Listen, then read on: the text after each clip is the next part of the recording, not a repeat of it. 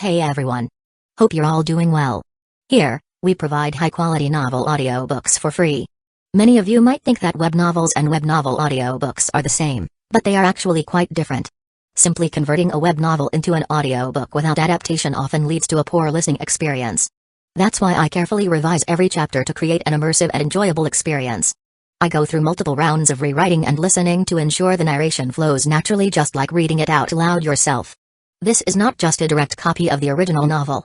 However, I want to be transparent. I've adapted this novel for commercial purposes, so most chapters are paid content. Please know that this does not violate copyright policies. I do all of this for one simple reason: I'm a huge fan.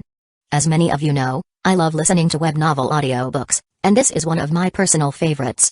The audio speed is set to 3x, but if that's too fast, let me know. If there's a novel you'd like me to turn into an audiobook, feel free to suggest it, and I'll do my best to make it happen. We also have many more audiobooks available for free on Patreon, including I Am a Legendary Boss audiobook, Versatile Mage starting with the White Tiger Pendant, Naruto the Wind Calamity, the Necromancer is amassing troops like crazy in the apocalypse, the mighty dragons are dead, Naruto, leader of Hidden Grass Village, Naruto Uchiha's Unserious Saga, your lord has a screw loose, Apocalypse I can see the health point bar, killing monsters drops loot, Starsea Fleet Age of the Lord, my monster fuses everything, Naruto, I traveled with a max level account, Fate in Bleach Unlimited Blade Works, killed for 100 years in Hueco Mundo, Aizen invited me to Soul Society, the world Conquest giving birth to become a god, my master only breaks through on the edge of death, Bleach the Invincible Slacker from Rukongai, Naruto's Special Shop, One Piece the strongest female pirate cruise, Reborn as Danzō's grandson, must I offend the entire ninja world, Naruto starting with snatching the Mangekyo Sharingan, Naruto Card King. In Hueco Mundo with Shindu Template, Naruto the Hidden Danzō, my journey as 4th Kusagakure, Naruto Troublesome Ninja Haruto, Naruto the Hyuga Mastermind, Bleach the strongest Shinigami, Bleach the 5th Division Captain, Fate Ultimate Antagonist, Fate of DxD, Fate I Heard After Death, you can ascend to the throne of heroes, Fate DxD Archer Reborn, Fate beginning with Type Moon, a Berserk Heart, Fate Grand Order Insert, One Piece take the Uchiha clan to the Grand Line, One Piece don't worry, I'm a doctor, building harem and dungeon with monster girls, DxD, Multiverse the day-to-day life of the Sephiroth hero, I'm the bad guy but heroines are obsessed with me, in Naruto, I have an affair with Mikoto and Kushina, many children bring happiness, a shameless start, Naruto Reborn with a Tenseigan, Naruto sleeping Invincible, One Piece, life choice ask me to kiss marine goddess Hina, reborn as the genius son of the richest family, start by eating jacket fruit model, jacket human devil fruit, the days of being the richest man in the ninja world, the Witcher and Madara Uchiha, villain I possess the dragon Yang Dao physique, all saintesses turns into villainesses, all beautiful girls want to stick with me, interdimensional farming in another world, Naruto from Hidden Leaf Village to One Piece, and more. Don't forget to check out our Facebook page on Twitter, X for the latest updates, new releases, and upcoming projects. Thank you for your support. Enjoy listening, follow me. Charge. Seeing this, Anthea immediately led the heavy armored knights behind her to rush forward and support. They aimed to stop the lickers that had invaded the territory of Jones country. Unlike the slow-moving normal zombies, the lickers were agile life forms that were easier to control. Seeing Anthea chasing them with the heavy knights, Fang Heng immediately controlled the lickers to split up. In an instant, they divided into 10 to 20 small teams. After passing by the military fortress, they flew in all directions and invaded the hinterland of Jones' kingdom.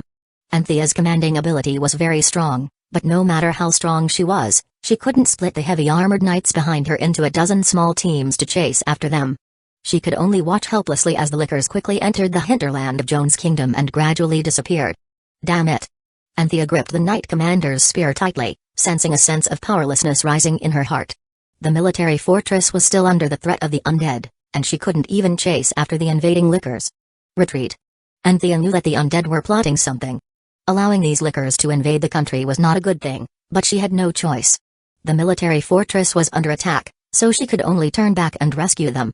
Fang Heng heaved a sigh of relief. About 400 lickers attacked, and in the end, less than 200 lickers managed to break out of the encirclement.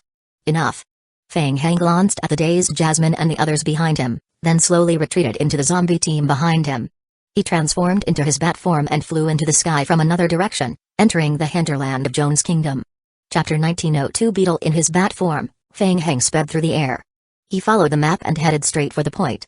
On the city wall, a sense of unease gripped the onlookers. Undead creatures possessing a spatial traversal ability? What if they could bypass the range of the magical crystal cannons with their spatial powers? Did this imply that the undead could breach military fortresses? Several ministers from the Jones Kingdom felt their lives were in jeopardy. One of them turned to Bishop Cotter, questioning loudly, "Bishop, what assurances did you give us? You promised the safety of Jones Kingdom. And now? It's an accident. Please, remain calm."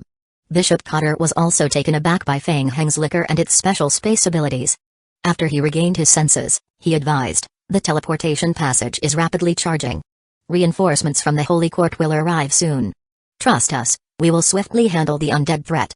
This chapter was originally shared via Readscape. Bishop Cotter knew he was in the wrong. Now was not the time for words. Silence would be wiser. Enough. Shut up. Now is not the time for this. Consider how to deal with the enemies before us. Even the imperial uncle felt a sense of fear. Hearing the minister's clamor, his frustration grew. He clenched his fists and demanded loudly, "Can any of you go out and deal with the undead? Anyone?" He had played a significant role in the collaboration with the Holy Court. These skeptics were undoubtedly slapping him in the face repeatedly. "If none of you can, then be silent." The imperial uncle stared at the outside of the city. "Those threatened by the undead are my people. Do you think I am not pained by this? Undead creature numbers are limited, their attack won't last long. Once we've dealt with the undead outside the fortress." Bishop Cotter added, "Reinforcements from the Holy Court are preparing. We will activate the teleportation channel at full capacity. Don't worry, they will arrive within 2 hours." Simultaneously, in the heart of the Ankama Empire, Lee Kingren led a gathered team of players to face an elite Holy Court Knights team attacking the town. After a grueling defense, players charged out of the town, launching surprise attacks to exhaust most of the Holy Court's forces. Only then did they manage to hold the town. As the Holy Court team slowly retreated, everyone sighed in relief. This time, players were almost at their limits, with no intention of chasing the Holy Court any longer. Lee Kingren also felt exhausted. 5 towns in the Ankama Empire had fallen one after another, and the quest completion rate and remaining game time continued to decrease. The situation was far from optimistic. She wondered how Fang Heng was faring. It was still good news that she hadn't received a mission failure notification. But it should be coming soon, right? Unfortunately, for now, she couldn't continue the fight. Lee Kingren comforted herself and forced herself to open the game to check the mission. Ding! The player's current mission is, snipe the frontline Holy Court army. Mission completion rate, 3.02%. The estimated remaining time of the current mission, 267 minutes, The mission completion rate and remaining time displayed in the game notification were beyond her expectations. The completion rate of the mission was acceptable, just as she had expected, but there was so much time left. A full 4 hours? Fang Heng found a breakthrough. Lee Kingren was instantly excited and sent Fang Heng a message to inquire about the survival radio station. Lee Kingren asked, "Fang Heng, our current situation isn't too good. The Holy Court army holds split into multiple teams to attack the town. The strength of the teams varies, and we're being held back badly. It's also very difficult to fight head-on. We just repelled a team and need some time to rest before we can continue fighting. Is the situation on your side okay?" Less than half a minute after the message was sent, Fang Heng replied. Fang Heng said, "I am figuring out a way to break through the Jones Kingdom's military fortresses. There's a teleportation passage built by the Holy Court in the fortress. I am figuring out a way to break through the teleportation passage. Now that I've made some progress, we can still buy some time here. Don't force yourself on your side. Take action after resting and try to maintain your combat strength." Seeing Fang Heng's reply, Lee Kingren suddenly quivered. The military fortresses of Jones Kingdom? The teleportation passage of the Holy Court? Had the war on Fang Heng's side already progressed to this extent? On their side, Lee Kingren could not help but look up at the players who possessed just repelled the Holy Court's attack and were recovering. "I am here." At this moment, in the Jones Kingdom, Fang Heng closed the game's survival computer communication and looked at a mountain stream in front of him. It was the creature gathering point leading to the military fortresses of the Jones Kingdom. A large number of demon beetles resided in the mountain stream. A relatively large beetle creature, about 1 meter long. It could fly for a short period and could attack with venomous stingers. It had the tribe attribute. The demon beetle got its name because of the demonic pattern on its back. The licker could still move agilely in mountain streams, and it wouldn't be at a disadvantage against creatures that could fly for a short period. The crucial demon beetles didn't boast strong attributes, and all their attacks had been purely physical, with their primary means of output being poison. In comparison, the lickers had been in an unbeatable position. It was perfect for his reinforcement plan. Fang Heng reverted to his human form, pointing forward. Go. Kai. Kai. The lickers immediately lunged towards the mountain stream ahead. Entering the mountain stream, after finding the residing demon beetles, the licker immediately pounced, employing the corpse seat tactic to overwhelm the few. Then, it relied on the undead's health point and the advantage of rapid life recovery to engage in close combat. Once a demon beetle was knocked down by a licker, numerous others joined in, tearing and biting in a frenzied attack. Under attack, their companions triggered a massive influx of demon beetles from the surroundings, setting off a chain reaction. Buzz, buzz, buzz. Suddenly, the entire mountain stream echoed with the sound of demon beetles in flight, acting as a warning to intruders. Fang Heng squinted, gazing at the mountain stream. A vast expanse of gray unfolded before him. Densely packed demon beetles almost obscured their vision. Excellent. Demon beetles, huh? Playing the human wave tactic, had been me? The more, the merrier. The demon beetles swarmed over. However, it proved ineffective. The lickers, enduring the demon beetles' onslaught, methodically nibbled and tore through them one by one. The demon beetles' venom and stinger had been almost futile against the lickers. Soon, the health point bar of the first demon beetle was depleted by the relentless assault of the lickers. The demon beetle's corpse rapidly decayed, and from the rotting carcass, a flesh cocoon swiftly squirmed and congealed. Kai. 3 zombie clones crawled out of the holes in the flesh cocoons. Chapter 1903 Invitation for Cooperation. Ding. Player's zombie clone, licker, killed demon beetle. The player gained 22 survival points. Ding. Player's zombie clone activated passive skill, mutant infection. The player expended additional energy points, obtaining a total of 3 zombie clones, mutants. As more demon beetles were killed, flesh cocoons rapidly formed from the decaying corpses of the demon beetles. The flesh cocoons expanded swiftly until they burst open with holes. Newly born mutated infected zombies crawled out of these openings, creating a new combat strength. Very good. After a few minutes of deadlock, the number of zombie clones began to rapidly increase. With a growing number of mutated infected zombie clones, the lickers adjusted their tactics. They continuously leaped into the air, catching the briefly flying demon beetles, while the ground zombie clones completed subsequent attacks. The increase in zombie numbers improved the efficiency. With a rising efficiency, the number of zombie clones also increased significantly. Under this positive cycle, in just a moment, dense clusters of flesh cocoons sprouted on the ground. Ding. Player's zombie clone activated passive skill, mutant infection. The player expended additional energy points, obtaining a total of 2 zombie clones, mutants. Game notifications continued to appear. Fang Heng, observing the burgeoning flesh cocoons, couldn't help but let out a yawn. He felt a bit fatigued. Considering he had been in the game for a while, the reinforcement plan was now progressing well. He decided to continue hacking for a while, then log off to rest and catch his breath. He would return to assess the situation when the time came. With that plan in mind, Fang Heng commanded hundreds of zombie clones to guard him, taking out a sleeping bag from his backpack. Offline. At the Library of the Myriad Worlds, in the guest room, after Fang Heng logged off and opened the game pod, a black shadow dashed toward him. Whoosh! The phantom shadow rat jumped onto Fang Heng's shoulder, affectionately rubbing against his neck and emitting squeaky sounds. It pointed at its stomach. Hungry? Fang Heng blinked, glancing toward the living room. Where's Gukingzo? Didn't she take you to eat something delicious? The phantom shadow rat pointed to a nearby room, expressing a look of grievance. Fang Heng followed the direction of the phantom shadow rat's indication and saw a sign hanging on the door that read, "Work in progress, do not disturb." Faint sounds of keyboard typing emanated from the room. Looks like she's busy. Alright, I will take you to eat something delicious. Fang Heng shrugged. Whoosh! The phantom shadow rat leaped onto Fang Heng's right shoulder, nodding repeatedly. Let's go. Fang Heng, accompanied by the phantom shadow rat, indulged in a hearty meal at the restaurant. Afterward, he made his way to the commission inquiry office on the 3rd floor, intending to inquire about the status of his commissions.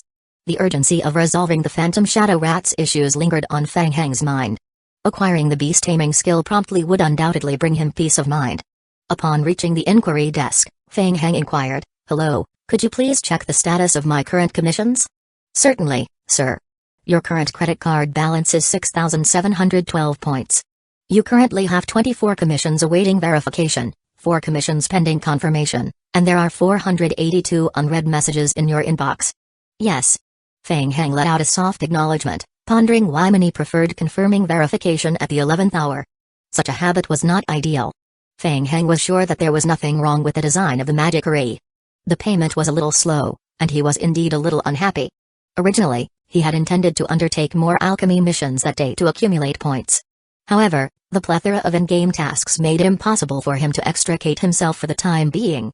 The first reveal of this chapter happened through N0v3 bin.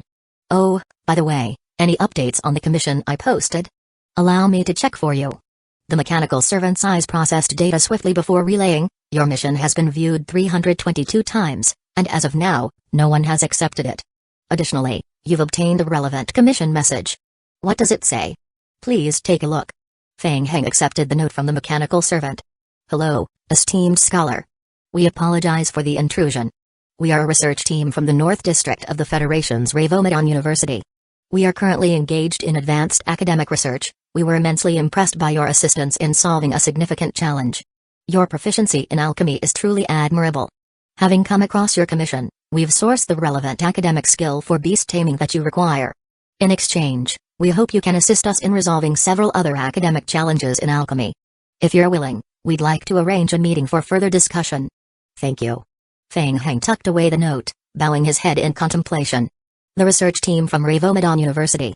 Well, this was something. They found him in this way. In reality, after completing his commissioned mission, he obtained numerous bothersome messages, most of which sought collaboration.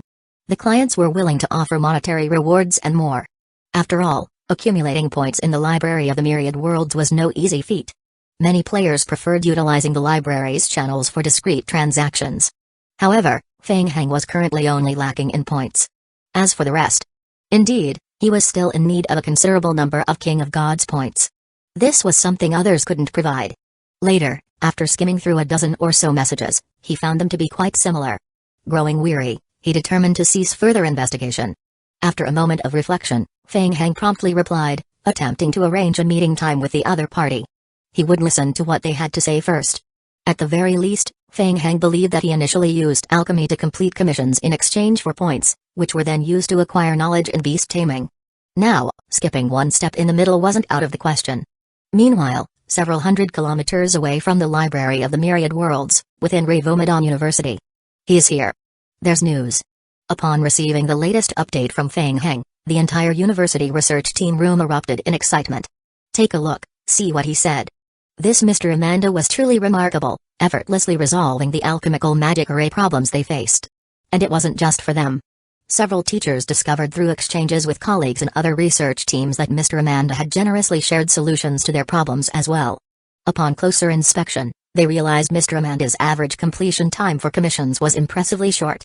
With an 80% success rate, the university research team now aimed to locate this mysterious individual and establish deeper collaboration. Yet, the challenge lay ahead. Mr. Amanda's account was shrouded in mystery. His account had only recently been created. Despite leaving messages, there was no response, all of them remaining unread. Chapter 1904 Reinforcements arrive. Reborn University found itself in fierce competition with several other universities for a research project, encountering significant issues that urgently required a player skilled in alchemy to resolve. Unfortunately, they couldn't contact Amanda's account. The other party appeared to only accept commissions and never checked messages. Compounding the issue, they lacked sufficient points in the Library of the Myriad Worlds, preventing them from posting the remaining questions as commissions. With only 200 points, they couldn't bring themselves to issue more than 20 high-difficulty alchemy magic array-related commissions. If they accidentally offended Big Brother, the subsequent cooperation would be even more impossible. They even tried to send a message directly to Amanda's account. The first reveal of this chapter happened through N0v3 bin.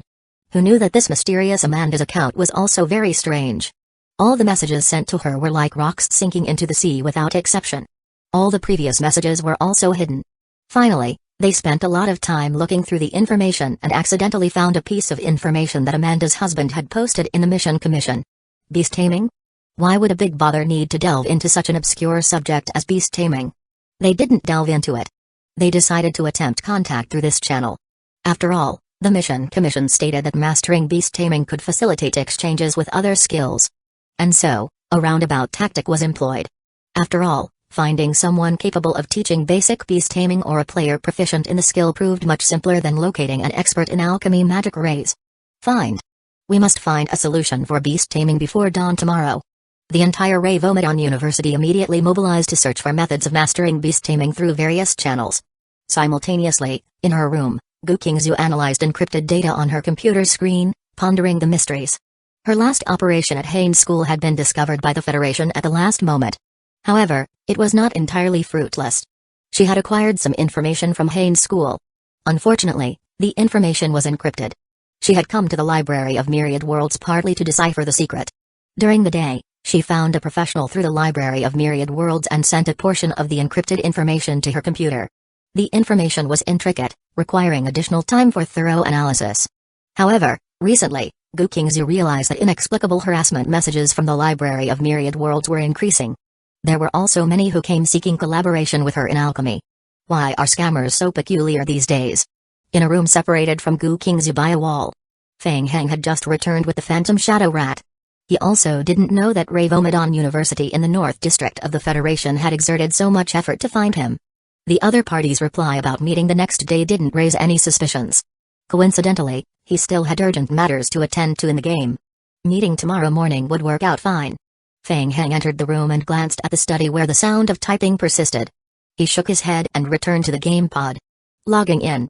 In the game world, Jones Kingdom's border fortress. On the city wall, the ministers of the Jones Kingdom observed the number of undead creatures rapidly diminishing under the continuous attacks of the Magicite cannons. The suspended hearts of the ministers gradually calmed. Undead creatures possessed formidable individual strength, but their intelligence was somewhat lacking.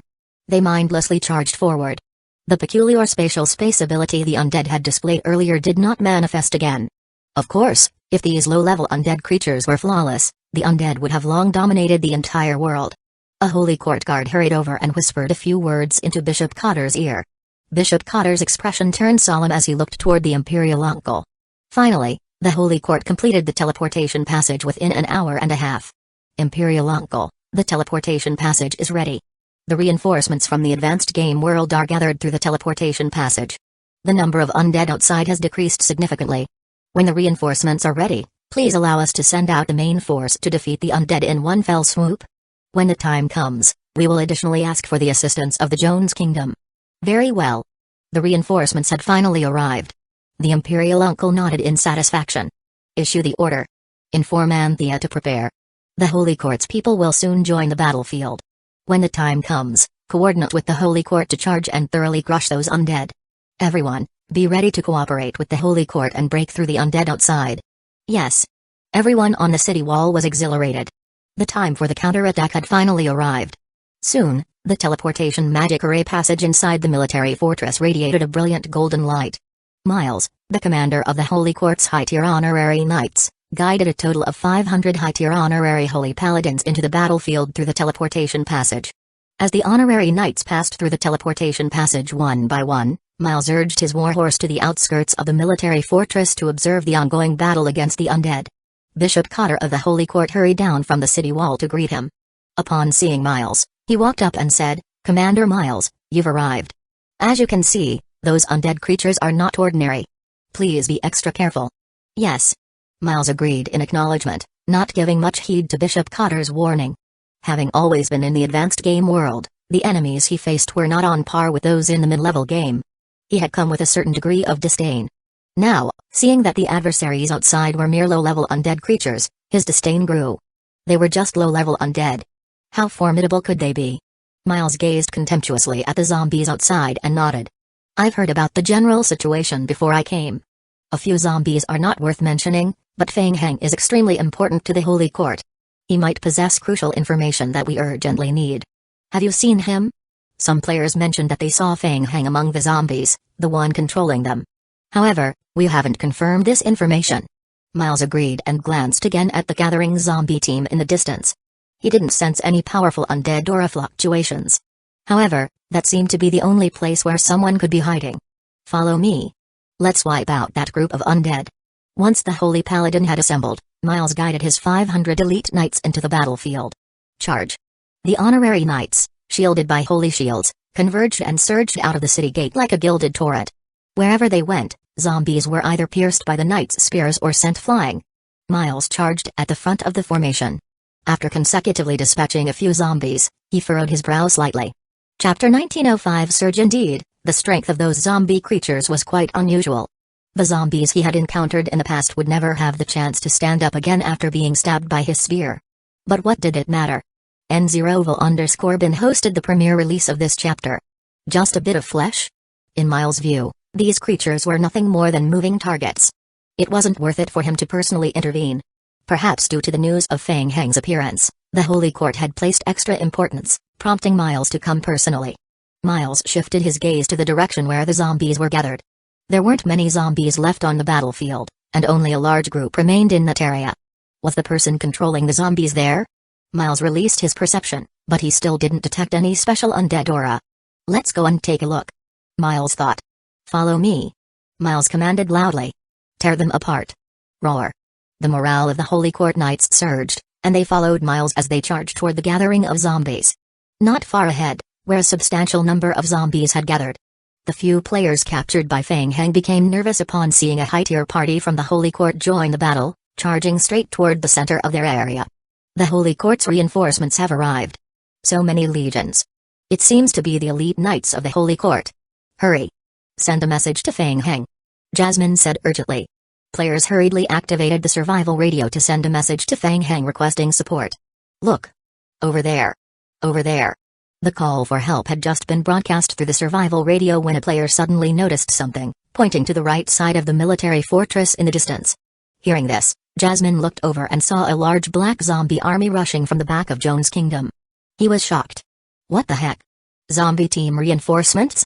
On the city wall, the Imperial Uncle was personally overseeing the battle. The Holy Court Knights had charged into the front lines, about to annihilate the zombies outside the canyon. Suddenly, a soldier rushed to report to the Imperial Uncle. Imperial Uncle, not good. Undead creatures have been discovered on the right side of the number 3 military fortress. What? The right side of the fortress? The Imperial Uncle was shocked. That was strange. Wasn't that place the heartland of Joan's kingdom? Why would undead creatures appear from there? The Imperial Uncle suddenly had a sense of impending doom. He grabbed the binoculars from a soldier and turned his gaze to the right. Through the binoculars, a large group of undead creatures appeared on the horizon, forming a swaying black line as they slowly surged toward the military fortress. What the hell? Indeed, it was the undead creatures. Why were undead creatures emerging from the heartland of Joan's kingdom? Could it be connected to the liquor team that breached the border? Could it be? A cold sweat broke out on the Imperial Uncle's forehead as a terrifying thought emerged from the depths of his mind. Could it be that the heartland of Joan's kingdom had already? Below the city wall, Anthea, leading the heavy armored knights in battle, also noticed a large undead team approaching from the right rear to provide support. Surprise filled her eyes. So many zombies. After over an hour of continuous battle, the heavy armored knights had been charging back and forth, depleting much of their stamina. Most of them were already in a state of fatigue. They had been holding on with the last of their strength to persist in the battle until now. With the recent arrival of Holy Court reinforcements, Anthea had just started to relax. Originally, she thought she would only assist the Holy Court, boosting their momentum and enjoying an easy fight without draining too much stamina. However, seeing another large group of creatures entering the battlefield, the situation became uncertain once again. How should she decide? Anthea signaled the team to slow down and reassess the battlefield. The Holy Court Knights showed no intention of retreating. They charged straight towards the undead gathering. Let's retreat. Anthea made a quick decision and ordered the team to fall back. This time, the Holy Court Knights were exceptionally powerful, all of them being elite warriors with ample stamina. However, the strength of the undead creatures was equally formidable. The Holy Court Knights might be able to charge head-on, but they couldn't. Such a direct assault held no meaning for them. Even if she led her subordinates onto the battlefield, it wouldn't change the situation. Carelessness could even lead the heavy armored knight brigade into a dilemma. Considering the risk and reward, Anthea decided to retreat with her team. On the city wall, witnessing Anthea's knights pulling back, the Imperial Uncle's fury intensified. He glared at Anthea. What did she mean? He had just ordered a full-scale attack, and Commander Anthea had already withdrawn with her troops. Was she intentionally challenging him? Was she deliberately provoking him? Seeing the Imperial Uncle's dark expression, no one dared to speak. After a while, someone finally offered a word of advice. Imperial Uncle, Commander Anthea has rich battle experience. There must be a reason for her retreat. Please don't be angry. Angry? What's there to be angry about? The heavy armored knights are fatigued from continuous battles. They can't continue the fight. Can't we proceed without them? The Imperial Uncle snorted coldly, his tone icy. Never mind them. Where are the reserves? And the player army, charge together. Take them down in one go. Yes. As they spoke, the gates of the 3 military fortresses swung open, and all the remaining forces of Jones' kingdom surged forward, launching an assault on a zombie army outside. As Anthea led her knights in retreat, she coincidentally witnessed the Jones' kingdom forces rushing out. That fool. Anthea knew it was likely the Imperial uncle who issued the attack order. She couldn't help but sigh once more.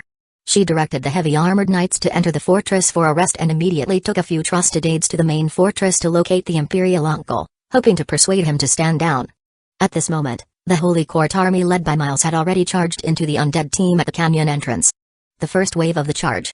Under the effects of charge, the holy spears in the knights' hands collided with the zombies, piercing through them and instantly killing a large number. The Holy Court's honorary knights were no less formidable than Jones' kingdom's heavy armored knights.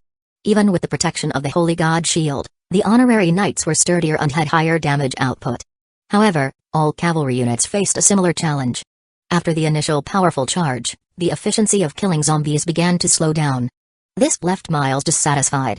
The zombie creatures were proving more challenging than anticipated. A knight's spear imbued with holy power could cause a lot of damage to them, but their recovery ability was equally terrifying. Even if his head was chopped off, he could continue fighting. The moment the cavalry's charge was slowed down, their lethality was reduced by half. Chapter 1906 Lore. Miles couldn't help but feel a bit puzzled.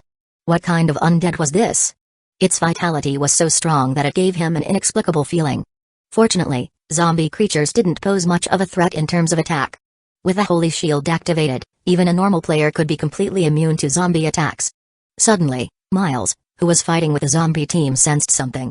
He turned around and saw a massive zombie army emerging from the rear of Jones' kingdom. Miles furrowed his brow. What's going on? Why are there more zombie creatures coming from the deep rear of Jones' kingdom? Miles thought. It looked like the number of newly joined zombie creatures was even greater. Were they attempting to surround them? Additionally, Miles sensed an undead aura emanating from the team behind him. Undead aura. Could Fang Hang be among this group of people?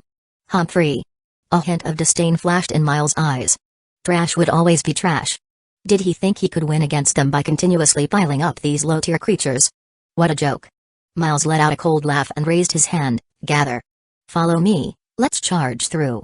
Jasmine and the other players who had been surrounded by the zombie team and saw Miles retreating with the Holy Court army couldn't help but feel a sense of relief. The recent situation had frightened them half to death. World Lord Fang Hang should be able to handle this, right? They exchanged glances, falling into a silent contemplation. Given the current situation. Difficult. Charge. The Holy Court's honorary knights quickly assembled behind Miles. The team swiftly gathered, radiating a powerful holy aura as they charged toward the large group of zombie reinforcements emerging from behind the Jones kingdom. Charge. Miles spurred his warhorse, leading the charge. Kill. In the blink of an eye, the Holy Court's army collided with the newly arrived zombie team.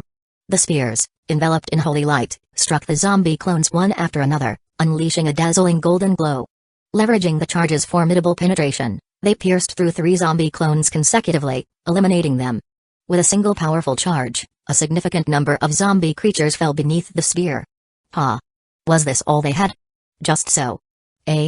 Suddenly, Miles felt a jolt in his heart and looked up ahead. What was that? Whoosh. Swoosh. Several large alchemy magic arrays appeared among the zombie team and rapidly rotated. Then, a dense, cold aura burst forth from the alchemy magic arrays. White frost spilled over. Simultaneously, 4 undead bone leaders wielding blades stepped out from 4 large magic arrays, joining the battle. Miles couldn't help but feel astonished. Those were undead bones? For the first time, a hint of seriousness appeared in Miles' eyes. The appearance of the undead bones leader finally made him more cautious. He had heard rumors that Fang Hang possessed the ability to summon the leader of the undead bones. It seemed the rumors were true. Fang Hang was among these creatures. Humphrey. Perfect timing. Take them down. Miles snorted coldly, drawing the Knight Commander's sword from his waist. Once again, he led the Holy Court Knights in pursuit of the undead bones leader, aiming to uncover Fang Hang hidden within the ranks of the undead creatures. Dealing with summoned undead creatures was most effective by eliminating the summoner. This chapter was originally shared via Readscape. Swoosh. Miles confronted the undead bones leader that emerged from the alchemy summoning array, swinging the holy long sword in his hand forward. Boom. The undead bones' eyes soul-slaying blade clashed with the Holy Knight Commander's sword in midair, producing a resounding impact. The frosty aura imbued with undead strength and the holy power simultaneously exploded. Surprisingly, the Undead Bones leader staggered backward after the clash of long swords. Miles snorted once more, the radiance of the holy shield on his body intensifying. Stepping forward again, he pursued, swinging the sword in his hand once more. Suddenly, Miles distinctly felt that something was amiss. What was that? The moment he swung his sword, Miles felt his blood accelerating uncontrollably, to the extent that the force of the sword was significantly diminished. Bang! The Holy Knight Commander's sword continued to strike the Undead Bones body, instantly displaying a damage value in the tens of thousands. The Undead Bones leader was once again pushed back by this attack. The long sword left a deep mark on the ice bones. While the attack succeeded, Miles furrowed his brow. The sensation of his blood flowing faster, even gradually boiling, left Miles extremely surprised. What on earth was that? Miles immediately heightened his perception to the maximum and suddenly sensed something. He turned his head to look into the layers of the zombie team in front of him. He distinctly saw a figure among the zombie team. The person hiding there. It was him. He had used some special ability to control his blood flow. Feng Heng. Even though the other party wore a devil mask, obscuring his face, Miles confirmed Feng Heng's identity almost instantly. It was indeed him. The person hiding behind these creatures and controlling them. Damn it. Miles felt his blood uncontrollably speeding up, becoming extremely uncomfortable. He promptly changed his target, leaving the knights behind to deal with the Undead Bones leader, and rushed directly toward Feng Heng in the zombie team. Get rid of that man. Miles thought to himself and stared at Feng Heng. Simultaneously, Feng Heng stared back at Miles, who was rapidly approaching him. Vampire Bloodline's additional skill was Boiling Blood. The effect was very potent. Its weakness was that it required a lengthy time to guide and release. Feng Heng had experimented several times while dealing with the Holy Court in the canyon. Hiding in the zombie team and secretly releasing the skill proved to be highly effective. Seeing Miles charging straight at him, Feng Heng continued to cast the spell calmly, inwardly chuckling. He fell into the trap he set. Feng Heng. Miles fixed his gaze on Feng Heng, maneuvering around the zombie team, his Holy Knight's long sword incessantly slashing out, blasting away the zombie clones in his path, rapidly closing the distance between him and Feng Heng. Kai. Miles swung his Holy Knight's long sword at Feng Heng. Bang. The holy light exploded. Feng Heng had already brandished his metal long rod to block it, but he was still sent flying by the holy light that exploded a second time. After a successful attack, Miles immediately felt the accelerated blood flow in his body disappear along with Feng Heng, who was sent flying. It was indeed him. Miles stared in the direction where Feng Heng was sent flying. Not only could he summon the leader of the Undead Bones, but he could also control his blood. There was also a strength attribute that exceeded that of a normal summoner. He had attacked to kill, but he did not expect Feng Heng to be able to block it. Unwilling to admit it, Miles was already extremely wary of Feng Heng. Such a person was extremely dangerous to the Holy Court. He definitely couldn't let it go so easily. Chapter 1907 Immunity Whoosh. Miles lightly tapped his toes on the ground, propelling himself once again towards Feng Heng, who had been blasted away. Soaring through the layers of the zombie team, Miles caught up to Feng Heng, who had just landed. Seizing the opportunity while Feng Heng struggled to rise, Miles thrust his sword forcefully once more. Whoosh! Unexpectedly, Feng Heng, after landing, leveraged himself up and swiftly turned to face Miles. Raising the alloy metal rod in his hand, he blocked the incoming attack. Bang! In the nick of time, Feng Heng managed to swing his alloy metal rod, barely colliding with the Holy Knight long sword. Boom! The second-tier holy bombardment exploded, sending Feng Heng flying backward once again. What a pity! Miles couldn't help but lament. Just a little more. However, Feng Heng still managed to block it. I can't let him escape. Feng Heng thought.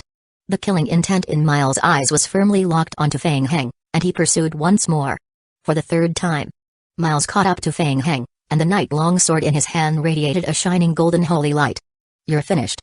Seeing the incoming strike, Feng Heng's pupils dilated several times. He swung his metal long rod again to block, this time with even more strained movements, struggling to maintain his footing. Boom. The holy power, stronger than the previous two times, erupted once again. PFFT. Feng Heng spat out a mouthful of life fluid and was sent flying backward. His mask flew off, and the alloy metal long rod in his hand slipped away.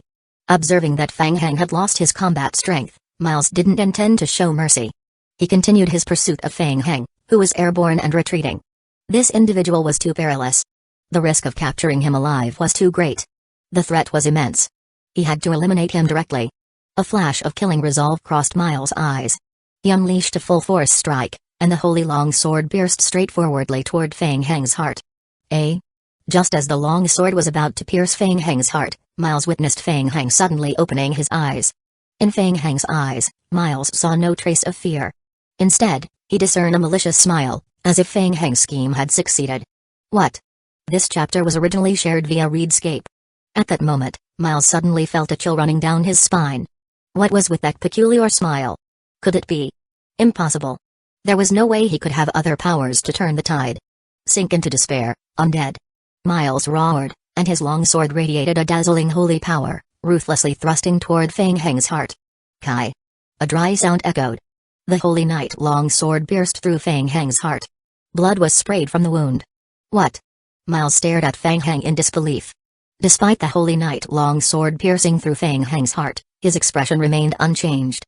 It was as if he hadn't been affected by the sword at all. He reached out and tightly grasped the sword's hilt. How could this be? Ding. The player received fatal damage of 92,084. The player received holy purification damage of 29,801. The player is affected by the talent skill Live Diversion. The player's damage will be borne by other clones. Fang Heng looked at the red game prompt on his retina and smiled. Hee, sorry, I was just teasing you. As Fang Heng spoke, he firmly held the holy knight longsword embedded in his body with his left hand. His holy scepter, from the backpack, appeared in his right hand, and he swung it forcefully at Miles. Ho! Just as Miles was bewildered, the sound of air being torn rang in his ears. Bang! What the hell? A tremendous force surged. How did the other party's strength suddenly increase so much? This thought flashed through Miles' mind. In the next moment, Miles saw the surroundings rapidly retreating. He was violently thrown to the side by the scepter. He flew far away and landed amidst the zombie team. Bang! After landing, Miles rolled on the ground twice and lifted his head. He gazed at Fang Heng, who was approaching him step by step in the distance, his eyes revealing an expression of disbelief. What was going on? Why was the other party's strength attribute so strong just now? It was completely different from their first encounter. And what was with that terrifying vitality? The knight longsword had pierced through his body, but why was he able to stand up and fight as if nothing had happened? He even looked as if he was not injured at all. Could it be? Could it be that he had pretended to be inferior to her previously? Was it all his disguise? Why? Why did he do that? Just as he was feeling bewildered, Miles heard the sound of friction from the surrounding zombies. He looked around and noticed that a large number of undead creatures were surrounding him. Not good. Miles suddenly thought of something, and his back was drenched in cold sweat. He thought of the night team behind him. Previously, he had been chasing Fang Heng. Now, he was far away from the team of honorary knights of the Holy Court behind him. And this distance had long been occupied by a dense group of undead creatures. Only then did Miles realize that he had fallen into a trap. It turned out that Fang Heng had been luring him into the zombie team, trying to separate him from the rest of the team. Damn it! Did he think that this could snare him? Miles was extremely furious. He took a deep breath and struggled to stand up. He waved his knight longsword to repel the undead creatures that were gathering around him. He wanted to retreat and regroup with his team. What was going on? After a few consecutive slashes, Miles discovered another problem. The undead creature was different from when he was chasing Fang Heng. The density had increased greatly. A dense group of undead creatures gathered towards him from all directions, surrounding him so tightly, squeezing out the space he could move in. He was completely unable to rely on his movement technique to move through the gaps between the undead creatures as he did when he was chasing Fang Heng. Because there was no gap at all. Oh no! He was trapped. Get lost! Miles shouted loudly and forcefully exploded the holy shield that enveloped his body. He waved the holy long sword in his hand with all his might and slashed forward. Bang! Several zombies in front of them were repelled by the exploding holy light. Miles finally managed to break through the gap between the undead creatures. Just as he was about to move forward, before he could take a step, a familiar feeling came again. The life fluid in his body began to boil. Miles immediately felt the source of the power that triggered the abnormality in his blood. He turned his head and stared at Fang Heng, who was in the middle of a dense zombie team. Fang Heng! Miles shouted, his eyes filled with anger and even a hint of fear. He saw that the wound on Fang Heng's heart had completely healed. Other than a hole in his clothes, he didn't look like he had been injured at all. Chapter 1908 Panic. Haha, what's the matter? Fang Heng looked at Miles, who had fallen under his control, from afar. He licked his lips and whispered. The commander of the Holy Court's knights from the advanced game? That's all. Let's see if he can last 5 minutes. Fang Heng thought to himself. Whoosh! Whoosh! In the next moment, a dense number of zombie clones rushed towards Miles. At the back, the Holy Honorary Knights lost Miles' command, and for a moment, it was a bit chaotic. Most of the Honorary Knights saw that their commander, Miles, was trapped and chose to force their way into the zombie team to rescue him. This way, he would fall into Fang Heng's trap even more. The zombie clones were the least afraid of such a strong attack from the Honorary Knights. They directly exchanged casualties with the other party. With a ratio of dozens to 1, Fang Heng naturally felt that he had taken a large advantage. Soon, the Honorary Knights became more and more chaotic. Some of the team leaders wanted to save Commander Miles, who was trapped, while some of the team leaders felt that they would not be able to break through the blockade of the undead creatures by force. They should think of a way to retreat and regroup before making any plans. However, by the time they wanted to retreat, it was too late. A large number of zombie clones surrounded the team from all directions, trapping the entire team in the center. On the city wall, the Knights of the Holy Court, who had been aggressively trying to exterminate the undead, were suddenly surrounded for some reason. They fell into silence once again. The Imperial Uncle's face turned pale. What was going on? Why couldn't even the Honorary Knights of the Holy Court break through the blockade of these zombies? They were just shouting and killing over there, and now, the entire team had been taken over by the undead. The Imperial Uncle was extremely dissatisfied with the Holy Court. Bishop Cotter, can you tell me what's going on? After waiting for half a day, they had agreed that the reinforcements would be able to defeat the undead in one fell swoop, but now? Just show him this. Looking at the situation outside, Cotter was also dumbstruck. He didn't expect this to happen. The leader of the Holy Honorary Knights, Miles, who had come from the advanced game world to reinforce them, had rich combat experience and outstanding personal strength. The Holy Court had originally prepared him to be the leader of the Second Assault Legion to invade the interior of the Ankama Empire. The Holy Court had great expectations for Miles. How could they be defeated so thoroughly in the blink of an eye? He didn't see how Miles lost. Cotter. I am asking you a question. Answer my question. Bishop Cotter recovered from his shock and quickly explained, Imperial Uncle, the enemy is full of tricks. Commander Miles must have been bewitched by the enemy. We should immediately help him escape. The Imperial Uncle gritted his teeth and looked at his subordinates. You didn't hear it. Were they all deaf? I want you to assist in rescuing Commander Miles. Wait. Just as the soldiers of Joan's kingdom were about to receive the order and go to assist, Commander Anthea and a few of her trusted aides rushed over to the city wall and stopped them. Commander Anthea. When the Imperial Uncle saw Anthea, he suppressed the rising anger in his heart and questioned, the undead were already on the verge of collapse. You could have destroyed the enemy's base camp in one fell swoop? Why did you retreat with your men in advance? Anthea glanced at the angry Imperial Uncle, thinking to herself that he was an idiot. Destroy the main camp in one fell swoop? From the looks of it, Fang Heng was the only commander of this group of undead creatures. Where did the base camp come from? Not to mention now.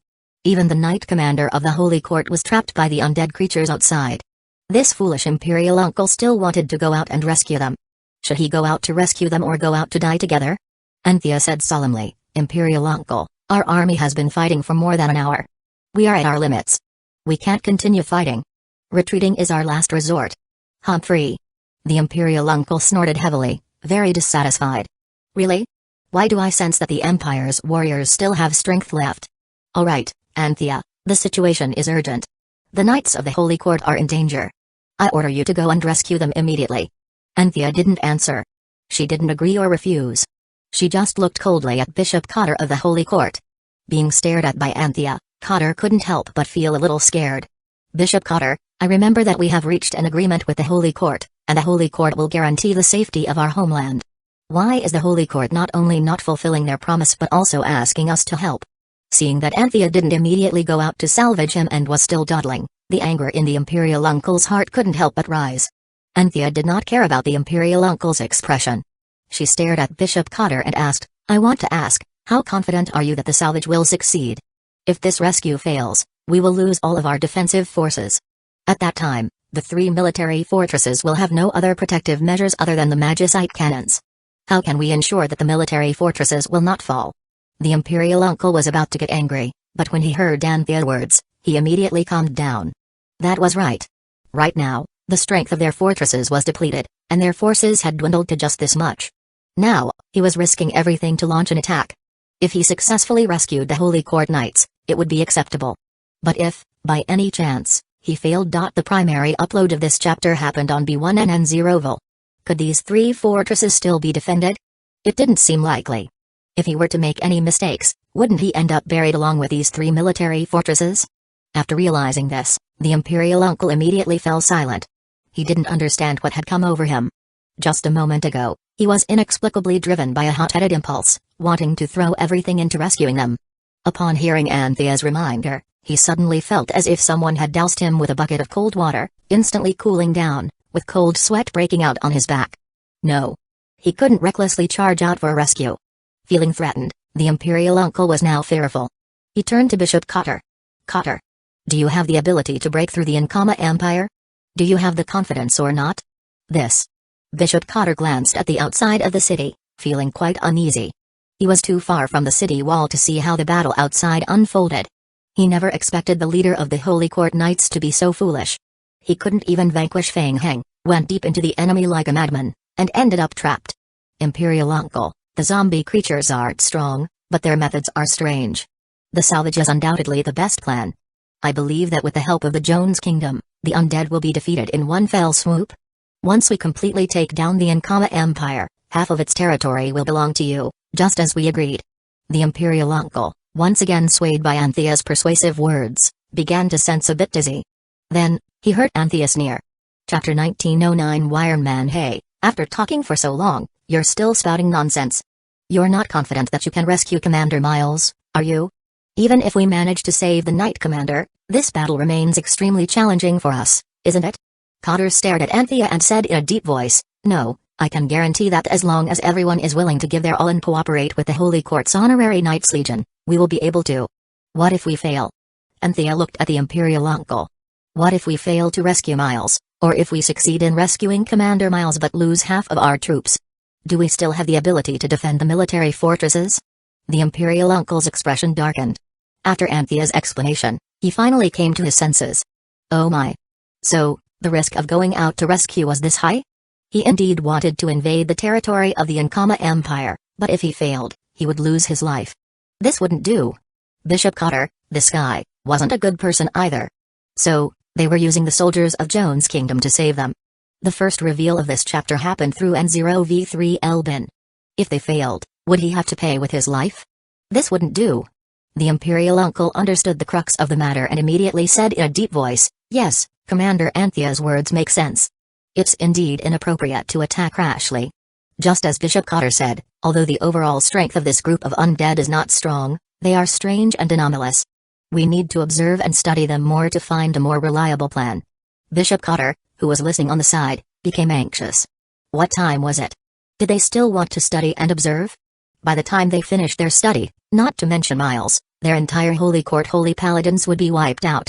Imperial Uncle, look. The Imperial Uncle waved his hand and stopped Cotter from continuing. All right, there's no need to say any more. I have my arrangements. Continue watching in peace. As expected, the rest of the Holy Court Knights tried to rescue Commander Miles and launched a fierce attack on the zombie team. Under the encirclement of the zombie team, a large number of casualties soon appeared. The most terrifying thing was, from the fallen corpses of the Holy Court Knights, flesh cocoons began to grow. A large number of newborn undead creatures crawled out of the flesh cocoons. Behind them, there were still large numbers of zombie creatures rushing towards the front line to join the battle. After 10 minutes of battle, the holy power of the Holy Court Knights began to deplete, and the holy shields that enveloped them began to shatter one after another, gradually being devoured by the undead. The aura of the commander of the Honorary Knights of the Holy Court, Miles, had been completely undetectable a few minutes ago. On the city wall, the atmosphere was extremely cold. Cotter clenched his fists tightly and glanced at the people from Jones' kingdom. Miles was indeed an idiot, but if the Jones' kingdom had been willing to help, they would not have lost so badly. If they had lost so thoroughly, they might have a chance of survival. The Imperial Uncle looked at the grim scene outside where the Holy Court Knights were annihilated, feeling a sense of relief. They had indeed lost. Luckily, he hadn't been deceived by that guy from the Holy Court to rush out for a rescue. Otherwise, their entire military fortress would have been lost. In the forefront, after the undead creatures cleared the remnants of the Holy Court, they continued advancing towards the military fortress. Magicite cannons. Fire. The magicite cannons positioned on the military fortress were reactivated, relentlessly pounding the incoming zombie team, reducing the number of the undead. Cotter felt resentment and grumbled at the Imperial Uncle. Despite that, He maintained a facade of calmness, concealing his anger, while contemplating how to continue dealing with the situation. Though they had temporarily preserved a portion of Jones Kingdom's combat strength, how much longer could they endure the relentless onslaught of undead from the outside? The large-scale teleportation passage had only opened once, and waiting for the next wave would take at least 6 to 7 hours. They certainly couldn't afford to wait that long. Imperial Uncle, the magicite cannons have been in use for a while now. They are currently being forced into an overheated state. Continuing like this will significantly increase the risk of malfunctions, a minister warned. The Imperial Uncle narrowed his eyes and raised his hand. No need to panic. I've already requested assistance from the Flood Dragon race. They should be arriving soon. When they do, the Flood Dragon race will collaborate with us, and breaking through the enemy won't be a difficult task. The Flood Dragon race? Hearing this, not only the ministers of Jones Kingdom but also the Holy Court members were surprised. The Flood Dragon race was a unique race residing at the edge of the ocean. Rumored to possess the bloodline of flood dragons, they were larger than ordinary humans and had lived at the ocean's edge for generations. The Flood Dragon race was known for its cruelty and bloodthirstiness, but its overall strength surpassed that of humans by a level. Anthea's heart sank. This time, the king had staked everything, even securing cooperation from the infamous Flood Dragon race. The Imperial Uncle was also displeased. In his original plan, the Flood Dragon race would arrive ahead of the main Holy Court reinforcements. They would first weaken a portion of the undead, allowing the Holy Court to join the battle and eliminate the undead. They were collaborating with the Holy Court to eliminate the Flood Dragon race. Executed a strategy to achieve 3 objectives. They never expected the Holy Court's reinforcements to arrive first. It wasn't a significant issue initially. At worst, they could deal with the undead first and then handle the Flood Dragon race together later. However, they never anticipated that the Holy Court's reinforcements would be so feeble, unable to hold on until the Flood Dragon race reinforcements arrived. They were wiped out. Anthea observed the situation outside the city wall and respectfully said, "Imperial Uncle, I am willing to command the knights to intercept the enemy from entering the fortress. Go ahead. The Flood Dragon race will arrive soon." "Great Commander Anthea, you've worked hard," the Imperial Uncle said, glancing at Cotter as he spoke. If the people from the Holy Court weren't so unreliable, the situation outside would be entirely different. Understood. Outside the fortress, at the entrance of the canyon. Observing from a distance as Miles led the Holy Court Knights to be completely defeated by zombies, Jasmine and the other players were profoundly shocked. Those were the formidable elite knights from the Holy Court in the advanced game world. World Lord Feng Hang single-handedly wiped them out. Was this the true strength of a Sector World Lord player? Feng Hang led the zombie team to meet up with the troops at the canyon entrance. Looking up at the towering city wall, a game prompt appeared on his retina. Ding! The player has successfully killed the commander of the elite knights of the Holy Court, Miles, and destroyed his soul. The player has received an additional 1% completion rate for the main mission, Rescue Siberia, Party. The player has earned a 200,000 faction reputation in the Undead faction. Ding! The player has eliminated the Holy Court's high-tier elite support team. The player's current mission is to snipe the frontline Holy Court army.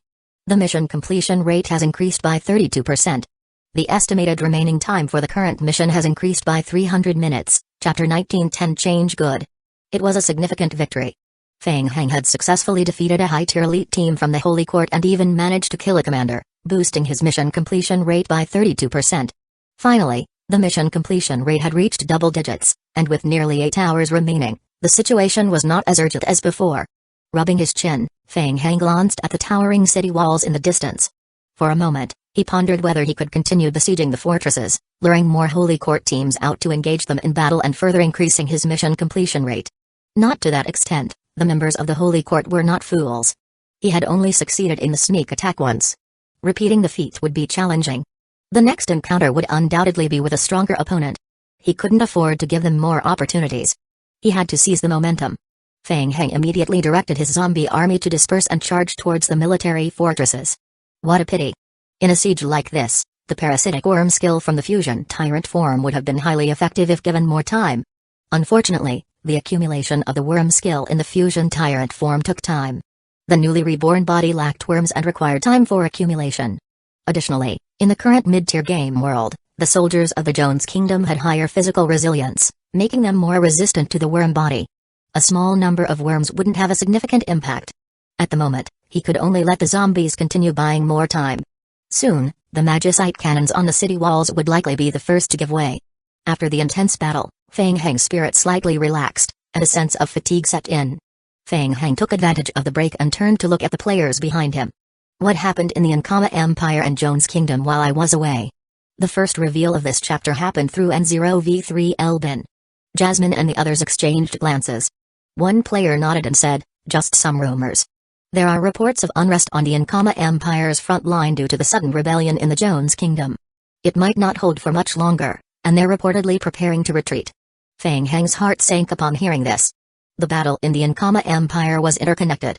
The skirmish with the Jones Kingdom at the border was just a small part of the larger conflict.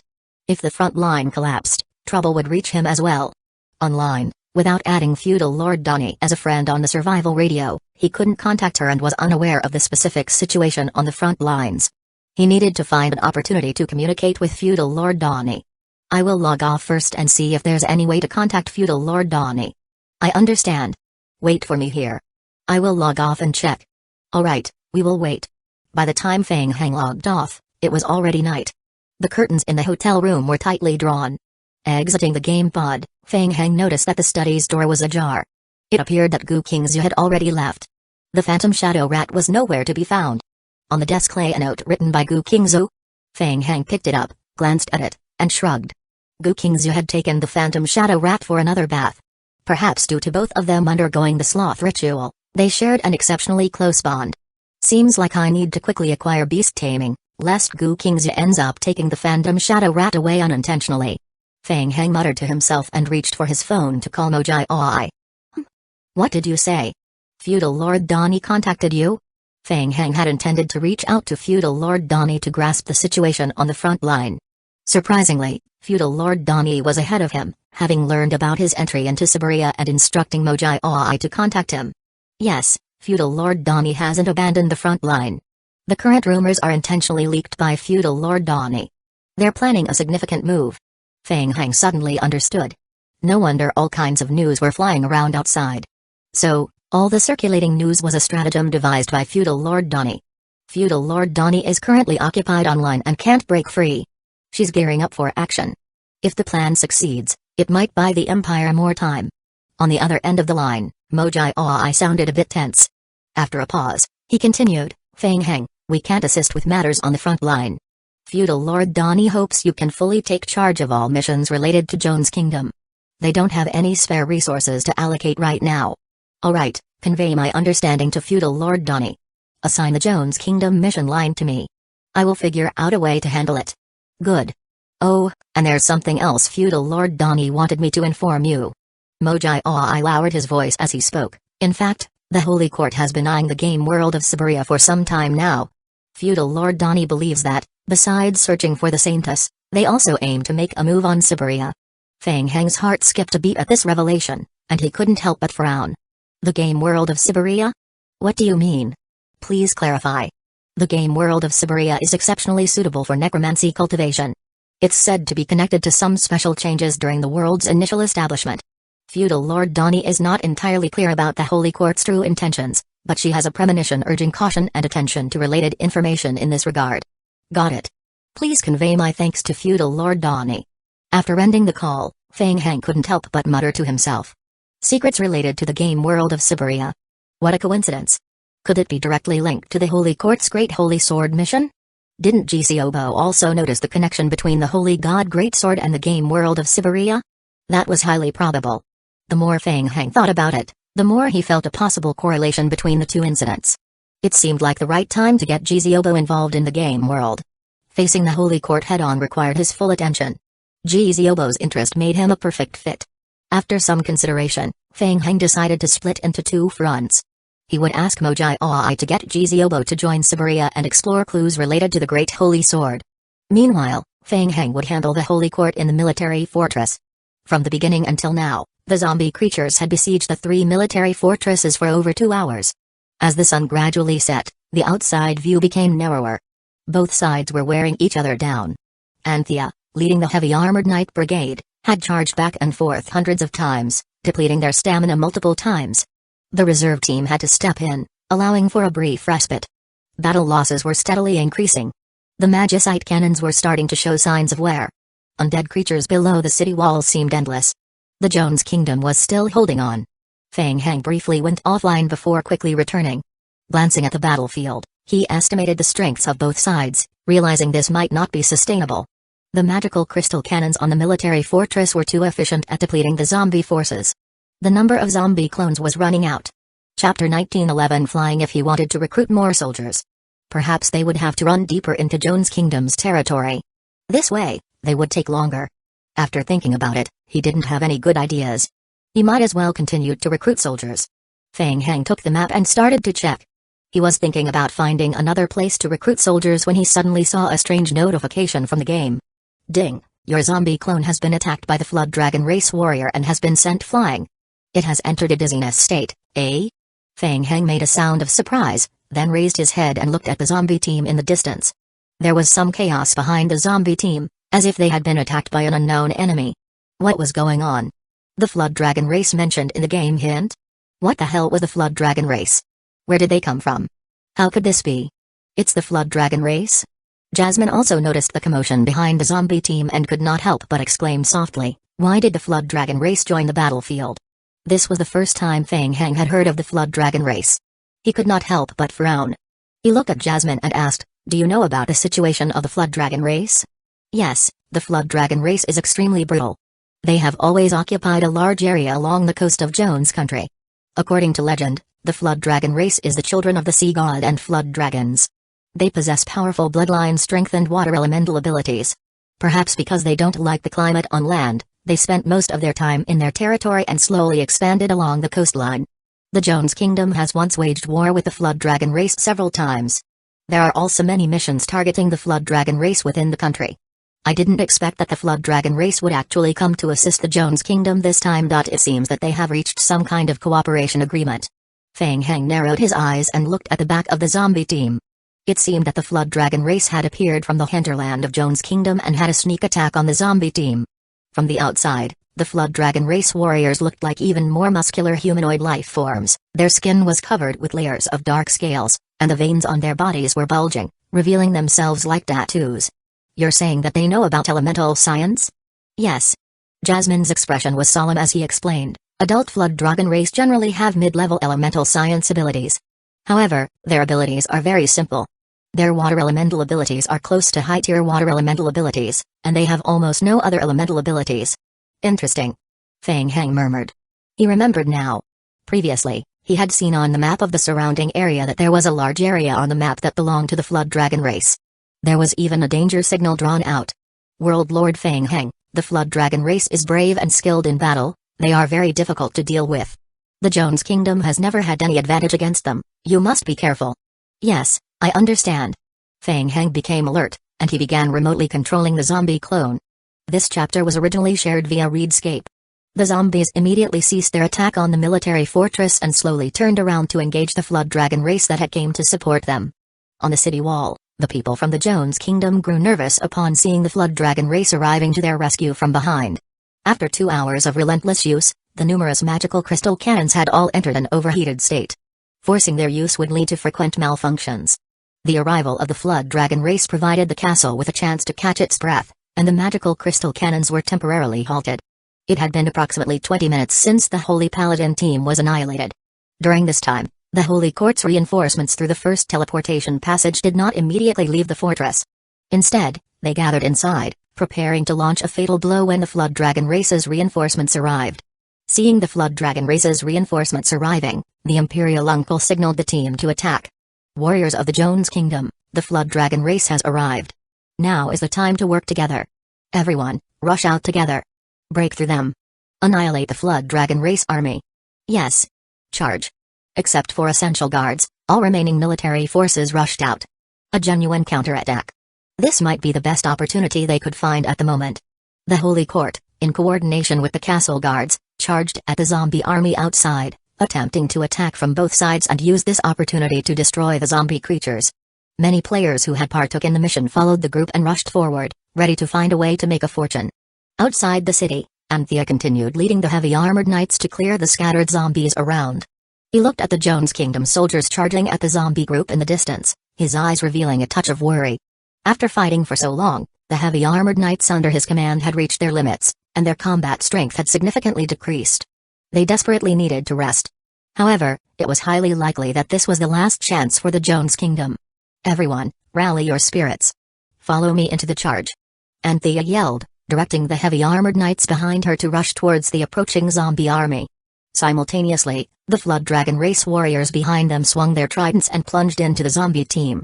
A large number of lickers emerged from the zombie team, fearlessly rushing ahead and aggressively tearing into the bodies of the Flood Dragon race warriors.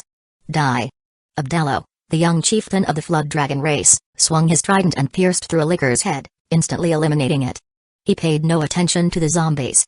His focus was on the promise made by the ruler of the Jones Kingdom to allocate extensive mining areas outside their domain to the Flood Dragon race in exchange for their assistance in dealing with the undead. The Flood Dragon race was not adept at managing mines. Their role was solely to collect payments. It was a lucrative deal. Charge. Fight. The scent of blood heightened Patriarch Abdallo's senses. He bellowed, leading the Flood Dragon race's warriors into the heart of the zombie team. Initially, the army advanced triumphantly, but soon the Flood Dragon race warriors realized that the situation was far from normal. Dealing with the undead proved more challenging than they had imagined. The legacy tridents wielded by the Flood Dragon race could easily penetrate the undead's thin bodies, tossing them aside. However, a peculiar discovery was made. After rolling on the ground, these undead creatures stood up again. The Flood Dragon race had lived in the coastal territories for generations, and they were almost at the top of the food chain. Most of the time, the only ones who could be considered enemies were the warriors of the Jones Kingdom. They had never seen such a difficult and odd opponent. For a moment, they did not aware how to deal with it. The further they went, the more zombies they discovered swarming towards them. There was also Licker with agility movement abilities. Fang Heng, who was controlling the combat from afar, was also surprised. Chapter 1912 Strength. The Flood Dragon race also possessed an extremely powerful life recovery ability. Apart from that, there were scales on the exterior and water elemental flowing armor for absorption, making their defense ability very strong. What was even more terrifying was their brute force. The Flood Dragon race relied on brute force to cut a bloody path through the zombie team. However, that came to an end when facing the zombie clone. Fang Heng noticed that the Flood Dragon race did not use any elemental attacks during the battle. This chapter was originally shared via Readscape. Therefore, other than the Flood Dragon race's leader who had a one-hit kill special skill, the other Flood Dragon race warriors were unable to completely kill the zombie clone. With the advantage of being unkillable, the zombie team was almost invincible. Soon, as the Flood Dragon race went deeper into the zombie team, the first Flood Dragon race warrior fell under the siege of the zombie clone. More and more Flood Dragon race warriors were surrounded and devoured by the zombies. At first, the young Patriarch Abdallo did not react. He only felt that the charging team was getting slower and slower as if they had fallen into a quagmire. When he finally realized that the situation was not good, the 2,000+ Flood Dragon race warriors he led were already trapped in place by a large number of zombie creatures. Squeak. Squeak. What was even more terrifying for the Flood Dragon race warriors was that the corpses of their fallen comrades began to rot at an extremely fast and strange speed. From the decaying corpses, dense and terrifying fleshy cocoons emerged. Ding, player's zombie clone, mutated infected body, has dealt 365 scratch damage to the Flood Dragon race warrior. Damage was reduced to 175 after receiving the scale armor. Blessed by water elemental, absorption 150 damage, actual damage caused is 25 points. Ding, the player's zombie clone passive skill, mutated infected body has taken effect. The player has consumed additional energy points and obtained a total of 29 zombie clones. Mutated infected body, good heavens, their defense was so strong that normal zombies' attacks almost couldn't break through. Fang Heng glanced at the game notification and was rejoicing when he suddenly realized that something was wrong. Huh? He was shocked. Fang Heng swiftly scrolled through the game notifications again, and his irises constricted. What was going on? 29? Killing a Flood Dragon race warrior had spawned so many mutated infected zombies. Speaking of which, based on previous experiences, the quantity of newly summoned zombies through the mutated infection skill was linked to the strength of the corpse. In the past, he could only summon up to 10 mutant infected zombie clones at the expense of additional energy points. But just now, there were 29 zombie clones being created. Furthermore, they were only normal warriors of the Flood Dragon race. Bug? Or there was a special circumstance? Just as he was thinking about it, a large number of game notifications refreshed on his retina. Ding, your zombie clone, liquor form, against the Flood Dragon race warrior. Ding, the player's zombie clone passive skill, mutant infection has taken effect. The player has consumed additional energy points and obtained a total of 32 zombie clones. Mutated infected body, 32 zombie clones? There was more and more. Feng Heng unlocked his mouth and recognized that the values were somewhat abnormal. He peeked back at the game hints. It wasn't just an isolated case. After defeating the Flood Dragon race warriors, he could obtain around 30 mutant-infected zombie clones through the mutated infection skill. Perhaps. Feng Heng rubbed his chin, speculating without any basis. Maybe the zombies summoned through the mutated infection skill were more closely related to the physical strength of the main body? Regardless. Good news. Excellent news. Feng Heng raised his head, gazing at the 2,000-odd Flood Dragon race warriors behind him with fiery eyes. He felt that this group of Flood Dragon race individuals wasn't here to assist Jones' kingdom but to reinforce him. They were here to do good deeds. With each fallen warrior, nearly 30 zombie clones slowly emerged from their cocoons and joined the battle. More and more members of the Flood Dragon race fell. Countless zombie clones gathered. In less than 3 minutes, Patriarch Abdullah, the patriarch of the Flood Dragon race, who had boldly rushed into the zombie team for a massive kill, suddenly found himself surrounded by zombie creatures. He didn't even have the space to dodge. When did this happen? Since when were they surrounded by so many zombies?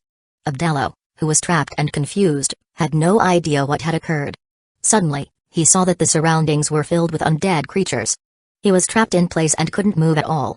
In terms of strength, these undead creatures were weak. Abdullah accurately thrust his trident, penetrating them one by one. However, their vitality was astonishingly tenacious. Unless they activated their bloodline strength, they couldn't be killed. Not only did he fail to kill them, but Abdullah also felt like he was facing an increasing horde of them. Before Patriarch Abdullah could discern the reason, he found himself surrounded by a multitude of undead creatures. The room available for him to evade was diminishing, and he even received a cut on his arm from a low-level undead creature beside him. TSK. A bloody gash appeared on his arm. The sight of blood prompted Abdullah's nerves, and his anger surged. His eyes turned a furious shade of crimson as the bloodline of the Flood Dragons was activated. A powerful force emanated from his body, and he wildly swung the trident in his hand. Not far away, 3 squads of holy paladins had just followed the soldiers of the Jones Kingdom, charging towards the zombie team outside, preparing to engage in a pincer attack with the Flood Dragon race. To their astonishment, even before the pincer attack began, the thousands of Flood Dragon race teams behind them had already been engulfed by the onslaught of undead creatures. What was happening? The Holy Court forces were dumbfounded. The soldiers of Jones' kingdom were equally bewildered. How did they get surrounded by zombies before the coordinated attack even started? In just a 2 to 3 minute delay, the advantage they initially held in the two-pronged attack swiftly transformed into a rescue mission. What was going on with your Flood Dragon race? How could a group of over 2,000 people be surrounded by these undead creatures without notice? Were they joking? The players initially prepared to ruthlessly fight, shouting and charging, and slowed down their pace upon seeing the abrupt change in the situation. They began to trail behind the Jones Kingdom's team, intending to assess the situation. After all, players lacked a strong sense of loyalty. If things didn't go well, they were ready to escape. There was no point wasting their lives here. Surrounded by a large number of undead creatures, the Flood Dragon race warriors lost the room to dodge. Their bodies were continuously slashed by the relentless attacks of the zombie creatures. Despite the Flood Dragon race warriors having substantial health point and potent recovery abilities, they couldn't endure the dense accumulation of damage. Moreover, the spilled blood activated their latent bloodline, making them attack relentlessly without any pondered of escape. As more warriors fell, numerous zombie clones rose from the corpses. Once the Flood Dragon race found themselves at a disadvantage, their collapse was swift. Chapter 1913 Gone. The joint army of the Holy Court and Jones Kingdom charged forward, initiating the first wave of attacks on the zombie clones. In the aftermath, the Flood Dragon race warriors, besieged by the undead, had suffered heavy casualties. People from the Holy Court were bewildered. So soon? Gone already? Weren't we supposed to have a pincer attack? Weren't the Flood Dragon race supposed to be formidable? How long had it been?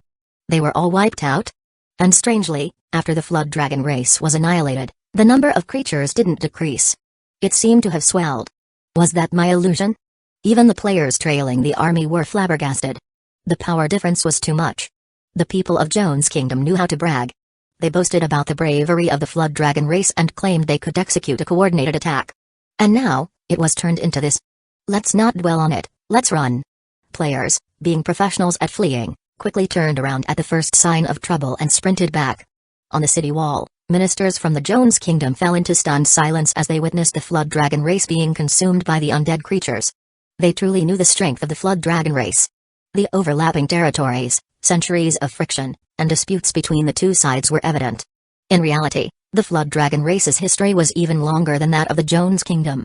Had it not been for the Flood Dragon race's strong territorial instincts, Jones Kingdom might have been wiped out long ago. The mighty Flood Dragon race succumbed in less than 5 minutes against the undead creatures. When did the undead creatures become so powerful? Players from the first wave hurriedly escaped. Seeing this, the morale of Jones Kingdom soldiers plummeted, and chaos ensued as everyone tried to flee. The entire Jones Kingdom team was in disarray. At the canyon entrance, Jasmine and the others stared in disbelief at the developing events. Weren't they just assaulted by the Flood Dragon race's reinforcements? So quickly? And did the zombie creatures overcome the Flood Dragon race? Jasmine couldn't believe what he had seen. Suddenly, he felt a gentle pat on his back, causing him to jump in surprise. Turning around, he saw Fang Heng standing behind him. "Let's go. We're retreating too." Jasmine was stunned and looked at Fang Heng. Huh? Retreat? What did he mean? In such a favorable situation. Retreat? Follow me. Retreat. Hurry up and retreat. The joint army of the Holy Court and Jones Kingdom had already engaged in a frontal clash with the zombie team, making it difficult to retreat at his moment. The zombies had already closed in. However, it wasn't impossible. As long as they ran faster than their teammates, there was still a chance of survival.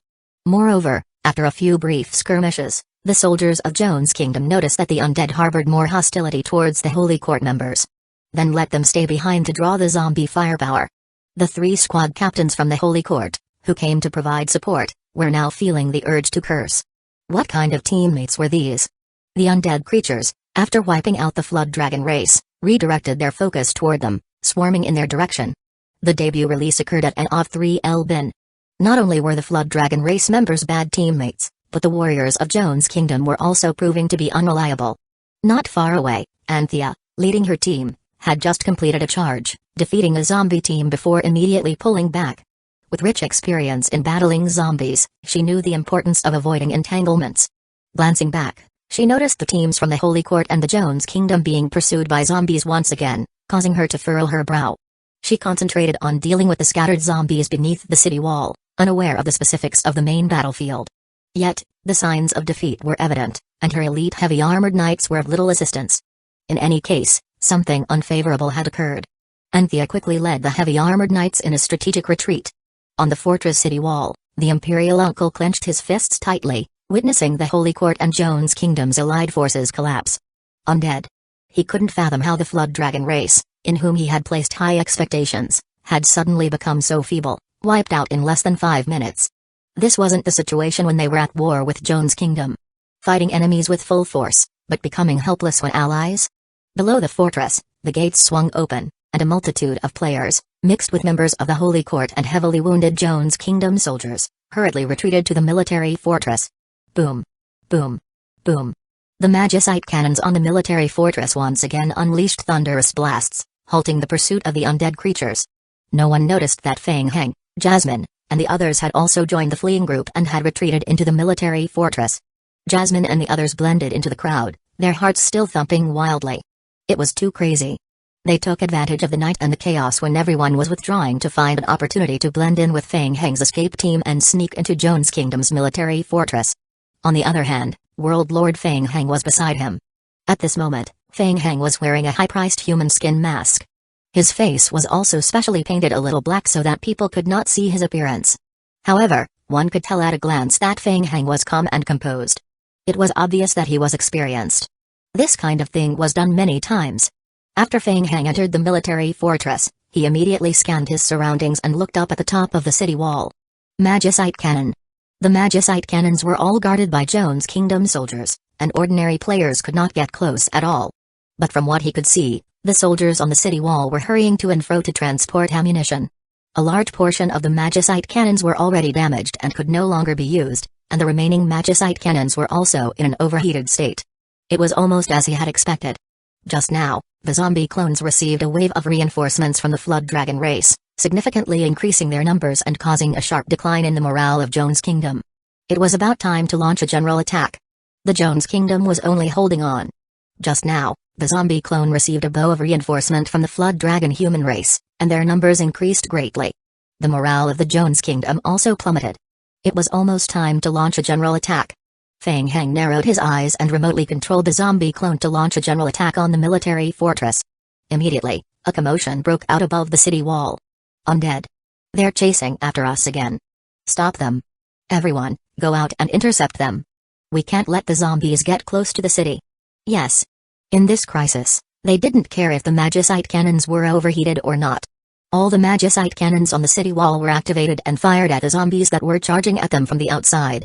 Soon, the gates of the military fortress opened again, and the Holy Paladin Legion rushed out once more, intercepting the scattered zombie creatures that had crossed the bombardment area of the magicite cannons. Chapter 1914. Sneaking and Jasmine and the others cautiously stuck close to Feng Heng, observing as he stood quietly at the side without making any moves. A few minutes later, only a dozen players remained in the temporary resting area within the castle. Jasmine and the others glanced at Feng Heng from time to time. Lord Feng Heng didn't make any movements, he was still sitting there. Was he probably waiting for an opportunity? Good heavens, was this the legendary camouflaged hidden in plain sight? The people from the Holy Court probably never imagined that the Feng Heng they were searching for was inside the military fortress. But what came next? Did Lord Feng Heng have any other grand plans? Jasmine and the others felt uneasy. As they contemplated, Feng Heng suddenly raised his head and gestured to them with his eyes. What did he mean? What was the significance of that look? They had never communicated about this before. Before Jasmine could decipher Feng Heng's suggested message with his eyes, several rotating magic rays appeared around Feng Heng. The zombie creatures crawled out of the magic rays. What? Jasmine's pupils contracted. An assault? An internal assault? Undead. Undead. How did undead get in here?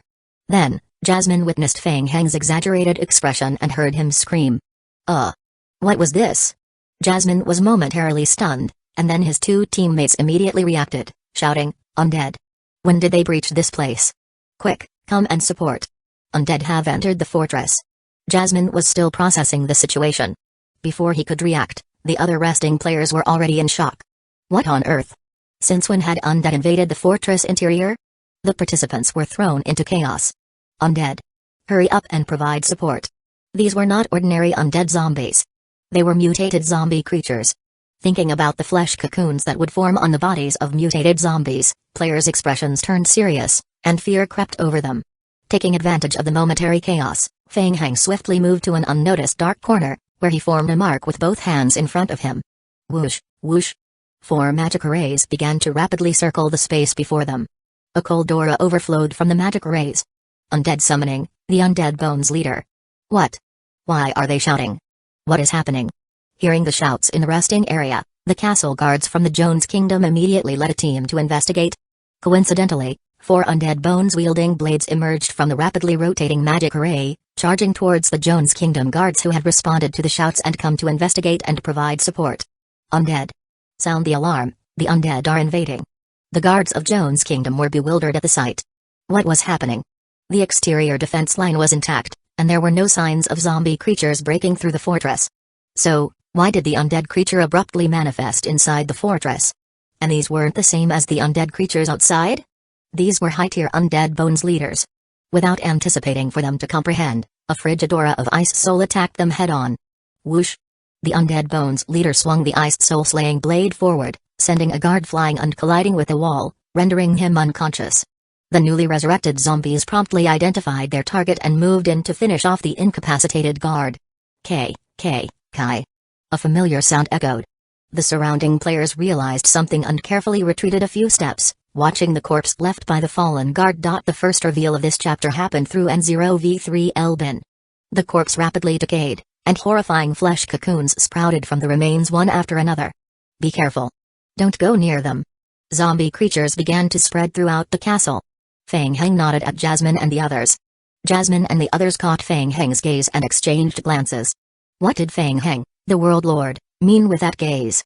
What was he up to? How should they coordinate? Feng Heng's gaze was merely a signal for them to stay put and not cause any disruptions. He promptly took control of the 4 Undead Bones leaders, leading them to break through the fortress guards and charge towards the stairs on the right side of the military fortress. After a moment of consideration, Feng Heng directed the Bones leaders to divide. One group continued their ascent up the stairs, while the other headed towards the teleportation passage of the Holy Court. This military fortress was located in the center of the triangular fortresses and was also the most heavily guarded one. The Imperial Uncle was in this military fortress.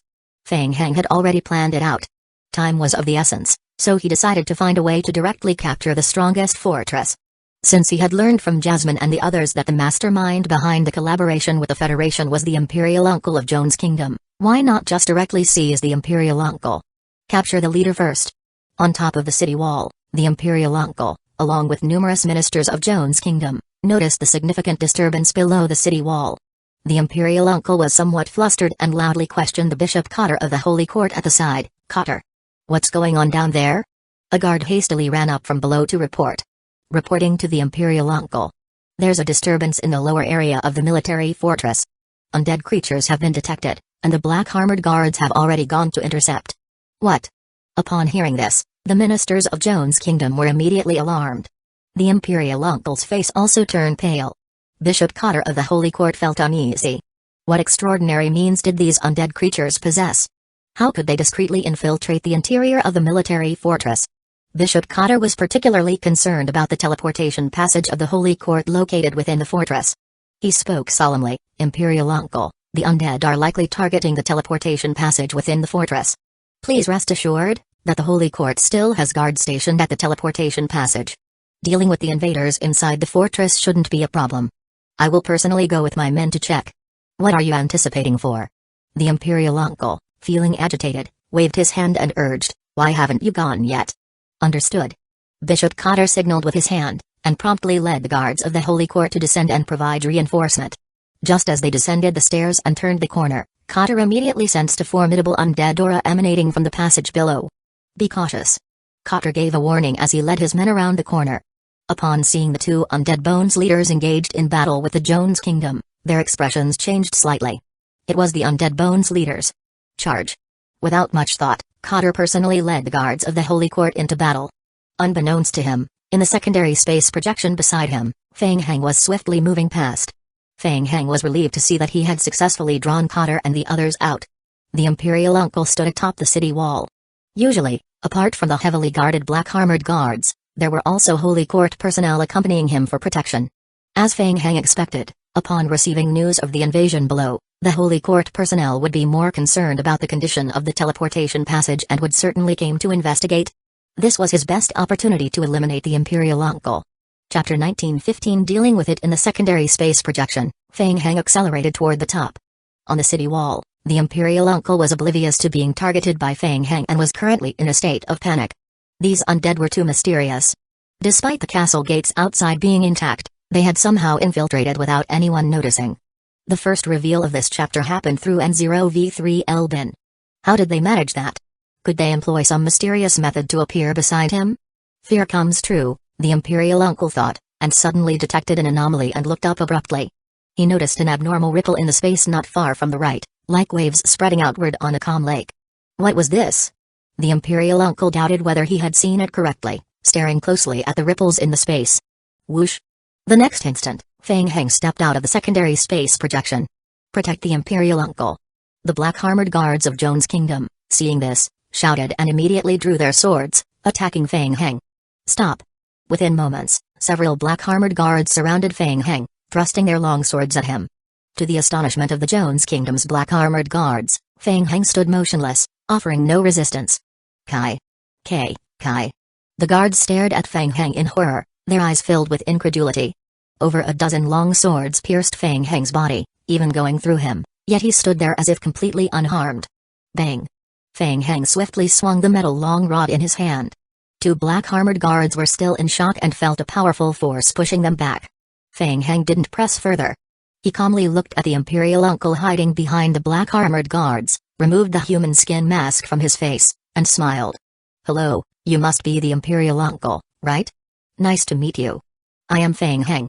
The Imperial Uncle's pupils contracted as he stared at Feng Heng, a trace of fear flickering in his eyes. Feng Heng. He recalled the first time he heard Feng Heng's name, a hint of disdain still fresh. And now, after just a few hours, Feng Heng alone had dominated the entire Joan's kingdom. Even the 3 military fortresses, funded extravagantly by the Joan's kingdom, were on the verge of falling. The Imperial Uncle no longer braved to underestimate Feng Heng. Imperial Uncle, I've come with sincerity. I hope we can have a good conversation. The Imperial Uncle focused on Feng Heng, sensing an underlying fear. Sternly, he asked, "What do you want to discuss? Surrender and choose to cooperate with me. Together, we can face the Holy Court. You've made the wrong choice once. Now, I hope you can reconsider. Otherwise." Feng Heng glanced at the few black-armored guards before him, and a cold aura emanated from him. From a distance, he used the vampire's breed boiling skill on the Imperial Uncle. "Otherwise, I will have no choice but to kill you. Don't worry about being alone. Soon, the warriors of Joan's kingdom will also be killed by me." Feeling the murderous intent from Feng Heng, the Imperial Uncle's heart raced. He sensed a rising temperature in his body, and even breathing became arduous. What was happening? It was him. The Imperial Uncle felt an extreme threat to his life, and the guards beside him were powerless to protect him. "Wait!" The Imperial Uncle shouted, tightly staring at Feng Heng, sensing that his life was in Feng Heng's hands. He couldn't help but take a small step back. "I agree." All the ministers were shocked. No one had expected that the dignified Imperial Uncle would be so feeble, surrendering without a trace of backbone after being frightened by Feng Heng. "What are you all standing there for?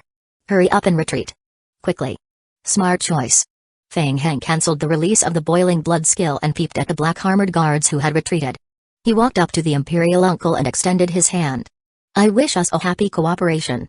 The Imperial Uncle's forehead was covered in cold sweat. He looked at Feng Heng and shook his trembling hand. Feng Heng then peeped at the ministers of Joan's kingdom and turned his gaze toward the castle's exterior. The Holy Court's army was still entangled with the zombies outside. "Change the target of the Magicite cannons and aim at the Holy Court team." The Imperial Uncle's pupils contracted upon hearing this. Feng Heng slowly turned his head, staring at the Imperial Uncle. "What? Is what I stated not clear enough?" The surrounding black-armored guards discreetly approached, tightly gripping their weapons. The Imperial Uncle carefully swallowed his saliva. How could he muster the courage to say no when his life hung in the balance? He nodded and commanded his subordinates, "You all heard it.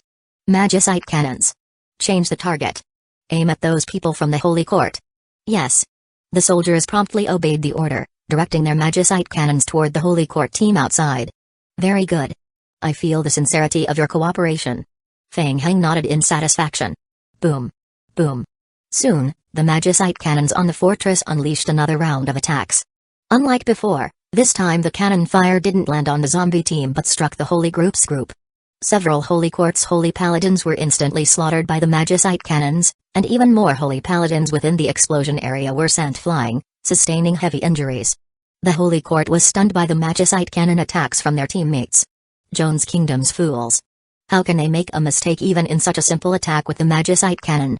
Before the Holy Court members could grasp what was happening inside the fortress, the second round of Magicite cannons struck the Holy Court team. Not good. Only now did the Holy Court realize that something was amiss and looked up at the city wall. Joan's kingdom's people had betrayed them. Though they didn't know the specifics of what occurred on the city wall, 2 consecutive attacks couldn't be explained by mere mistakes. They did it intentionally. While they were still fighting for their lives, the higher-ups had already surrendered. The team leaders of the Holy Court entangled with the zombies and felt a mixture of anxiety and anger. They were now caught in a dilemma, particularly since they were within the range of the Magicite cannons and could only passively endure the attacks. Escape? There was no way to escape. The city gate of the military fortress behind them was tightly closed, and a multitude of zombie creatures were slowly advancing toward them. For a moment, a sense of sorrow filled the hearts of the Holy Court knights. In their minds, they had cursed the people of Joan's kingdom countless times. Joan's kingdom. Treacherous and shameless villains. They had abandoned them at such a crucial moment. Below, Anthea, leading the heavy armored knights in battle, observed the change in the Magicite cannon's target. Her expression shifted a few times as she too looked towards the direction of the fortress. Not good. She knew that a significant change must have occurred within the military fortress. At this moment, the artillery fire was not aimed at her team. The group of zombie creatures seemed to have shifted their focus and was now only attacking the Holy Court. Chapter 1916 Counterattack. Anthea thought for a moment and roughly guessed what had happened. She couldn't help but feel a little shocked. She couldn't imagine the foolish Imperial Uncle suddenly having a revelation or possessing the audacity to tear up the cooperation with the Holy Court and launch an attack against them. Undoubtedly, something unexpected had taken place on the city wall. Undead? Had the undead already managed to breach the interior of the military fortress? Regardless, continuing to engage with the undead was not aligned with the interests of the Joan's kingdom. Anthea speculated and decisively gestured, "We're leaving." She led the heavy armored knights, rallying them to head towards another military fortress. When you can't face a threat, Is it wrong to evade it? Regardless of the specifics of what transpired on the city wall, the overarching situation outside had been decided. The Holy Court's side had lost its combat strength. Under the current circumstances, the priority was to secure living forces, find refuge in a military fortress, and wait for the situation to settle before emerging. On the city wall, Feng Heng nodded in satisfaction as he watched the Holy Paladin outside being devoured by the magical crystal cannons and zombies. In this situation, even if the Jones Kingdom wished to continue collaboration with the Holy Court, the Holy Court's members would likely be unwilling, right? Very well, you can open the city gates now. I will go deal with the Holy Court's people. I would appreciate it if you all could stay here for the time being. Is that acceptable? The Imperial uncle nodded repeatedly. All right. Feng Heng nodded in the direction of the others from the Jones Kingdom, then continued his rush towards the teleportation passage. 2 minutes prior, Bishop Cotter had just led the Holy Court to eliminate 2 undead bone leaders blocking the teleportation passage. He hurriedly arrived at the teleportation passage area to reinforce. Seeing the undead creatures engaged in battle with the Holy Court guards outside the teleportation zone, Cotter breathed a sigh of relief. Luckily, they arrived in time. Only a small group of undead creatures had infiltrated the military fortress, possibly utilizing some unknown method to breach the defenses. The situation was still manageable. Bishop Cotter was grateful that he had left a contingent of Holy Court guards to vigilantly watch over the teleportation passage. This prevented the undead from successfully infiltrating. At least the teleportation passage established by the Holy Court remained secure. Bishop Cotter. The primary upload of this chapter happened on B1NN0 Vol. Several players on the relevant mission were presently safeguarding the teleportation area. Seeing the sudden appearance of undead creatures, they were frightened. Now, with Bishop Cotter rushing back for support, they breathed a sigh of relief. Charge. Eliminate them. Cotter waved his hand, leading his squad to handle this batch of undead. Besides the 2 undead bones leaders, there were also a few lickers and zombie creatures surrounding the teleportation passage. It was a very challenging situation. It required time and patience to handle. Cotter, while leading his team to attack the undead bones leader, suddenly observed several players ahead showing expressions of astonishment. Bishop Cotter. Watch out. Upon hearing this, Bishop Cotter's pupils quickly constricted, and he swiftly turned around. Swoosh. Swoosh. Several thick soul chains thrust toward him. Cotter tightly gripped the holy scepter with both hands, slamming it forcefully onto the ground, and shouted, "Glory!" Whoosh! A dazzling light radiated from the holy scepter. Bang! Bang!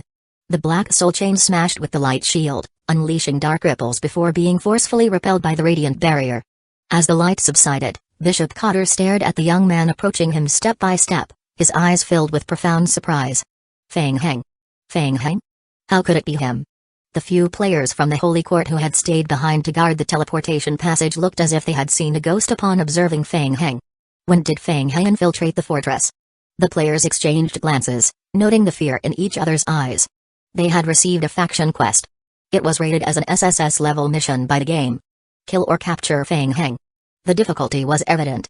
Now that Feng Heng was right in front of them, no one wanted to complete the mission. They had initially came to assist in passing on information online and offline, managing to deceive some mission points and friendship points from the Holy Court. However, they were not up for the challenging task of killing Feng Heng. As the players saw Feng Heng approaching, they instinctively took a few steps back, seeking refuge behind the Holy Court guards. Feng Heng's gaze was icy. He looked up at Bishop Cotter and uttered coldly, "Bishop Cotter, nice to meet you. I am in a hurry, so I will cut to the chase. Now, I can ask you to die. You think you can do it alone?" Cotter stared at Feng Heng, infuriated by Feng Heng's disdain. "Feng Heng, I admit I underestimated you earlier. I didn't expect you to come this far. But trying to take on the Holy Court with just your strength? Isn't that too arrogant? I will give you a chance. Come back to the Holy Court with me now." "My strength?" Feng Heng glanced at Cotter, prompting him to pause. Then, a creaking sound from not far away caught their attention. Turning their heads towards the military fortress gate behind them, the expressions of Cotter and the guards of the Holy Court changed drastically. The city gate was opening. At some unknown point, a massive horde of zombies had silently gathered outside the fortress. When did this happen? With the presence of magicite cannons and the Holy Court team outside, how could the undead creatures infiltrate the defensive line so quickly? Cold sweat dripped down Cotter's back. Before he could comprehend the situation, the multitude of zombies advanced through the opened city gate, flooding back into the fortress. In an instant, the zombies surged into the military fortress, converging around the entrance of the teleportation passage, and covering a large area. Feng Heng. Cotter clenched his fists tightly, his gaze fixed on Feng Heng. However, he suddenly observed that the guards from the Jones Kingdom surrounding him had no intention of assisting in subduing Feng Heng. Instead, they congregated on the city wall, observing from a distance, appearing unwilling to intervene. Could it be? At that moment, Cotter realized something, and his heart sank. Did Feng Heng intentionally lead me here and he went to deal with the imperial uncle from the Jones Kingdom? Cotter thought. Damn it. How did this happen? Cotter felt once again outsmarted by Feng Heng. Yet, he couldn't fathom how Feng Heng had achieved this. How did he suddenly materialize within the military fortress? In fact, from beginning to end, he single-handedly handled to completely reverse the situation. Feng Heng, have you considered the consequences of your actions? Cotter forced himself to calm down, raising his head to look at Feng Heng and saying in a deep voice, even the undead lack the courage to engage the Holy Court directly. Killing me won't alter the outcome. It will only enrage the Holy Court completely. Chapter 1917 Settled. You're threatening me? Interesting. What will happen if I anger the Holy Court? I would love to see the consequences. Feng Heng sneered with disdain. The Holy Court was becoming increasingly bothersome. Feng Heng wished that the undead would openly confront the Holy Court, leading to an all-out war. Feng Heng didn't want to give Cotter any more time. With a wave of his elites, the Licker took the lead and dashed out of the zombie team, charging straight at Holy Paladin of Holy Court. Cotter's expression turned serious as he forcefully erected a thick divine defense and personally entered the fray. In the rear, the Holy Court team, which had rushed from the teleportation passage area, clashed once again with the oncoming zombie team. Previously, while observing the battle from the city wall, Cotter had never faced the challenging experience of dealing with the relentless zombie creatures directly. They were like a resilient lump of mud, sticking nauseatingly to his body. Feng Heng hid among the layers of zombies and stared at Cotter. He quickly formed a mark in front of him with both hands. Gather. Whoosh. Cotter, who was condensing a holy spell, suddenly changed his expression. The spell he was about to cast was interrupted. What? Cotter's heart pounded, and he quickly turned his head, focusing his gaze through the sea of zombies onto Feng Heng. As he stared at Feng Heng, Cotter's eyes betrayed a sense of fear. What was happening? Cotter felt the blood in his body flowing rapidly.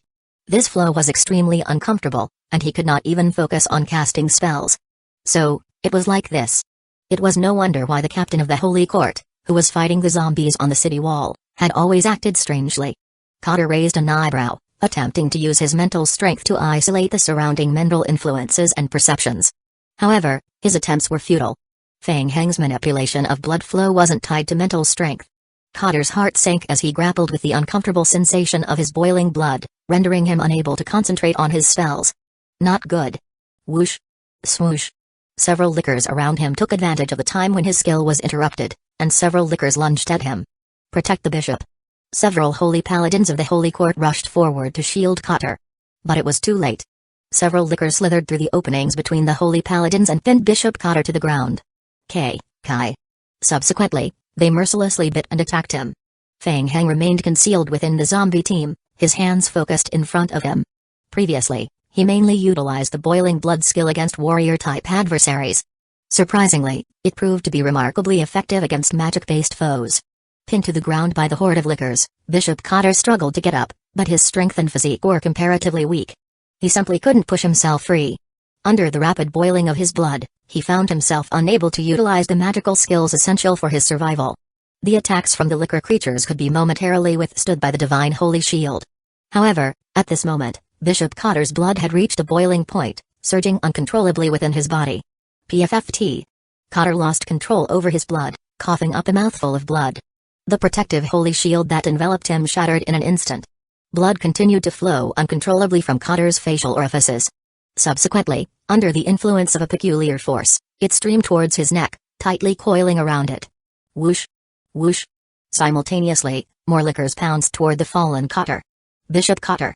The holy paladins who had surrounded him were perplexed by the sudden turn of events. Why did Bishop Cotter collapse and fail to rise? They swung their swords vigorously, attempting to fend off the relentless onslaught of lickers. However, their efforts were in vain.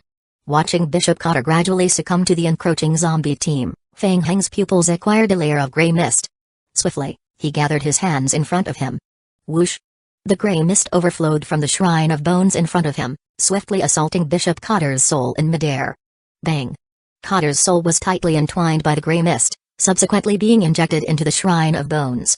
At the same time, above the city wall, just at the moment of Cotter's death, The holy crystal pendant in front of the Imperial Uncle exploded with a bang.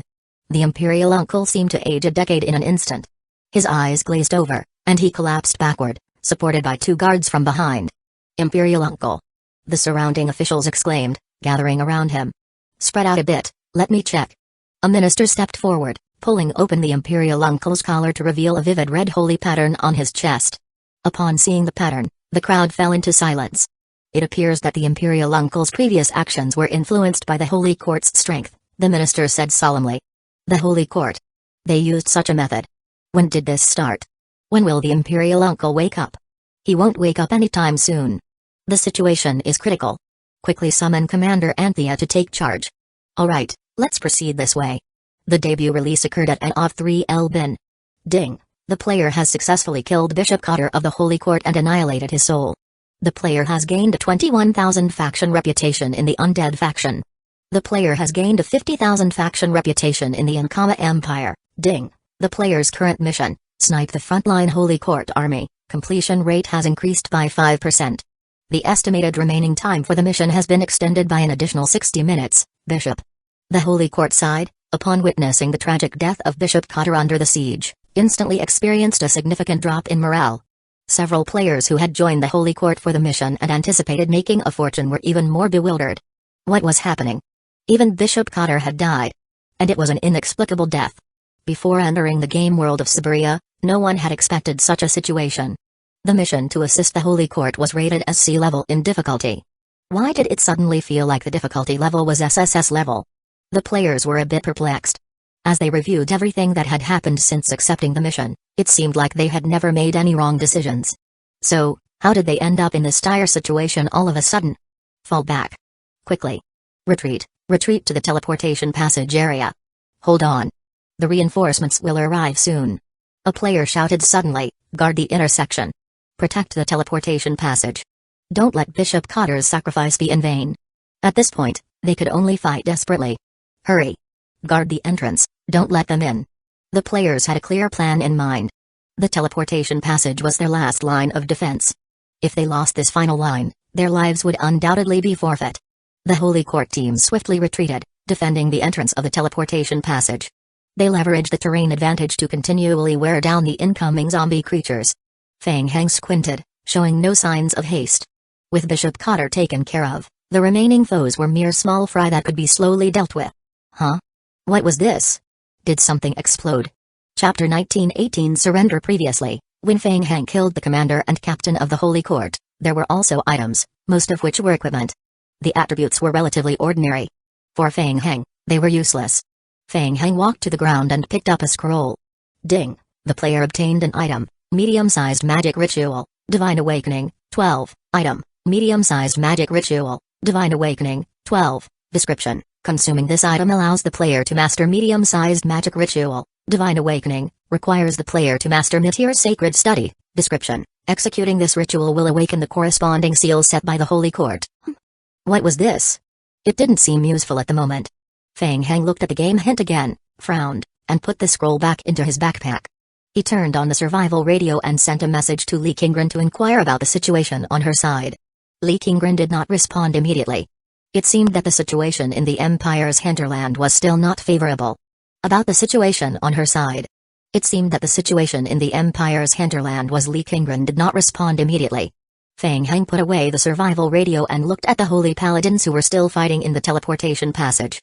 It was indeed a bit troublesome. The Holy Court's endurance and defense ability were formidable, and the holy element could also counter zombie creatures. Furthermore, they had staunchly defended the advantageous terrain. The Holy Court's holy paladins at the intersection held their ground firmly, while the priest at the back kept casting buffs to recover their health point. At present, a large number of zombie creatures were densely packed, blocking the entrance. They couldn't effectively surround the entrance, and the damage was further diminished. If this continued, they might truly be able to delay until the Holy Court's reinforcements arrived. Fang Heng narrowed his eyes, contemplating how to break through. At that moment, Anthea arrived with a few of her trusted subordinates. She had just learned everything from the guards. After settling the Imperial Uncle, she hurried over to find Fang Heng. Anthea looked at Fang Heng, her eyes carrying a hint of apprehension. She failed. Anthea had been prepared for failure. However, she hadn't anticipated failure to come so swiftly. She had never thought that the Imperial Uncle would be influenced by the Holy Court. No wonder he had made so many illogical decisions. Currently, it seemed that the situation had not reached its worst. The Jones Kingdom had already made a misguided choice. She needed to rectify this choice and secure enough benefits for Jones Kingdom. World Lord Feng Heng, I am Anthea, commander of the 1st Legion of Jones Kingdom. The Imperial Uncle was previously controlled by Bishop Cotter of the Holy Court, and his subconscious was partially affected. That's why he made a foolish decision to start a war with the undead. We just found out about this. The Imperial Uncle is currently unwell and unable to continue commanding the battle. The Jones Kingdom has granted me temporary authority. We are willing to surrender unconditionally. I can only give Jones Kingdom another chance. Feng Heng was contemplating how to deal with the Holy Court when he heard a voice behind him, prompting him to turn around. The leader of the Jones Kingdom's knights stood there. Feng Heng held some admiration for this female commander, having gained little advantage in their previous encounters. As he pondered, a line of game hints appeared in Feng Heng's vision. Ding. Jones Kingdom's commander Anthea represents Jones Kingdom's unconditional surrender. Ding. The player's current mission, snipe the frontline's Holy Court army, has a completion rate increased by 30%. The estimated remaining time of the mission will be extended by 450 minutes. Ding. The player's current mission, rescue Siberia party, has a completion rate increased by 5%. Feng Heng quickly glanced at the hints. After the surrender of the Jones Kingdom, the overall completion rate of the mission had exceeded 50%. It was good news. Anthea, looking at the besieged teleportation passage, spoke in a deep voice, World Lord Feng Heng, there are some things you might not have heard. The Holy Court has established 2 teleportation passages in the fortress, each leading to different advanced game worlds. The other teleportation passage is more concealed. It is estimated that a group of high-strength Holy Court teams will come through that teleportation in 4 hours. Feng Heng's eyelids twitched. Was there another teleportation passage? Yes, take me there. Alright, please follow me. Feng Heng created another group of zombie clones and followed Anthea into the fortress, traversing the hall and entering the underground area.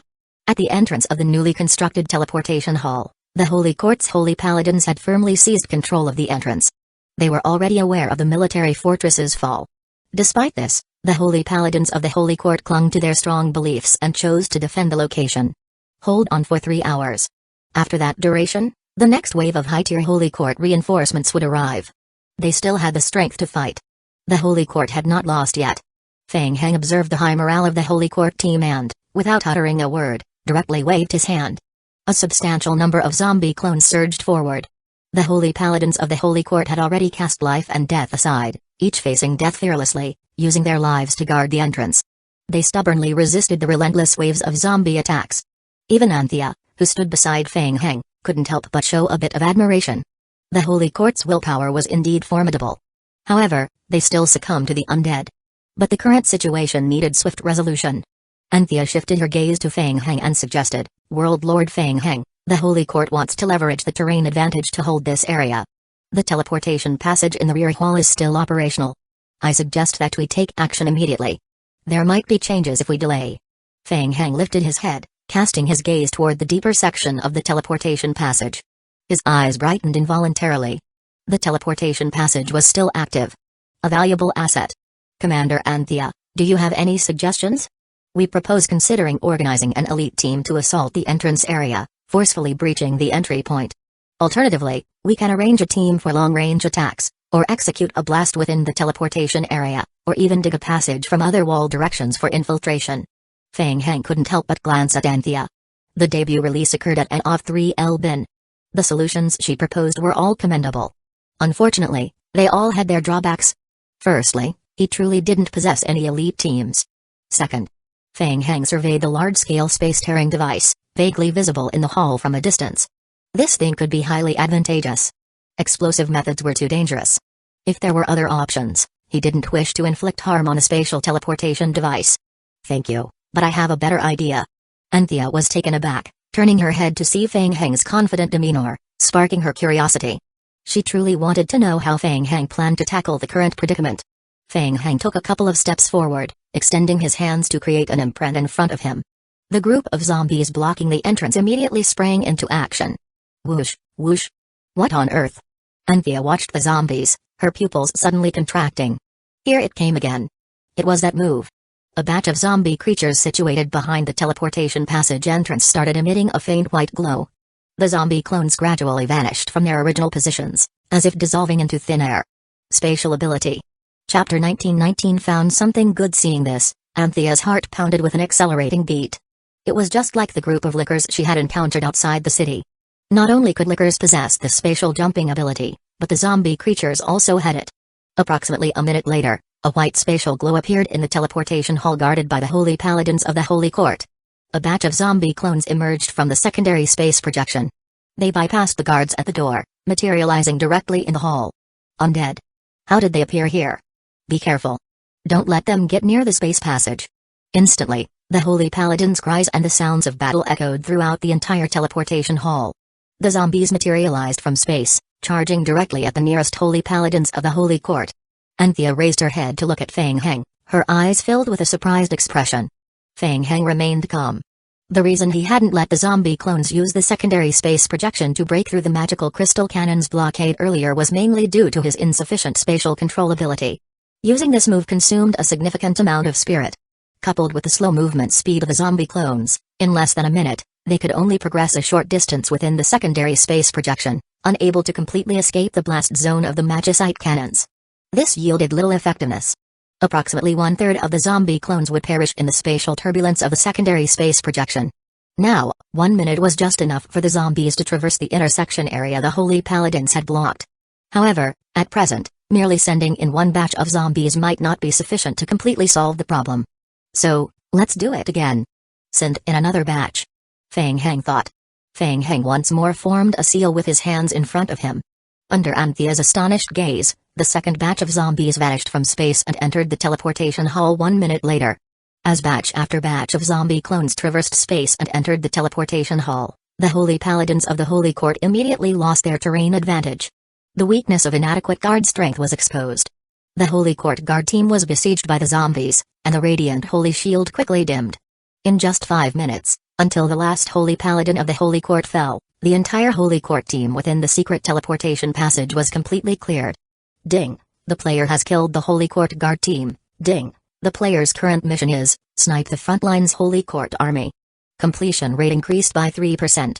The estimated remaining time of the mission increased by 15 minutes. Feng Heng glanced at the game prompt on his retina, then walked into the underground teleportation hall.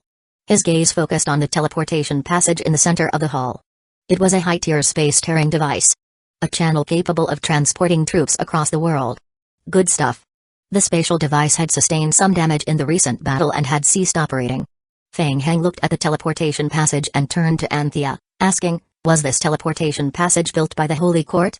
The teleportation device was urgently deployed here by the Holy Court after our cooperation. According to the Holy Court, the passage connects to a higher-tier game world. The 2 large Holy Court legions that invaded the Ankama Empire's hinterland entered Siberia from here. Yeah. Feng Heng nodded and approached the teleportation passage, reaching out to touch it. Ding! The player has discovered a high-tier teleportation device. The current status of the teleportation device is weak damage, currently unable to operate. Ding! Detected that the player has the relevant blueprints and skills.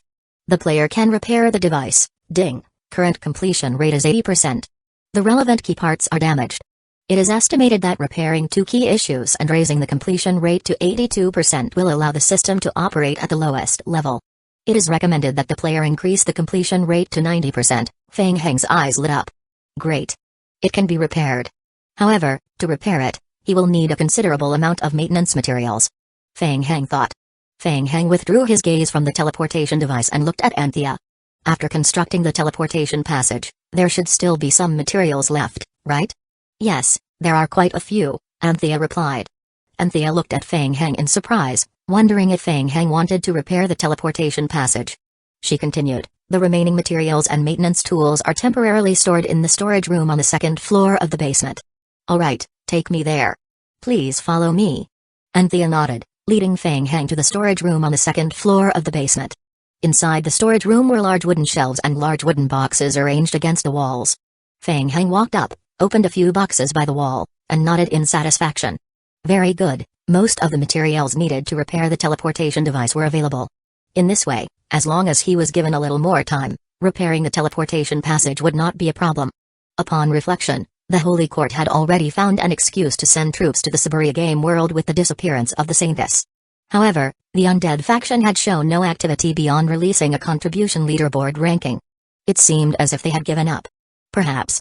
The undead faction had always been so passive when facing the Holy Court's attacks.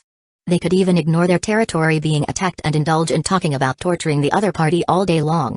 Feng Heng could hardly discern any fighting spirit from the undead faction. Perhaps, in the eyes of most Grandmaster level and above necromancers, since death was their ultimate destiny, there was no meaning in further struggle. You still want to continue fighting? Then you must not have cultivated enough and have not understood the true meaning of death, Feng Heng pondered. Considering that the undead faction was likely unreliable, he had to come up with a solution himself. Once the teleportation passage was repaired, if he used it to connect to the vampire apocalypse. The first reveal of this chapter happened through N0v3 Elbin. Bringing the vampires to this world to join the battle? Perhaps it was a good choice. The vampires have aerial patrol capabilities, enabling them to establish air superiority and gain a significant advantage in reconnaissance. By then, it will only take a few minutes to scout the Holy Court squads invading the Ankama Empire. And there was more. The Flood Dragon race. Feng Heng recalled encountering the Flood Dragon race on the battlefield. Not only were they suitable for recruiting zombie clones, but their blood also possessed formidable strength. Perhaps he could take advantage of this opportunity to refine his vampire bloodline. There was only one level left before the vampires reached the top. Let's go for it. Feng Heng thought. Feng Heng swiftly made the decision, controlling the zombie clones to start repairing the spatial teleportation device. Under Anthea's astonished gaze, the zombies behind Feng Heng began to move slowly. With a swaying motion, they approached the boxes at the wall's corner. Upon reaching the boxes, they leisurely retrieved a few components and returned upstairs. What were they up to? Anthea looked at the zombies, her eyes filled with curiosity. Anthea, I need your people to guard all entrances to the underground area. Clear out everyone on the first and second floors. No one should enter or leave except for zombies. Yes. Anthea nodded with determination. Let's go back upstairs and take a look. Chapter 1920. Blocking on the first floor of the castle, several players trapped in the teleportation passage domain were on edge. Despite temporarily blocking the entrance to the teleportation zone, the soldiers of the Holy Court were steadily depleting. Just 5 more minutes. In another 5 minutes, the next wave of Holy Court teams would be able to enter Siberia through the teleportation passage, and new forces could join the battlefield to help them fight against the zombies. In fact, during the time Feng Heng was gone, another group of support teams from the Holy Court arrived at the battlefield through the teleportation passage and joined the battle, forcefully extending the life of the team that was about to collapse. Hold on. Maybe there was hope. The players felt like they had seen the last glimmer of hope in their despair, so they desperately tried to grab hold of it. Feng Heng and Anthea wandered around the building before rushing back. They fell into silence again when they saw the Holy Court team persisting in the teleportation zone. This group of people. He could withstand it. Feng Heng admired their perseverance. Anthea saw the hesitation on Feng Heng's face. She was extremely curious. Wasn't he going to make a move? Didn't he just try it downstairs? He could directly use the special spatial movement ability of the zombies to break through the entrance guarded by the Holy Paladins of Holy Court and directly enter the teleportation passage to kill the guards inside. Why was he still hesitating? What was he worried about? Anthea waited with Feng Heng at the door for 2 to 3 minutes. She saw that the morale of the besieged Holy Court seemed to be rising. Even the teleportation passage in the rear hall began to recharge and prepare for the next opening. Anthea couldn't hold it in anymore. World Lord Feng Heng, she asked. Aren't we going to make a move? The teleportation passage has started to operate again. If we don't stop them. Yes. Feng Heng replied softly. He looked away from the teleportation passage and asked, I remember you saying that the transmission capacity of this teleportation passage is relatively weak. Only one small force of the Holy Court can be teleported at a time? Hearing Feng Heng's question, Anthea was stunned for a moment. Suddenly, she seemed to have vaguely figured out something, but it was not clear. Really? Feng Heng asked when Anthea didn't answer. Yes. Anthea nodded. The teleportation passage you're looking at is a modified version of the teleportation passage in the military fortress. The teleportation interval is shorter than the one downstairs, but the strength of the teleportation passage is weaker. It can barely teleport a team of the Holy Court at a time. That's not bad. Feng Heng nodded in satisfaction after receiving an affirmative answer. Not bad. Anthea looked at Feng Heng, wondering what he meant by not bad. Let's go. Okay? Anthea was stunned. Aren't we going to care about them? Don't worry, they won't be able to get out. Anthea couldn't help but glance at the teleportation domain that was surrounded by layers of zombie creatures. Indeed, The Holy Court's side had fought to the death and barely managed to defend this entrance, but to break through. At the very least, the current situation couldn't continue. But he didn't care. Why? Anthea was utterly perplexed but briskly kept pace with Feng Heng. Ding! The players successfully eliminated the Holy Court support team. The player gained 3,891 Undead faction reputation points and 8,123 Empire faction reputation points. Ding! The player's current mission is to snipe the frontline Holy Court army. Completion rate increased by 2%. Estimated remaining mission time extended by 15 minutes. Ding! The player's current mission is to rescue Siberia, team. Mission completion rate increased by 0.01%. Feng Heng glanced at the game prompts and continued advancing. Of course, leaving them behind was for the ongoing engagement in battle. Periodically, a wave of Holy Court teams would teleport from the advanced game world, only to be slowly consumed by the zombie clones. Wasn't this akin to obtaining resources? Where else could one find such a fantastic opportunity? With each refresh of a Holy Court support team, the completion rate of the crucial main mission, the rescue of Siberia, would incrementally rise by 0.01% to 0.02%. A bit meager, but still a freebie, right? Meanwhile, in the besieged teleportation area, players grew even more invigorated seeing Feng Heng wait momentarily before departing. Keep guarding. They could continue to defend. Even World Lord Feng Heng couldn't thwart their efforts. As long as they maintain their defense at the entrance, Holy Court reinforcements would continue to arrive, providing a chance to break free. There was still a chance of survival. Definitely. Brothers. We still have a chance. Keep defending. Simultaneously, just outside the Jones Kingdom fortress, a necromancy player had just arrived. Observing the fortress gradually succumbing to conquest in the distance, Yuanji's eyes betrayed a hint of astonishment. The primary upload of this chapter happened on B1NN0 According to the Holy Court's original plan, the second large Holy Court team should have invaded the heart of the Empire more than an hour ago. Yuanji had accepted the relevant mission and waited there for a long time, but there was no sign of anyone. Just to be cautious, he came over to take a look. To his surprise, he witnessed a shocking scene. Not only had the Holy Court army been defeated, but the entire Jones Kingdom's war fortress was also in ruins. What's going on? What happened? Could it be Feng Heng? Yuanji muttered to himself and quickly relayed a message to his companions through the survival radio. Who would have thought that Feng Heng would suddenly join the battle in Siberia's game world? Even if he joined, why didn't he participate in the main battlefield? Why did he choose to undertake this mission? Could it be that the Holy Court was truly unable to contend with him? Was Feng Heng's combat strength really that terrifying? Yuanji furrowed his brow, pondered for a moment, then shut off the radio and hastily retraced his steps. Half an hour later, Feng Heng assigned the Holy Court personnel to guard the teleportation passage, while he positioned himself outside, consistently participating in battles with the support of the Holy Court reinforcements. With Anthea's assistance, he efficiently seized control of the military fortress in the Jones Kingdom, firmly controlling the Holy Court teams. At intervals, he received relevant game notifications, earning a share of experience points and increasing his mission completion rate. Seizing the enemy's deployment points for continuous experience point farming was indeed the right move. Now, he could only hope that the players could endure a little longer. It was time to consider the next course of action.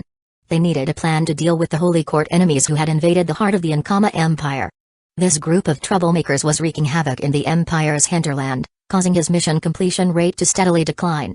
Li Qinggren and her team of undead players were scrambling around and handling them was proving to be a challenge. Feng Heng didn't have any brilliant ideas at the moment. Even if he returned now, he would likely end up, much like Li Qinggren, running around like a headless chicken. Chapter 1921 Mock's secret engraving. So, if they could find the exact route that the Holy Court would take to invade the Empire and give chase in advance, they might be able to resolve the problem completely. Just wait. After repairing and reactivating the space-staring device, the vampires descended onto the battlefield to establish dominance in the air. At that time, every move of the Holy Court would be exposed to him. While waiting, Feng Heng checked the game information to see if the Holy Court would play any tricks in the Jones Kingdom. Following Donnie's advice, Feng Heng was more cautious. Previously, the cooperation between the Jones Kingdom and the Holy Court had been single-handedly promoted by the Imperial Uncle. Anthea had just learned a lot of information from the Imperial Uncle's trusted subordinates and was still sorting it out. World Lord Feng Heng, we've followed your hint and gathered the information left behind by the Imperial Uncle. As you expected, the Imperial Uncle was already influenced by the Holy Court before the war between the Empire and the Holy Court. He has started a close cooperation with the Holy Court, and most of this cooperation is private. Anthea pushed the door open and entered. The two guards behind her each carried a thick pile of documents. During the inspection, Anthea found a large part of the problematic information. After sorting out the information, she handed it to Feng Heng. It was now certain that the Imperial Uncle's spirit was being guided by the Holy Court. It couldn't be said that he was completely controlled, but many of his actions were subtly influenced. Anthea gestured for her guards to place two thick stacks of documents on Feng Heng's desk. Finally, she took out the top stack of documents and handed it to Feng Heng. This document is related to the recent actions of the Holy Court. You might be interested. Feng Heng looked through the information and found something interesting. He looked confused and asked, Mock's secret engravings? Do you know what this is? The Ankama Empire is a land of gifts, the Mork Temple. There, you will receive additional bonuses if you cultivate necromancy. There are additional bonuses if you practice necromancy in the Ankama Empire. It is said that there is a mysterious undead power that constantly surges out from the ground on this continent. The Ankama Empire is the source of this mysterious energy, and the Mork Temple can gather this energy. As for Mock's secret engraving, Anthea continued to explain, it's a secret engraving that was born a long time ago. It also has a special power that can guide the power of the undead. We spent a lot of effort to find this rune some time ago. The Holy Court has been urging the Imperial Uncle to find similar runes.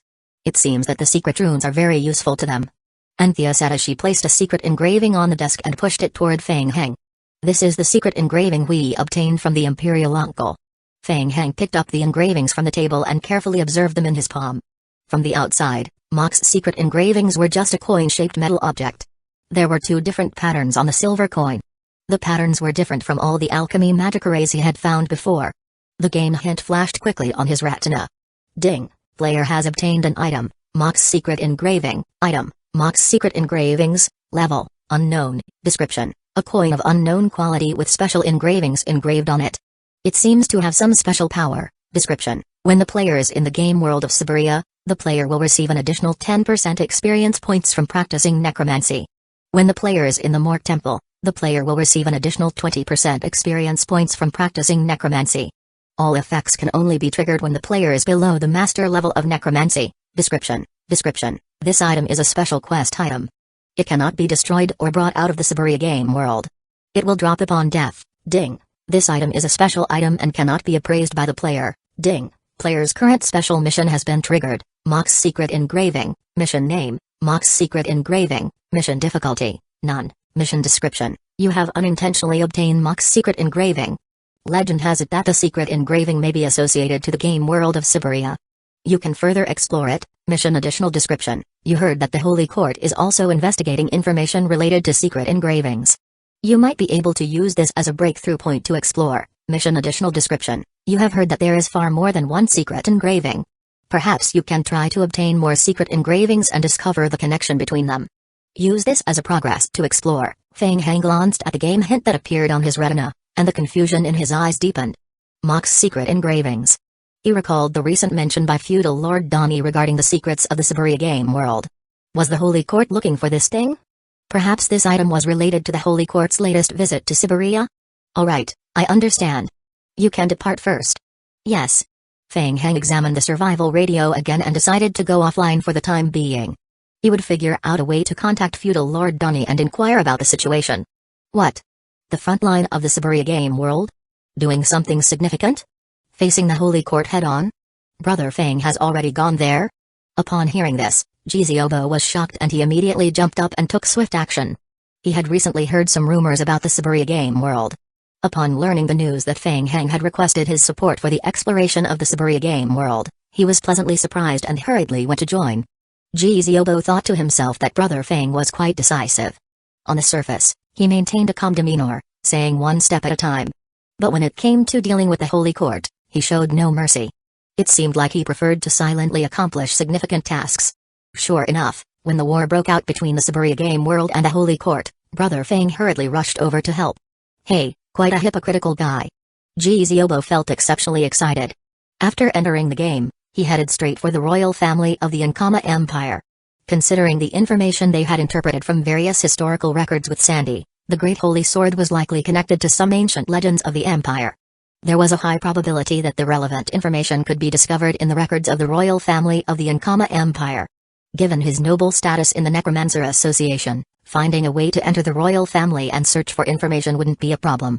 On the other side, Lee Kinggren had just led a team to resist a wave of Holy Court attacks. After catching her breath, several pieces of unpleasant news arrived in succession. 4 towns in the Ankama Empire had fallen into the hands of the Holy Court. Regrettably, the difference in strength between the two sides was too great for her to bridge alone. Lee Kinggren had gone without sleep for over 20 hours. Coupled with the extended period of high-intensity mental focus, her body was unusually fatigued. The debut release occurred at an off 3 bin. She needed some time to rest. Before logging off, Lee Kinggren took a moment to check the mission hint. She knew the situation wasn't favorable. Chapter 1922 Completion Rate, Ding. The player's current mission, Snipe the Frontline Holy Court Army has a completion rate of 66%, with an estimated remaining time of 740 minutes, Ding. The player's current mission, Rescue Siberia, Team, has a completion rate of 8.22%, huh? How was this possible? Lee Kinggren was astonished to see the numbers displayed on the game mission completion rates. The completion rates were unexpectedly high. It was much better than she had anticipated. Feng Heng?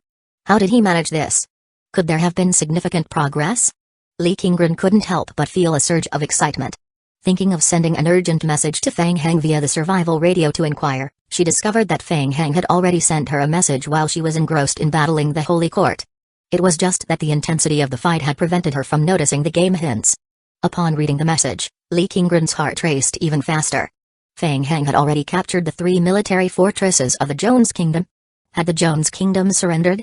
Lee Kinggren was instantly uplifted, her previous exhaustion completely forgotten. Once the Holy Court's deployment point was eliminated, all that remained was to gradually eliminate the remaining Holy Court forces that had invaded the hinterland of the Ankama Empire.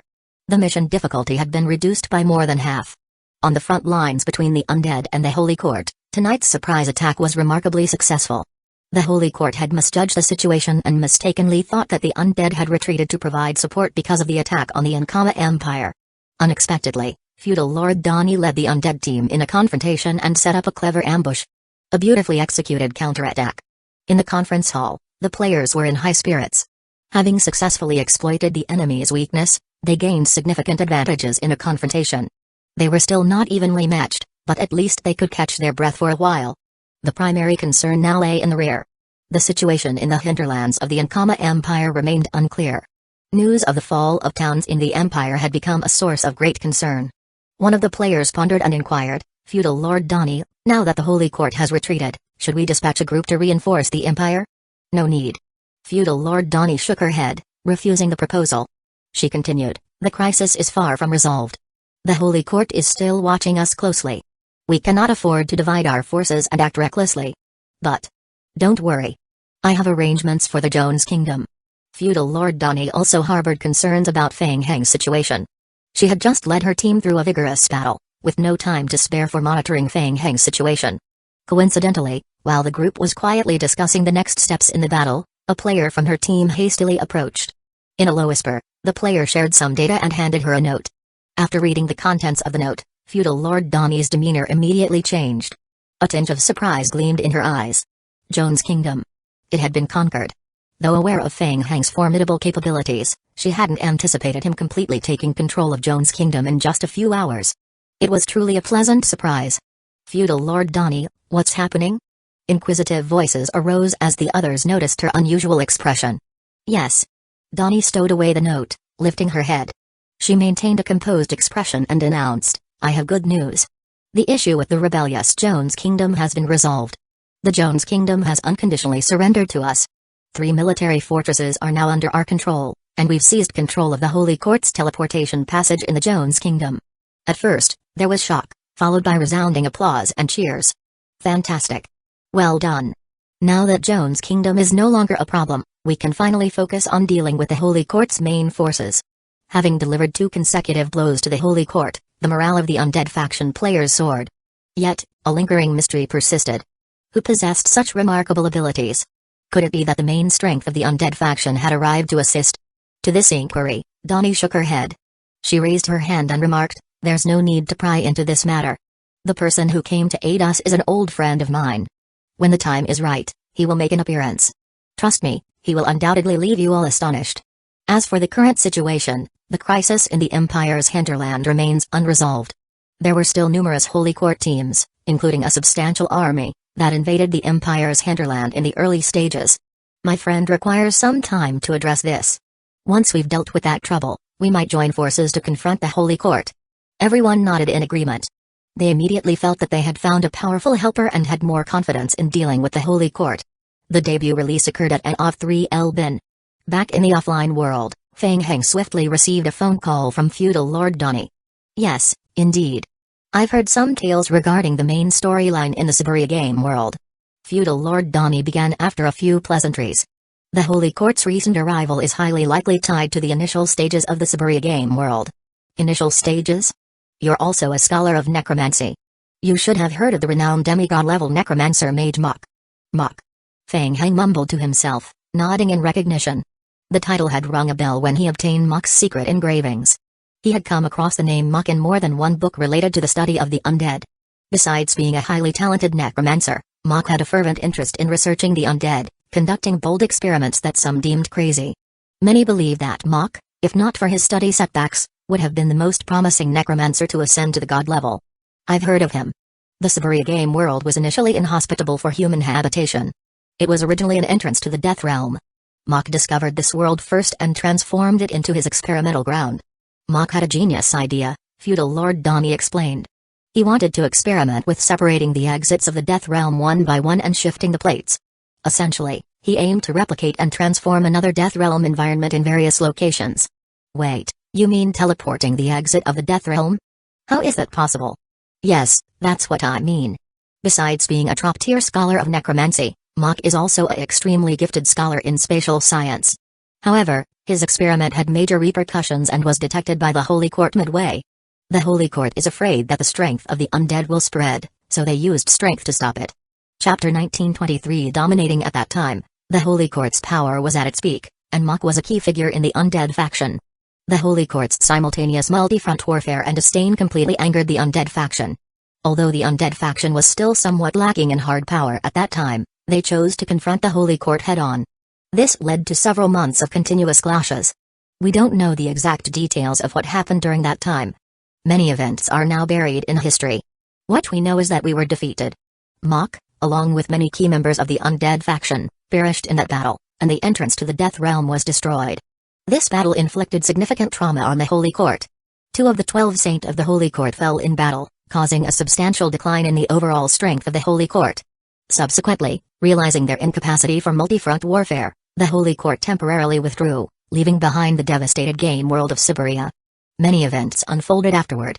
The Holy Court, weakened and unable to fight on multiple fronts, achieved a temporary peace with the undead. The game world of Saburia gradually regained peace, with various races multiplying in the world of Saburia. However, the remnants of the undead aura persisted from the time when the passage to the Death Realm existed. Players focusing on the study of necromancy discovered that practicing necromancy in the game world of Chipura still provided significant benefits. Over time, this place became a hub for necromancy cultivation. Fang Heng listened to feudal Lord Donnie's account with a furrowed brow. The history of the game world of Saburia seemed unrelated to the information he currently sought. The only peculiar detail was likely the involvement of the Great Holy Sword. Drawing on the information Jiziobo had previously acquired, Fang Heng speculated that the Great Holy Sword they found in the Frost Hell of Panos might have been used by the Holy Court during the Great War to obliterate the passage to the Death Realm. With scant clues, Fang Heng could only make speculative conjectures. Perhaps, after that incident, as 2 of the Holy Court's 12 Saints fell, the Great Holy Sword was brought back by the Holy Court and subsequently employed to seal the rupture in the Death Realm within the game world of Panos. This seemed to be a more plausible hypothesis. It appeared that Jiziobo's current expedition might end up yielding no substantial results. The Great Holy Sword seemed to have little relevance to this place. Then, the problem came. What the hell was Mach's secret engravings? After pondering for a moment, Fang Heng continued his inquiry. So, what about Mach's secret engravings? I discovered one of Mach's secret engravings in the Jones Kingdom, and the Holy Court is also actively seeking secret engravings. Is there any connection between these events? Feudal Lord Donnie responded, yes, that was a subsequent development. After an overt peace was established between the study of necromancy and the Holy Court, granting control over the game world of Saburia, the study of necromancy experienced a resurgence. Players stumbled upon Mach's secret engravings and discovered its association with the Mach Temple. Through these secret engravings, players gained additional enhancements in their cultivation. However, Mok's secret engravings were departed behind long before the conflict between the undead and the Holy Court. Therefore, many believe that Mok's secret engravings are linked to the deepest secrets of this world. Donnie paused briefly before continuing. I was fortunate to obtain one of Mok's secret engravings a few years ago. I invested considerable time and effort, but unfortunately, I did not uncover any useful information. As you mentioned, if the Holy Court's arrival is connected to these engravings. Feng Heng inquired. What? What did you think of? The Mork Temple is also built in the heart of the Ankama Empire. I am wondering if the people from the Holy Court could be invading the Ankama Empire because of the Mork Temple. Feng Heng's eyes lit up as he listened. Indeed. This guess was very likely. Feng Heng, it's extremely difficult for us to face the Holy Court at the front line. To be honest, I don't have any confidence in becoming the final winner. If this continues, we will lose in half a month. If there's a turning point, the Mork Temple might be our last hope. Donnie continued. I can't get away right now. I will get someone to bring you the secret engravings once I get online. I hope it will be of help to you. Okay, thank you. Keep in touch. Feng Heng nodded and hung up. He was very interested in Mok's secret engravings. What a pity. Feng Heng couldn't help but sigh. The people of the Holy Court were all unyielding, and it was very difficult to get any information from them. Otherwise, he might be able to gain some information if he captured one and asked. Putting down his phone, Feng Heng stretched his back when he saw that it was already late at night. The door to Gu Qingzi's room was tightly shut. It appeared that she had already rested. He decided not to disturb her. He persisted playing the game. He persisted to work hard. In the game world, after Feng Heng hurriedly logged on, he immediately received a notification about the game. Ding! The player's zombie clone, normal form, has completed the repair of the high-level teleportation passage. Teleportation passage device integrity increased by 0.007%. Ding! The current high-tier teleportation passage device is complete, 87.1%. The minimum activation requirements have been met, very good. The teleportation passage had been repaired. The number of zombie clones still proved to be incredibly useful. Despite the completion rate being in the single digits, personally repairing it would have taken at least 1 or 2 days. Feng Heng nodded and called Anthea and the others to accompany him back to the underground teleportation hall. Upon entering the inner region of the castle, Anthea stepped into the teleportation hall ahead of the others. Seeing the completed repair of the teleportation passage, a hint of astonishment appeared in Anthea's eyes. She couldn't help but glance at Feng Heng. Less than an hour had passed, and the teleportation passage was already fully repaired. The first reveal of this chapter happened through N0V3 Elbin. The dozen or so engineers from Jones Nation, who were following Anthea, were also quietly amazed. Anthea, the teleportation device has been partially repaired. Next, I need your assistance to help me initiate the teleportation channel. Alright, we will do our best, Anthea replied, waving her hand. The dozen or so engineers from Jones Kingdom entered the hall and approached the command station of the large-scale space-tearing device. They began assisting in opening and verifying the teleportation passage. Activating the teleportation passage required player assistance. While Feng Heng could use the zombie clone to complete this operation, it proved too troublesome. The zombie clone lacked the necessary intelligence and could only execute most low-level commands. The Jones Kingdom engineers swiftly got to work, checking the status of the teleportation passage. Number 1 activation part test complete. Number 1 has successfully passed the verification. The second part is currently under verification.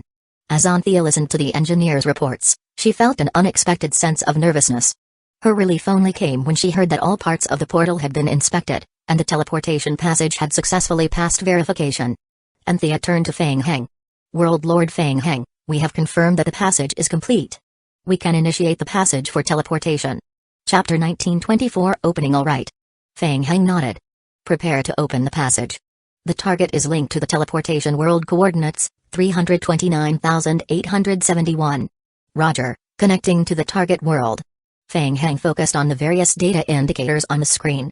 Charging the teleportation passage. Activating the teleportation passage. The passage is opening. Starting the countdown. 5. 4. Lights 1. Whoosh.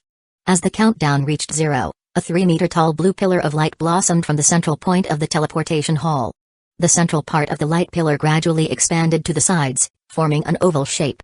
Buzz. Feng Heng observed the somewhat unstable blue teleportation passage, squinting his eyes. The teleportation device hadn't reached 100% completion, making it slightly unstable, but it was still functional. There shouldn't be any issues. Anthea also closely monitored the teleportation passage, her heart quickening. Undead. They were finally starting to recruit soldiers from the other world. The battle between the undead and the Holy Court might now take a different turn. And she would be the witness to all of this. Whoosh. Suddenly, a figure emerged from the light screen. The person assessed the whole situation and promptly approached Feng Heng, kneeling before him. Your Majesty. Carl, the Prince of the Vampires, looked at Feng Heng with deep respect. Ever since Feng Heng helped them alleviate part of the curse within their bodies, the loyalty of the entire vampires towards Feng Heng had reached an unprecedented height. Yes, rise. Feng Heng nodded. Very well, the teleportation passage presented no issues. Previously, the Holy Court had connected the mid-tier game world to the advanced game world, subjecting the teleportation passage to penalties regarding the number of units, unit strength, teleportation time, and more. However, Feng Heng's situation was different. He was only teleporting within the mid-tier game world, avoiding any additional punishments. Soon after, the team of vampires led by Prince Carl continuously poured out of the passage. After transporting over 200 high-tier vampires, the teleportation passage temporarily stopped due to instability, requiring some time for repairs. Anthea, observing the vampires gathering in the central hall, couldn't hide her profound amazement. She was confident that this group of individuals was not undead. Anthea. Yes. Anthea responded, taken aback. The teleportation passage opens periodically. I will repeat it. I don't want anyone else entering this place. Alright, don't worry. No one will approach. Okay, get ready.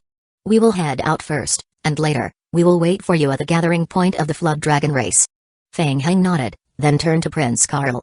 Let's go, follow me. Yes, sir. Your Majesty. Kai. Under Anthea's shocked gaze, the 200-plus vampires in the hall transformed into bat forms and flew into the air, swiftly departing from the military castle area. In the night sky, the bats split into two groups, flying in different directions. Following Feng Heng's orders, the vampires entering the game world of Seporia through the space passage were temporarily divided into two groups.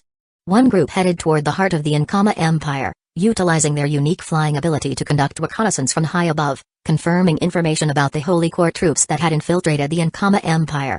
They intended to locate the main force of the Holy Court and discern the true objective of their mission. The second group, comprising over 100 individuals, followed Feng Heng and flew in the opposite direction, towards the hinterland of Joan's kingdom. After a continuous flight for over half an hour, Feng Heng saw the distant azure sea level. The territory of the Flood Dragon race. During the previous battle with the Flood Dragon race, Feng Heng had observed their remarkable vitality. Killing one member could give rise to around 30 zombie clones from their corpses. Additionally, Feng Heng could keenly sense the immensely potent lifeblood fluctuations emanating from the Flood Dragon race through his blood perception ability. While there was still a little time left, Feng Heng decided to engage in a battle with the Flood Dragon race. If he would be able to seize this opportunity to elevate his vampire bloodline to the highest level, that would be excellent. Even if he couldn't, it wouldn't be a significant loss. After all, it was an opportunity to gain experience. The vampires descended to the ground along the edge of the coastal forest area following Feng Heng. According to the blueprints provided by the Joan's Kingdom, the coastal region ahead was the territory of the Flood Dragon race. For generations, the Flood Dragon race had occupied a vast coastal area, and the territory was quite substantial. The zombie clones had already arrived at the coast more than half an hour ago and had gathered behind Feng Heng following passing through the dense forest. Feng Heng pointed forward. Go. The debut release occurred at an of 3L bin. Whoosh. Whoosh. Whoosh. Whoosh. The first wave of liquors and fusion tyrant form emerged from the dense forest and charged into the territory of the Flood Dragon race. The invasion of the Flood Dragon race's territory immediately stirred up a commotion. Woo. Woo, woo, woo. The sound of conch horns echoed from the Flood Dragon race's camp. Flood Dragon race warriors swiftly assembled within their territory, forming formations and wielding tridents as they charged head-on toward the invading liquors and fusion tyrant form. Courageous. Full of courage.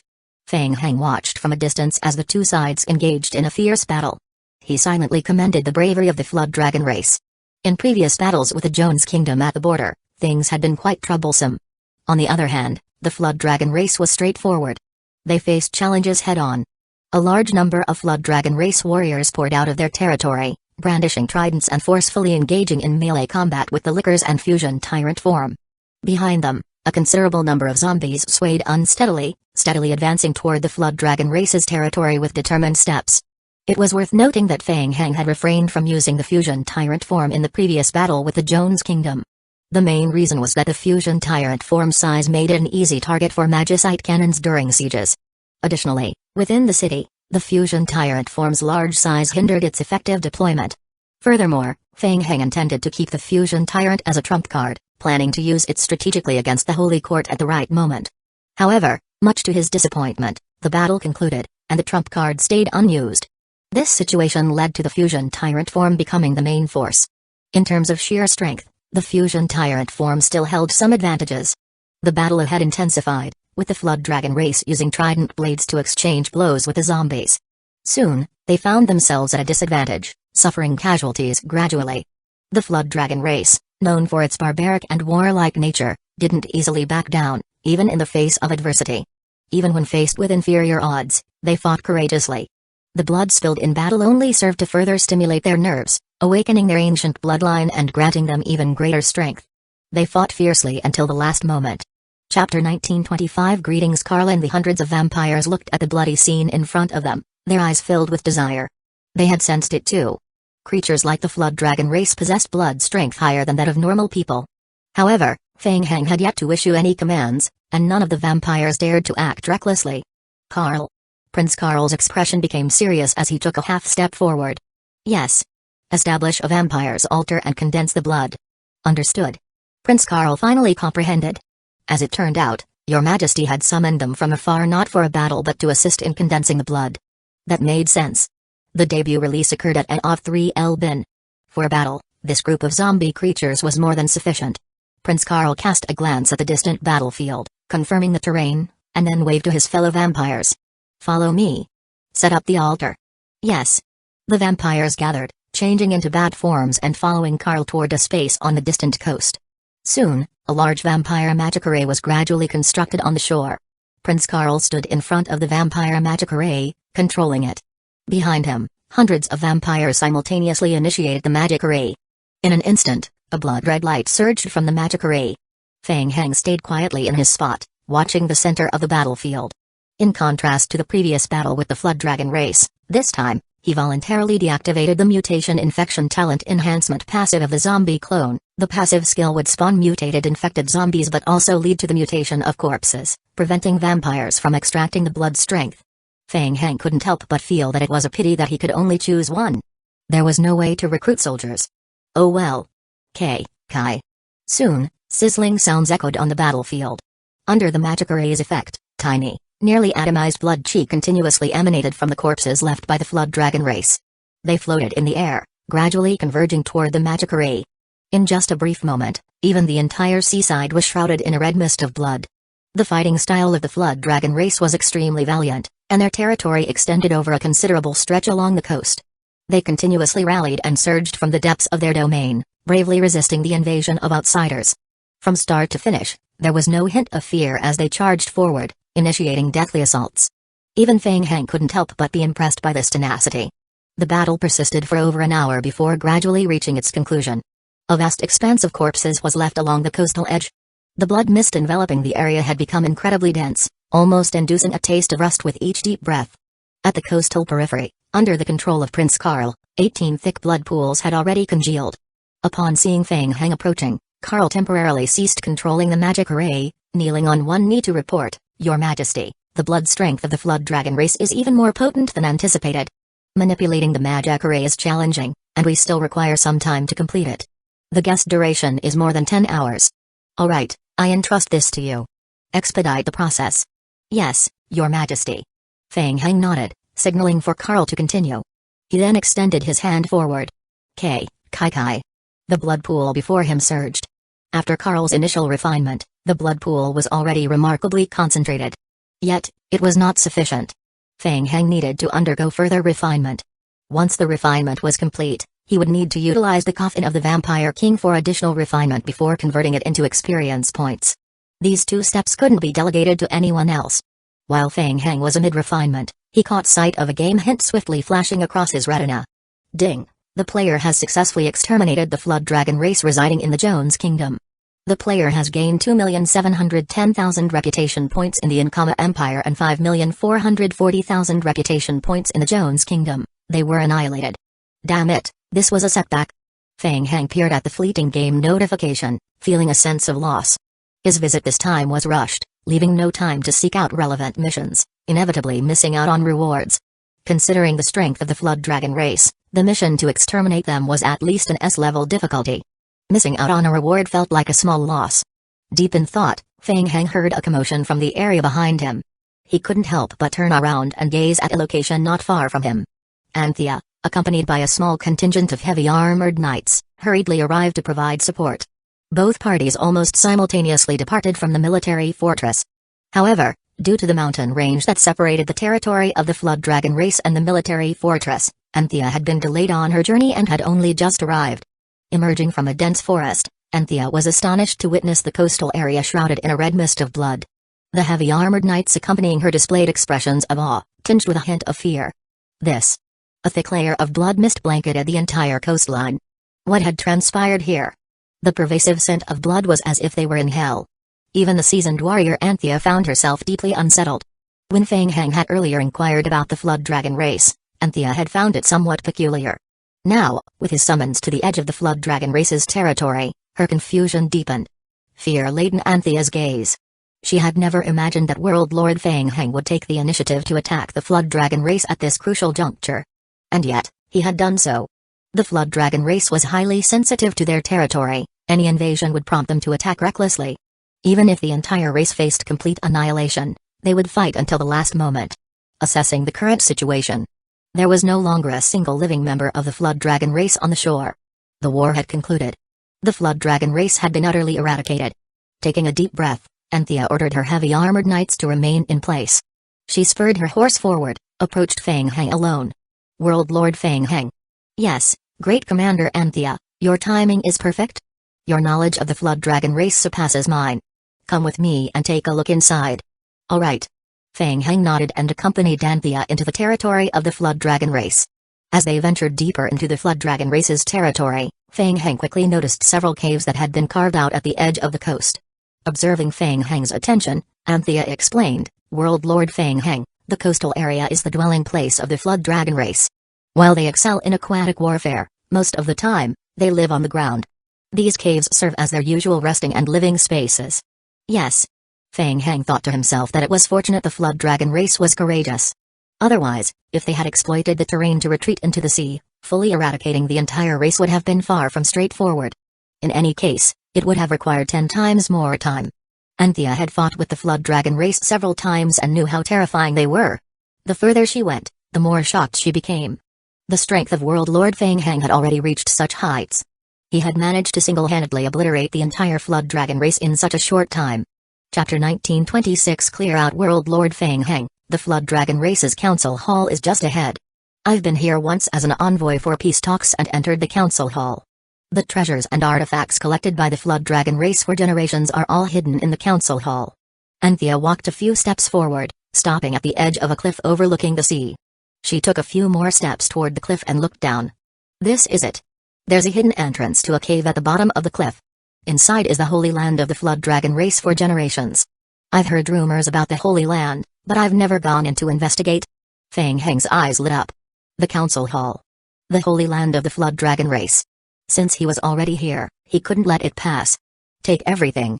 Fang Heng first ordered his zombie clones to search the council hall, then followed Anthea a couple of steps forward and looked down. All right, let's go in and take a look. The two of them climbed down the cliff and entered the cave hidden on the cliff. Inside the cave, strange rocks adorned with the teeth and bones of some giant beast greeted them. The Flood Dragon race's aesthetic differed significantly from that of humans. If one were to describe it, it would be primitive and rugged. Following the passage into the depths of the cave, Anthea continued to explain. It's said that the Flood Dragon race's holy land worships the legacy of the Flood Dragon race, the Flood Dragon Pool. The Flood Dragon tribe is born from the Flood Dragon Pool, and it's extremely important to them. Of course, these are just unverified rumors. Yes. Fang Heng followed Anthea, scouting the surroundings. Other than the decorative beast bones, there was nothing else noteworthy. Found it. It's the Flood Dragon Pool. This chapter was originally shared via Readscape.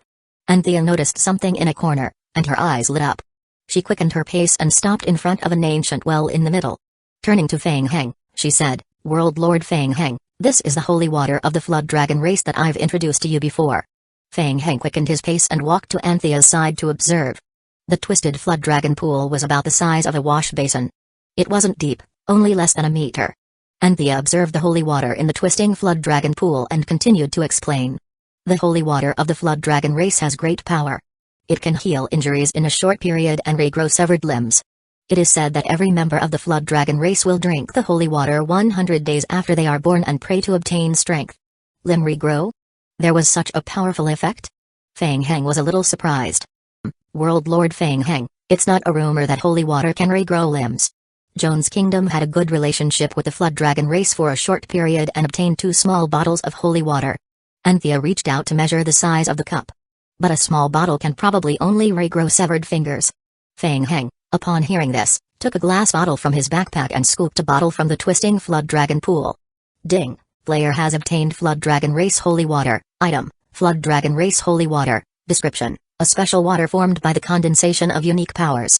After use, it significantly boosts life recovery speed for a duration, temporarily enhances strength, physique, and agility attributes, and provides a limb regrowth effect. The specific effect depends on the amount of flood dragon holy water consumed by the player. Description: if the player possesses flood dragon race bloodline, using holy water enhances the bloodline, gaining bloodline experience points. Flood dragon race bloodline. Fang Heng softly muttered upon seeing the game hint, reflecting on the scenes of battling the flood dragon race. It probably wasn't a very high-level bloodline. He wasn't particularly interested. Besides, he couldn't find a way to acquire the bloodline. Regardless, holy water was an excellent item. In the game, limb regrowth might not have substantial utility, but if taken outside the game, being able to regrow limbs, he believed many people would be willing to pay a high price for it. Fang Heng nodded in satisfaction. After a thorough exploration, the gains were quite substantial. Given the circumstances, he decided to pack up all the holy water and take it with him. Fang Heng controlled several zombie clones to come back and began emptying the well. He re-examined the entire Holy Land. The altar in the deepest part seemed to have more symbolic significance, and the remaining items didn't appear particularly valuable. The most precious flood dragon race blood had already been extracted. What remained were some valuable items collected from the council hall, potentially fetching a decent sum. With most items that could be taken away already cleared out, Fang Heng prepared to leave. Huh? Fang Heng raised an eyebrow. What was this? Ding, your zombie clone has discovered a special item. Ding, this item is unique. Forcibly obtaining it may trigger exceptional changes. Player, please exercise caution. Seeing the red text game hints, Fang Heng came to a sudden halt. After the zombie clone finished scooping up the holy water in the flood dragon pool, he observed something protruding at the bottom of the spring. Perhaps due to the passage of time, at first glance, it seemed to have merged with the basin. If the zombie clone hadn't searched carefully, it would likely have been forgotten. What's this? Fang Heng squinted, walked to the spring, and reached out to touch it. Pa. Fang Heng pulled out a round, coin-shaped object covered in moss from the bottom of the flood dragon pool. Ding, player has obtained an item. Mock's secret engravings. Item, Mock's secret engravings. Level, unknown. Description, a coin of unknown quality with special secret engravings engraved on it. It seems to possess some special power. Description, when the player is in the game world of Siberia, cultivating necromancy grants an additional 10% experience points. When the player is in the Mork Temple, cultivating necromancy grants an additional 20% experience points. All effects can only be triggered when the player is below the master level of necromancy. Description, this item is an exceptional mission item. It cannot be destroyed or taken out of the Siberia game world. It will drop upon death. Mock's secret engravings? Him again? Fang Heng's heart skipped a beat. He took out the other secret engravings he had just procured from his backpack and compared them. After clearing the moss and stains on the surface, the texture and structure of the two were identical. Only the secret engravings on them had slight differences. Could it be that the terrifying combat talent and robust vitality of the flood dragon race were related to these secret engravings? Or was it just a coincidence? Fang Heng couldn't help but lower his head in thought. Upon seeing the true appearance of the secret engravings, Anthea's eyes revealed a surprised look. This is Mock's secret engravings? Yes. I didn't expect Mock's secret engravings to exist in the flood dragon race. Anthea remarked in a hushed tone with a puzzled expression. World Lord Fang Heng, the Jones Kingdom also experimented with secret engravings. Aside from a slight reaction to the study of necromancy, it had no other effects. I never thought it would be related to the holy water of the flood dragon race. It might just be a coincidence, Fang Heng remarked as he put away the secret engravings. He had his doubts, but there were still no clues. Although he now had 2 secret engravings, the game had yet to provide any relevant hints. Chapter 1927 Mork Temple in the heartland of the Ankama Empire. Saidevich, the army commander of the Holy Court, led his troops into a recently conquered small city to take a brief rest. Saidevich keenly sensed that the situation on the battlefield was unusual. The number of reinforcements available to them was dwindling rapidly. This was an abnormal situation. Just as he was about to summon players to inquire, 2 players approached, seeking a visit. Saidevich waved his hand to signal for his men to bring them up. He looked at the 2 players and asked, "What's happening on the Jones Kingdom side?" The player felt a little uneasy, and his expression turned solemn. He nodded and replied, "Army Commander Saidevich, the Jones Kingdom is under attack by the undead. The teleportation point is besieged, preventing the Holy Court reinforcements from entering the Ankama Empire. We've lost contact with the Jones Kingdom for over 2 hours. Recently, a teleportation passage also lost its stable connection. Is it Feng Heng?" Saidevich inquired with a furrowed brow. "While it's not confirmed yet, there's a high probability that it is him." "Feng Heng." Saidevich murmured to himself, repeating the name. If Feng Heng had merely disrupted their supply lines before, it might have been manageable. But now, with the Holy Court being on high alert, they couldn't confront Feng Heng head-on. Even the military fortress of Jones Kingdom was under severe threat. Feng Heng's strength was not to be underestimated. Saidevich hesitated for a moment and even wondered if he should immediately return to the teleportation passage to reinforce the Jones Kingdom. However, he swiftly dismissed the idea. Returning now would be too late, and he had more crucial tasks at hand. With Miles's team yet to arrive, it would significantly impact his next mission. Alright, let's set that aside for now. What are the latest instructions from the Holy Court? Saidevich asked, looking up at the player. There are none. The Holy Court has given you the freedom to act as you see fit. Very well. Inform the Holy Court that I've understood, Saidevich said, waving his hand as if to dismiss the players. But suddenly, his expression grew solemn, and he gazed upward.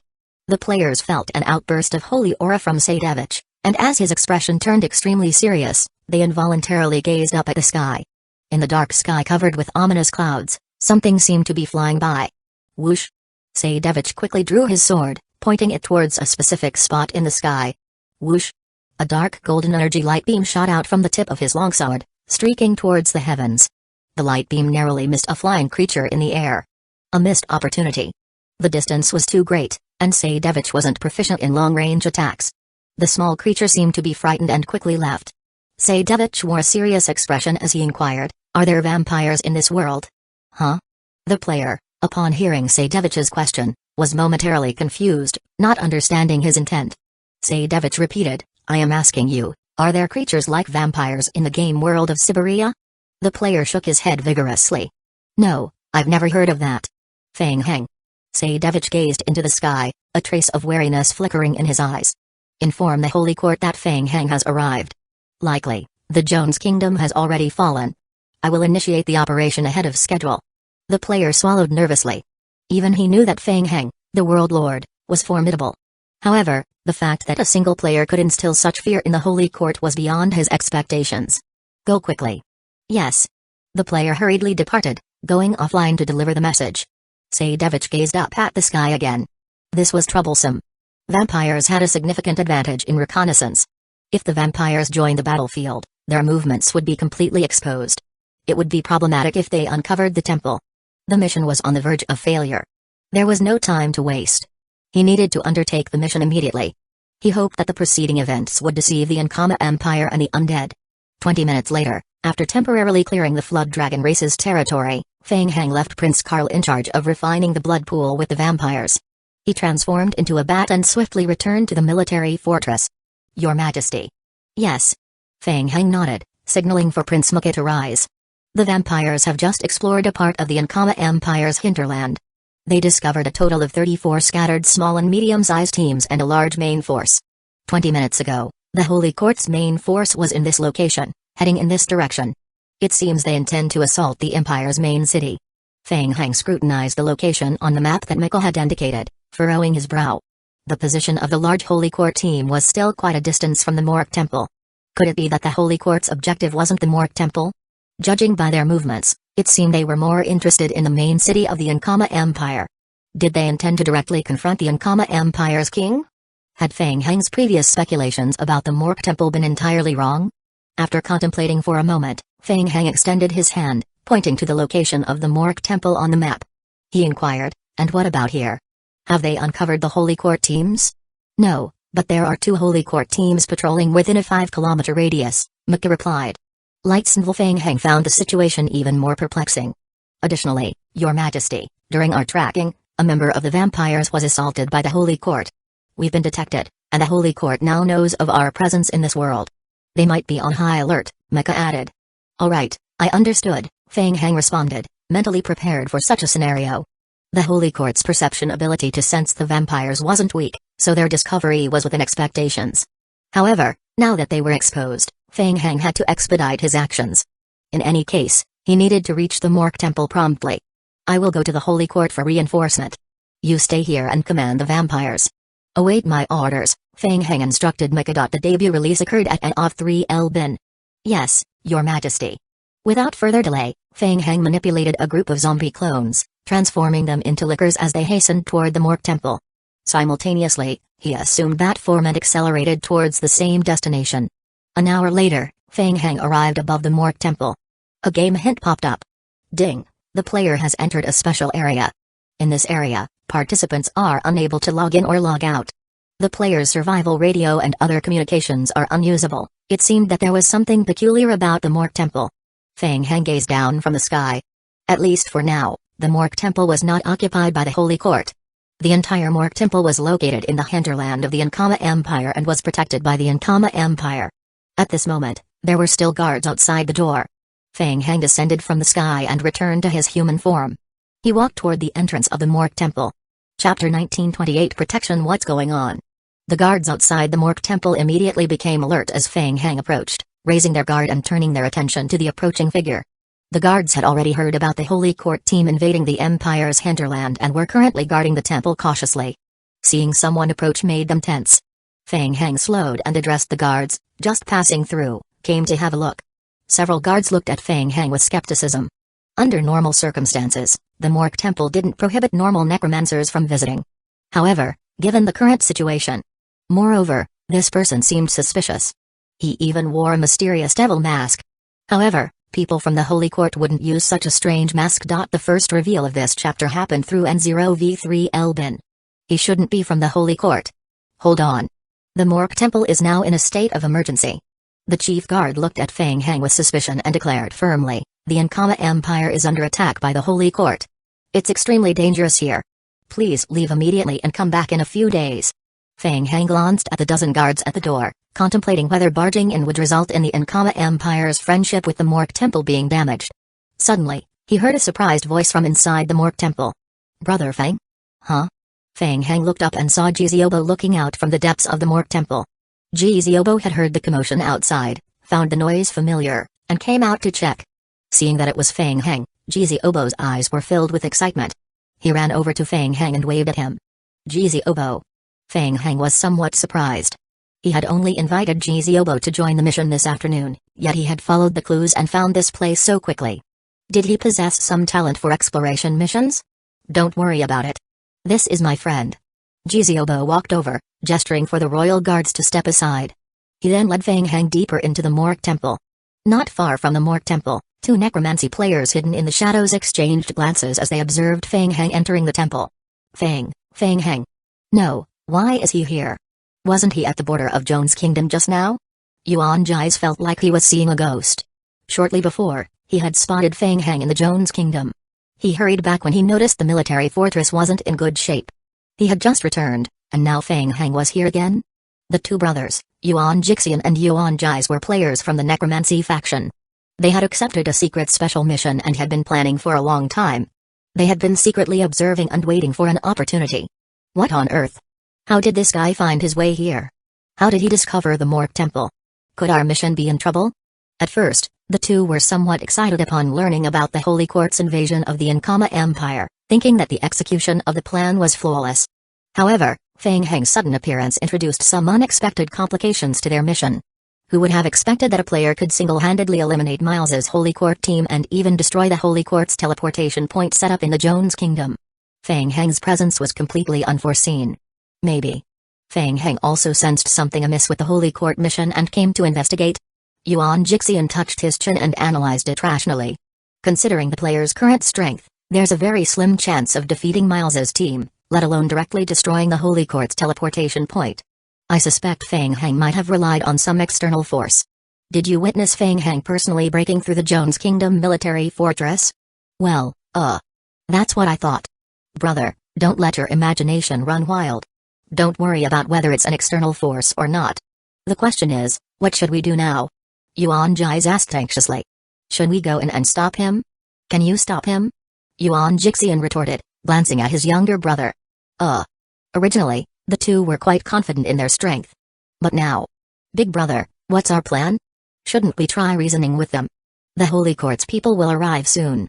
If we go over now, it will be easy for the Holy Court to discover us and alert the enemy. Feng Heng isn't alone. Others with him might leak the news. Yuan Jixian halted for a moment before continuing. And the teacher said that the fewer people who know about this, the better. You don't want your mission completion rate to be deducted, right? Okay, let's linger a little longer. Feng Heng doesn't have much information, so he might not be able to discover the secret of the Morgue Temple. The Holy Court team has already solved most of the sealing points, and they will probably be here soon. We just have to stay put. Yes. Inside the Morgue Temple, Jiziobo led Feng Heng to the main hall. Brother Feng, you also arrived over. I was thinking of a way to find you quickly. How did you find this place? Did you discover something? Is it related to the Holy Court's holy weapon? Yes. Jiziobo's spirit lifted as he conversed about the mission. Brother Feng, in the afternoon, I went to the Ankama Empire and turned their imperial library upside down before finding this place. Really? Feng Heng inquired curiously. So, what's special about this place? Hee. Jiziobo grinned mischievously. Brother Feng, do you know how the Siberia game world came into existence? Are you trying to say it was converted from the exit of the Dead Realm? Huh? Jiziobo was astonished. He turned to Feng Heng with surprise. Brother Feng, how did you know? It's information I got from feudal Lord Donnie, Feng Heng explained casually. Alright, according to ancient records, the Morgue Temple appeared even before the establishment of the Ankama Empire. The temple might have originated during that era. Jiziobo conversed in a hushed tone, leaning in to whisper to Feng Heng, Brother Feng, there's a rumor that the Great Holy Sword breached through the Death Realm crevice right in this area. I spent a long time cross-referencing ancient maps, and that's how I discovered the Morgue Temple. It seems that the Morgue Temple might be related to the mission we're looking for. As they spoke, they walked into the hall at the end of the temple. Feng Heng halted, expressing surprise by raising his eyebrows. He gazed at the purple-haired woman standing in the middle of the hall. The woman faced the two of them and bowed slightly. Welcome to the Morgue Temple. Feng Heng turned to Jiziobo and asked, who is she? Chapter 1929. The Scribe Debbie Mattis. Debbie nodded slightly towards Feng Heng. I am the legacy scribe of the Ankama Empire's royal family library, and I've been tasked to assist both of you. Brother Feng, when I arrived, I went straight to the royal family library of the Ankama Empire. With her help, I found relevant information and immediately noticed something peculiar, prompting me to come here. Jiziobo explained as he led Feng Heng into the main hall. After checking, I found that the magic array here was indeed established a long time ago. It has undergone multiple modifications and reconstructions since then. The Morgue Temple can gather some of the necromancy energy emanating from underground, but aside from that, it doesn't seem to serve any other purpose. Feng Heng nodded at Debbie and entered the hall.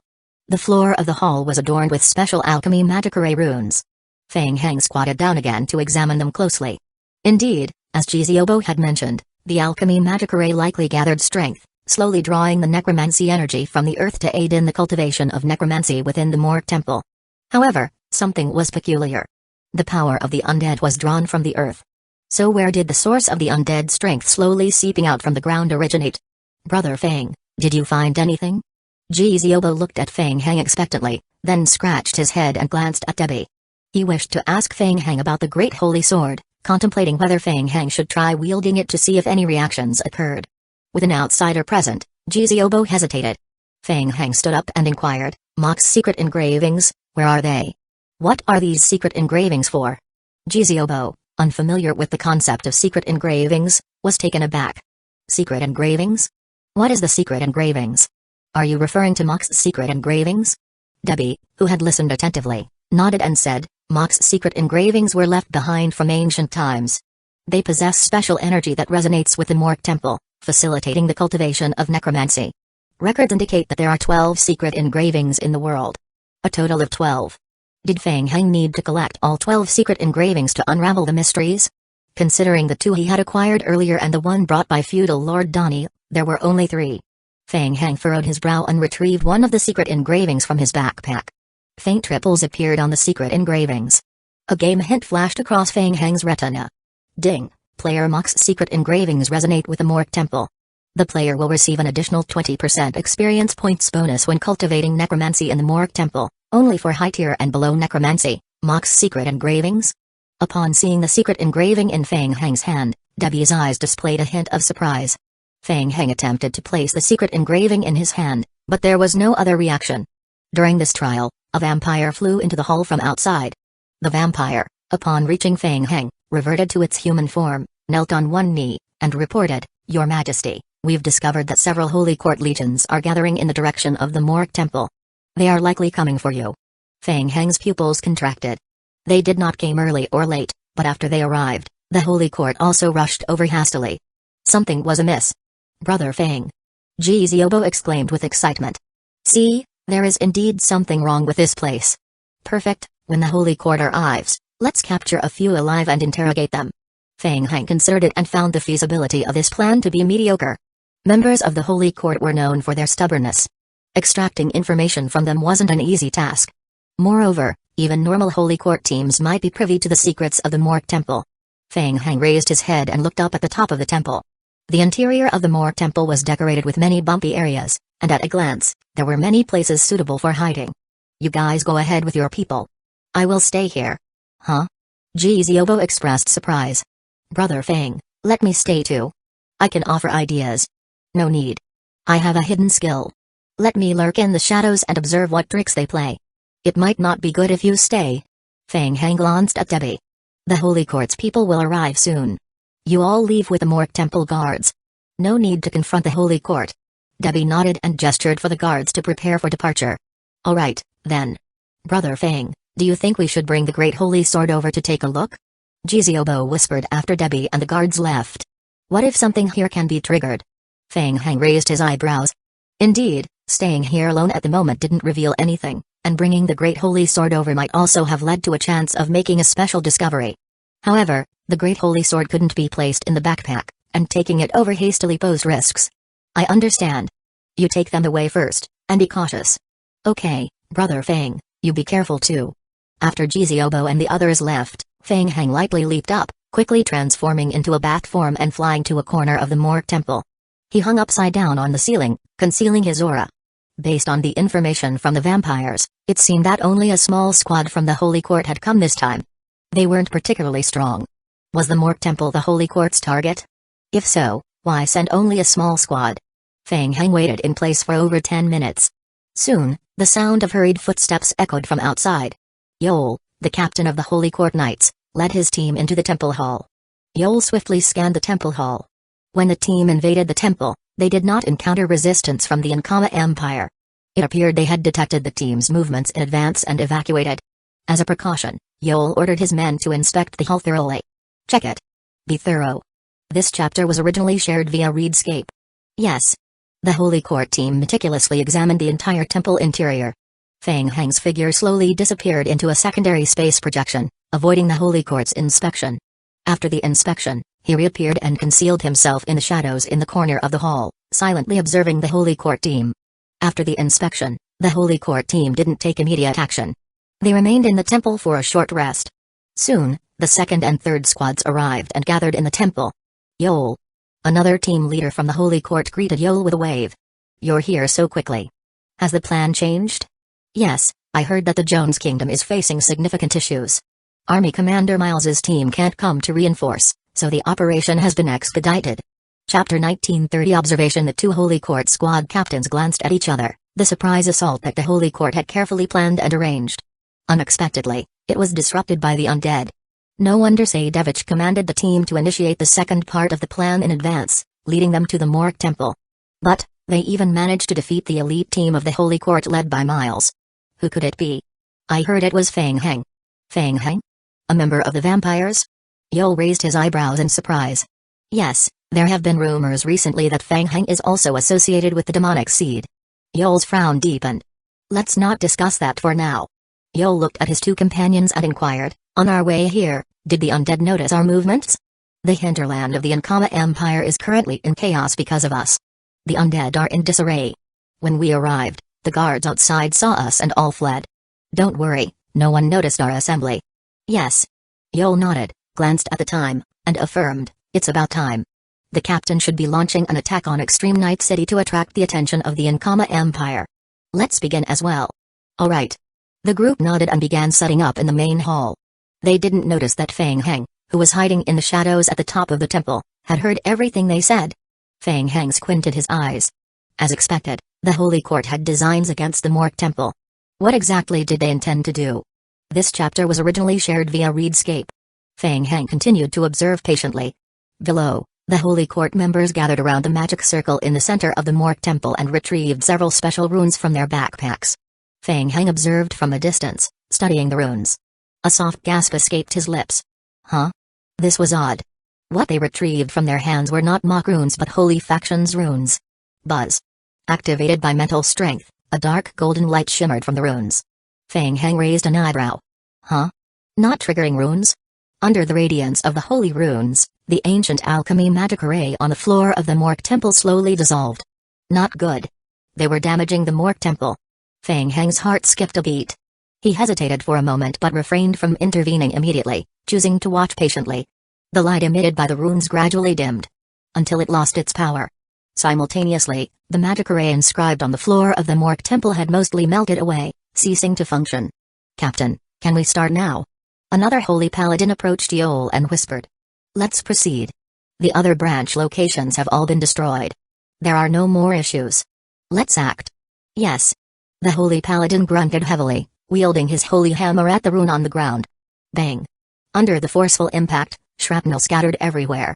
Bang. Bang.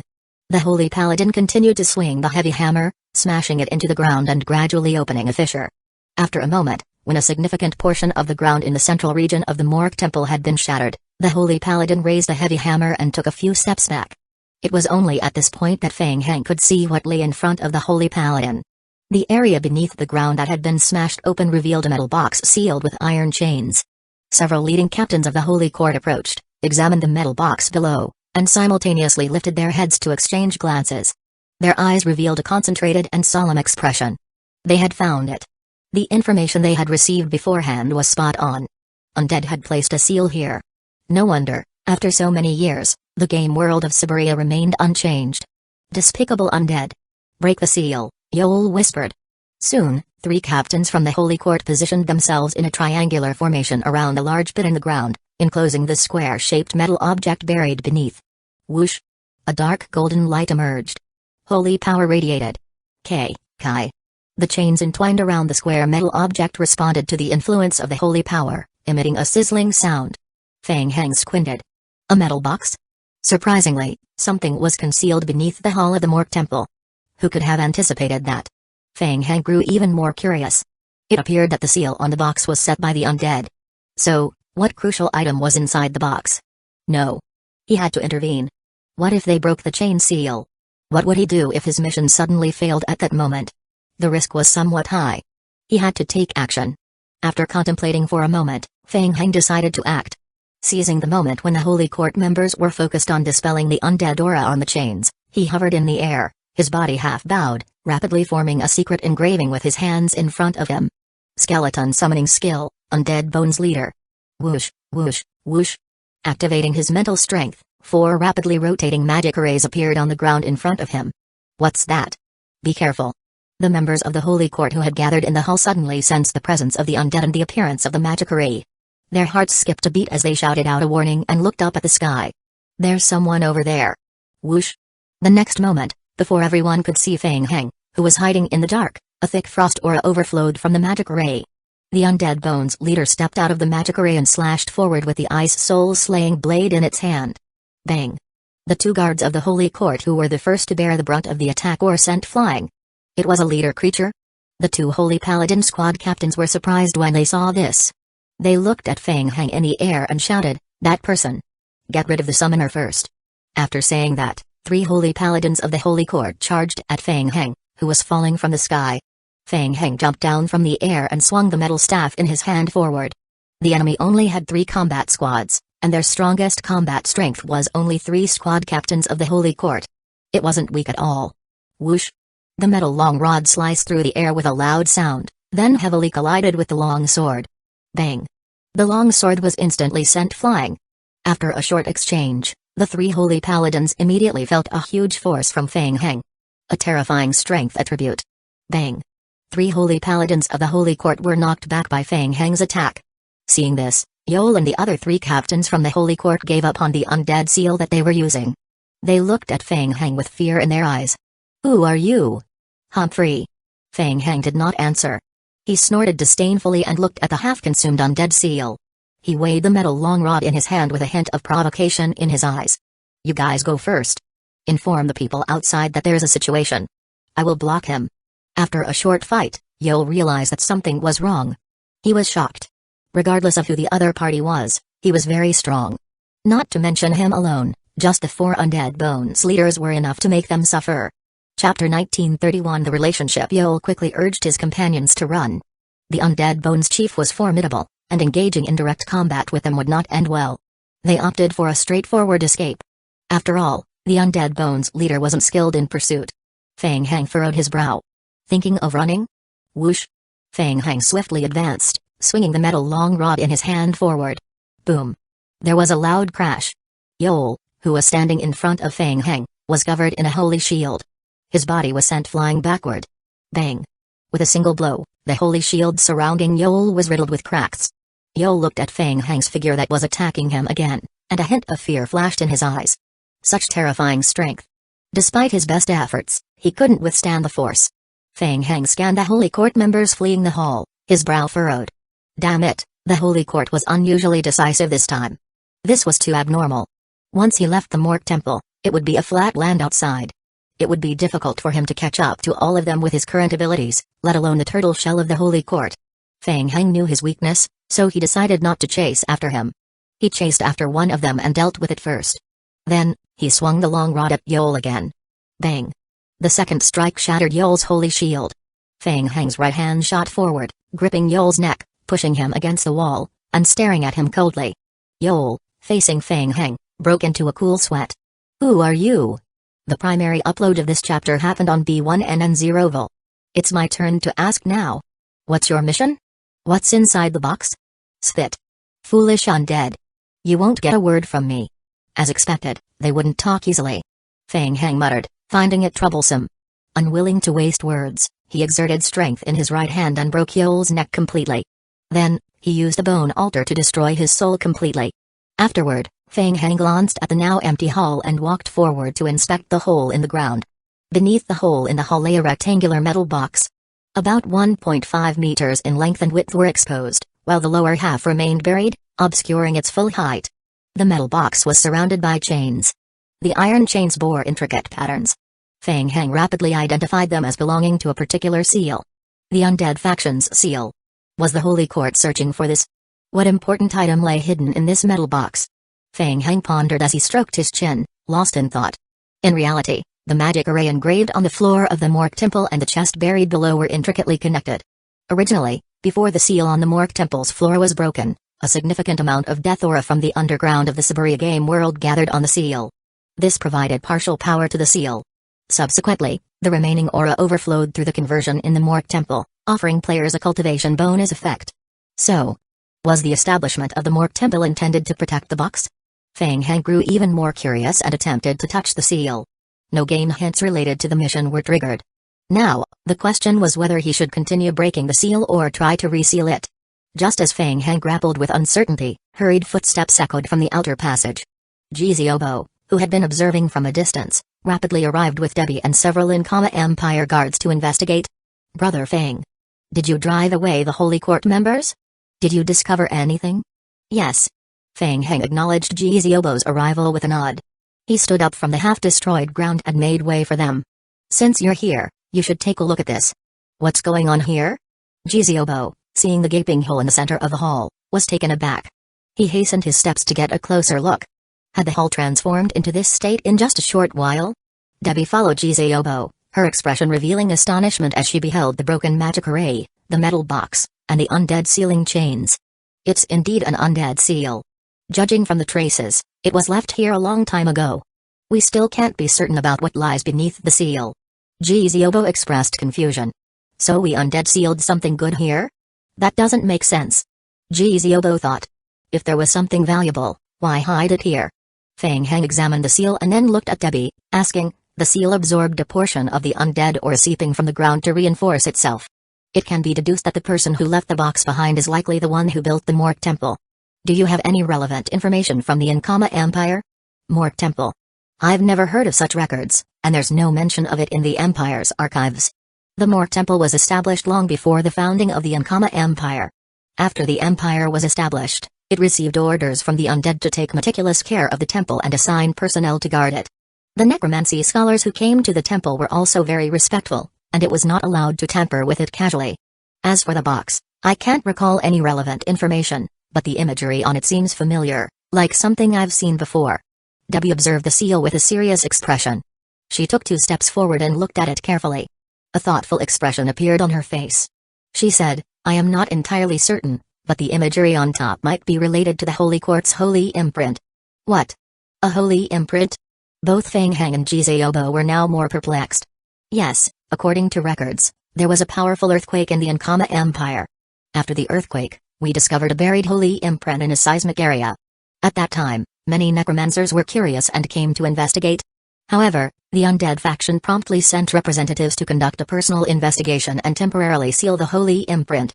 Later on, the Ankama Empire issued an external directive that any similar seals discovered in the future should not be privately destroyed. Even if found beyond the borders, such seals must be immediately reported to the Empire. There was a similar image on the seal left behind at that time. Debbie continued, I recall from the records that the Undead Council sent Tychus to inspect.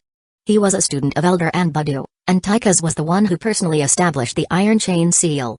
Anbudu. Feng Heng murmured the name to himself, and suddenly, his eyebrows raised. He had arrived across this name in a necromancy book before. He couldn't help but turn to Debbie and inquire, are you referring to the demigod-level necromancy scholar, the Lich, Anbudu?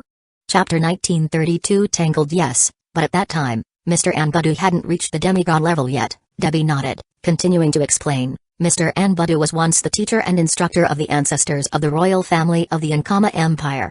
I've met Anbudu before. He is currently a member of the Council of the Undead faction. He is also involved in decisions related to the Undead faction. That guy has a lot of say in the Undead faction. Jizobo scratched his head. He knows what this thing is, but we're in such a hurry. He is always elusive, so we can't ask him. Jizobo thought for a moment and then said, but Brother Feng, the Undead faction hasn't been very focused on attacking the Holy Court in the Siberia game world. So, the sealed items below might not have been very important, right? Yes, Feng Heng nodded. Or maybe the Undead faction doesn't think they're important. As Feng Heng spoke, he turned back to look at the metal box that was exposed under the ground. He felt that the doubts accumulated in his heart were increasing. Undead and the Holy Court. What were they doing? He felt completely confused and couldn't figure out any clues. By the way, Brother Feng, there's something else. We were intercepted by 2 players who studied the necromancy on our way here.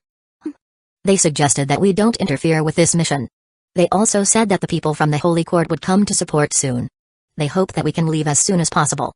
They will make arrangements here and don't want us to continue interfering. They hope that we don't delay the matters of the Undead faction. Feng Heng was stunned when he heard that. His first reaction was to wonder if there was a conflict with the other players' missions. You know them? Jizobo shook his head. No, I don't know them. They were both wearing masks, but they were using the same techniques that we necromancy learned. They were quite strong, so they only spoke to me for a while. After that, they didn't try to stop us and left. It felt more like a warning. I don't know if they were friends or enemies. What did he mean? There were arrangements for the Undead faction? Did these 2 people know that the people of the Holy Court were here for the Mork Temple? What was the point of delaying the Undead faction? Or did they know some information about the mission, but they just didn't say it? Were they the Riddler? Why did they stay here and be confused? Or was he just bluffing? The more clues there were, the more others urged him to leave quickly. Feng Heng's heart was itching. Listening to the 2 Riddlers. What a joke. Feng Heng and Jizobo exchanged glances. Otherwise, he didn't care about what the 2 players said. He just pretended that they didn't exist and did what he had to do. He just broke the seal and took a look. Jiziobo saw the look in Fang Heng's eyes and immediately understood what he was thinking. He nodded excitedly. Yes. Fang Heng took 2 steps forward and was about to make a move when a vampire flew in from the passage opening and knelt on one knee in front of Fang Heng. Your Majesty, some of the teams from the Holy Court are acting strangely. Judging from their movements, it's very likely that they're gathering here. The large teams from the Holy Court that were attacking the city not long ago have also stopped attacking the city and are already chasing after us. Okay, I got it. You go down first. Fang Heng's expression remained serious. Had they played their last card? Were they done pretending and planning to charge indirectly? The Holy Court seemed to attach great importance to the metal box buried underground. In that case, Fang Heng lightly licked his lips, dismissing the idea of shattering the seal directly. For now, he wouldn't bother with unnecessary details. Since they had willingly come forward, there was no need for him to deal with them one by one. He would deal with all of them directly. As for the undead seal, it could stay intact for a little longer. Consider it bait. Outside the Mork Temple, Yuan Jixian and Yuan Jize, the 2 brothers, hid in the shadows, closely observing the situation at the Mork Temple. Jiziobo and the others hadn't come out since they entered. Didn't they advise them to leave earlier? Damn it. Why were they so disobedient? Now that members of the Holy Court had gradually arrived, continuing to stay there posed great danger. If, by any chance, they triggered the Holy Seal. The 2 brothers exchanged glances. Brother, should we go bring them out now? No. They couldn't tip their hand. Moreover, the other party was a player who didn't heed the advice. They couldn't forcefully pull them out. They had decided to continue waiting. Very soon, 5 more teams from the Holy Court hurriedly arrived from a distance, and after gathering, they immediately rushed into the Mork Temple. This chapter was originally shared via Readscape.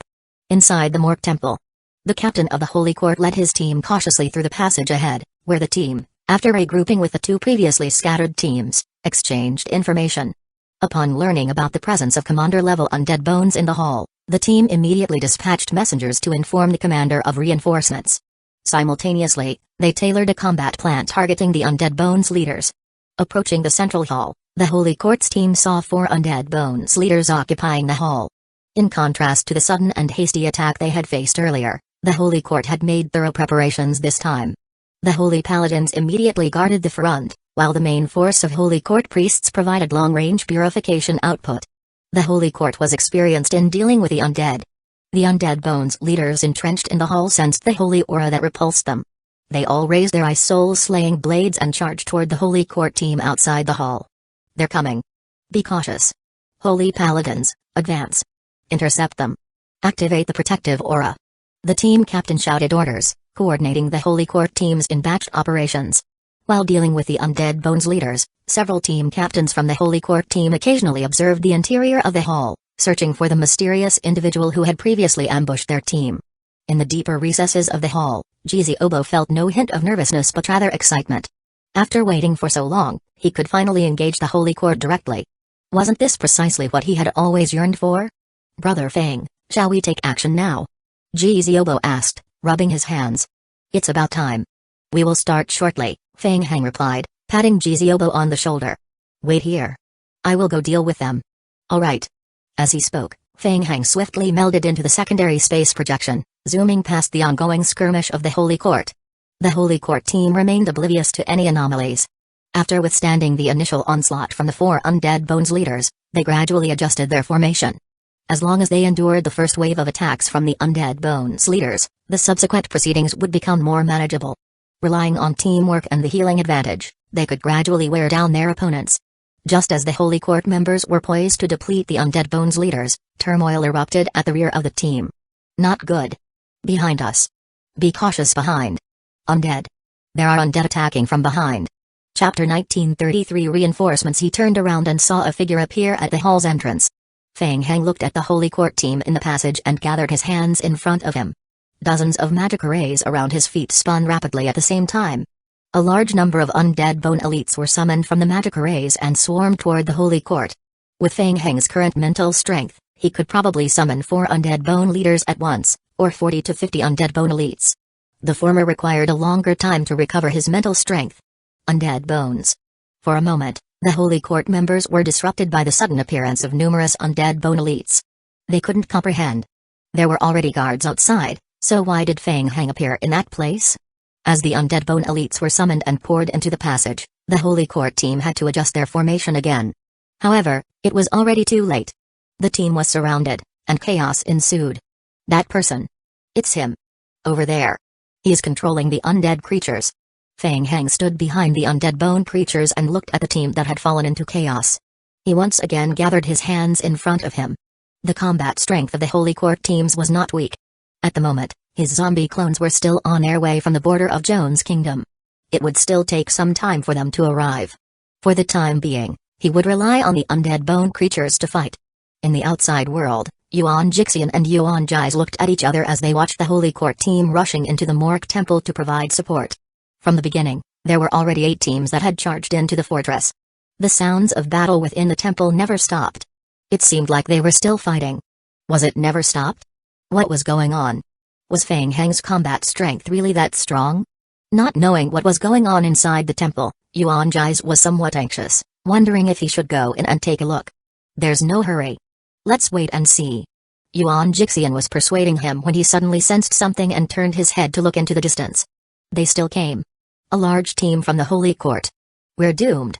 Yuan Jais noticed that his brother's expression was somewhat strange. He turned around and saw the main team of the Holy Court rushing over from behind. He could not help but pat his forehead. Previously, they had roughly guessed the plan of the Holy Court. They believed that the Holy Court would most likely choose to send a large team led by Saidevich to attract the attention of the Ankama Empire and only let the small team complete the mission. Indeed, it was similar to what they had guessed at the beginning. However, because of Feng Heng's appearance, something had happened at the Mork Temple. Saidevich had just been attacking the main city of the empire. When he heard that the Mork Temple was under attack, he immediately stopped his attack and returned to the Mork Temple to provide reinforcement. In fact, according to the original plan of the Holy Court, the one who was supposed to run the magic array was not an ordinary team, but Miles's large team. It was only when Miles was killed by Feng Heng that they had no choice but to become another team. Yuan Jais only felt that he was very unlucky. Originally, they only needed to deal with Miles' team, but now, it had become Saidevich's team. The difficulty of the mission had increased by at least 2 times. Not far away, Saidevich was in a hurry. He led his troops from the Holy Court to the Mork Temple to provide reinforcement. It was very bad news. The Holy Court's operation against the Mork Temple had been discovered. The Holy Court team, in the process of breaking the seal, was attacked by undead, disrupting their operation. The Holy Court had invested significant effort in the early stages to gain control of the Joan's kingdom, using the spirit-controlled Imperial Uncle to persuade the Joan's kingdom to cooperate. Subsequently, after invading the Ankama Empire, the Holy Court intentionally made strategic moves to confuse both the undead and the Ankama Empire, making it difficult for them to discern the Holy Court's true objectives. However, their plans were exposed. Originally, 2 large teams were supposed to invade the heartland of the Ankama Empire. Saidevich was tasked with diverting the attention of the Ankama Empire, while Miles led a team to attack the Mork Temple. Unexpectedly, Miles' team was annihilated as soon as they stepped out of the teleportation point, shattering the plan.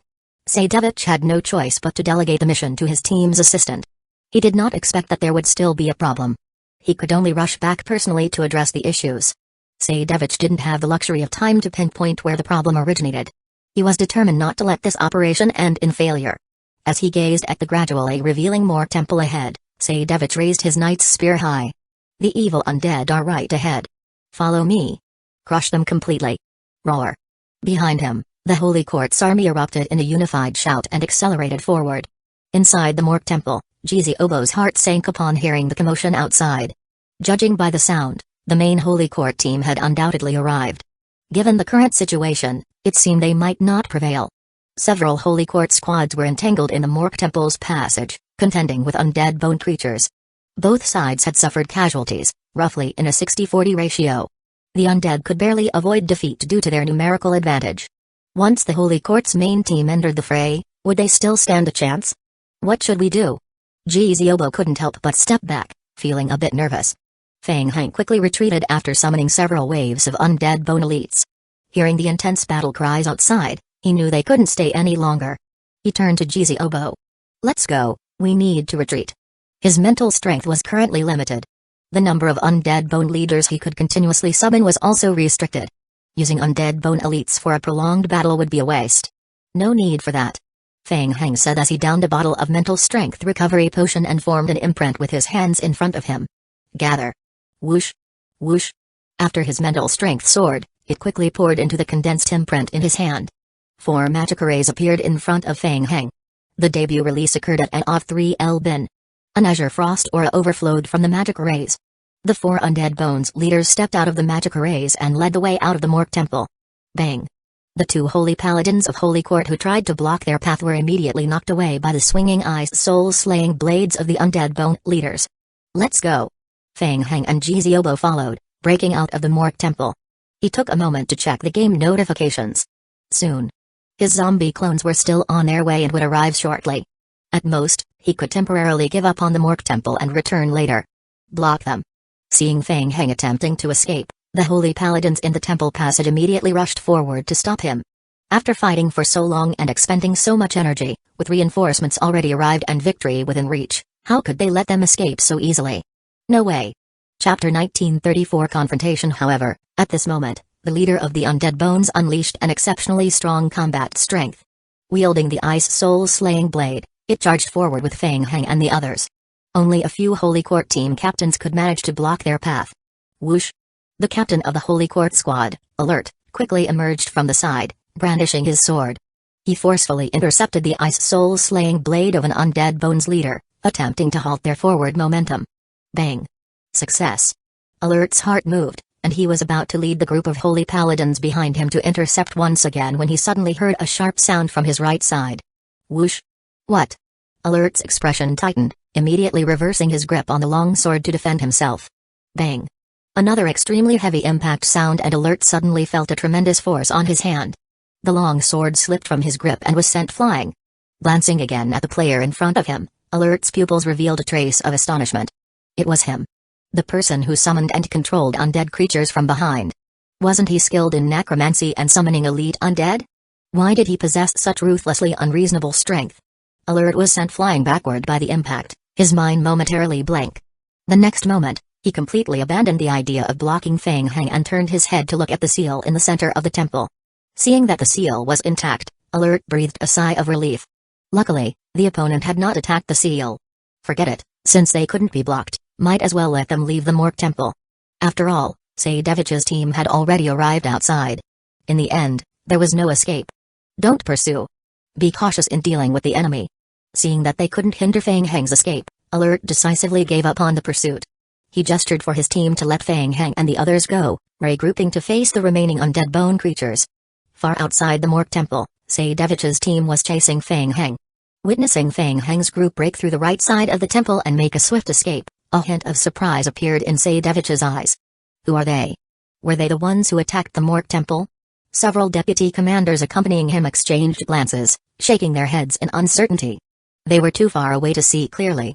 Concerned about the situation at the Mork Temple, Seidevich pondered for a moment and then said, "These people are unusual. Jite, take a team of honorary knights and go after them. Make sure to intercept them. I want to clarify their identities." Understood. Second Army, follow me. Deputy Commander Jite shouted, immediately leading a contingent of Holy Court knights to chase after Fang Heng and the others, who had escaped from the temple. Brother Fang. They're chasing us. Jiziobo experienced this kind of battlefield for the first time. Hearing the galloping of war horses behind him, the slight nervousness he had just felt seemed to vanish into thin air. Instead, he found the situation exhilarating. This was a true battlefield. This was where real men belonged. I know. Keep up. Fang Heng shouted and continued to lead the group towards the right side of the Mork Temple. He took out a group teleportation scroll from his backpack. The teleportation scroll had limited range, but it was sufficient for Jiziobo and the others to escape the immediate danger. As for the pursuers, Fang Heng believed he could handle them. The temple's outer area was a vast plain. The cavalry held a significant advantage. The distance between the two parties rapidly closed. Fang Heng and the others had only run for a few minutes before being overtaken. The Holy Court's honorary knights had activated their charge skill, and their speed skyrocketed to the limit. Whoosh! Just as the two groups were on the verge of collision, Fang Heng abruptly turned around, forming an imprint with both hands in front of him. A dark book of the dead materialized in front of him. Bone wall. Boom. Boom. Boom. Infusing his mental strength into the Book of the Dead, Fang Heng summoned 10 consecutive giant-sized bone barriers from the ground, creating a formidable barrier blocking the path of the charging cavalry. A flicker of surprise crossed the deputy commander Jite's eyes. Giant-sized bone barrier. And he could summon more than 10 in a row? It seemed that this group of people was indeed extraordinary. But to think they could be stopped just like that? It was too arrogant. Charge! Jite shouted. The entire team of honorary knights from the Holy Court immediately emitted scorching holy light. Gathering together like an arrow ablaze with holy flames, they fiercely collided with a bone barrier. Bang! Bang! Bang! Bang! Under the knight's charge, the 10 bone barriers shattered one after another. Until the last layer was penetrated. Huh? Jite's pupils suddenly contracted. Behind the final walls of bones, 2 undead bones leaders suddenly appeared, one on the left and one on the right, wielding ice soul-slaying blades and slashing forward. Bang! The ice soul-slaying blades clashed head-on with the charging honorary knights of the Holy Court. Even the commander-level creatures couldn't withstand the impact of the knight's charge, getting knocked to the sides and losing a significant amount of health point. At this moment, the charge speed of the knight's team was finally slowed down by the continuous obstacles. Jite furrowed his brow. When he looked up again, the few individuals who had been chasing him had completely vanished. Only one masked player remained. That person stared at them with eyes that held a hint of provocation. Strange, where were the others? What was that? Jite suddenly felt that something was amiss. While still puzzled, he looked into the distance. Behind the player, on the plains not far ahead, there seemed to be a faint glimmer of red stars. The stars quickly connected into a cluster. A large group of creatures was swiftly charging towards their location. What kind of creatures were they? Ghouls? Not ghouls. Jite dismissed his speculation. Completely red creatures. Swiftly crawling on the ground. The weirdest part was that there was not a hint of undead aura emanating from them. TSK. Playing tricks. Charge. Crush them with me. Who cared what they were? Crush them directly. Jite had immense confidence in his team of honorary knights. Shouting once again, he raised his knight commander spear high, leading the team in a forceful charge toward Fang Heng. That person. Deal with him first. Whoosh. Huh? Jite stared intently at Fang Heng. Just as the knight's long sword was about to pierce through Fang Heng's body, he noticed that the figure of the opponent seemed to blend into the space, gradually disappearing from the original spot. What? Kai. In the next moment, the spear penetrated through the air. The entire team of honorary knights practically passed through Fang Heng. Where was he? Jite was momentarily perplexed, subconsciously glancing at the knight commander's spear in his hand. The debut release occurred at an off-3 bin. However, he quickly realized that the opponent might have used some special spatial science tool to evade the attack. No wonder the opponent showed no intention of dodging just now. Jite snorted disdainfully and refocused his attention on the front. Chapter 1935 Cannon in front of them, a large number of scarlet liquor creatures were swarming towards them. Gazing at the rapidly emerging liquors in front of him, a hint of disdain appeared on Jite's lips. It seemed that the other party wanted to use these summoned creatures to block their way. What a joke. They wanted to stop the elite honorary knights of the Holy Court with such low-level creatures. Dream on. Since he couldn't find the main body, he would first completely tear the other party's summoned creatures apart. Follow me. Charge. Jite shouted, urging the honorary knights of the Holy Court behind him to speed up and charge towards the liquors. In his opinion, on the vast plains, this group of thin undead creatures would not be able to withstand the charge of the honorary knights. Even the undead bone leaders would not be able to withstand such a powerful charge. With them, the honorary knights quickly approached the liquors. Suddenly, Jite noticed something strange. He frowned and felt that something was wrong. What was that? As he got closer, Jite suddenly noticed that there were some large life forms that were more than 3 meters tall scattered among the liquors. Fusion Turret form. Fang Heng stepped out from the spatial projection behind the honorary knights of the Holy Court and looked at the Holy Court knights who were charging at the liquors. His eyes revealed a cold glint. After opening the teleportation passage leading to the end of the vampires weren't the only ones who were teleported over. There were also high-tier equipment weapons, and ammunition. The difference in combat strength between a fusion tyrant form with weapons and equipment and a normal fusion tyrant body on a battlefield was like the difference between heaven and earth. Under Fang Heng's control, more than 50 fusion tyrants from following behind the team stood still and took out super heavy energy beam weapons from their backs, aiming at the knights that were charging toward them. What the hell? Jite vaguely saw the large weapon on the shoulder of the giant-sized creature behind him, and a hint of surprise appeared in his eyes. What was that thing? Could it be? Not good. Jite's heart trembled. He immediately realized that the situation was not good and wanted to stop the team from continuing to charge. However, he was one step too late. The honorary knights had already entered a high-speed charging state. They really could not stop for a moment. Jai's pupils constricted, and he immediately shouted, "Disperse! Hurry up! Everyone, disperse! Disperse!" Whoosh! Whoosh! Before his words could settle, the fusion tyrant form super heavy beam weapon, carried on its shoulder, erupted with successive blue beams of light. Boom! Boom! The energy beam landed on the knights of the Holy Court. Instantly, the entire charging knights were thrown off their feet. The subsequent explosion damage blasted out huge deep pits on the ground. Even though the honorary knights of the Holy Court had a powerful holy shield, the protection of their war horses was limited. Jai jumped off his horse and looked at the group of undead creatures in front of him in disbelief. Who would have thought that there would be such a monster in this team? He could even carry such a super heavy high-tier beam weapon? Instantly, the entire knights fell into chaos. Boom! Boom! Boom! The fusion tyrant form continued to target the area where the honorary knights of the Holy Court were, unleashing a second round of intense explosions. Regardless of the situation, just aim at the Holy Court knights' dense area and unleash devastation.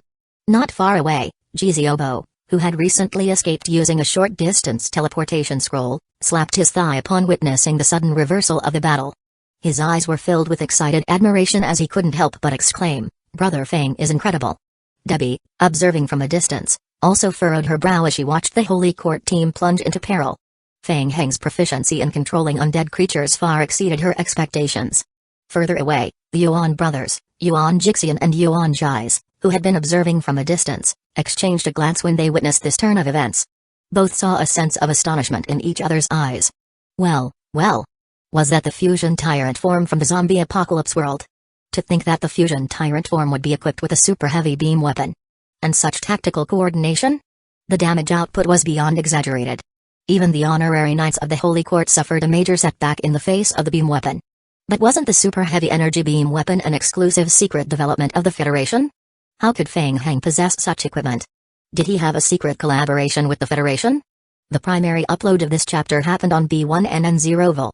The Federation's involvement in this operation was still uncertain. For a moment, Yuan Jixian delved deeper into his thoughts. Yuan Jais didn't ponder as much. He opened his mouth. "Big brother, can this thing join the battlefield?" Knights were formidable on the plains, but Fang Heng's side transformed entirely with the defensive line bolstered by the cannon. Just moments ago, they were contemplating whether to intervene. After a brief hesitation, the situation took a dramatic turn.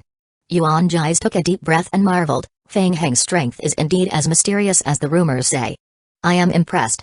Not just the fusion tyrant form, but even the spatial teleportation ability used to evade the honorary knights from the Holy Court left him envious."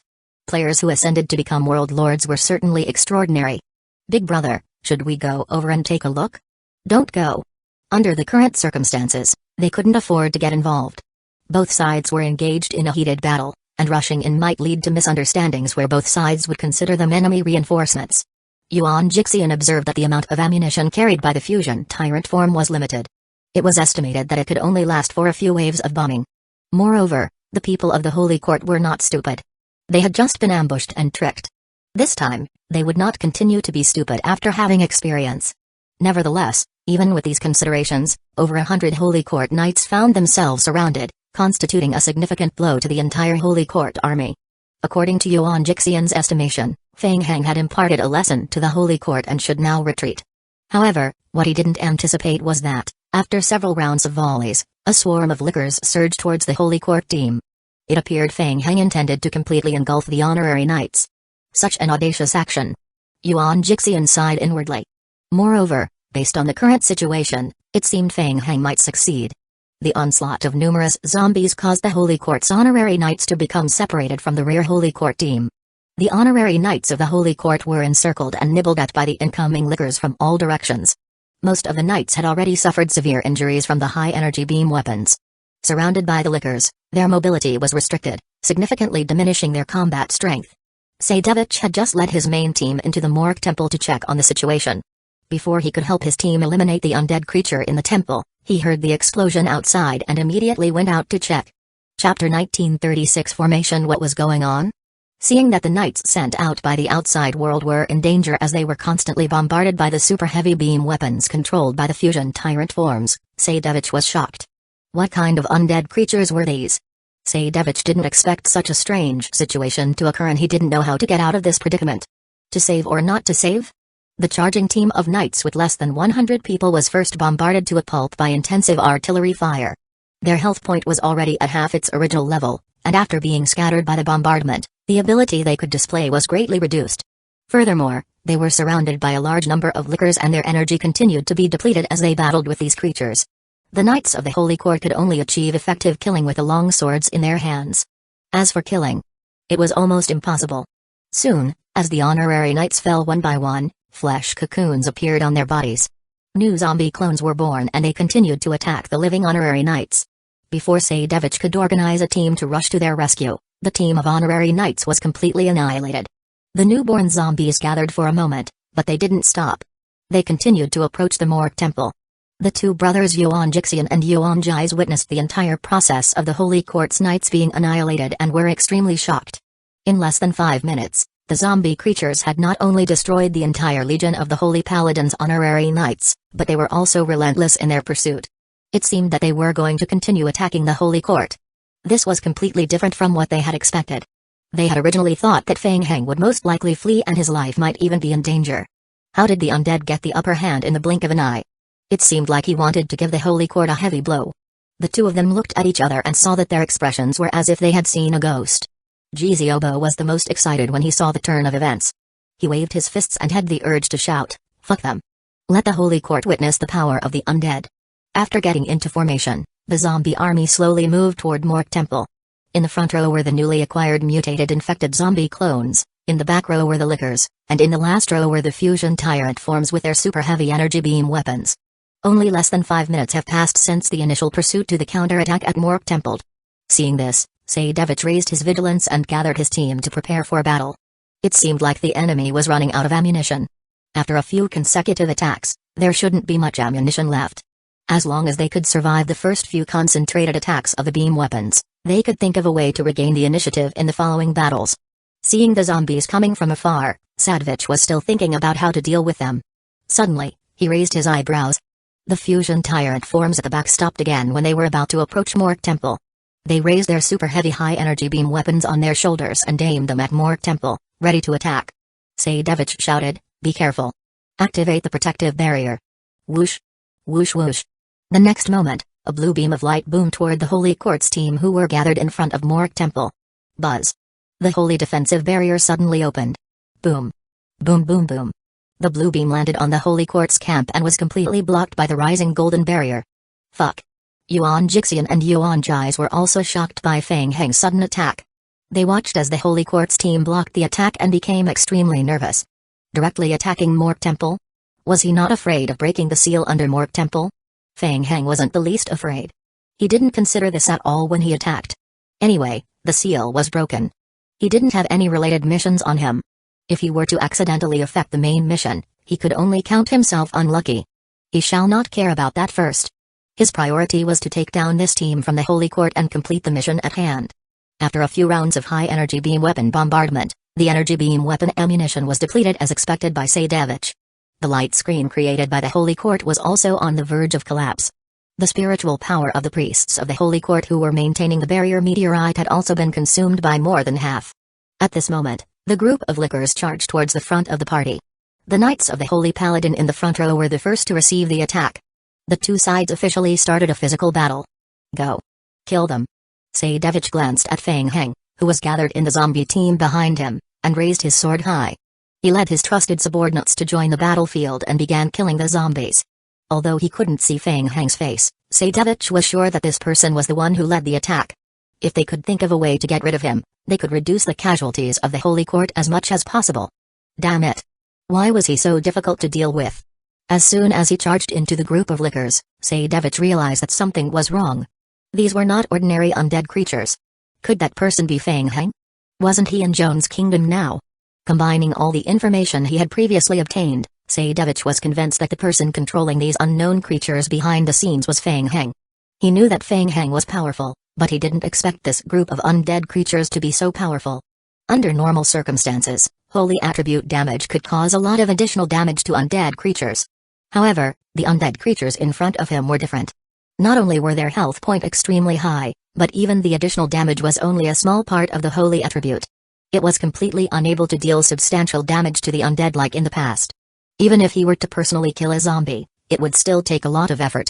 It was even more difficult for the group of ordinary holy paladins beside him. Feng Heng was also observing Seidevich's team from afar. The zombie army wasn't doing too well either. The lickers were not enough, and they were firmly blocked by the holy paladins in the front row.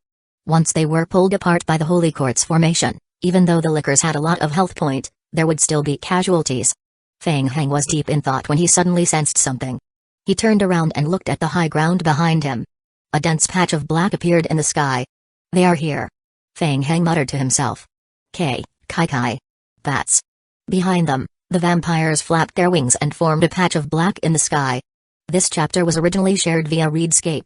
Dozens of vampires in their bat forms carried boxes of ammunition and flew over from afar. Not far away, Jiziobo was still a little anxious when he saw the zombies at a disadvantage. He was pleasantly surprised when he saw the bats flying over with ammunition. Reinforcements were here. There was still this move? When Seidevich saw the swarm of bats coming from the sky, his pupils suddenly froze. The thing that the Holy Court didn't want to see the most happened today. The undead and vampires had joined forces. That group of vampires. Chapter 1937 Transportation E? Below them, they were carrying. Seidevich raised his head and watched the bats approaching from the distance. He felt extremely uneasy as they dropped the boxes on the ground one by one. What? Boxes? What were in those boxes? Bang. Bang bang. The wooden boxes fell to the ground and exploded. It was actually ammo box?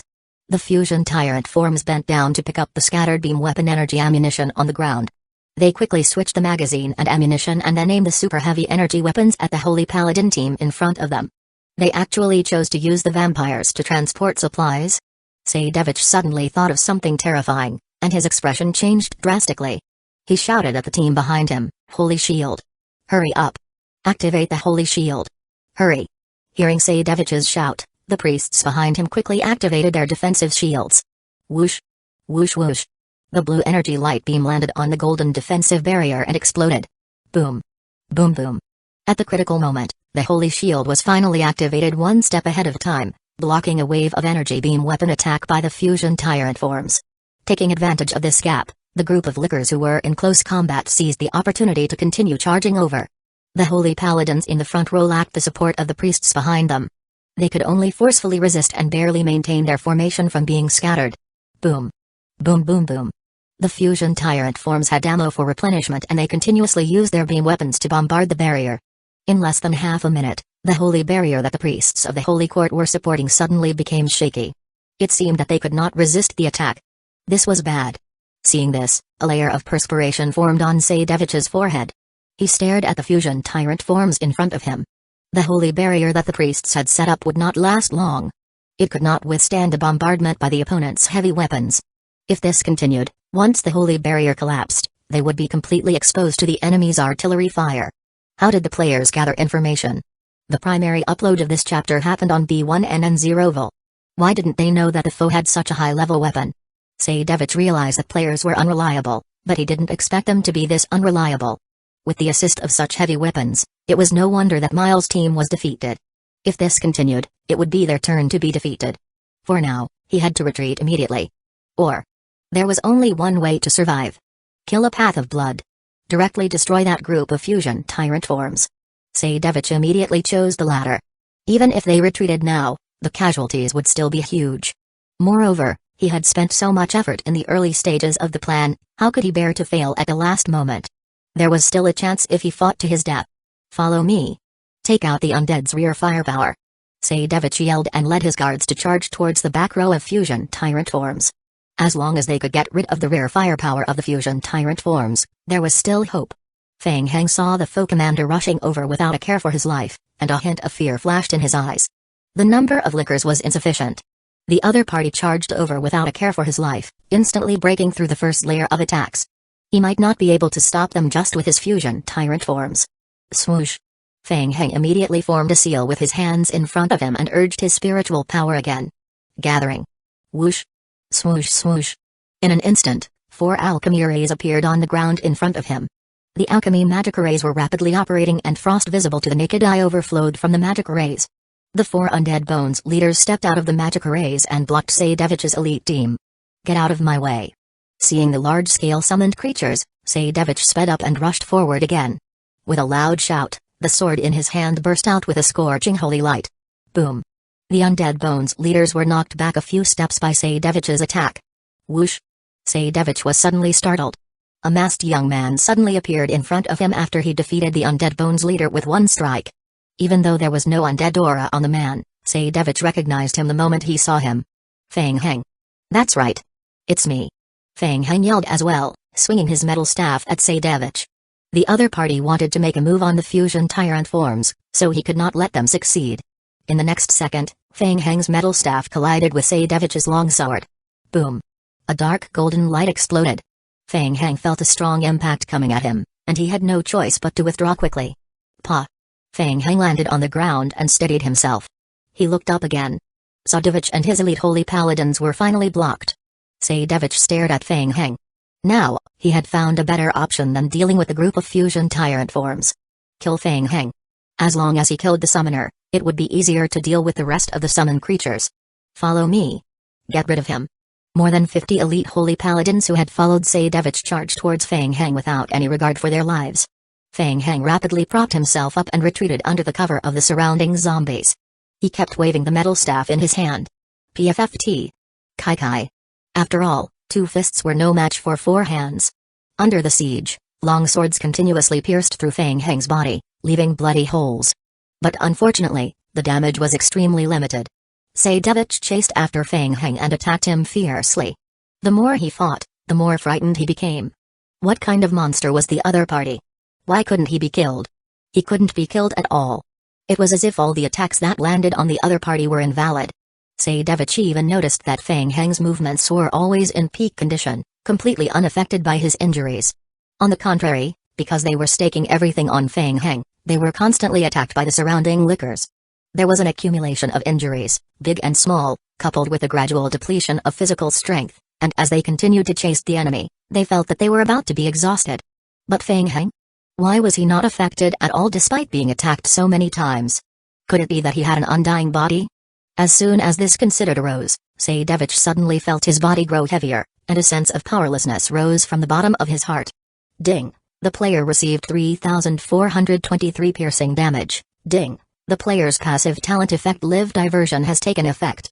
The player's damage this time will be shared by the zombie clones. Ding! The player has received 5,661 piercing damage. Feng Heng fought and retreated, and the game notifications on his retina refreshed rapidly. If he could dodge the enemy's attacks, he would dodge them.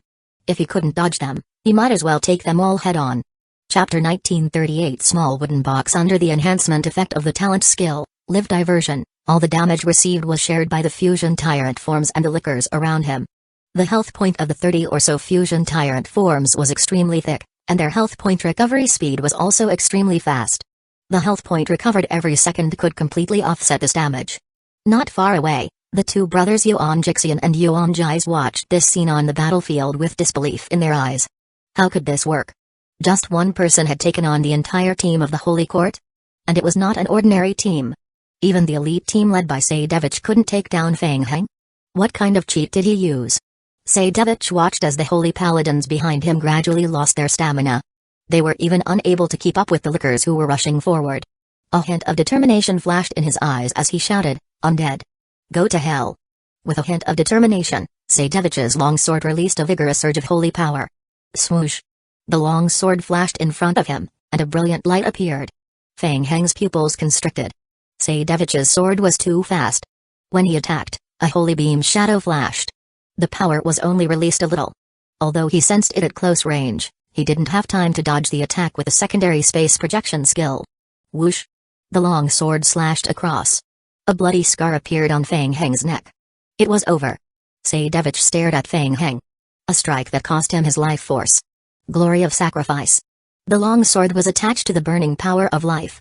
1 for 1, it was worth it. Using his own life in exchange for eliminating a huge potential threat to the Holy Court. Not a loss. What? However, in the next second, a hint of fear flashed in Saidevich's eyes as he looked at Feng Heng. The gash on Feng Heng's neck quickly healed. After the blade slashed across, the open wound healed quickly in the blink of an eye. It was as if the blade attack just now was completely ineffective. Feng Heng felt a chill on his neck, and his heart was filled with fear. He secretly warned himself to be more careful. One move could empty his health point. Fortunately, this move of Sadevich's didn't have a sure kill effect, otherwise, a rebirth opportunity would be wasted. After this attack, Sadevich instantly aged. He held the long blade in his right hand tightly and disappeared again. Not good. Fang Heng's perception caught a sword light coming at him from behind and he immediately dodged into the secondary space projection. Swoosh. This stab of Sadevich's burning life force was much weaker than the previous one. Fang Heng had dodged it in advance as he hid in the secondary space projection, and the stab missed. Spatial fluctuations. Damned undead. Sadevich shouted. The attack that he had used to burn half of his life force had been wasted. Whoosh. Fang Heng suddenly appeared in the space projection behind Sadevich, swinging his metal staff and striking forward. Almost at the same time, Sadevich turned around and scorched the last of his life force to stab. Bang! Fang Heng was sent flying by the explosion of the holy power. After 3 consecutive strikes, Sadevich's life force had been completely exhausted. The holy light on his long blade quickly faded. He didn't even have the strength to hold the knight's long sword anymore. The world in front of him gradually became blurry. Commander. The elites of the Holy Court saw that Sadevich was on the verge of collapse, so they rushed forward to help him. However, Sadevich's life force had been exhausted and he had completely lost his breath. Everyone from the Holy Court looked at Fang Heng, who was sent flying not far away. Fang Heng fell heavily to the ground after being sent flying. He slowly got up and looked at the people from the Holy Court. He waved the metal staff in his hand with a provocative expression.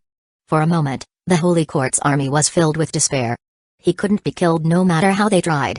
All attacks were ineffective against this opponent. What could they do to restrain him? No one had an answer. Boom. Boom boom. A series of explosions rang out.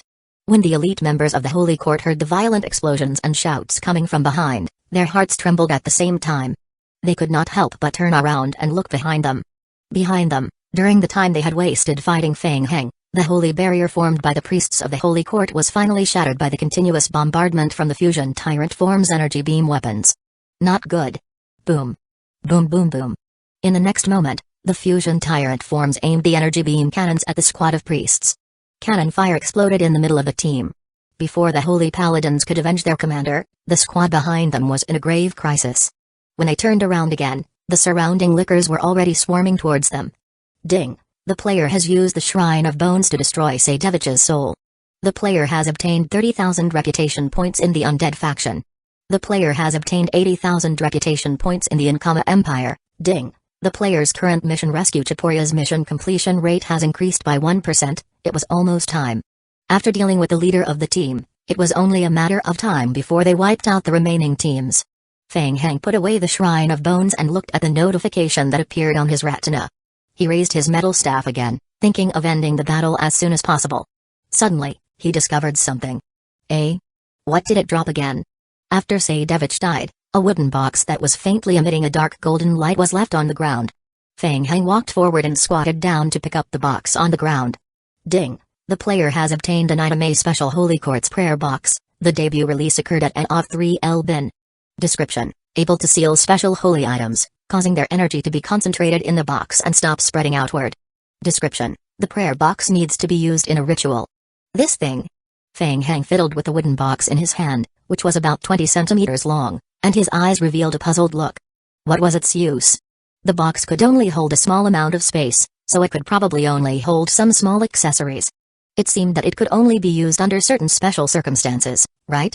It was dropped from Sadevich's body. Was it an accident?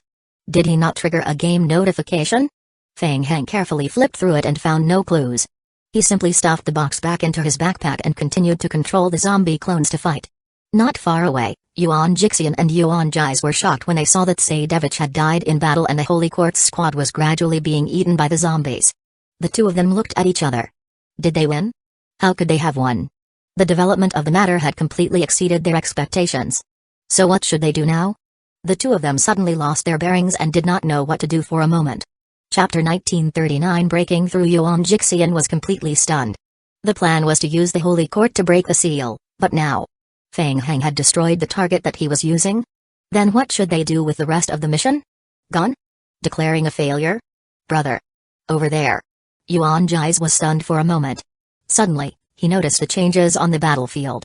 He quickly reached out to pull Yuan Jixian beside him and reminded him, Brother, Over there. Those are players. They want to escape. The two players who had took on the mission and joined the Holy Court to help pass on the information were also stunned. Good heavens, this was a mission that was almost guaranteed. There was no risk in passing on information. The situation was still good just now, how did it suddenly collapse like a mountain? Seeing that the situation was not good, the players desired to run away quickly. Stop them. Yuan Jixian frowned and immediately led Yuan Jais to intercept. Everything had happened a little too quickly. His mind was in a mess and he had yet to figure out how to deal with the situation in front of him. But one thing was certain.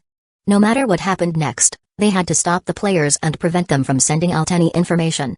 Buy some time for the mission. Let's go. Don't let them escape. The two of them immediately chased after the two players from the Holy Court's party who were trying to escape. At the same time, the frontal team from the Holy Court was in deep trouble as the lickers were tearing away at the hole in the holy barrier caused by the explosion. Coupled with the fall of Sadevich, the morale of the Holy Court's team plummeted.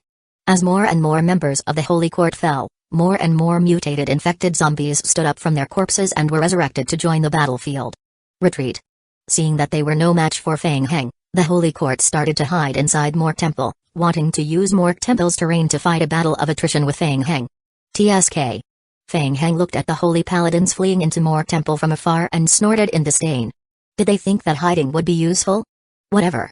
He would just blast at them. The next moment, without any hesitation, Feng Heng issued the order for the fusion tyrant forms to attack the Holy Court. Not coming out? Then he would boom the entire Mork Temple. Directly blast Mork Temple into pieces. The fusion tyrant forms raised their high-energy beam weapons and fired at Mork Temple. Boom. Boom boom boom. The beam weapons landed on Mork Temple and exploded. The entire Mork Temple was on the verge of exploding. A group of holy paladins had just hidden in Mork Temple when they realized that large pieces of rubble were falling from above. Seeing that Feng Heng was serious, they were afraid that the Mork Temple would explode, so they quickly escaped. However, they were once again surrounded by the zombies and lickers outside the door. The two brothers, Yuan Jixian and Yuan Jais, had just captured two Holy Court's players who were trying to escape. When they viewed the half-destroyed Mork Temple, their faces turned ashen. It was one thing for the mission target to be killed, but now he also desired to destroy the mission location? Fortunately, the fusion tyrant form stopped attacking Mork Temple after seeing the people from the Holy Court escape from the temple. Only then did the Yuan brothers heave a sigh of relief. The zombie horde continued to devour the living forces of the Holy Court, surrounding them tightly in the center, not letting anyone off. After more than 10 minutes, the game notification appeared in Feng Heng's vision. Ding! The player has eliminated the high-level elite team and some affiliated teams of the Holy Court. The player's current mission sniped the Holy Court army at the front line. The mission completion rate has increased to 98%. The current mission estimated time remaining has increased by 1800 minutes. Ding! The player's current mission rescue Chiporia's mission completion rate has increased by 2%. Feng Heng viewed the game notification and nodded in satisfaction. He walked out of the zombie crowd and looked around. The battlefield was a mess. Now that the main force of the Holy Court had been destroyed, there were still many small teams left in the Ankama Empire, and they were no longer a threat. He only needed to spend some time to deal with it. He didn't even need to spend time to do it himself. Li Qingren and the others could easily handle it. He estimated that he would be able to receive the reward when his mission completion rate reached 100%. Feng Heng wasn't in a hurry. He controlled the zombies to clean up the battlefield and then entered Mork Temple. The debut release occurred at an of 3 Elbin. The outside world might not know that Sadevich's army had been destroyed, and there might be more teams from the Holy Court coming to help. It was good to be able to deceive as many people as possible. This was to expedite the main mission completion rate. Brother Feng. When Feng Heng heard someone calling his name, he couldn't help but look into the distance. Seeing that Feng Heng had successfully taken down the Holy Court team, Jiziobo returned with Debbie and a few royal guards. Feng Heng narrowed his eyes and focused his gaze on the two undead players in the team. Both of them were wearing masks. Moreover, from the blood life fluctuations, Feng Heng could sense that the two of them were not weak. World Lord Feng Heng. Since things had come to this, Yuan Jixian and Yuan Jais had no other choice. They led the two Holy Court's players who were being controlled to meet up with Feng Heng. Brother Feng, you're too strong. Those bastards of the Holy Court won't be able to last more than 2 rounds against you. Jiziobo was extremely excited after winning the battle, but he was secretly regretting that he hadn't joined the battle himself. Feng Heng asked Jiziobo to stop, then turned to Yuan Jixian and Yuan Jais, asking, who are these two? Jiziobo quickly introduced them to Feng Heng. Oh, these two are the ones I told you about. They stopped me earlier to warn us. I viewed them sneaking around at that time. Yuan Jixian and Yuan Jais looked at each other, a bitter smile appearing on the corners of their mouths. Was that a warning? It was to remind and persuade. And what's this about sneaking around? How were they sneaking around? They were on standby to see if they could help, okay. Ahem, World Lord Feng Heng, I am Yuan Jixian, and this is my younger brother Yuan Jais. We have all took on a special mission from the undead faction and we have something important to discuss with you. Since things had come to this, Yuan Jixian cleared his throat and sighed silently in his heart. Now that their mission was most likely not completed, they might as well tell the whole story and see if they could think of any way to recover their losses. Yes. Feng Heng glanced at the Holy Court players who were being held by Yuan Jixian and Yuan Jais, nodded at them, and said, "This is not a good place to talk. Let's go in first." Everyone returned to Morgue Temple and gathered in the main hall. Looking at the half-destroyed Morgue Temple, Yuan Jais sighed in his heart. Well, now that Morgue Temple was almost destroyed, it was impossible to complete the follow-up mission. Tell me, what happened? Ji Ziobo looked at the two brothers and felt that they didn't look like good people. His tone sounded like he was interrogating them. Chapter 1940. The whole story. Yuan Jixian didn't want to hide anything, so he told them everything. World Lord Feng Heng, it's like this. We accepted a mission from the Holy Court Faction Council. Because we were worried that the internal of the undead would be infiltrated by the Holy Court, the mission requirements be kept confidential. We can't reveal it to outsiders. TSK, what secret? You can't even tell us? Ji Ziobo pursed his lips in displeasure and asked, who is your teacher? Such a solid background? The necromancy scholar Tychus, I am sorry. The mission requirements cannot be revealed to any players or NPCs. Otherwise, the mission completion rate will be reduced. Ji Ziobo and Feng Heng exchanged glances. What a coincidence. If he remembered correctly, Tychus was the student of the Elder of the Undead Faction Council, and Badu. So, the origins of these two people were indeed extraordinary. Ji Ziobo curled his lips and continued, fine, you are both quite influential. Can you tell us now, what is your mission? Now that the mission has failed, there's no need to keep it a secret. Our main mission is to observe the movements of the Holy Court and find a way to guide them to remove the seal left behind in Morgue Temple. What? Ji Ziobo was stunned for a moment and blinked a few times, looking confused. He asked, what did you just say? Guide them to remove the seal. What seal? Let me say it. Yuan Jixian said, I am sure the two of you know some historical information related to the game world of Chiporia, so I won't go into detail. What I want to introduce to the two of you is that after the fierce battle between the Holy Court and the undead in Chiporia, the impact caused by it caused an extremely violent fluctuation in the entire space. The intense spatial fluctuations lasted for half a year before slowly dissipating. Our teacher, Mr. Anbadu, is proficient in spatial studies and has a certain degree of resistance to spatial fluctuations. Therefore, after the spatial perturbations weakened, he was the first to enter the post-war Chiporia game world to investigate. According to him, after entering Chiporia, he confirmed that there were no other remnants in that world. Other than that, he also found the scabbard of the Great Sword, the holy weapon left behind by the Holy Court. Feng Heng and Ji Ziobo's hearts tightened. The Holy Great Sword. The debut release occurred at N of 3 Bin. The scabbard. Ji Ziobo's expression changed even more when he heard that and he quickly interrupted, wait a minute, don't rush. Tell me more about the scabbard. The Holy Court faction and the Undead faction clashed in Chiporia.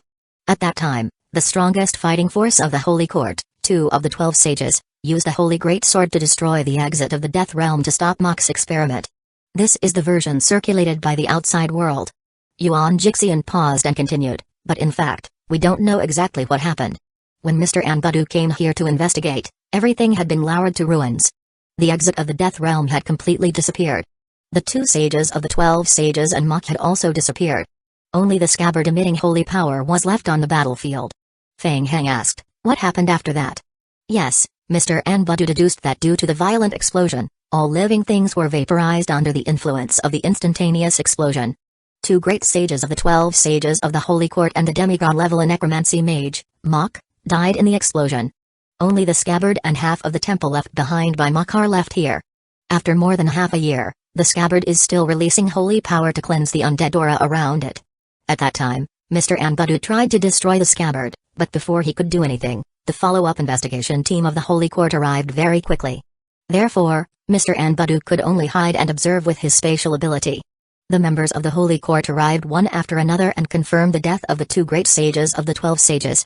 Unfortunately, they were unable to move the scabbard.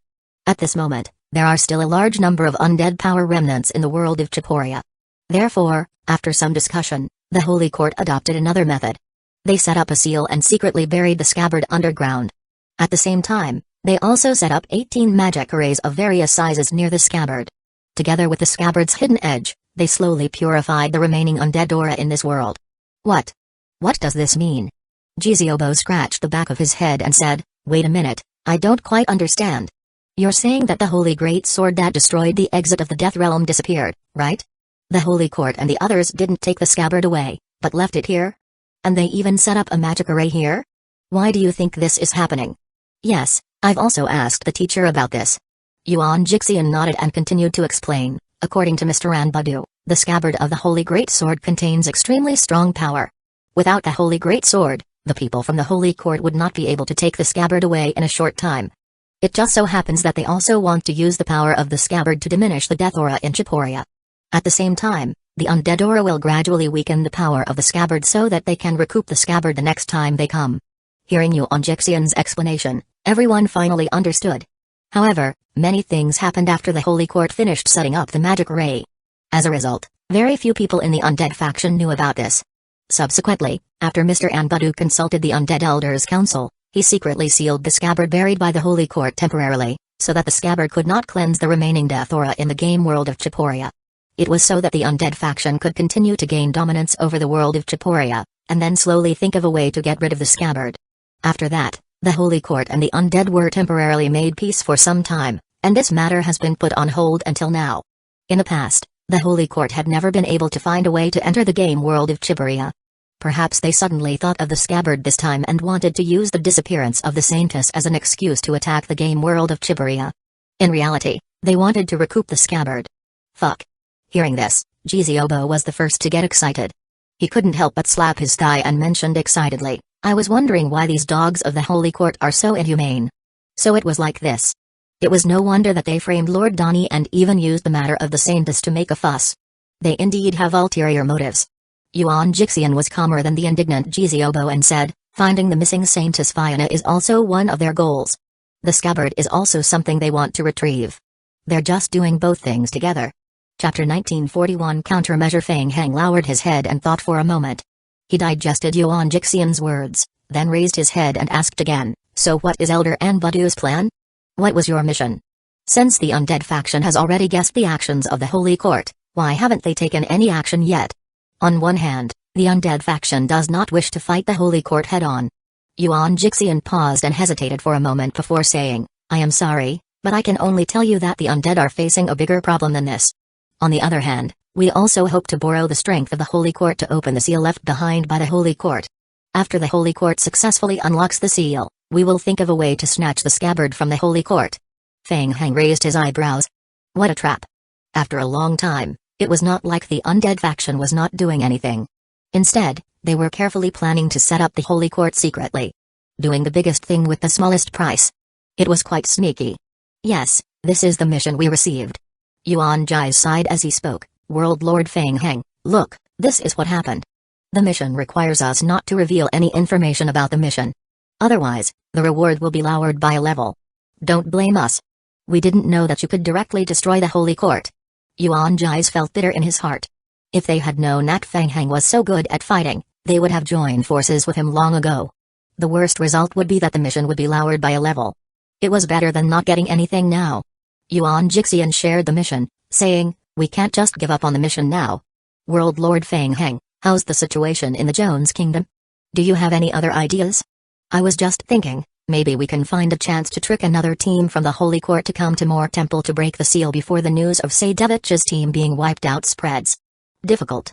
Feng Heng pondered for a moment and shook his head. Yuan Jixian looked at Feng Heng's troubled expression and couldn't help but sigh. It was not easy to get a big mission, but he did not expect to fail in such a way. How unlucky. Who could he reason with? Feng Heng carefully checked the mission description shared by Yuan Jixian. Ding. The player Yuan Jixian has shared the mission with you, the United Council's plan. The player can choose whether to accept or not. Mission title, Undead Council's plan. Mission difficulty, SS. Mission description, the Holy Court is attacking the game world of Chiburia and may have designs on the scabbard of the Holy Great Sword buried in Moor Temple. The Undead Council is prepared to use this opportunity to destroy the scabbard sealed by the Holy Court completely.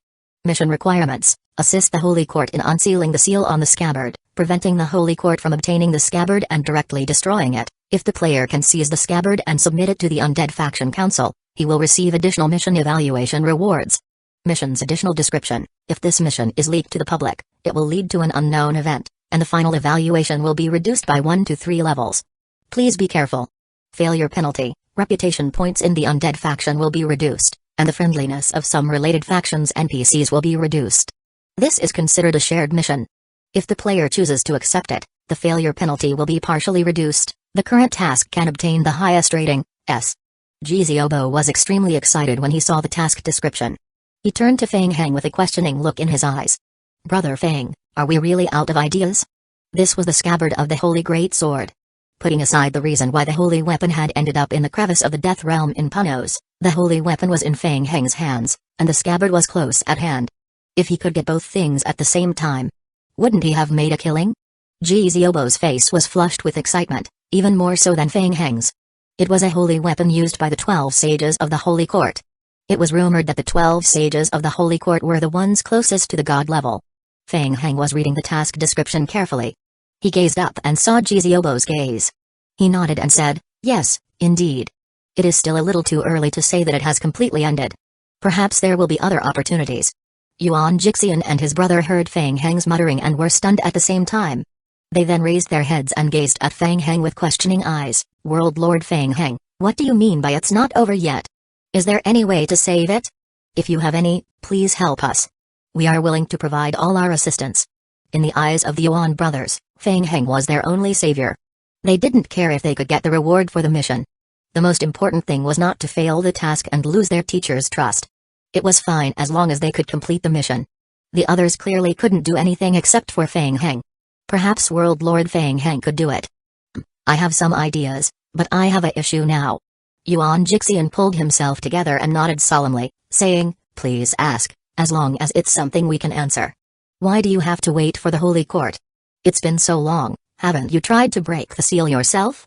As you said, Mr. Anbudu has tried many times to undo the seal left behind by the Holy Court, but it was very difficult. In addition to the seal on the scabbard itself, the Holy Court has placed many more seals on it, including the joint seal around the outside of Mork Temple. The exact location of those seals is only known to the people of the Holy Court." Yuan Jais nodded and said, "Yes, among the teams sent by the Holy Court to invade the Jones Kingdom, some of them are rushing to the sealed locations. They haven't appeared yet. They are now in position at the outer sealed locations.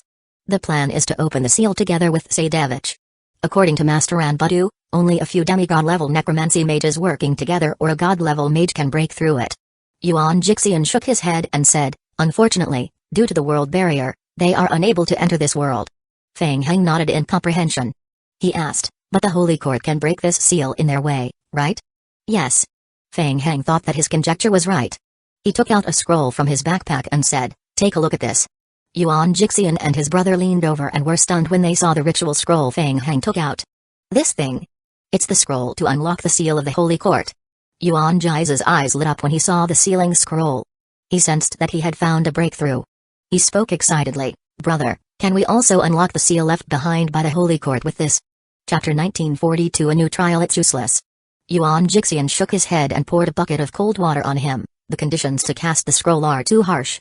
In addition to the need for the caster to master high-tier sacred study and elementary alchemy, they also need to hold a ritual. At least 100 people are needed for the Holy Court's ritual team. It's impossible to gather all of them. Yuan Jais immediately fell silent again. Indeed, it was too difficult to satisfy these conditions at the same time. The most difficult part was how to gather the ritual team.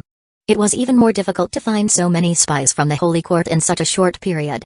It's too early to give up now. I think we can still give it a try. What? Everyone looked at Fang Heng. Fang Heng saw the doubtful looks in everyone's eyes. His expression became solemn, and a holy expression gradually appeared on his face. He then extended his hand forward. Buzz. Under the shocked gazes of Yuan Jixian and his brother, the Holy System's Book of Creation floated in front of Fang Heng. What the hell? The expressions of Yuan Jixian and Yuan Jais were as if they had seen a ghost. World Lord Fang Heng. Does he know about the sacred study? Yuan Jais looked at Fang Heng and was speechless for a long time before uttering, You. Yes. Feng Heng put away the book on the sacred study and replied, I am lucky. I have learned a little about the sacred study. I am currently in the high-tier stage. This high-level sacred study? The two of them were even more surprised. One had to know that the difficulty of advancing sacred study was no easier than the difficulty of advancing necromancy. It was already extremely difficult for them to advance high-tier necromancy, yet, someone could cultivate high-tier necromancy and sacred study at the same time? One could imagine that the difficulty of cultivation and the price to pay would be dozens of times that of ordinary people. TSK. Giziobo looked at the two dumbstruck people and thought to himself, what a fuss. Was it necessary? Brother Feng knows a lot other than the sacred study and necromancy. Yuan Jixian and Yuan Jais looked at each other. It took them a long time to digest this information. The way they looked at Feng Heng had completely changed. Compared to this, it seemed that Feng Heng's extermination of the army led by Saidevich had become an ordinary matter. In fact, it seemed quite normal. At this moment, they felt a little lucky. Fortunately, they quickly braked when they realized that something was wrong and immediately came to find Feng Heng to discuss it. Otherwise, they might still be running on the wrong road. Please help me keep this a secret. Yuan Jixian and his brother took a deep breath and nodded at the same time. Of course, in the name of death, we promise. World Lord Feng Heng, but even so, it's still very difficult. The ritual can't be carried out by just one person. We still need the believers of the Holy Court to hold the sacred study together. Not only here, but there are also a few subsidiary points occupied by the Holy Court team outside. We need at least 100 people. Yes. Feng Heng nodded. This was the biggest problem they were facing now. Feng Heng raised his head and asked, 2 hours, 2 hours from now. If we can keep the news of Mork Temple's capture a secret, will we be able to deceive the Holy Court and make the Holy Court team outside the branch seal think that Saidevich is still alive and help us open the seal? The two of them looked at each other, somewhat surprised by Feng Heng's plan. To be honest, there was a chance. As for whether he could do it or not, it was hard to say. Feng Heng saw the hesitation on their faces and nodded, there's no time. Let's give it a try. Yuan Jais asked anxiously, okay, of course, there's no problem. But World Lord Feng Heng, even so, we still need at least 30 believers to activate the main seal. Where are we going to find these 30 people in such a short time? Leave it to me. I have a way to find them. Feng Heng nodded. With the teleportation passage, he could directly pull people from the vampire apocalypse.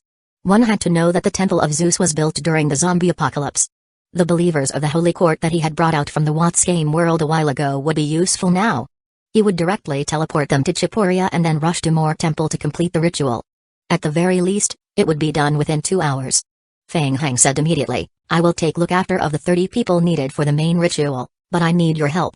No matter what method you use, stabilize the other teams of the Holy Court in the other scores of sacred points outside. Have them continue to wait for orders. Yuan Jais observed that Feng Heng's eyes were not joking at all, and his face also showed some seriousness. Good. Yuan Jixian immediately agreed and pulled Yuan Jais, saying, we will do our best. Brother, let's go. The two of them had a grasp of the Holy Court's movements. They could think of a way to provide some false information to the Holy Court and let them continue to wait for orders. If they really couldn't do it, they would use all kinds of methods to force them to stay where they were. Feng Heng watched the two of them leave quickly. In his opinion, the biggest problem was to let the people of the Holy Court stay where they were. The origin of this chapter's debut can be traced to N0V3LB1N. This matter was left to Yuan Jixian and his brother. What he needed to do next was to activate the ritual seal. Feng Heng called a vampire over and whispered a few words into his ear. Yes, Your Majesty, we will do it immediately. After receiving the order, the vampires flew back at the fastest speed to report. Feng Heng retracted his gaze and continued to focus on the deep pit on the ground. Seeing that there were no more outsiders, Giziobo queried softly as he walked up to Feng Heng, Brother Feng, is the scabbard related to the holy great sword we found earlier? Yes. Feng Heng nodded solemnly and patted Giziobo's shoulder, saying, you are right, we have done a great job again. Hee hee. Giziobo rubbed his nose proudly. And said, then, Brother Feng, what should we do now? Go offline first and inform the believers of the Holy Court to teleport over. After that, guard the temple. To be safe, I will go back personally to get the Holy Great Sword. Alright. Saidevich valued this mission very much. He had always been a cautious person, so only he knew the real mission of the seal. The other team leaders had split the mission targets and only knew a small part. At this moment, the Holy Court's team guarding the branch seal only knew that they had to assist in activating the magic array. They did not know what the specific seal was. They were still waiting for instructions. The two brothers Yuan Jixian and Yuan Jais circled the periphery and found that most of the people from the Holy Court didn't make any strange movements and were still waiting in place. They couldn't help but heave a sigh of relief. One of their friends had snuck into the Holy Court team. However, that friend had very little access to information. He was only temporarily recruited by the Holy Court to transmit information online and offline. Chapter 1943 Ripples. The Holy Court had also planted many similar spies within the internal of the undead faction. Both sides were playing a game and knew that there were bad guys in the team. They did not dare to reveal too much specific information to players. At least for now, since they hadn't received any news from Sadevich, the Holy Court's team was even more nervous than Yuan Jixian and Yuan Jais. At this moment, Yuan Jixian and his brother were lying in ambush in the distance, carefully monitoring one of the Holy Court's troops that was already in a commotion. The team from the Holy Court had already noticed that something was wrong. They were about to head towards Mork Temple. This was troublesome. The two brothers looked at each other. It had only been less than an hour. If they couldn't stabilize them. While the two of them were thinking, Yuan Jai's survival radio sent a message. He looked down and said, Brother Tao sent a message saying that Sadevich and his team had agreed to take action in an hour. Now the time was up, and the team leader lost contact with Sadevich. He felt that the situation was not good and was about to leave. He couldn't persuade him.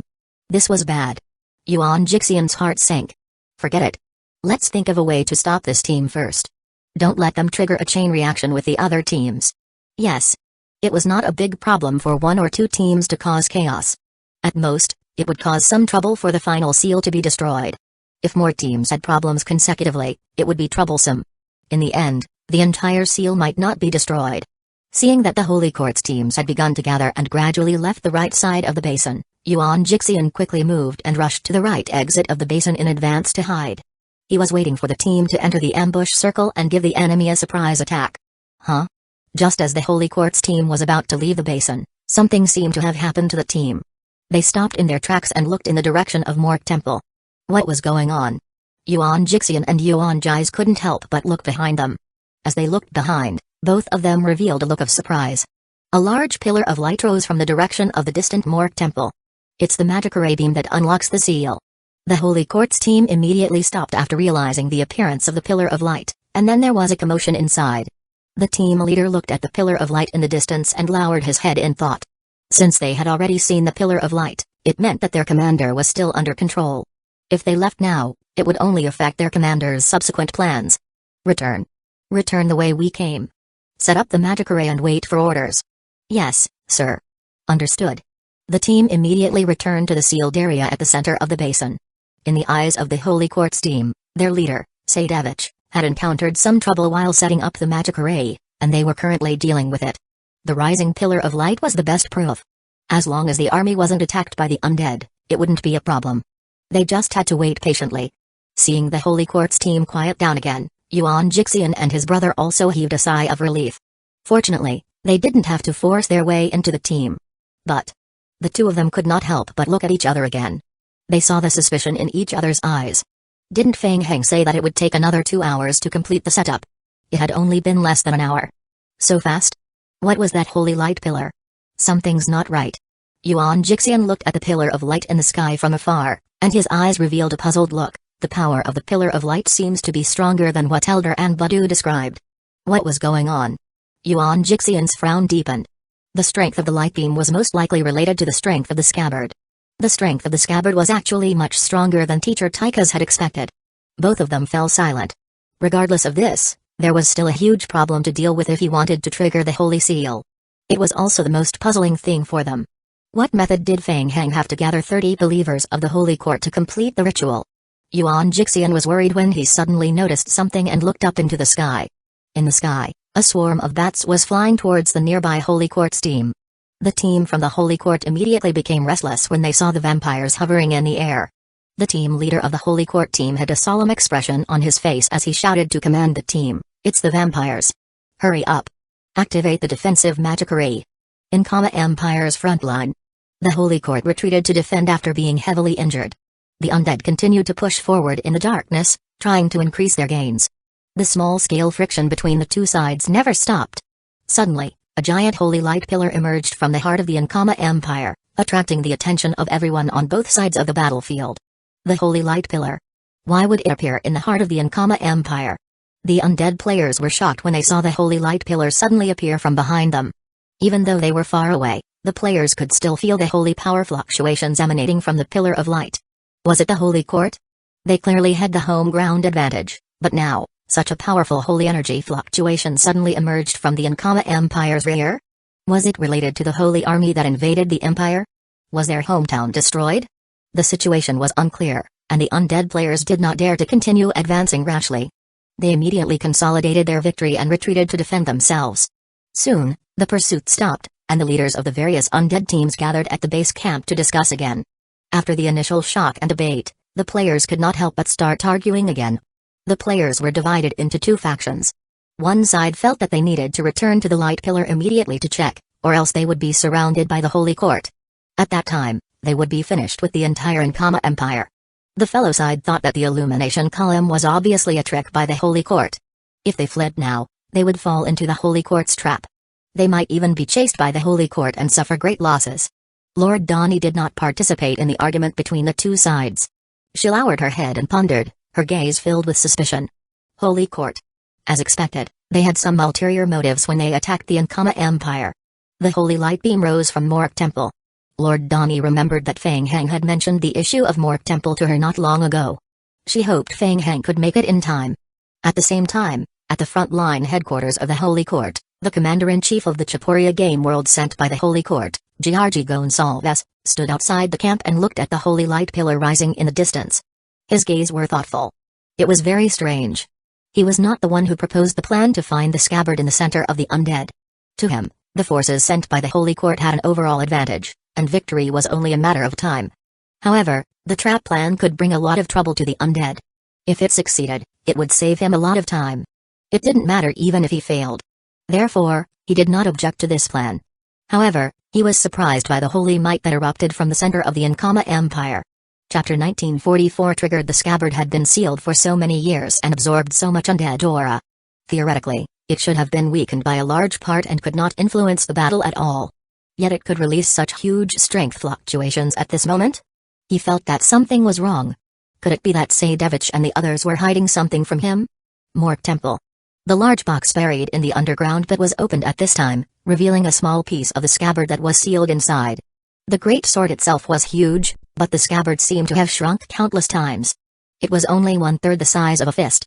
The undead chains that were wrapped around the chest had long been broken. A thick beam of light shot out from the scabbard, illuminating half of Mork Temple. A thick pillar of light shot into the sky.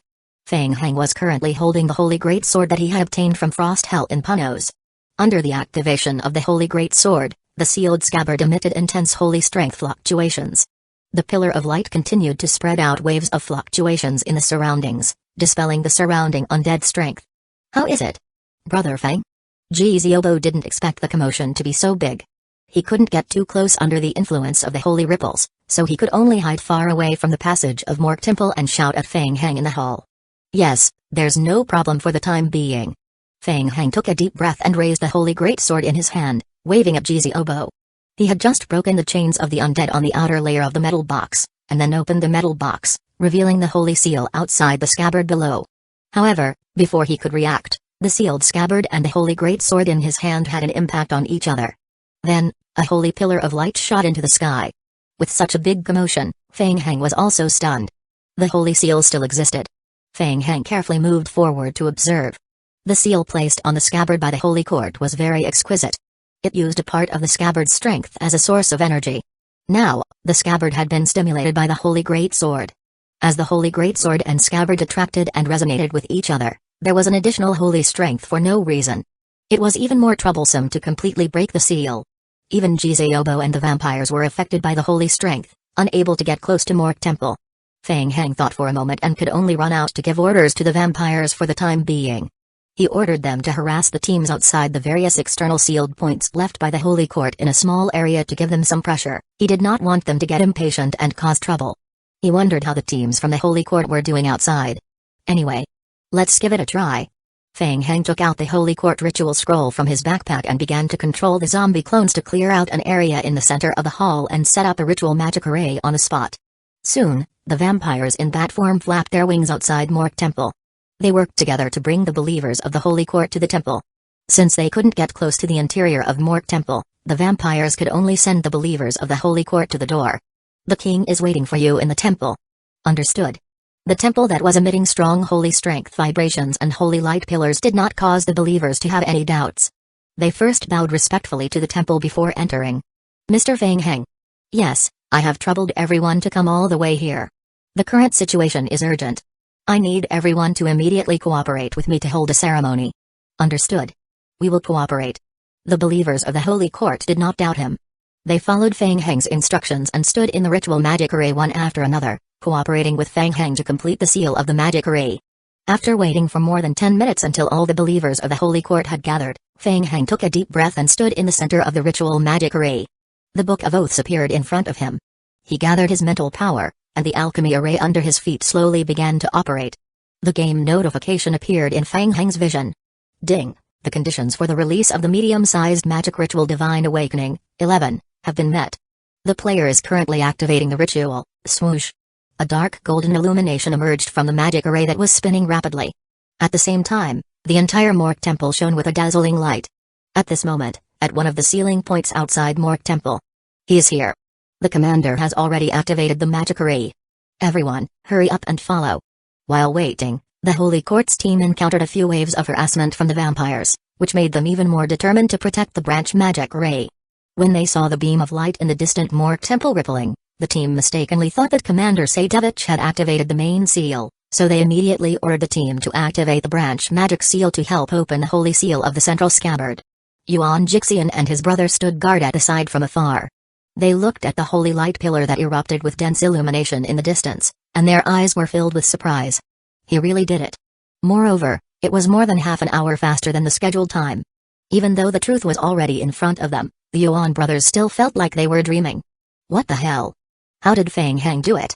Where did he find so many believers to complete the ritual? Let's go.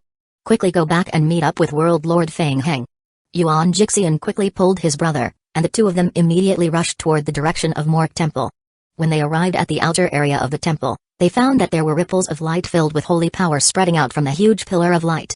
Even though they could not get close to the powerful holy power fluctuations, however, they saw a figure standing behind a huge rock not far away. Jiziobo. The holy light released from the magic seal became even more intense. Jiziobo couldn't hold on even if he hid at the entrance of Mork Temple. He had no choice but to escape from the sanctuary and hide behind a huge rock. Jiziobo heard someone call his name and turned around to see Yuan Jixian and his brother rushing over. He waved at them, shouting, "Come! Quickly hide over here!" Yuan Jixian and Yuan Jais hurried over to Jiziobo's side, using the stone to block some of the holy ripples from spreading out. They then raised their heads and carefully looked at the interior of Mork Temple, wondering what was going on. Why did it become so big? Yuan Ji couldn't help but ask in a low voice, "Jiziobo, how's the situation in the Holy Temple? Was it smooth? Is World Lord Feng Heng alright?" "It's fine. He's good too. He's already thinking of a way to undo the seal. Let's wait patiently. It should be soon." "Yes." At this moment, in the center of the holy light pillar, a slow loading bar appeared above Feng Heng's head, and the game prompt flashed rapidly on his retina. Ding! The player's current ritual is in operation. The current ritual completion efficiency is 27% basic plus 20% Book of Oaths bonus plus 10% Saint of Alchemy's Inheritance plus 28% subsidiary ritual bonus plus 5% the Omniscient Eye bonus. Ding! Current comprehensive ritual assessment success rate, 100%, Chapter 1945. The combination very good. The efficiency bonus was about 90%. As long as they were not disturbed by the outside world, the ritual would be completed very quickly. Under the slow injection of mental strength, the pillar of the holy light lasted for more than 10 minutes before it slowly weakened until it completely faded. A dark golden scabbard floated in the middle of the hall. The scabbard expanded slightly after it was unlocked, but it was not much. It was still only the size of half a fist. It floated in the air and kept releasing holy power ripples to the surroundings. Feng Heng stopped the ritual and looked at his surroundings, which had fallen into silence. He then focused his attention on the scabbard. "So that's how it is," Feng Heng muttered to himself. It was the wooden box that dropped after killing Sadevich. Now, it seemed that the Holy Court had prepared two different props in advance to obtain the scabbard again. The first was the magic array ritual to remove the seal. It was originally from Miles' team. The wooden box on Sadevich's body was used to store the scabbard temporarily in the second step. But now, he might not need the wooden box. For safety reasons, Feng Heng took out the wooden box from his backpack, just in case. Under the holy light, Feng Heng slowly walked forward. Kai. Feng Heng frowned. He realized that as he gradually approached the scabbard, the holy great sword in his hand kept emitting the holy light. It even trembled slightly in his hand. It seemed to be some kind of excitement. Whoosh! Suddenly, the holy scabbard in front of him seemed to be attracted and attacked Feng Heng's great sword. Whoosh! The scabbard suddenly enlarged by more than 10 times and wrapped around the holy great sword. The game prompt appeared on Feng Heng's retina again. Ding! The player has secured a combination item unknown holy great sword. Item: the chosen secret seal great sword. Level: holy weapon description: a holy weapon of unknown origin. Other than possessing powerful holy power attributes, it also contains spatial power. Due to the heavy body of the sword, it is very difficult to control. It often consumes more physical strength when used. Skill 1, Defensive. Skill description: this great sword will not be damaged by any attack. You can use the great sword to assume a defensive state. In this state, you can absorb an additional 70% of the attack damage. When equipped with this great sword, you will not be able to equip shield-type weapons or dual-wield weapons. Using the great sword to attack will consume additional vitality. Skill 2, Eternal Brilliance. Skill description: Sacred Study level plus 25. If the current Sacred Study level is full, it will automatically advance to the next level, can be upgraded to demigod level max, only effective when using weapons, ineffective when placed in a backpack. Skill 3, Ripple. Skill description: each attack will cause an additional holy ripple. The ripple will cause damage to enemy units within the range and heal allies. The actual effect is affected by the player's strength, spirit, and sacred study. The effect will gradually weaken with distance. After the greatsword hits the enemy, an additional 200% holy attribute damage will be added and a judgment will be made. If the target's strength is less than the player's strength by 1.2, the target will be sent flying and heavily hit. Skill 4, Usage conditions not met, not unlocked. Skill 5, Usage conditions not met, not unlocked. Lowest usage requirement: high tier sacred study, strength attribute, 300, physique attribute, 300. Weapon awakening requirement: the player has mastered demigod level sacred study and high tier spatial science. Weapon will automatically awaken after meeting the requirements, unlocking skills 4 and 5. Feng Heng checked the attributes of the great sword in his hand, and his eyes displayed a satisfied expression. Not bad. As expected of a holy weapon. Good stuff. Among the 3 skills that came with the holy great sword, the one that Feng Heng was most satisfied with was the second skill. Eternal Brilliance. It was too practical. It was simple and unadorned.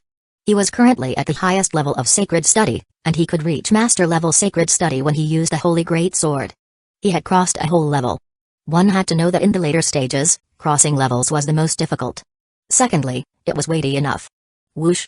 Feng Heng lifted the great sword with one hand and swung it forward, creating a sound that tore through the air. Ho! The moment the attack was swung out, a wave of holy power spread out. Buzz! Ripples spread out rapidly, almost instantly enveloping the entire hall. They collided with a wall and dissipated. The range of the skill was not small either. The believers of the holy court saw Feng Heng casually wave his holy power and felt the power bathed in the holy light. They were even more convinced and knelt on one knee to pray.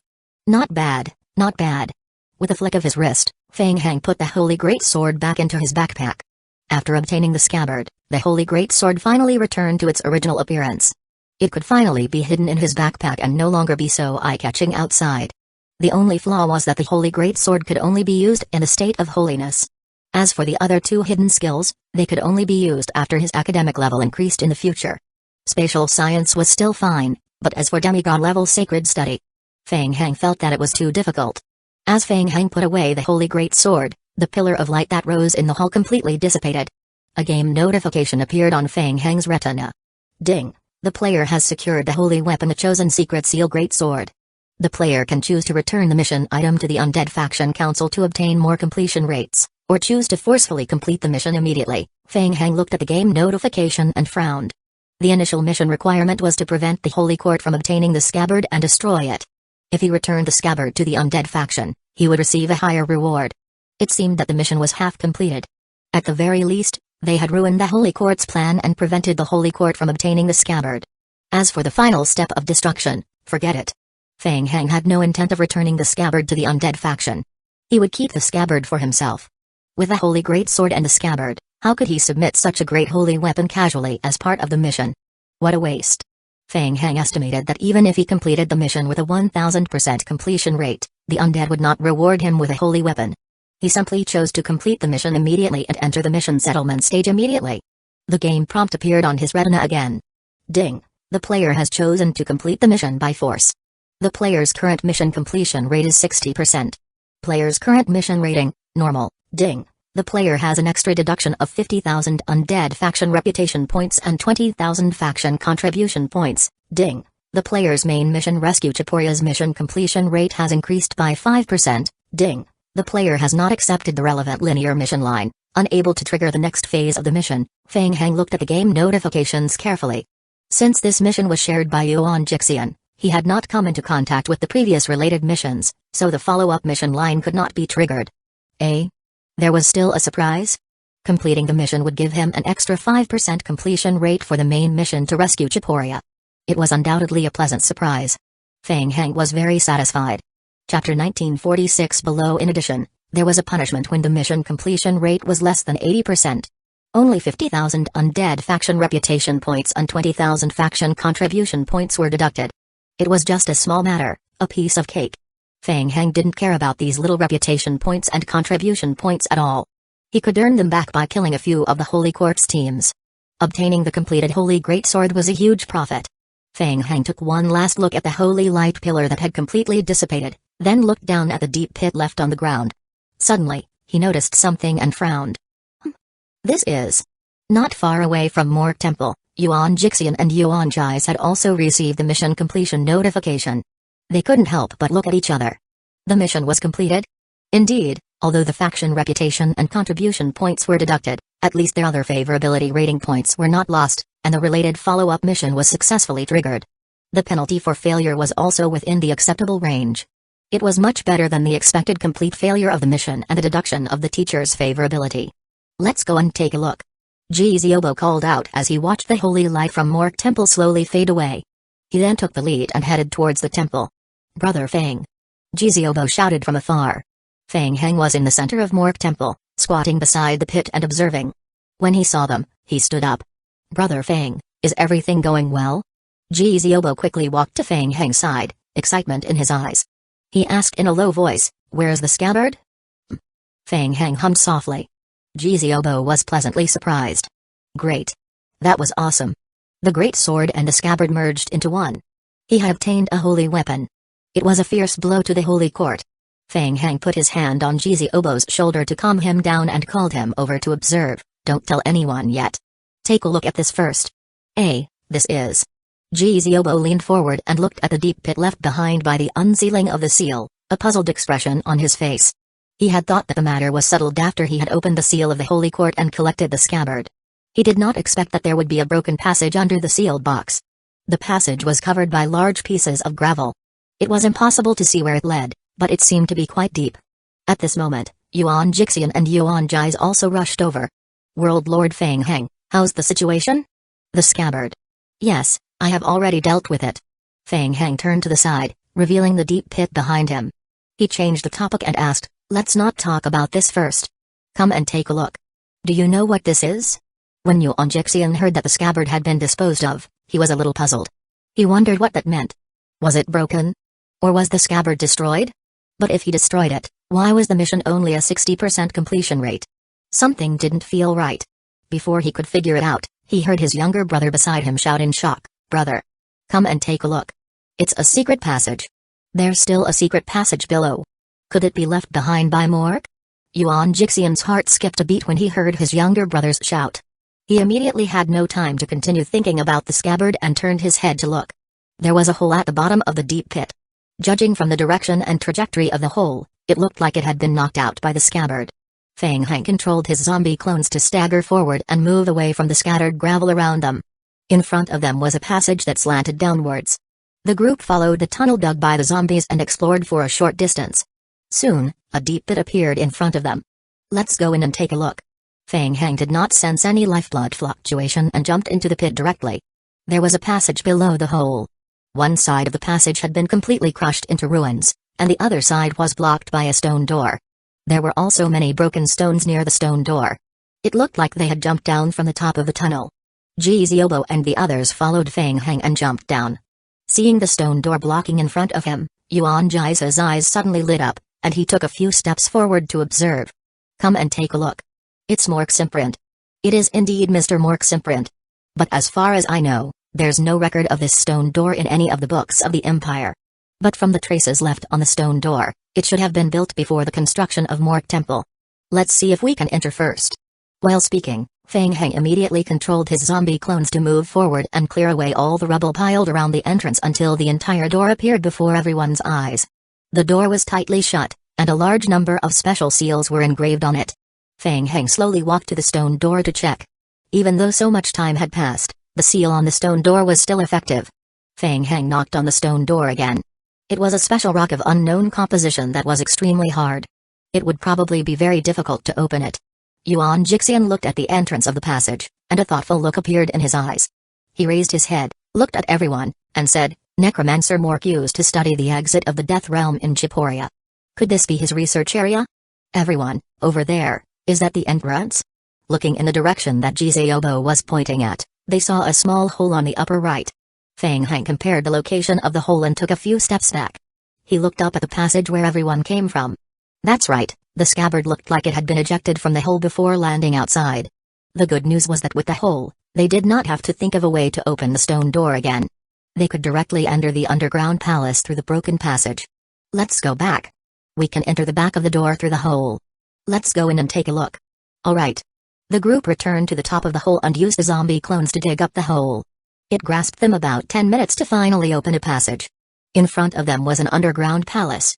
Whoosh. Whoosh whoosh. Feng Heng was the first to enter the underground palace. He immediately felt the aura of the undead. Everyone followed him into the underground palace, and their expressions could not help but change. The underground palace was huge, and it was obvious that it was built before Mork Temple was built. At that time, Chiporia became still the exit of the Death Realm. Who else would build such one huge underground palace here other than Mork? Obviously. Only Mork himself. They thought that they were only here to find the scabbard, but they did not expect to find the underground palace left behind by Mork. Moreover, from all the signs, the aura of the undead in the game world of Chiporia became very likely to have leaked out from the underground palace. Be careful. Something is approaching. Yuan Jixian uttered in one low voice, stopping everyone from continuing their exploration. Chapter 1947 The Effect Whoosh, Swoosh. Sensing the aura of a living person, the vengeful spirit creatures rushed towards them from all directions. Yuan Jixian was slightly relieved when he saw the vengeful spirit creatures floating over. It was just a vengeful spirit creature, so there's no risk to his life. It's an evil spirit. Everyone, be careful. Perhaps it was because of the long period of time that the undead aura had been injected, causing the entire underground palace to be filled with evil spiritual creatures. A Book of the Dead appeared in front of the Yuan brothers at the same time. Whoosh. Whoosh whoosh. More than a dozen soul chains darted out from the two Books of the Dead, stabbing at the evil spirits that were attacking them from all directions. They pierced through them and dragged them into the Books of the Dead to be digested. Retreat. In the beginning, Yuan Jixian and Yuan Jais had some advantages, but they didn't expect that their attacks would provoke the evil spirit creature in the underground palace. More and more evil spirits were swarming towards them from all directions. Not good. It's an elite-level giant-sized creature. On the right, a giant-sized vengeful spirit dashed out from the passage. Unlike all the vengeful spirits he had encountered before, this giant vengeful spirit had a dark red color on its body. Yuan Jixian frowned and was about to retreat when he suddenly felt a gust of wind behind him. Whoosh! A figure flashed past him. It was Feng Heng. Whoosh! Feng Heng held the holy scepter tightly in his hand and swept it forward. Bang! The scepter struck the vengeful spirit and exploded with a brilliant holy light. The vengeful spirit leader was knocked back. The eyes of Yuan Jixian and his brother lit up. That's right. He had almost forgotten that Feng Heng also knew about the holy element. When he saw that Feng Heng did not attack immediately, he thought that Feng Heng was not good at dealing with soul-like creatures. Now that he thought about it, World Lord Feng Heng clearly knew the holy element and his close combat strength was not weak either. Dealing with this group of undead would be easier for him. Feng Heng tapped the ground lightly with the tip of his toes and chased after the vengeful spirit. He waved his scepter several times in a row and completely defeated the vengeful spirit. Bang! The giant-sized vengeful spirit exploded in front of his eyes and completely dissipated. It's a little troublesome. Feng Heng thought to himself that he was in a lot of trouble. There were too many vengeful spirit creatures, and his zombie clones could only cause physical damage. It was too troublesome to deal with these spirits. He did not want to waste the entire night here. He might as well use that move. Feng Hang shouted as he looked at the group of people behind him, "You guys retreat first." Yuan Jais was stunned when he heard this, doubting if he had heard wrongly. What? Retreat? Weren't they working well together just now? Feng Hang dealt with the high-tier vengeful spirits, and they were responsible for dealing with the low-tier vengeful spirits. Why did he suddenly tell them to retreat? Before Yuan Jais could figure it out, Jiziobo pulled him aside and shouted, "Hurry, let's go." All right. Yuan Jais agreed and followed Jiziobo to retreat while he looked at Feng Hang with some doubt. What was he doing there? Or was he prepared to deal with so many vengeful spirit creatures by himself? Unlike the others, Feng Hang's body was currently enveloped in a layer of holy power fluctuations. The first target of the vengeful spirit was Feng Hang. Whoosh! Whoosh whoosh! After losing their target, the vengeful spirits immediately swarmed toward Feng Hang from all directions. What? Yuan Jixian's pupils constricted when he saw Feng Hang's actions. A 2-meter-long great sword that flickered with a dark golden sacred light appeared in Feng Hang's hand. Whoosh! The holy greatsword was swung forward, drawing a tearing sound in the air. Bang! The elite-level vengeful spirit that was hit by the holy greatsword instantly burst into dust under the greatsword's attack. Buzz! At the same time, golden holy ripples spread out rapidly from the point of impact. The vengeful spirits that had gathered around the group froze in unison when they came in contact with the golden holy ripples. The damage figures displayed on their bodies were as high American Samoa 10000. What the hell? Yuan Jixian was shocked. A normal assault from the greatsword could have such a powerful AO attack? Buzz. Just as he was wondering about it, the holy power fluctuations had already spread rapidly in front of them. Bang. The moment his body came into contact with the holy light, Yuan Jixian felt a punch to his chest, and his health point was reduced by more than 1,000. What the hell?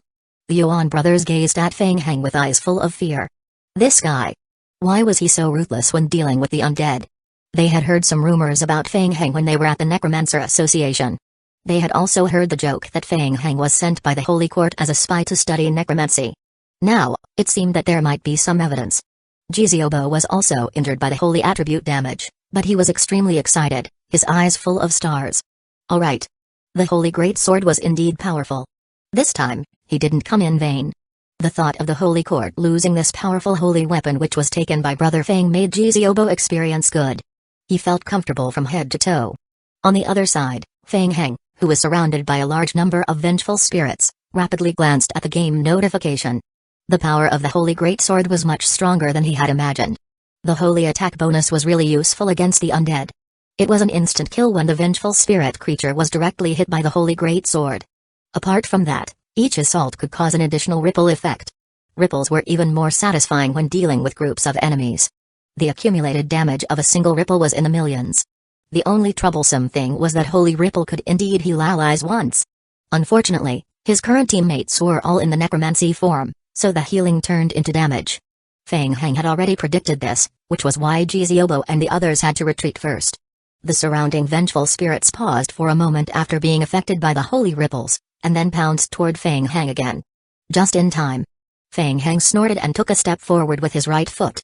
Once again, he swung his great sword forward. Phew. The huge sword brought with it a heavy sound of breaking through the air. The three closest vengeful spirit creatures were immediately blasted apart by the holy great sword. Buzz. Another wave of holy ripples spread out. The ripples hit the surrounding vengeful spirits, and red damage numbers emerged in unison. Continue. After a few attacks, Feng Hang realized that the damage range of the holy great sword's fluctuation was very wide. He simply raised the holy greatsword in his hand and swung it forward continuously until his hand was sore. Buzz. Buzz buzz buzz. The effect of the holy ripple skill carried by the holy greatsword was triggered repeatedly. Instantly, more than 10 holy fluctuations spread out rapidly in all directions. Bang. Bang bang bang. After receiving more than a dozen waves of attacks, the vengeful spirits reached their limits and burst on the spot. Chapter 1948. Range. In the passage not far away, Yuan Jais, who was slowly retreating, was shocked when he saw more than 20 holy ripples emerging and spreading rapidly toward them. There was such a thing? Today was really an eye-opener. No wonder Feng Hang told them to leave quickly. Run. Yuan Jais was still thinking about it when he heard his brother shout in his ear. He then quivered and reacted. He quickly ran towards the right passage. They were already some distance away from the central region of the explosion. The continuous holy ripples would not cause them any serious injuries, but they would not feel good. Everyone only stopped when they reached the entrance of the underground palace.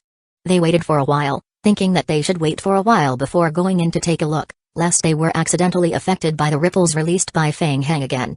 After waiting for a few minutes, Jiziobo suddenly noticed something and pointed at the hole where everyone came from. Look! Everyone looked in the direction of the sound and saw a large number of lickers rushing in from the hole in the underground palace, crawling toward Feng Heng. This was strange. However, this group of lickers was completely unaffected by the power of the holy ripples. The few of them looked at each other, their faces equally blank. So many lickers. What was Feng Heng planning to do? Should we go over and take a look? Yuan Ji's was about to say this when he suddenly felt the holy ripples overflowing from the underground palace. The second half of his sentence was stuck in his throat. Feng Heng naturally has his plans.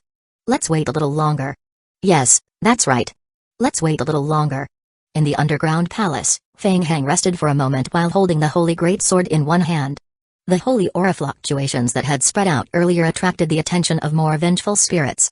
More and more vengeful spirits surged towards him. That was good, too. Then continue. He might as well kill all the vengeful spirits in the underground palace in one wave to save himself the trouble in the future.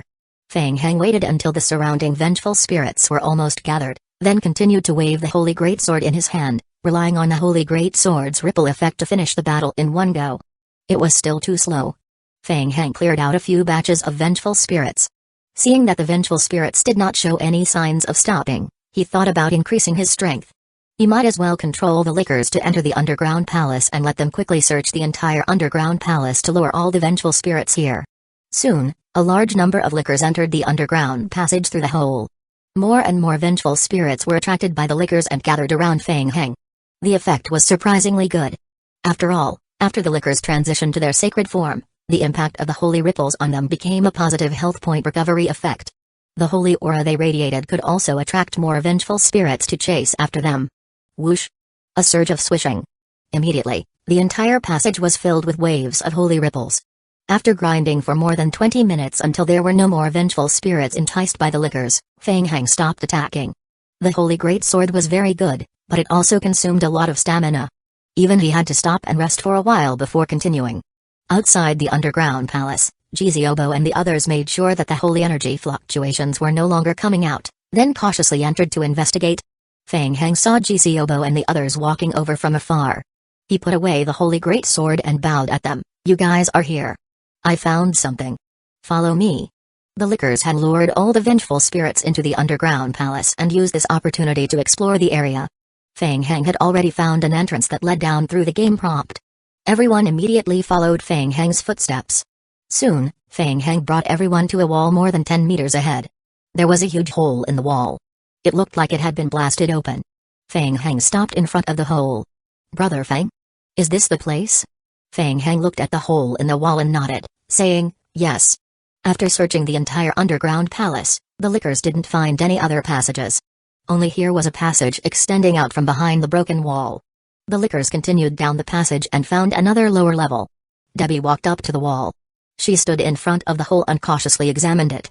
She turned around and said to everyone, everyone, I have roughly calculated the size and angle of the hole. This should be the hole made by the scabbard. Everyone looked at each other. Therefore, the scabbard was blasted out from the center of the temple, breaking through the walls along the way and finally landing on the ground below the Mork temple. Let's go in and take a look. As Feng Heng spoke, he took the lead and stepped into the back of the wall through the hole. Behind the wall was a passage that had been forcefully created by the scabbard. He could sense that it was probably a downward passage. After clearing the debris along the way, they soon found a slanted exit on the ground in front of them. It seemed that the scabbard had been sent flying from here.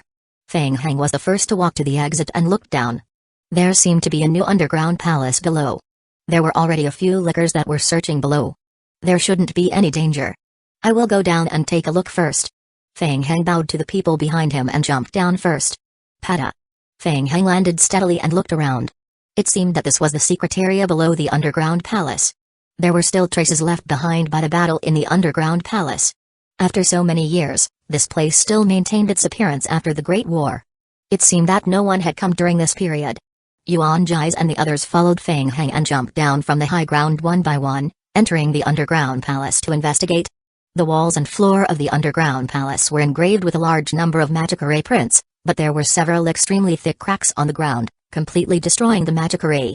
It looked like the mark was left behind by some kind of super large weapon. For example, the Holy Great Sword in its maximum form. Other than that, it was worth noting that there was a large sunken pit in the center, with a radius of about 3 meters and a depth of 1 meter. The entire area was covered with unknown high-level metal plates. Feng Heng walked up to check and found that there was nothing in the pit except for 2 deep cracks. The aura of the undead was constantly seeping out of the pit. That was strange. There was clearly nothing there, but there was still an aura. Feng Heng shifted his gaze away and tried to observe the remaining magic array patterns on the ground. Spatial element. Undead element. Dual element alchemy magic array. Feng Heng quickly found 2 traces of academic knowledge. He raised his eyebrows and pondered the use of the magic array when he suddenly heard Jizi Obo's cry. Brother Feng. Come and take a look. Here, I found something. Chapter 1949 Lower floor. Feng Heng looked up and saw Jizi Obo and Debbie gathered on the wall on the right. What? Feng Heng stopped observing the magic array on the ground, stood up, and walked toward everyone. There was a special magic array carved on the wall. In the center of the magic array was a circular groove the size of a fist. There were 12 smaller grooves embedded in the outer ring. The grooves were all round. It was the size of a coin. It looked like Mork's secret engraving. The moment he saw the groove, Feng Heng immediately thought of Mork's secret engravings. Debbie studied the groove on the wall and fell into deep thought. It's a special alchemy magic array. After putting in secret engraving, it can achieve a special effect. The pictures on it are very similar to Mork's secret engravings. Feng Heng looked at Yuan Jixian and his brother, and asked, "Do you know?" The 2 brothers shook their heads. The 2 of us didn't have much contact with the game world of Chiporia before. We only know some things about the Holy Court. As for the underground palace here, this is the first time we know about it. If you ask me, I am afraid even Mr. Anbadu didn't know that there was such a thing here. Feng Heng pondered for a moment, then reached out to touch the rune vacancy left on the rock wall. He reached out and inserted Mork's secret engravings into one of the runes. Ka.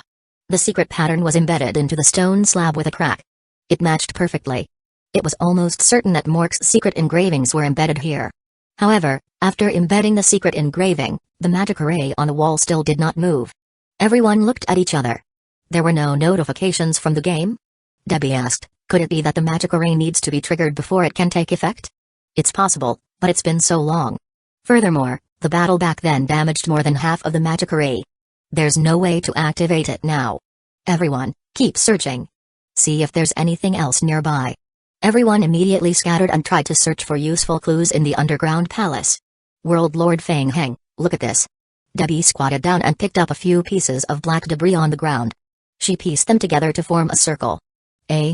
Correspond to the circular mark in the center? Yes. Debbie nodded and replied, it's some kind of energy storing substance. I have read about it in a book before. The production method has been lost for a long time. Feng Heng looked at the black remains on the ground, then looked up at the wall. So the central hole was triggered by an energy source? As for the remaining 12 holes, they needed to place Mork's secret engravings? Brother Feng. This way. Feng Heng heard Jizi Obo calling him, so he stopped his research and turned around to walk towards Jizi Obo. Jizi Obo found a few damaged books on a metal shelf.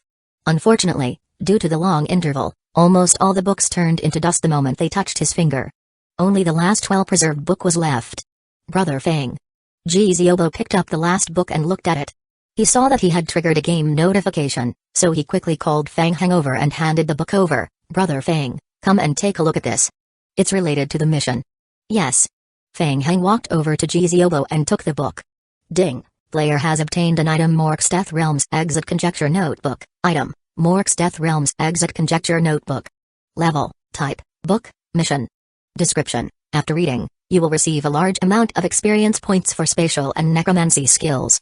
Description, after reading, you can study and analyze the magic array, research books, and notes departed behind by Mork to obtain additional experience points. Special description, this item is a special item.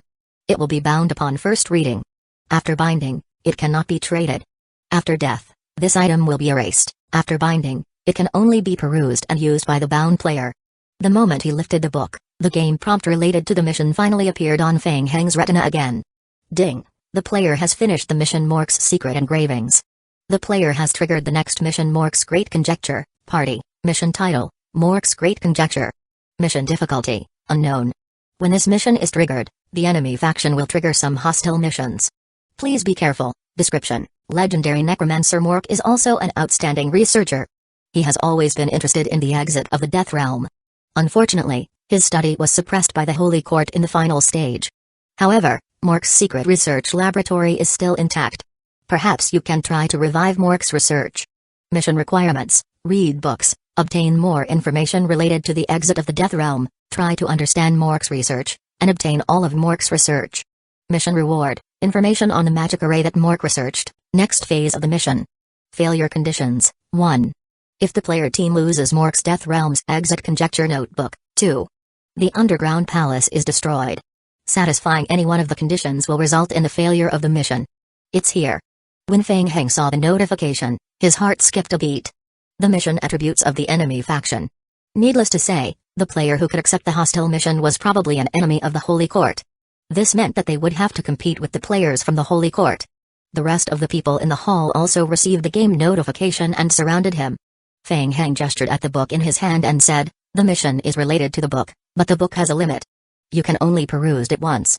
Yuan Jixian didn't hesitate and uttered directly, "World Lord Feng Heng, please come." The two of them understood that the mission was originally discovered by Feng Heng. The two of them came here to mingle. It would be best if they could follow behind and get the mission. If they couldn't, there was no loss. Yes. Feng Heng immediately opened the tome to read. Kai. The moment he opened the book, an extremely tiny bone spike pierced out from the side of the book. The tip of the bone spike pierced through Feng Heng's skin and was stained with a trace of Feng Heng's blood. In an instant, the originally ancient tome emitted a faint dark glow. The game notification appeared again. Ding. The player has bound to the tome Mork's Death Realm's exit conjecture notebook. Feng Heng frowned and immediately used a high-efficiency reading skill to speed up his reading. The thin notebook only had about 20 pages, and Feng Heng spent more than 10 minutes flipping to the last page. Ding. The player has finished reading. The player has obtained mission skill examination, only effective on mission target. After he finished reading, the game notification popped up. Feng Heng lowered his head and pondered. What was written in the notebook was only a rough conjecture and construction of the plan that was being implemented. Or rather, it was not just a simple conjecture. Mork already had an idea, and he had officially started it. This underground palace was the secret laboratory that Mork had spent a lot of time and effort to set up. Chapter 1950. The function: if Mork's conjecture could really be realized, it meant that they could control the landing point of the exit of the Death Realm and transform each world into a gathering point for the undead faction. It was a huge boost to the entire undead faction. It was no wonder that the Holy Court had taken action immediately after receiving the news. Even when faced with the dilemma of fighting on multiple fronts, they resolutely attacked the undead faction. Brother Feng. Jiziobo watched as Feng Heng finished reading the book and then fell silent. He walked up to him and asked softly, "Did you find anything?" "Yes." Feng Heng collected his thoughts and put the book back into his backpack. He nodded and walked toward the center of the hall. As he walked, he said, "From the records in the book, the magic array here was set up by Mork. The center of the hall was originally the exit of the world." As he spoke, Feng Heng came to the pit that he had just discovered in the middle of the hall. At the same time, the pit was also the point where the undead aura was the densest. "I think this is where the exit of the Death Realm used to be." Mork once controlled the release of the aura at the exit of the Death Realm for a short period of time. As for the exit now, it's completely gone. According to the rumors in the outside world, it should have been completely destroyed by the 12 sages of the Holy Court using their holy great swords. As for the magic arrays left on the wall in the storage groove for Mork's secret engravings. Feng Heng paused and looked up at the circular groove on the wall in front of him. It's an external magic array left behind by Mr. Mork. According to the description in the notebook, it has two functions. One is to help share the pressure released by the spatial fluctuations when the main magic array is activated, and the other is to locate it. The stone material is special and has the characteristic of absorbing spatial power. Mork spent a lot of time collecting it. The large groove in the middle is used for energy infusion. Everyone listened to Feng Heng's explanation and nodded. Jiziobo raked his head and asked, "Brother Feng, so we need to find the rest of Mork's secret engravings?" Feng Heng frowned. "I am not sure. The current mission doesn't require us to find all of Mork's secret engravings. It might be related to the subsequent missions. We can think of a way to find them first. It will be best if we can find them. If we can't, we don't have to force ourselves. I am more worried about the mission description. The mission description states that there will be hostile factions joining, which means that the difficulty will increase greatly." Feng Heng pondered for a while before he continued, The Holy Court might know about the circumstance here through some special means and then interfere with our mission. Everyone felt that Fang Heng's guess was correct. There had been similar missions before, and they were usually designed like this. That's bad. Yuan Jixian could not help but reveal a bitter smile on his face as he spoke. The Holy Court values Mork's research very much. They even went to war with the undead. If they knew that Mork's research was not completely destroyed, they would go crazy. We will definitely have to hurry up and find it. Yuan Ji's also agreed in agreement. Once the Holy Court goes crazy, they can go all out against Chiporia. The front line will suffer greater pressure. The situation at the front line is already terrible. The undead faction has never joined the main battlefield. Lord Donnie is only leading the undead faction players to hold on. If the Holy Court sends reinforcements, we won't be able to defeat them. Everyone was discussing among themselves. Jiziobo thought along this line of thought. So, now, after a long time, Lord Donnie had become the most unlucky person again? Why don't I report what happened here to my instructor and see what the undead faction thinks? If the Holy Court's army comes, the undead faction will also be under pressure. Moreover, the magic array left behind by Mork is very important. If our teacher comes out and thinks of a way to convince the undead faction. There's no hurry. Everyone, wait a moment. Fang Heng stretched out his hand and interrupted everyone's discussion. After reading the tome and observing the magic array patterns on the ground again, he suddenly noticed a new notification on his retina. Ding! The player can currently use skill examination, so that was the case. Fang Heng stared at the magic array on the ground. At the same time, the shadow of a rapidly spinning alchemy magic array appeared in his right eye. Seeing that Fang Heng had made another discovery, everyone stopped their discussion and waited quietly at the side. 3 minutes passed. The loading bar above Fang Heng's head ended, and the magic array in his right eye gradually faded. A game notification appeared. Ding! The player has analyzed the magic array left behind by Mork through the skill examination. Analysis progress obtained, 0.02, player's special skill, the Omniscient Eye, additional plus 0.02, ding, the player's current analysis of the magic array left behind by Mork, 0.04%, ding, after the analysis is completed, the player will obtain the magic array repair ability left behind by Mork. Fang Heng looked at the game notification and understood. So this was how skills were used. He needed to constantly use it to learn and research. When the magic array analysis reached 100%, he would be able to understand the large-scale magic array that Mork had left behind. Only then would the follow-up mission be triggered. Everyone's eyes were fixed on Fang Heng. Yes. Fang Heng saw everyone's gaze and nodded. He roughly explained the newly uncovered skill. It seems.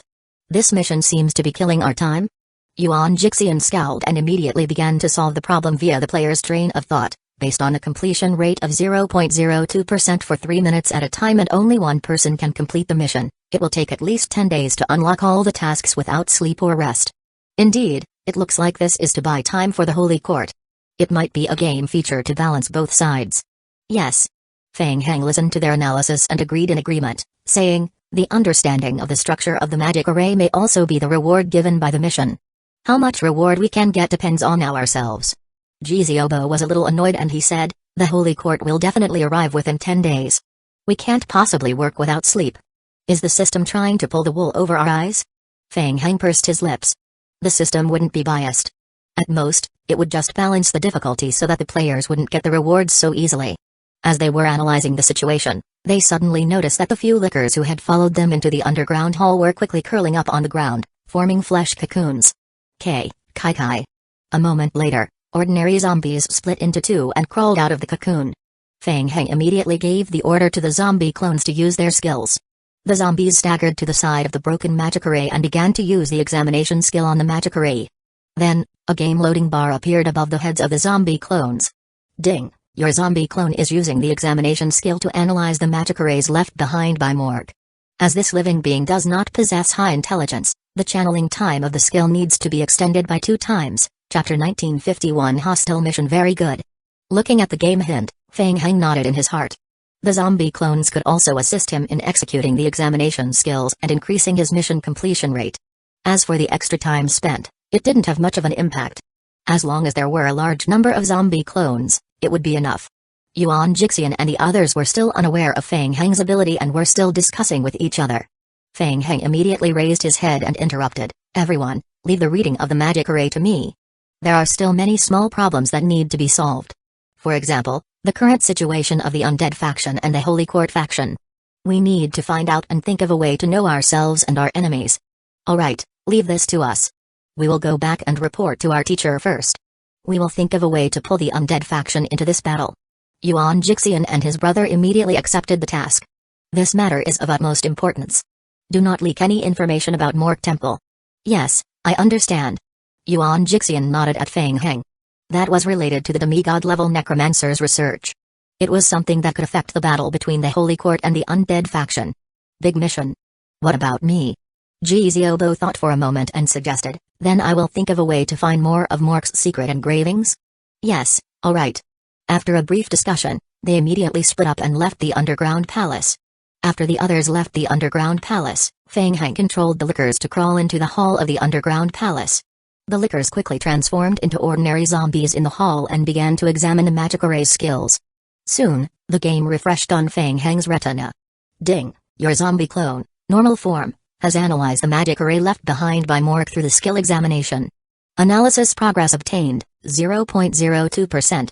The Holy Realm. Stargazing Temple. Above the building was a shining sea of stars. In the sea of stars, a shadow star was emitting scarlet light. The few temple astrologers who were in charge of the investigation were surprised and whispered to each other. The remnants of the Holy Court had been triggered. Very soon, the elder of the Stargazing Temple hurried to the Holy Realm Central Hall. Outside the Central Hall, a Holy Realm Guardian Elder blocked the way of the Stargazing Temple's elder, asking, "Elder, you are in such a hurry. Could it be that there's something urgent? There's an emergency in the Stargazing Temple. We need to report it to the Great Sage." The Guardian Elder was stunned for a moment. The Stargazing Temple had been peaceful for a long time, yet it could make the Elder of the Stargazing Temple so nervous. Did something big happen? The Great Sage has just entered a state of cultivation. What exactly is going on? Half an hour ago, Mork's notebook stored in the Stargazing Temple was triggered. Undead faction? Yes. Mork's name awakened a memory that had been buried in the Guardian Elder's mind for a long time. In the war against the undead, the Holy Court had lost two great sages. This was the beginning of the Holy Court's decline, which directly led to the collapse of the Holy Court in the later stages of the war. Otherwise, back then, the Holy Court was only one step away from saving the world. The Guardian Elder knew the seriousness of the matter and his expression was solemn. Wait a moment, I will go and consult him. In the central courtyard, the great sage, Aladdin, who was also one of the 12 sages of the Holy Court, was cultivating. After hearing the news, he couldn't help but open his eyes and mutter to himself, Mork's notebook. That period of time was the most prosperous period of the Holy Court. They had learned about Mork's research through the traders of the undead faction. They had set up a tracking system in Mork's notebook and found his exact location. With Mork's death, the seal on the notebook was completely locked and all contact was lost. Just when the Holy Court thought that Mork's research had already died out with Mork. At this moment, Mork's notebook in the Stargazing Temple was triggered again. Was Mork dead or not? Or could it be Mork's notebook was found again? Or was it possible that the undead had already mastered Mork's research and had chosen to restart it at this time? As a warning? No matter which one was correct, it was not a good thing for the Holy Court. The great sage Aladdin thought for a moment before leaving the central courtyard.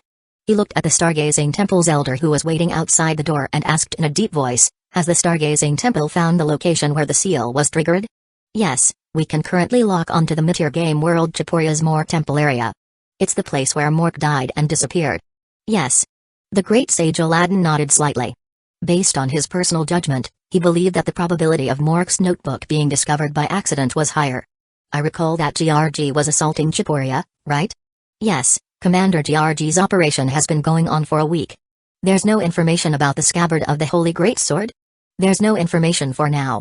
Looking at the time, they are about to make their move." "I understand. I will immediately report this to the king." Aladdin was keenly aware that the team sent by the Holy Court might have encountered some trouble in the process of finding the sheath of the Holy Greatsword. The research conducted by Mork was extremely important. Now that this trouble had appeared, the Sacred Realm had to make an even more cautious response. A hint of solemnity flashed in Aladdin's eyes as he muttered to himself, "Undead. They haven't given up on their attempt to seize this world." At Mork Temple, Yuan Jixian and his brother had already given up. They thought that if they failed the scabbard mission and got a bad evaluation, they would most likely be scolded by their teacher when he returned. They did not expect that their luck would turn around, and they would discover the demigod-level necromancer Mork's study under Mork Temple. Would you believe it if luck bounced back? If they did well this time, They might even be able to receive personal teaching from their grandmaster. With this thought in mind, the two of them hurried back to look for their teacher. However, the two brothers did not expect that not only did they not receive the teacher's affirmation after returning, but they were also scolded. After being chased out by their teacher, the two of them rushed back to Mork Temple to meet up with Fang Heng and pass on the information. They followed the path they had explored earlier and entered the underground palace again. Yuan Jixia and Yuan Jais were pleasantly surprised to see the scene in the underground palace. What was going on? Hundreds of zombies were gathered in the hall, surrounding the magic arrays in the center of the hall. Fang Heng was also standing by the wall. World Lord Fang Heng. Yes. Fang Heng waved his hand at them and told them to hurry over and not block the zombie clones from examining the magic arrays. Then, he quickly glanced at the game hint. After more than 2 hours, the study progress on the magic arrays had reached 80%. It would probably be completed in a while. It was not a problem to complete this phase of the mission before the Holy Court.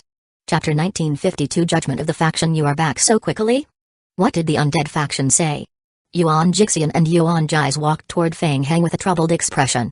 Yuan Jais couldn't help but say, "Sigh, don't even talk about it. We were scolded by our teacher for nothing. He told us to stop dreaming about completing the mission and to hurry back to see if there was anything else in Mork's underground palace. As long as we can pack everything up, we should pack everything up and get ready to run." Pack everything? Run away? The response from the undead faction was a little unexpected to Fang Heng. Yuan Jixian organized his words and said, Mork's research was originally a secret of the Undead Council's higher-ups, but in fact, there were still many rumors leaking around. However, according to Mr. Ranbudu, there is a huge hidden problem in Mork's research.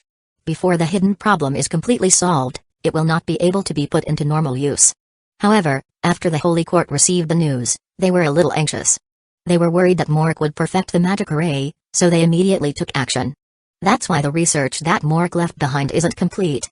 Teacher asked us to think of a way to pack up everything that we could take away from the underground palace. Then, we will continue to stay here to attract the attention of the Holy Court for as long as we can. We will try our best to delay the Holy Court. Fang Heng asked with a puzzled expression, "What do you mean by delay the Holy Court?" The undead faction has just detected some movement from the Holy Court faction. A few portals to high-tier worlds are being set up and ready to open. Based on the target range, it is highly likely that they are targeting the game world of Chiporia. The Undead Council was still wondering why the Holy Court would suddenly expend so much power to attack Chiporia. They were still wondering why, but they understood after meeting us. The Holy Court values Mork's research very much. They think that controlling the power of the teleportation passage to the Death Realm will greatly enhance us, so they will choose to kill us even if they have to pay a huge price. Breaking the passage from the high-tier world to the intermediate world will consume a lot of rare resources. Every minute it lasts will increase the burden on the Holy Court. Therefore, the undead faction hopes that we can delay the Holy Court's attack as much as possible. As for the rescue, teacher said that they are facing a big trouble and don't have the time to come over. As Yuan Jixian was explaining, the game notification appeared on everyone's retina again.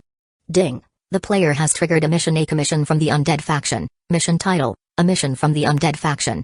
Mission description. The undead faction has realized that the Holy Court is trying to open a large number of world passages to launch a full-scale attack on Chiburia. The undead faction needs you to protect Chiburia as long as possible to achieve the goal of exhausting the Holy Court. Mission requirement, slow down the destruction of Mork Temple by the Holy Court.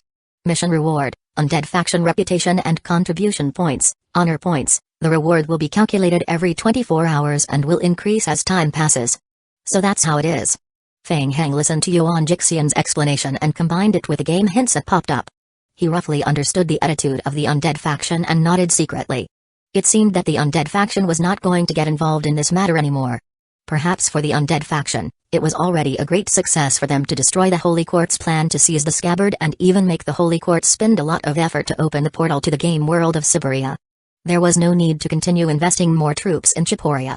In fact, this was the second time he had heard Yuan Jixian mention the big trouble the undead faction was facing. However, it seemed that Yuan Jixian and his brother had been holding back on this matter. It was most likely that they had accepted a related mission and could not reveal it to the public. Fang Heng didn't force it and looked at the mission reward. Reputation and contribution points in the undead faction were not very useful. Honor points seemed to be a new thing. Fang Heng asked, what kind of special payoff are the faction contribution points? Faction contribution points can be exchanged for items from the various undead factions' quartermaster, such as items, equipment, spells, points, experience points, and so on. Oh right, If you have enough favorability, you can also use points to exchange for high-tier NPCs from the undead faction to help complete related missions. The nearest quartermaster can be found at the front line of the Ankama Empire. Feng Heng's heart skipped a beat as if he suddenly heard something. He turned his head and interrupted. Wait, what did you just say? Exchange points? King of Gods points? Ah. Yuan Jais saw Feng Heng's sudden excitement and thought that he had remarked something wrong. He paused for a moment and continued, yes, the undead faction contribution points can be exchanged for King of Gods points. However, the ratio is not too high. It is generally not recommended to exchange for it. King of Gods points. He lacked this thing now. The transformation of the zombie clone required a large amount of King of Gods points, not to mention that he still had a lot of debts. If the undead faction could exchange for contribution points. Feng Heng rubbed his chin and pondered for a moment. He felt that this mission was not bad. Since he had given up on necromancy, he might as well abandon his fantasies and rely on himself to believe of a way to slow down the pace of the Holy Court's attack on Chipporia's game world.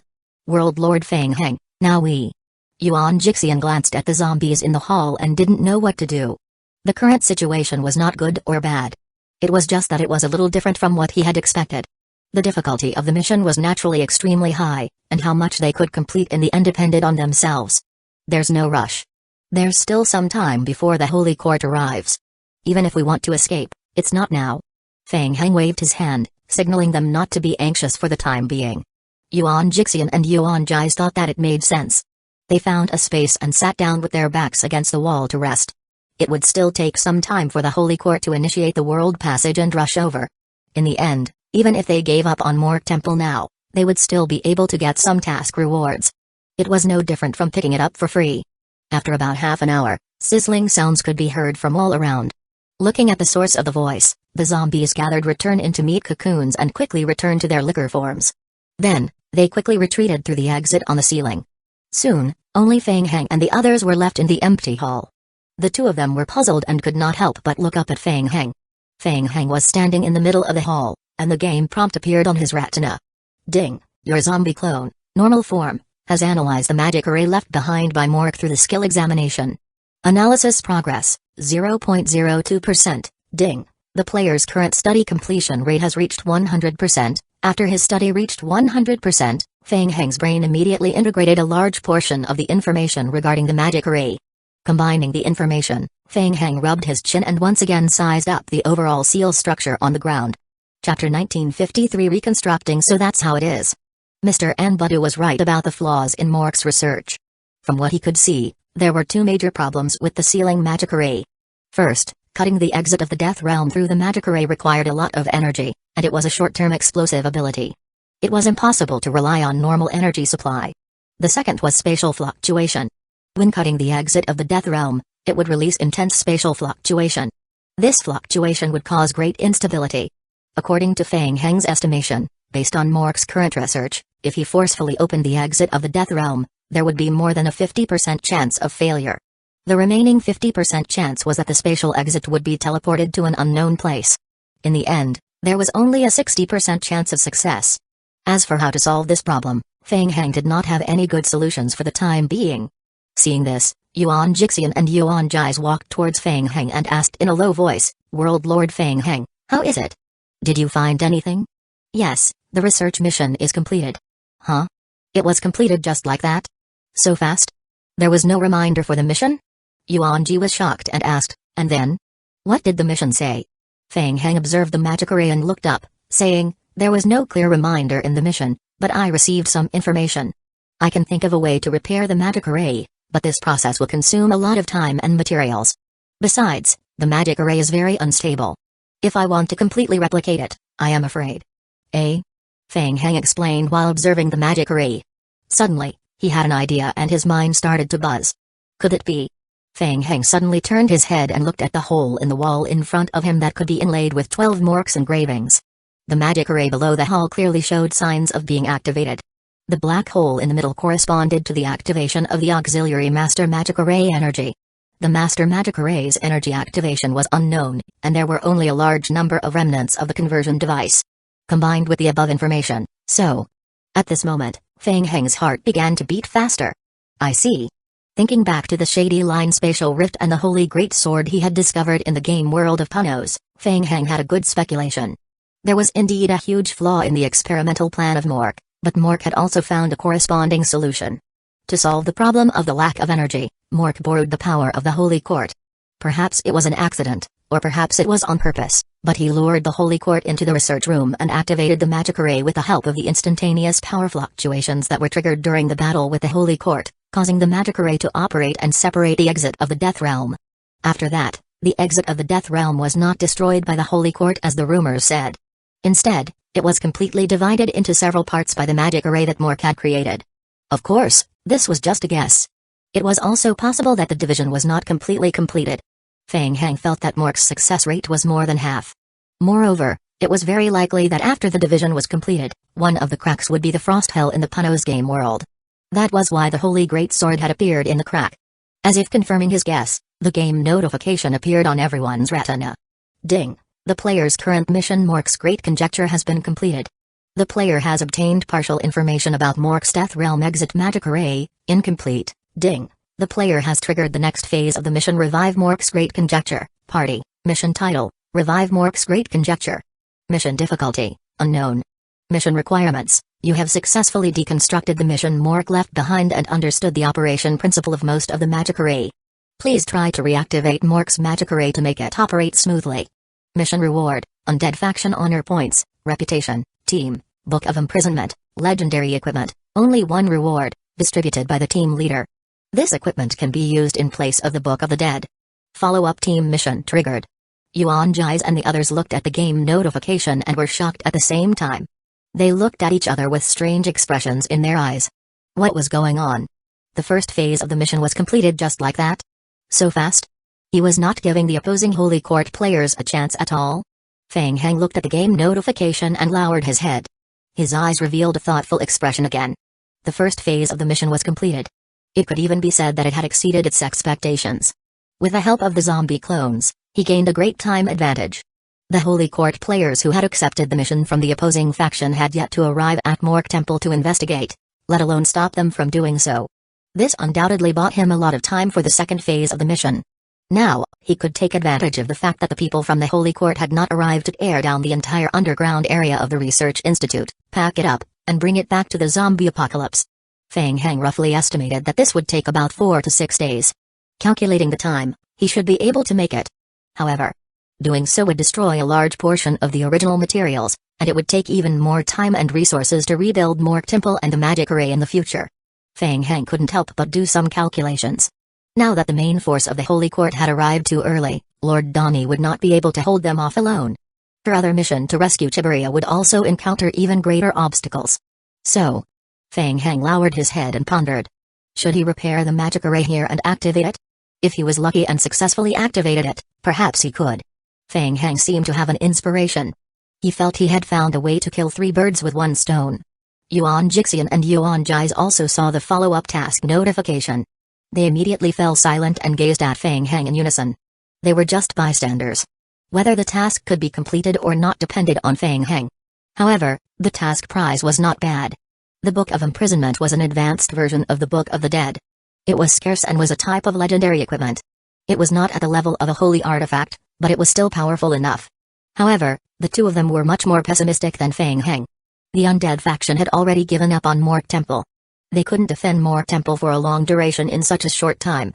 As for reconstructing the wizardry array, it was even more impossible. It was not easy to get a big mission, but in the end, it was a task that could not be completed at all. It was somewhat frustrating. Everyone. Feng Heng pondered and gradually sorted out the ideas in his mind. Then, he raised his head and gazed at the demoralized Yuan brothers before saying, I have an idea. Idea? What did he mean? From Feng Heng's tone, could it be that there was still a chance? Yuan Jixian and his brother gazed at Feng Heng at the same time. World Lord Feng Heng, you mean? Chapter 1954 Strategy. It's too early to give up now. I have an idea, but whether it will succeed or not, it will depend on luck. Do you want to try it out with me? Try? Of course, I have to try. Yuan Jais immediately nodded and replied, World Lord Feng Heng, if there's anything you need us to do, just tell us. Yes. Feng Heng nodded. In just a short moment, he already had a plan in his mind and was considering making a big bet. Assuming that his previous guess was correct, he just had to find a way to repair the magic array of Mork Temple before the Holy Court broke into it. At that time, he could control the magic array to summon the Death Realm crevice inside Frost Hell and use the array's reversal summoning as well as the Shady Line's strength to deal with the Holy Court. This way, he could deal a heavy blow to the Holy Court. At least in theory, this could be done. Of course, to complete his plan, he still had a lot of troublesome things to deal with. First of all, he needed to repair the magic array, and then there was the issue of obtaining a huge amount of energy. According to his guess, the exit of the Death Realm had been successfully divided by Mork's magic array, but the reversal summoning still required a lot of energy in a short time. Other energy sources, such as universe crystals, could replace this energy. Therefore, he needed to set up an external magic array at the side to supply energy and create an energy storage device. He also needed to modify the device so that it could be activated in a short time. It was very time-consuming. Subsequently, he had to repair the magic array. Fortunately, the teleportation passage leading to the zombie apocalypse had been opened. He could find a way to get Starfish Company to help him get high-level supplies. But he still needed time. Feng Heng knew very well that on the other side, the people from the Holy Court faction were also in action. It was time to compete with them in speed. Feng Heng immediately raised his head and said, "I need to know the movements of the Holy Court immediately. I need a large number of resources and some special tools for the undead to set up magic. I need your help." At the same time, at the front line of the Ankama Empire, it was already late at night. Lord Donnie and the others hurriedly gathered and went online. Just a moment ago, the Holy Court was preparing to open more teleportation channels, and their target was the game world of Chiburia. What was wrong with the Holy Court? It was estimated that in 5 to 8 days, the first batch of high-level game space passages would be opened. At that time, the entire Holy Court would attack Chiburia. Under the suppression of absolute strength, they couldn't resist given their current strength.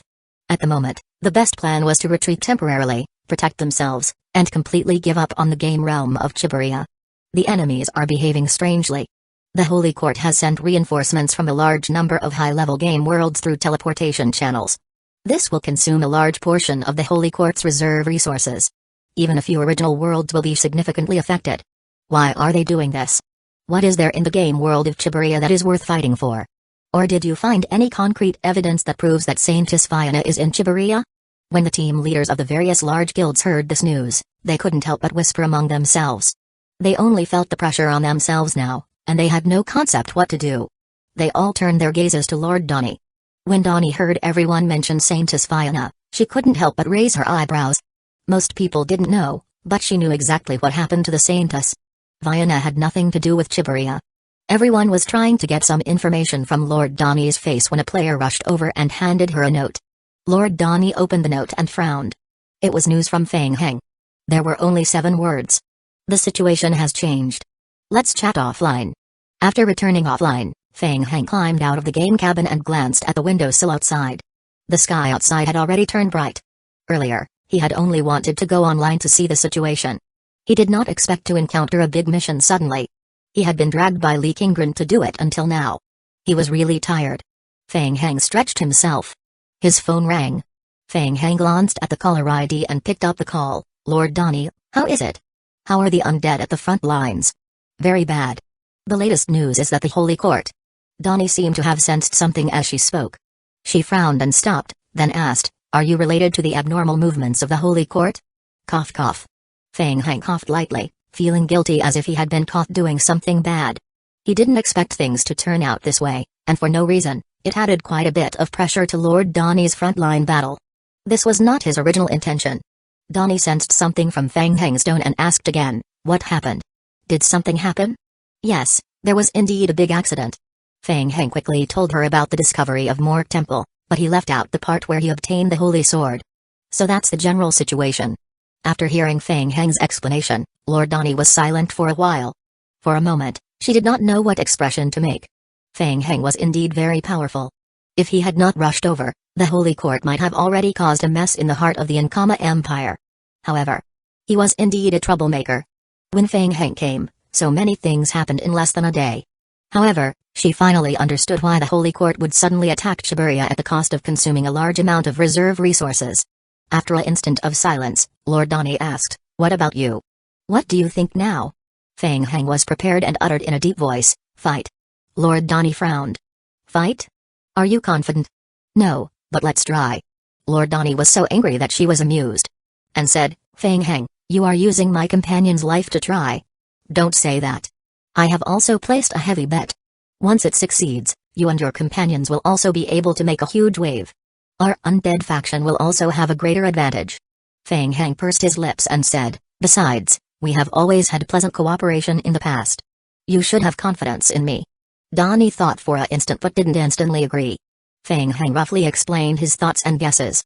He was trying to find a way to use the magic array left behind by Mork before the army of the Holy Court arrived. He was trying to find a way to transfer the Shady Line Rift in Punos's game realm over and use the power of the rift to destroy the main force of the Holy Court in one fell swoop. Donnie pondered for a long time after hearing this. It was only then that she realized that the game realm of Chiburia was actually related to Punos's Shady Line. After thinking for a moment, Lord Donnie rejected. No, I refuse. Why? Feng Heng asked in astonishment.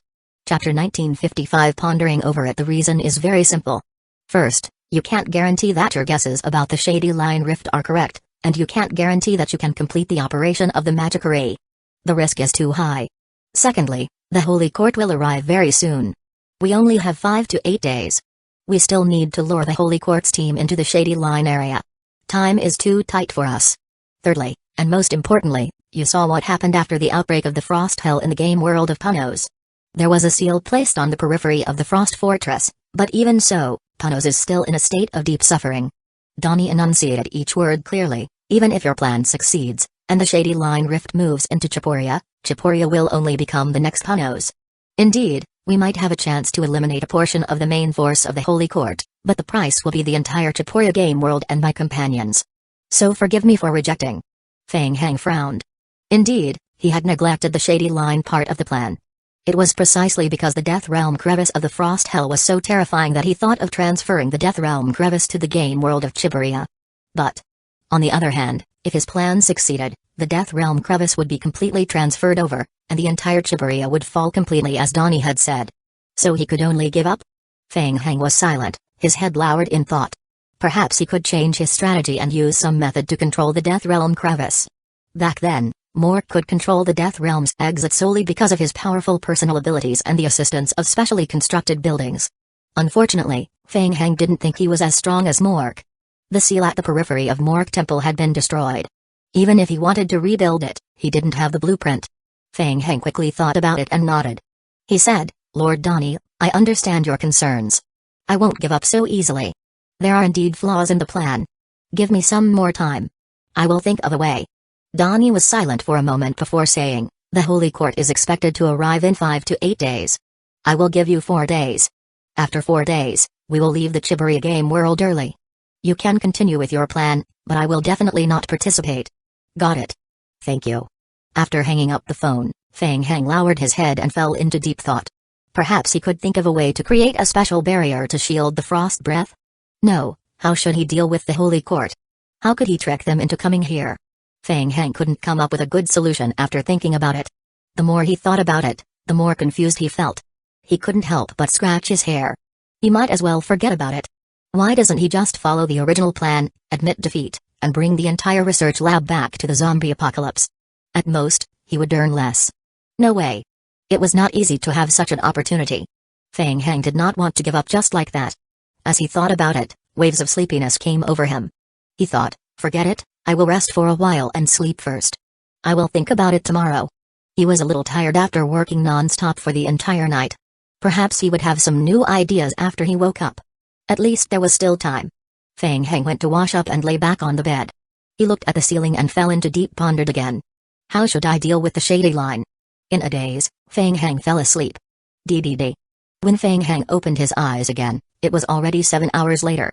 He turned on his phone and noticed that a row of messages had popped up. There were more than 20 of them. The sender was from North Federal District's Revomadon University. Oh no, I almost forgot the time. Feng Heng patted his forehead and quickly got up to wash up. Last night, he had made an appointment with the North Federal District's Revomadon University to meet this morning. Falk, a researcher sent by Revomadon University to be in charge of the collaboration, rushed to the Library of the Myriad Worlds early in the morning to wait. However, he waited for a long time and did not hear from Feng Heng. He was as anxious as an ant on a hot pan. He could not help but send Feng Heng a message to ask after some time. They had concurred to cooperate, So why did he suddenly change his mind? Finally, Falk received Fang Heng's reply at 10:30 p.m. It was finally here. Falk heaved a sigh of relief when he saw Fang Heng's reply. In the buffet restaurant on the second floor, Fang Heng found a middle-aged man with black-rimmed glasses sitting near the door. "Hello, Mr. Fang Heng. Nice to meet you. I am Falk, the agent of Reborn University." Falk noticed Fang Heng and warmly stood up to invite him to sit down. He asked, "Are you Amanda's husband?" "Yes, you can call me Amanda. I talked to you before. Do you have any methods to teach me beast taming?" "Yes, Mr. Amanda, we have found a mentor to teach you beast taming. We have already communicated with the mentor, and he is willing to train you individually. Of course, beast taming academic training is not easy, and teaching may last for a long time," Falk stated as he handed a document to Fang Heng. He continued, "This is the letter of authorization. Please review it." Fang Heng took a quick look at the commission provided by Reborn University. After the contract was signed, Reborn University would provide a personal tutor to provide one-to-one professional tutoring to Fang Heng until he completed his studies in beast taming. The tutor's teaching qualifications would be reviewed by the Library of the Myriad Worlds in advance. In exchange, he needed to help Reborn University complete at least 50 alchemy magic arrays of various sizes. Of course, it wasn't mandatory. It was all based on one's ability. It was considered a very generous condition and was full of sincerity. Falk noticed Fang Heng put down the commission. He nodded and inquired carefully, "If you have any opinions on the commission, you can tell me. We can communicate and revise it. If there are no opinions, we can sign the contract at any time. No objections. Let's sign the contract." Seeing that Fang Heng concurred so readily, Falk quickly reached out his hand and called the mechanical servant over. "Hello, please help us with the commission verification." "Yes, sir." The mechanical servant walked over, and a red light appeared in its eyes. Then, it began to scan the contract to complete it. Soon, both parties imprinted their fingerprints on the scanned contract and submitted it to the Library of the Myriad Worlds for safekeeping. "When can we start?" Falk was even more anxious than Fang Heng. When he heard Fang Heng's question, he quickly said, "Anytime. If it's convenient for you, we can do it now." Then what were they waiting for? Fang Heng shrugged and gestured, "Let's start now." Chapter 1956 Temporal Right, "I will contact the teacher who teaches beast taming for you first. Please follow me." Falk used his phone to send a message to the teacher. He then got up and took the elevator with Fang Heng to enter the exclusive training room on the 6th floor of the Library of the Myriad Worlds. The Library of the Myriad Worlds provided a large number of private teaching and training rooms. They were charged by the hour, and the price was quite fair. "Mr. Amanda, wait a minute. Your teacher is Mr. Wu Yuhai. Mr. Wu is extremely talented in beast taming and his strength is also not bad. However, his temper is a little strange. Please don't mind him." "Yes, I understand." Fang Heng nodded in response. People with ability had more or less some quirks. Most of them were spoiled. In order to learn about beast taming, Fang Heng felt that he could still endure it. "That's good. Sorry to trouble you, Mr. Amanda." Fang Heng was led to the 6th floor by Falk. After waiting for more than 10 minutes at the door of the reserved training room, a tall and thin old man walked out of the elevator and slowly walked toward the two of them. He stopped in front of them. When the old man saw the mask on Fang Heng's face, he could not help but frown. A hint of displeasure appeared on his face. "This is Mr. Wu, a scholar of beast taming. He is quite knowledgeable in beast taming. When it comes to teaching disciples." Wu Yuhai interrupted Falk and raised his hand, saying, "Cut the crap. This is your commission, right? As we agreed before, the price will be calculated for each lesson. If there's no problem, let's start now." "All right." Falk shrunk his neck. He knew that Wu Yuhai had a weird personality, so he didn't dare to say anything. In the past, it was not that no one had tried to learn beast taming under Wu Yuhai's guidance. Most of the students had a low evaluation of Wu Yuhai. They thought that he was a stubborn old man and that his teaching was very problematic. However, the principal of North District's Reborn University didn't mind this. In fact, he thought it was quite good. After all, if the study time was extended, the North District's Reborn University would have more questions to ask Fang Heng. It was not a loss. "Okay, let's begin," Wu Yuhai said as he stepped into the private training room.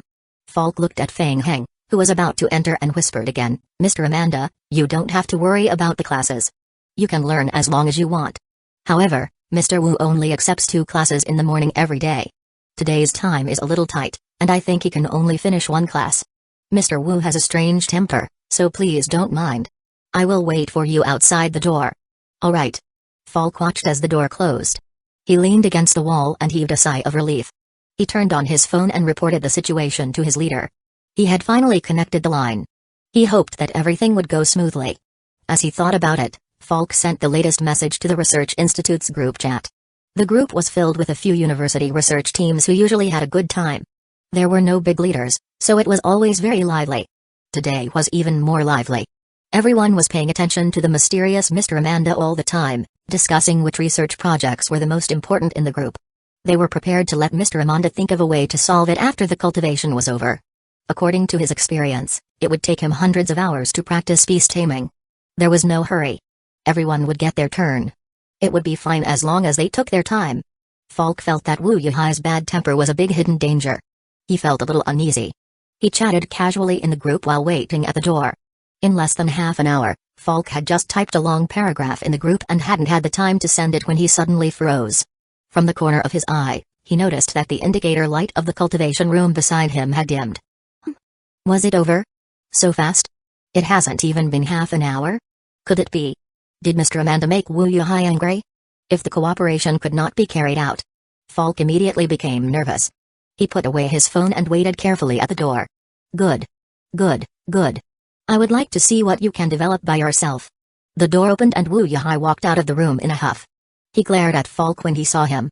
It was over. Whatever he was afraid of happened. Falk felt bitter. He quickly smiled and went forward to persuade him. Mr. Wu, don't be angry. Don't lower yourself to the level of a junior. What happened? I apologize to you on his behalf. What happened?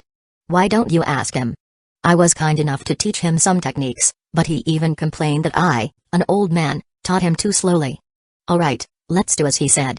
I will come back at this time tomorrow. I want to see how much he can improve by relying on his cultivation. Wu Yuhai was still in a fit of anger. After dealing damage to Falk, he turned around and left. Hey, Mr. Wu, look, don't be angry. He didn't mean that. Everyone knows your academic level. Mr. Amanda is a complete layman in beast taming. You know what he doesn't know, right? Falk smiled and wanted to go up and explain to ease the atmosphere, but seeing Wu Yuhai walking forward without looking back, he couldn't help but reach out to hold Wu Yuhai's shoulder. Whoosh! As soon as Falk stretched out his hand, a dark shadow suddenly darted out from the back of Wu Yuhai's neck. Hiss! Two-winged dark snake. Seeing the thing hidden in Wu Yuhai's neck, Falk was shocked. He felt a chill down his spine, and he didn't have any intention of chasing after it. Ahem! Falk turned around when he heard the coughing behind him. Mr. Amanda, you died just now, this was... Falk wanted to cry as he thought, you just promised me that you would tolerate it. Why did you suddenly... Boss, you didn't keep your word. It's nothing. It's just that there's a little disagreement in academia. Fang Heng's tone was calm. He waved his hand and looked in the direction where Wu Yuhai had left. He explained casually, I have just communicated with Mr. Wu Yuhai. I just feel that his teaching method is a little slow. It's okay. I have an agreement with him. We will continue the next lesson tomorrow morning. Ah, this. Falk thought of Wu Yuhai's angry scene and felt extremely embarrassed thinking, are you sure you are fine? Didn't you drive Wu Yuhai away in anger? It's fine. Let's go. We can save some time. While there's still some time, let's take a look at the alchemy questions you prepared today. Fang Heng turned on his phone and quickly sent a message to Mojai Oi, asking him to help prepare something in the game. In fact, not only was Wu Yuhai a little stubborn, but his teaching method was also terrible. But Fang Heng could still feel that Wu Yuhai was not slacking in his teaching. Wu Yuhai taught him very seriously. It was just that the efficiency was not enough. The experience points he gained from his teaching was very little. Chapter 1957 Entrustment. After listening to the lecture for a long time, Fang Heng saw that the skill learning mission had finally been triggered, and he was instantly relieved. After comparing it, he felt that it was better to go back to the game world and let the zombie clones hack and farm experience instead. After all, listening to the explanation for more than 10 minutes only gave him 20 experience points. He estimated that with the help of the zombie clones, he would be able to farm all of them in half a day. If they continued to stay here, it would only make both sides feel pain in their balls. Now. Aren't you going to have lunch first? No need. I am in a hurry. Let's take a look at the magic array I brought. Alright. The few magic arrays we brought today have troubled our research team for a long time. If you are ready, I will take you there now. Alright, lead the way. After hearing Fang Heng say that he would help solve the alchemy problem immediately, Falk became spirited again. He took the elevator with Fang Hang to the 30th floor of the hotel. Soon, they reached the 30th floor. Falk led Fang Hang to the door of the alchemy room that they had booked. He opened the door and stretched out his hand to signal, "Mr. Amanda, we are here." Fang Hang pushed the door open and entered. The sensor lights in the room buzzed and lit up. Just like the room that had received the alchemy commission, the magic array on the ground had been constructed. Fang Hang glanced at Falk, who was standing at the door. "Aren't you coming in?" "Ah, this. Can I?" Falk was pleasantly surprised. Many alchemists did not like to be disturbed or watched by outsiders when they were thinking about research. After all, many special methods of solving problems in alchemy were very professional and would not be easily told to outsiders. "It's fine. Come in. You can check it on the spot and make up for any gaps." "Thank you so much." Falk also wanted to follow Fang Hang and see what was so special about him that he could complete so many commissions in such a short time. It would be even better if he could learn something. As he thought about it, Falk sent a message to the group. "Mr. Amanda invited me into the room to look at his decorations. After I am done, I will send the blueprints directly to the group chat. If you have any questions, ask quickly. There's a limited chance. Don't waste it." Instantly, the entire group chat exploded. Such good luck? He could actually watch Mr. Amanda fix the magic array on the spot? Was Falk that lucky?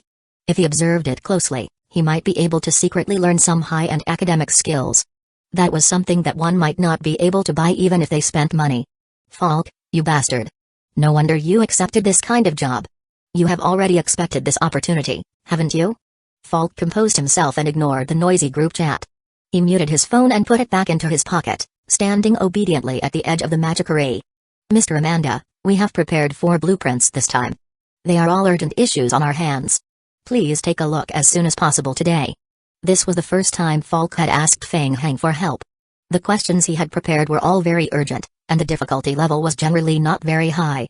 Time was tight, and the school's research projects needed to be taken immediately after finding a breakthrough. Some of the more difficult problems could be left for later. Falk was worried that giving Mr. Amanda a difficult commission for the first time would scare him, so he felt that it was better to take it step by step. "Yes, all right." Fang Hang didn't think too much about it. He walked forward and pressed the control panel of the mainframe a few times. A projection of a magic array immediately appeared on the floor of the hall. "Oh." Fang Hang looked at the magic array structure projected on the ground and pursed his lips. A rapidly spinning magic array was reflected in his right pupil. Simple. The structure of the magic array was clear and easy to understand. The only troublesome thing was that he needed to combine elemental science and a small part of spatial science.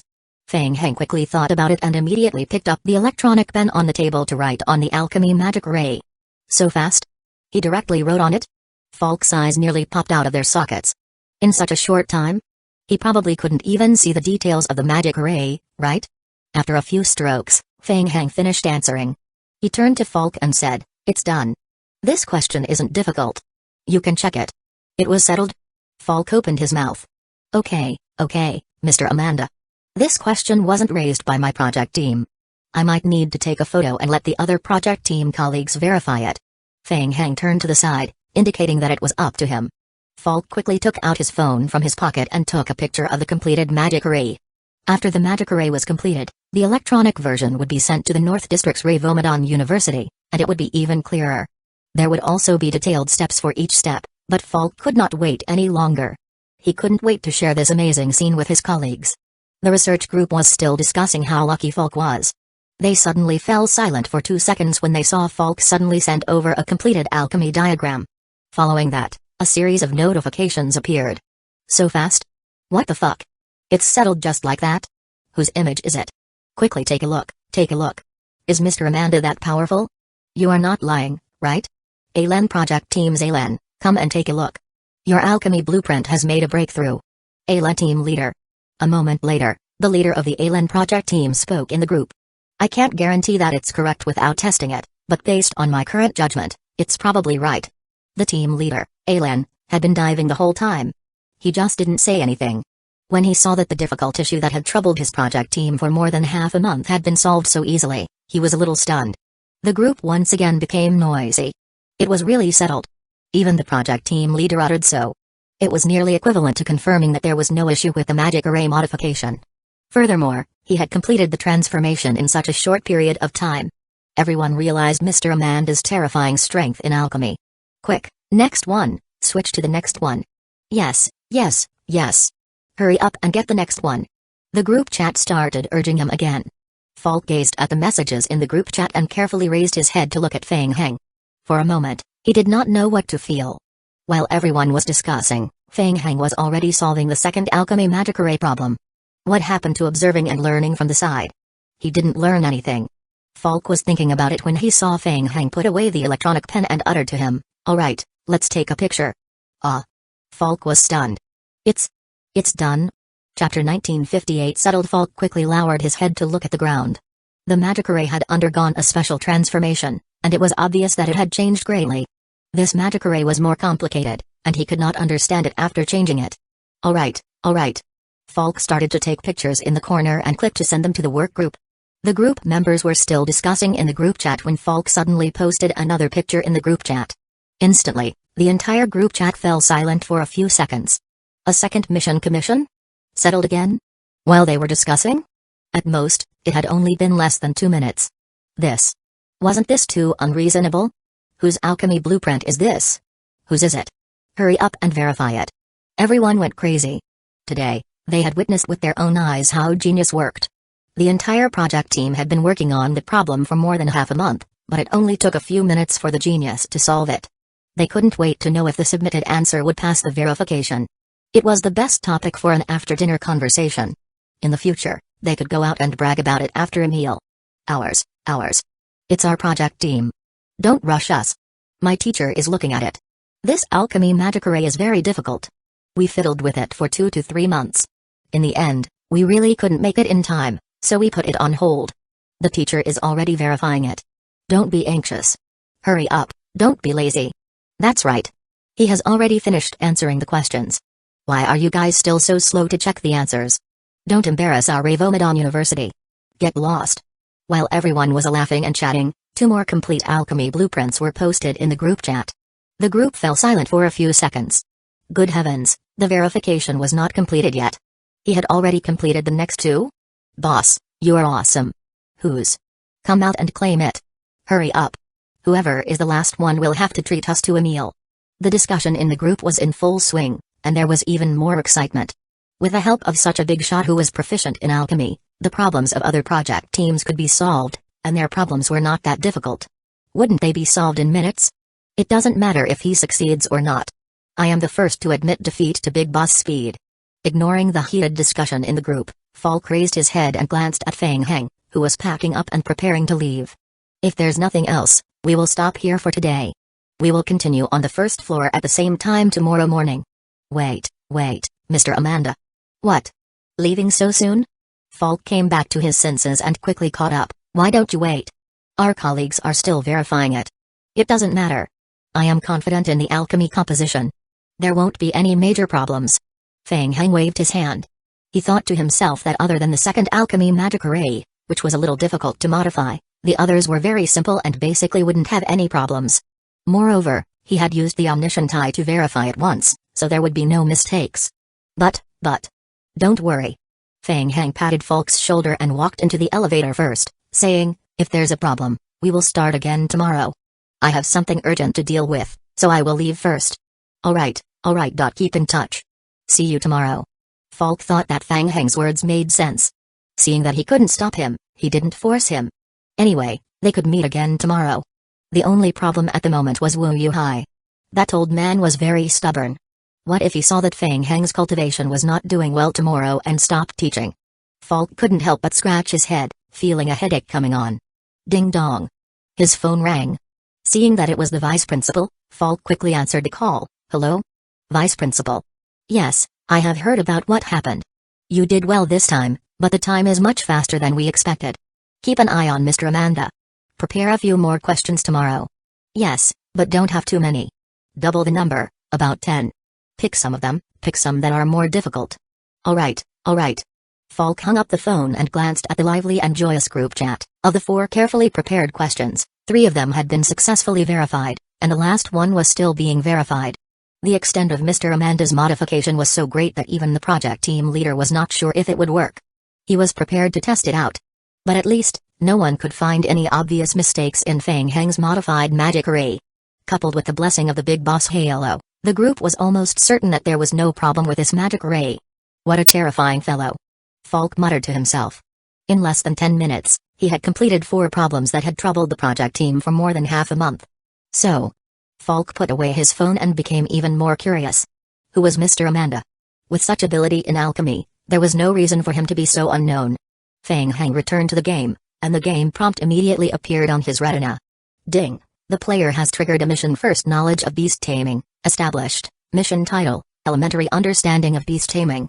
Mission description, you have learned the learning method of beast taming from a scholar.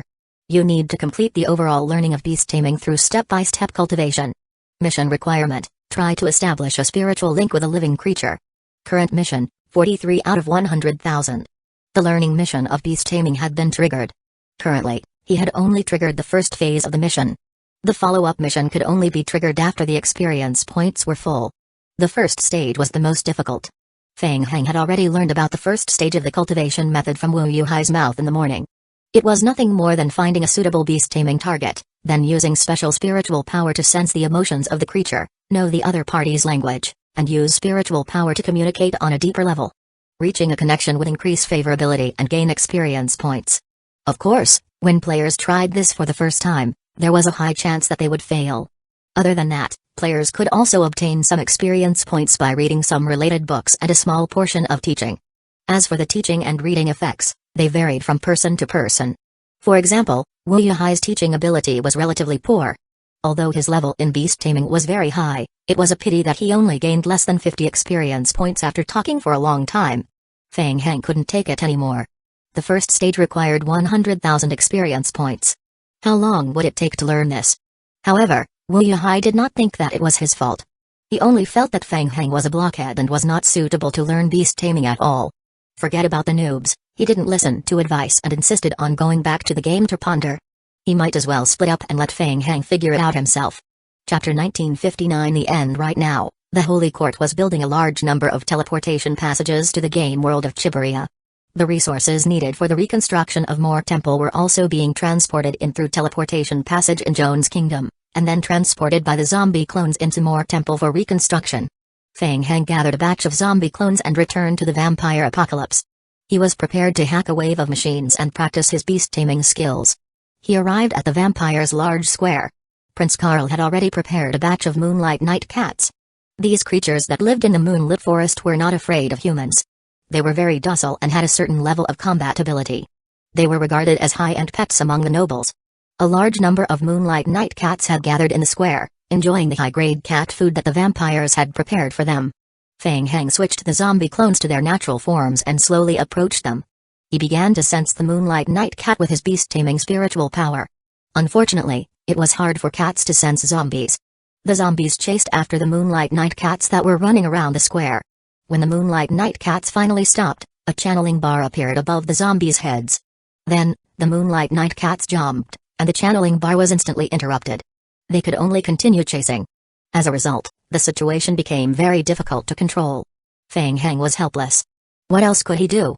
If the moonlight night cats were forced to stay in place, they would become hostile, and it would be even more impossible to successfully construct perception. He could only slowly grind it like this. Sometimes, even if they were lucky and completed the loading bar, there was a high chance that the perceptual construction would fail and they would not be able to obtain experience points. Feng Hang gradually understood. Wu Yuhai couldn't be blamed for being angry.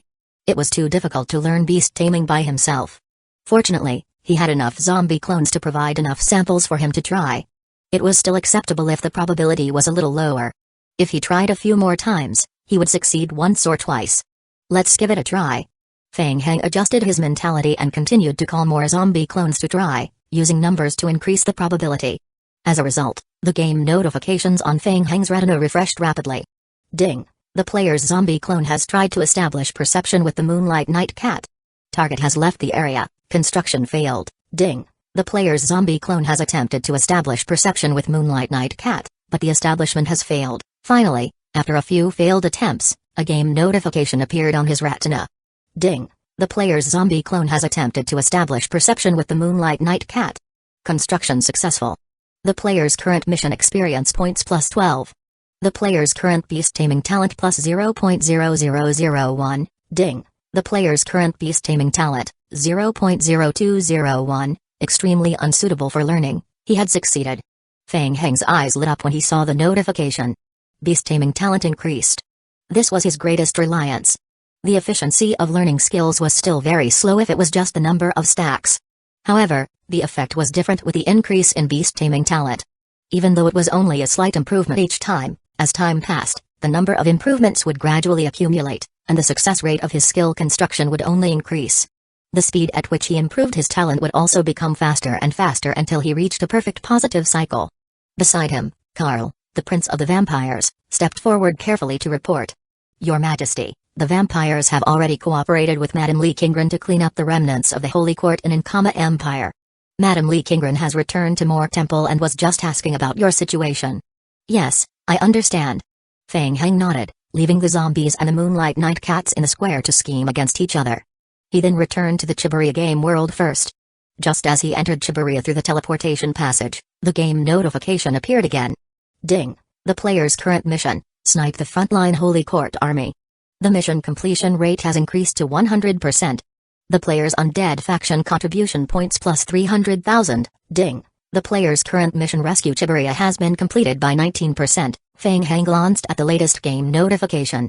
Before he went offline last night, he had asked Prince Carl to cooperate with Lee Kingren's operation to deal with the remaining troops of the Holy Court in the Ankama Empire.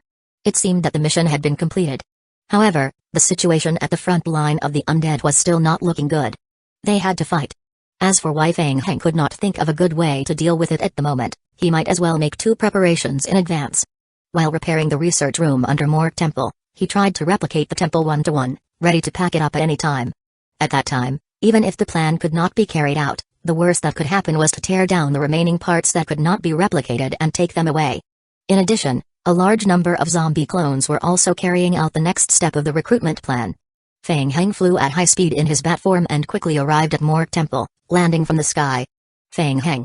Lee Kingren only managed to deal with the last Holy Court team that invaded the hinterland when it was close to daytime. She went offline to rest for more than 5 hours, and her physical and mental strength recovered a little. She immediately returned to Punos and hurriedly came to meet up with Fang Heng. The mission in the heart of the Ankama Empire had been completed perfectly, and they were free to carry out the next part of the operation. Fang Heng waved his hand and walked towards Lee Kingren, saying, "You have worked hard." Lee Kingren had learned a small part of Moor Temple from Fang Heng last night. She had never expected that Fang Heng would be able to have so much fun in just one night. Currently, Moor Temple attracted the attention of the Holy Court, causing the Holy Court to launch an all-out attack. This was both a bad and a good thing for their rescue Chiburia mission. The main force of the Holy Court has arrived on the battlefield, and their overall strength has increased greatly. The game world of Chiburia is facing an extreme crisis, and the difficulty of the mission has increased greatly. The advantage was that there were more enemies, and the upper limit of the completion rate of the mission was greatly increased. If one had the ability, it was normal to reach a 1000% completion rate. But was there someone who could do that? Lee Kingren had also heard Fang Heng talk about the new plan that he had proposed not long ago. She had the same concerns as Lord Donnie. Fang Heng, I have asked for Teacher Ghoul Wo's opinion before. Teacher Ghoul Wo didn't agree or object to our plan. He just let us make our own decisions. Fang Heng thought for a moment. It seemed like Teacher Ghoul Wo didn't provide much help. Fang Heng, is there anything else you need me to do? Oh. Fang Heng pondered for a moment. There was still a huge flaw in his plan that had yet to be resolved. In short, they had to take action first. If they could not think of a way, they could only give up. Now that he had the time, he could go to the front line to take a look. Ever since he entered the Chiburia game world, he had been wandering around the Ankama Empire and had never seen a real battlefield. Anyway, he had nothing to do. In the worst-case scenario, even if the plan was cancelled, the mission Rescue Chiburia would still have to be completed. First, he would go to the front line to see if there was a chance to increase his mission completion rate. At the very least, he had to farm a minimum, right? Fang Heng nodded and replied, yes, we want to take a look at the battlefield. Good. Chapter 1960 Disposition Chiburia. On the battlefield, the undead were currently on the defensive, building fortifications to defend against the attack from the Holy Court. Just as he entered the front line, a game hint appeared on Fang Heng's retina. Ding! The player has entered an area where battle is taking place. The current area is the battle area between the undead faction and the holy faction. The player is categorized into a faction by default, the undead. Ding! The player can obtain undead faction contribution points and undead faction honor points by killing units of the Holy Court within the area. Ding. In the special area, the number of times the player can use the survival radio has decreased. Some communication effects cannot be used. The number of times the player can log off per day is limited. There was also a saying about honor points on the battlefield. Fang Heng's heart skipped a beat. Contribution points were the rewards obtained after the end of the Chiburia World War according to the ranking, and honor points could be accumulated continuously. At any time, one could go to the undead faction's quartermaster to exchange for resources. Most importantly, honor points could be exchanged for King of Gods points. Good stuff. If there was a chance, he could farm them. Fang Heng looked at the front line of the undead faction that gradually appeared in front of him, and his eyes gradually revealed a thoughtful expression. Fang Heng, up ahead is the front-line team of the Ankama Empire. It's a mix of the Ankama Empire's forces and most of the undead players. Li Qingren pointed at a few scattered tents in the distance and explained in a low voice, the undead faction hasn't joined the battle. The undead players who have came to support us are mostly in the form of major player teams. They are currently gathered in Area and Area B at the front line as the main team to resist the Holy Court. There are still many small player teams that can't fight head-on. They are all gathered in small teams in Area E on the right. Most of them will accept some smaller missions, most of which are harassment and information gathering. Let's go see Lord Donnie. Fang Heng put on his mask and entered the camp with Li Qingren to look for Lord Donnie. Last night, the undead faction players had a fierce battle with the Holy Court. They only stopped chasing after seeing the Holy Light Pillar rising in the Empire's hinterland. Later, they were shocked when they learned that the Holy Court had reinforcements. The players from the various large guilds were terrified for the entire night. It wasn't until daytime that he learned a small part of the situation regarding Mork Temple from Lord Donnie. Lord Donnie had also been busy for the entire day and didn't even have time to return to the territory to deal with matters. The Holy Court has sent out many scouting squads to try to enter the Ankama Empire's hinterland today. We have already intercepted many of them. There must be some mistakes. Lord Donnie was busy with work, so she immediately reminded Fang Heng, I found out a little bit of news. Yesterday, there were many missions related to Mork Temple in the Holy Court, and many scouting teams are heading over to your side. Fang Heng knew that the Holy Court would get a hostile mission, so he was not surprised. He nodded and replied, okay, I will be careful. Donnie and Fang Heng quickly chatted for a while, briefly describing the current situation at the front line and the temporary response plan of the undead faction. Judging from the current situation, the defense line of the Holy Court has been set up. Unless the other party takes the initiative to attack and expose their flaws, it's difficult for us not to find a point where we can break through and launch a fatal surprise attack. Last night's surprise attack had taken a toll on the Holy Court, and it will be difficult for them to launch an effective attack on us in the next 2 days. This is the best opportunity we can find. Even if the success rate is extremely low, we will still try our best to attack. Otherwise, it will only become more and more difficult in the future. Lord Donnie was not optimistic about the future of the war. She took out 3 runes from her pocket and said, this is the world space rune cores you need. It can be installed on the Mage Tower to open a World Order 1 teleportation passage in this world. As for the Mage Tower, you will have to figure it out yourself. Oh right, the runes are exchanged with the Empire contribution points. There are some flaws. After the completion of the Mage Tower's teleportation channel, it will not be able to teleport to other Mage Towers in the local world. It can only teleport between these 3 Mage Towers. That's enough, thank you. Fang Heng took the rune cores and thanked her. The world space rune core was similar to the magic core in the barbarian world. It was a necessary item to build a teleportation channel. However, the highest limit was only to complete a tier 1 teleportation channel. It could not complete a teleportation between worlds. It was enough for Fang Heng. After all, the teleportation portal in Joan's kingdom was too far away from Mork Temple and the front line. It was not convenient to transport supplies back and forth. With these 3 fragments, he could build 3 Mage Tower teleportation points. You are welcome. A few of our large undead faction players will be discussing the operation against the Holy Court tonight. Do you want to meet them and join us? No thanks. Fang Heng waved his hand. Just as Lord Donnie had said, the defensive line of the Holy Court had been set up, and it would be difficult to find a breakthrough in a head-on battle. With the zombie clones around, he preferred to find opportunities by himself. Perhaps he could find something special. All right. Lord Donnie didn't force him and nodded. There are missions assigned by the undead faction outside the camp. If you are interested, you can take a look. Also, this is the latest map of the front line. It shows part of the troops of the Holy Court. I hope it can help you. I am in a hurry to go to a meeting. I will be leaving first. If there's anything, contact me at any time. Yes. Feng Heng took the blueprint and looked at it. He watched as Lord Donnie rushed off to participate in the meeting, then looked up at Li Qinggren. Let's go. We will go to the faction commission office and see what's going on. At the commission office outside their camp, the undead faction had set up a military supply office here. In addition to receiving related missions, they could also exchange materials. Most of the remaining missions in the commission office were suitable for small player teams. There were fewer missions related to killing on the battlefield. Most of them were scouting and harassment. Feng Heng casually flipped through it and was not interested in the rest of the missions. We don't have much information about the Holy Court, but we can confirm that the Holy Court has built teleportation channels in several cities of Brighton Empire. However, this is already an old favor. From this morning, the Holy Court has started to build a large number of teleportation channels in Brighton Empire.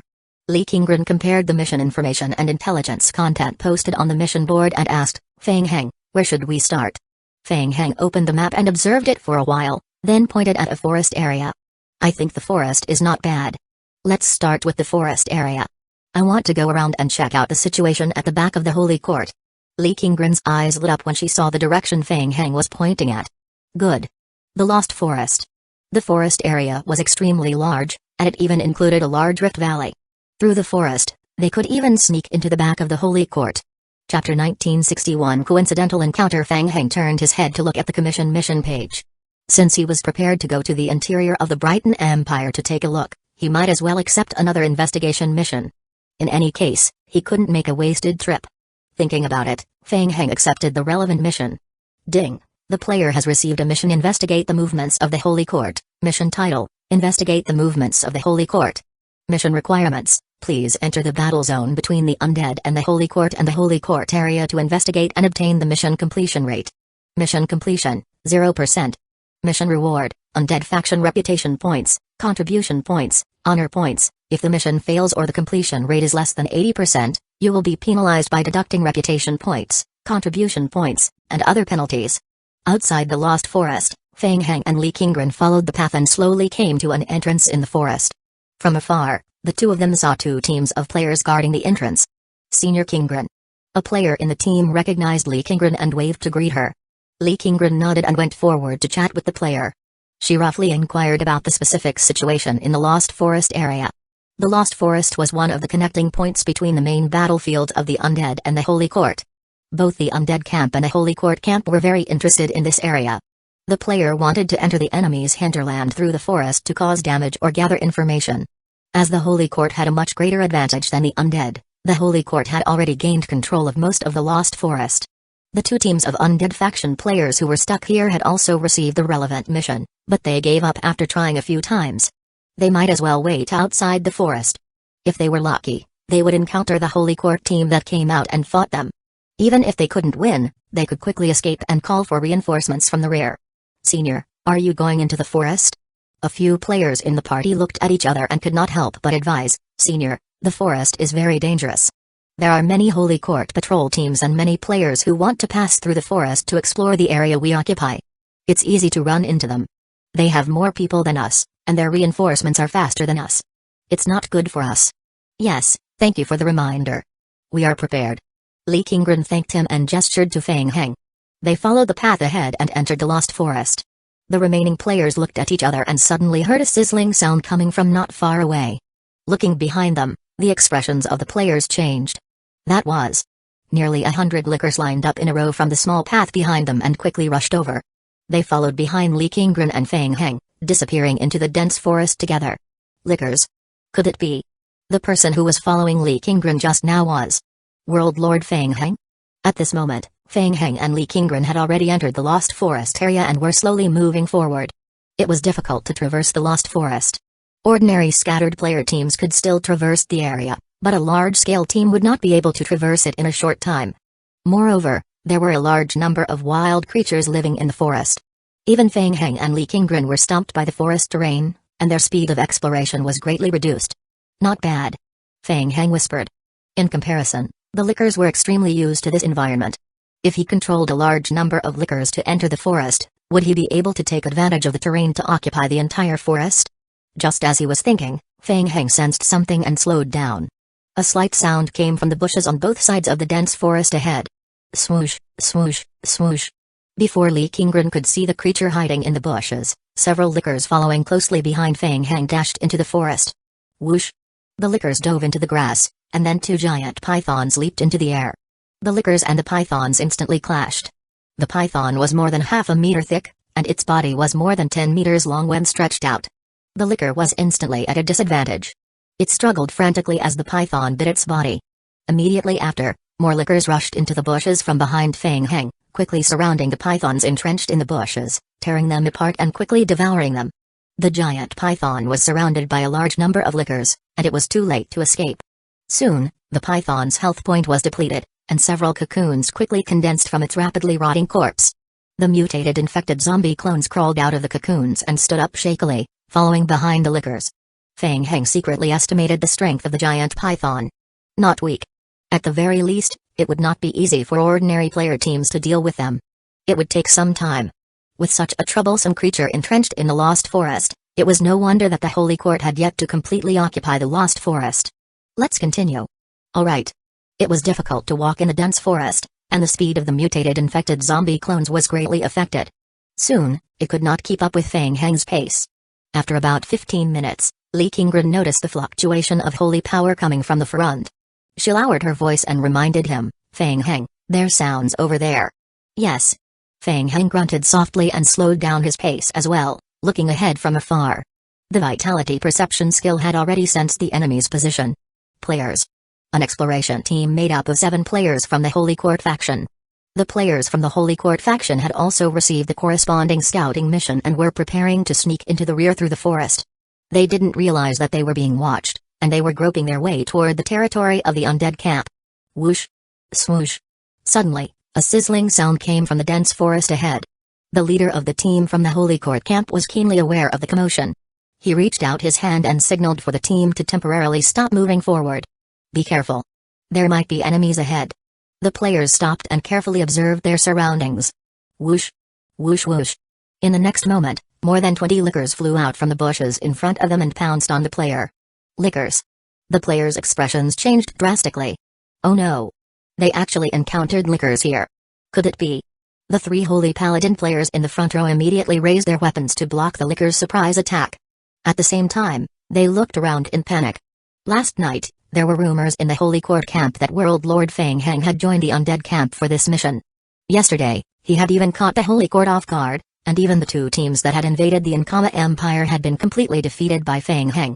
The rumors spread as if it were true. One person could defeat 2 armies of the Holy Court? It was obviously a little exaggerated. At least, when they heard the news, they thought that it was most likely a bluff from the undead camp. Regardless, Feng Heng's name was already known by the players of the Holy Court faction. The lickers were Feng Heng's most famous summoned creatures. Retreat. Chapter 1962 Search. They didn't expect to run into Feng Heng halfway. They didn't have any intention of resisting at all. They resisted the attacks of the lickers and quickly retreated, wanting to escape. Wasn't it just a scouting mission? There was no need to meet the big boss, right? Whoosh! Whoosh whoosh! Feng Heng had no intention of holding back. With a wave of his hand, he controlled the lickers behind him to chase after the players. Since they were standing on the opposite side of different factions and had chosen to accept a dangerous mission to enter the battlefield, they had to be prepared to die. Swoosh! A player was retreating when he suddenly felt a chill on his back. He turned his head abruptly and saw the half-exposed ghost face from the corner of his eye. His heart immediately skipped a beat. Feng Heng. Feng Heng just looked at him coldly. Whoosh! The metal rod slashed through the air with a piercing sound. Bang! The player was hit by a stick and sent flying. Kai. Kai kai kai. Following that, a large number of lickers immediately pounced on the player who had been sent flying. Frederick. When the other players saw their companion being eaten by lickers, they were shocked to the extreme. Just as they let out a cry of surprise, they were sent flying by Feng Heng, who was chasing after them from behind, before they could go forward to help. The lickers quickly chased after the fallen players and surrounded them. Once the players were suppressed by more than 10 lickers, it was almost impossible for them to escape. Soon, the Holy Court team was completely devoured by the lickers. The game notification appeared in Feng Heng's vision. Ding! The player has killed the Holy Court faction's reconnaissance team. The player has obtained 1,000 into 7, plus 3,000, faction honor points, eh? When Feng Heng saw this, his heart skipped a beat. Killing a player would earn him 1,000 honor points? According to the exchange rate of 100 to 1, did that mean that he had just obtained 100 survival points? It seemed pretty good. Now that he had reached level 40, he had more than 13,500 zombie clones under his control. Putting aside the higher level crystallized zombies and original devouring zombies, the most basic licker had already solidified. After all, the licker could move at high speed and could move quickly in most terrains. It was a form that was very suitable for long-distance travel. It was one of the first abilities that all zombies needed to possess. First, he had to think of a way to gather a sum of points to solidify all the zombie clones as lickers. After all, the licker's solidifying cost was relatively small. Other than a large number of survival points and basic materials, basic evolution crystals, it only needed 20 King of Gods points. Alright then, 20 multiplied by 13,000, would still cost a huge sum of 260,000 King of Gods points. The main thing was that he still owed a lot of debt. Perhaps he could take this opportunity to farm more in the Lost Forest? It was said that there were many patrol squads of the Holy Court in the forest. Feng Heng thought for a moment. Let's try it first. Anyway, the sky was not dark yet, so there was still some time. It was not suitable to leave the forest area during the day to complete the infiltration mission. There was no rush. In short, he was just causing trouble for the Holy Court. At the same time, he wanted to see if he could earn more King of Gods points. Feng Heng controlled the lickers to spread out and try to find other patrol teams in the forest. Soon, the game notification came. Target discovered by the lickers. Not far away from the dense forest, there was another Holy Court NPC patrol team. Move out. Feng Heng gestured to Li Qingren and immediately chased after the Holy Court team. The other team from the Holy Court was on a patrol mission. The Holy Court was ahead of the undead camp in all aspects of this battle. Other than the dangerous areas occupied by a large number of wild creatures, most of the Lost Forest was already under the control of the Holy Court. The Holy Court had also sent a large number of patrol teams to prevent the undead from invading the forest area. The Holy Court's patrol team never expected that they would encounter an undead that took the initiative to attack. It's the undead. Kill them. Seeing the licker that had come out of the forest, the leader of the Holy Court party thought that it was just an ordinary undead creature. He raised his holy long sword and shouted as he charged forward. Bang! Shield block. The Holy Paladin Knight raised his shield and struck the licker, sending it flying. Still alive? The Knight of the Holy Court chased after it, wanting to finish it off. Following that, a figure flashed out from the side. Whoosh! Feng Heng swung the metal rod in his hand forward. Bang! The shield raised by the Holy Paladin Guard was swept by the metal long rod. A huge force surged over, and even the shield couldn't withstand this huge force. It kept falling back, and a deep mark was left on the shield. Zayu! Whoosh! On the right, several soul chains shot out from the Book of the Dead in front of Li Qingren and went straight for the Holy Paladin Guard. Kai. The Holy Paladin Guard was bound by the soul chains. The lickers who came as reinforcements rushed out from the back of the forest and surrounded the team from the Holy Court in an instant. Surprise flashed in the eyes of the Holy Court's investigative team. They were ambushed. When did so many undead appear in the Lost Forest?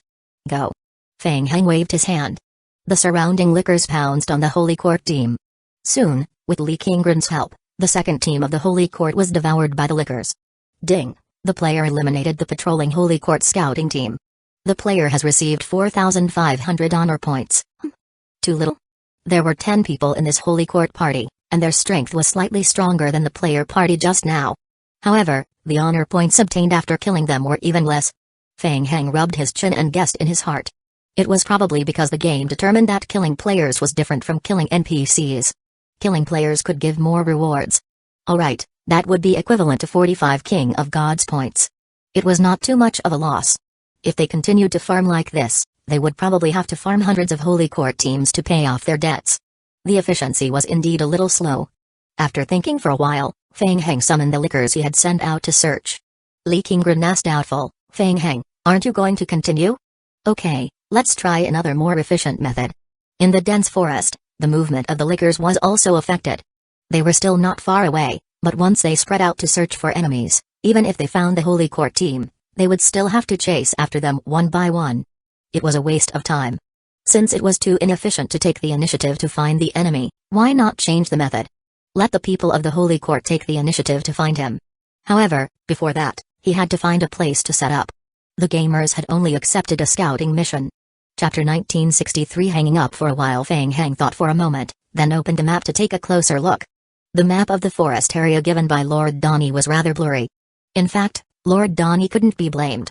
After all, the undead faction had always been suppressed by the Holy Court, and they hadn't searched the dense forest properly recently. Feng Heng searched the map for a moment and made a decision. Let's go and take a look at this place. Alright. Along the way, the two of them cleared out another Holy Court scouting team that they bumped into. Soon, they arrived at the entrance of a valley with its back against a small hill. At the entrance of the small valley where a large number of giant pythons were entrenched, Feng Heng stood there and vaguely saw a large number of pythons resting in the cracks of the stones piled up at the entrance. Behind him, the lickers quickly gathered. Go. Feng Heng waved his hand. Whoosh. Whoosh whoosh. The lickers immediately charged towards the valley. The pythons that had been hiding in the cracks of the rocks were provoked and they all started to fight back, pouncing at the lickers. PFFT. TSK TSK. The two sides immediately began to bite each other. Following that, more pythons came out of the valley. The giant python's venom was unable to deal any damage to the lickers. In the beginning, the lickers had the advantage in numbers. But soon, the python realized that the situation was not good and used a move. Death Entanglement. The giant python used its strong body to bind the licker, suppressing it and making it unable to move. Devour. After trapping it to death, the giant python used its devouring skill to swallow the licker. Once the skill took effect, it could achieve the effect of instant kill. Even the effects of the undying body were not immune to it. The first batch of pythons that spilled out from the valley's mouth numbered in the hundreds, and the number of lickers quickly fell to a disadvantage. As more and more lickers were bound and devoured by the giant pythons, they lost their fighting strength and the number of lickers gradually decreased. TSK, there's still something. No wonder the valley entrance area had not been cleared. This group of giant pythons was really difficult to deal with. Feng Heng thought about it and let out a disdainful snort. His hands quickly condensed a mark in front of him. Summoning undead bones. The magic array spun rapidly in front of Feng Heng. With a burst of cold air, the four undead bones leaders stepped out of the magic array and rushed towards the giant pythons that were fighting at the entrance of the valley. The giant python immediately sensed that a powerful enemy was coming and even began to retreat toward the narrow valley entrance. Tear suppression. The python's death entanglement skill was ineffective against large-sized high-level units. Even with the python's huge body, it was unable to wrap around the even larger undead bones leader. Soul chains. Whoosh. Swoosh swoosh. Several black soul chains emerged from the Book of the Dead on the right and attacked the python. PFFT. Kai kai kai. The python was tightly bound by the soul chains.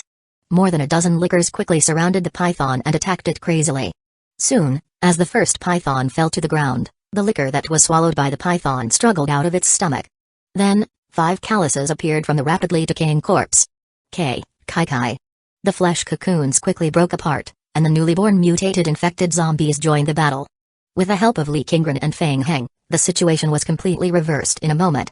The lickers and mutated infected zombies gradually took the initiative and devoured the giant python, turning it into a mutated infected zombie again. 20 minutes later, the small valley entrance was completely cleared. The number of lickers did not decrease at all. Instead, there were more than 1,000 mutated infected zombie clones. Feng Heng followed Li Qingren into the valley entrance to observe. There was nothing special. The area at the entrance of the valley was dark and humid because it did not receive sunlight all year round. It might be more suitable for the living conditions of the giant python. Feng Heng immediately controlled the lickers to enter the valley and lay in ambush. He then left the mutated infected zombies to wander outside and finally changed them all into undead form. Li Qingren could feel the undead aura coming from the zombie's body. She could not help but frown. Feng Heng found a clean rock and sat down. He nodded and said, "It's about time. Let's farm for a while and rest." Li Qingren nodded. She seemed to understand Feng Heng's fighting style. Since it was too troublesome to find the enemy one by one, he might as well release the undead aura to provoke them and let the enemy find him. Soon, a patrol team from the nearby Holy Court was attracted by the aura that was spreading out from the small valley. The team immediately chased after the undead aura. Observing from afar, the captain of the Holy Court team noticed that the undead and zombie creatures gathered at the entrance of the valley were just strange at first. Why were there undead creatures gathered here? In the past few days, the Holy Court had sent out a large number of teams to patrol the forest area, but they had never found so many undead creatures gathered together. Why did they suddenly appear today? Was it a small trick from the undead faction? The leader of the Holy Court team observed for a moment and found that there were only ordinary zombies at the entrance. He ordered his 10 patrol teams to approach the valley and prepare to investigate further. The zombie clones at the entrance of the valley noticed the Holy Court team. They staggered and dragged their heavy steps toward the Holy Court team. The leader of the Holy Court team did not think that the zombies were a threat. The Holy Knight, long sword in his hand, emitted a holy light as he shouted, "Kill them. Let's go in and take a look." "Yes, sir." The Holy Court patrol team immediately waved their swords and charged at the zombie clones. As soon as the two sides exchanged blows, the squad leader immediately realized that something was wrong. Why were these undead zombies so fleshy? He actually couldn't kill them with a single slash? That's not right. Could it be that there was something wrong with these undead creatures? Before the team leader could react, a sizzling sound came from behind the zombie horde. A large number of lickers surged out of the valley and surged toward their team. In just a short moment, the three holy paladins in the front row were knocked over by the lickers. The entire Holy Court team was quickly surrounded by the lickers and zombies. "Be careful." The team leader's face turned pale as he shouted, wanting to command the team to break through an opening and escape. However, it was already too late. The lickers had already cut off their path. The entire Holy Court party only had a little over 10 people. With Fang Heng's long-range boiling blood skill, they could not last more than 5 minutes. Soon, they were destroyed by the large number of lickers. Fang Heng hid behind a rock at the entrance of the valley and looked at the game notification. After a wave of party farming, another 4,500 honor points were earned. Not bad. Fang Heng nodded his head secretly, his eyes flashing with excitement. The hack plan was feasible. Next, he could take turns logging off and rest with Li Qinggren. He would earn as much as he could and continue to investigate when it was dark. "I am going offline for a while. Help me watch over here for a while. I will be back soon."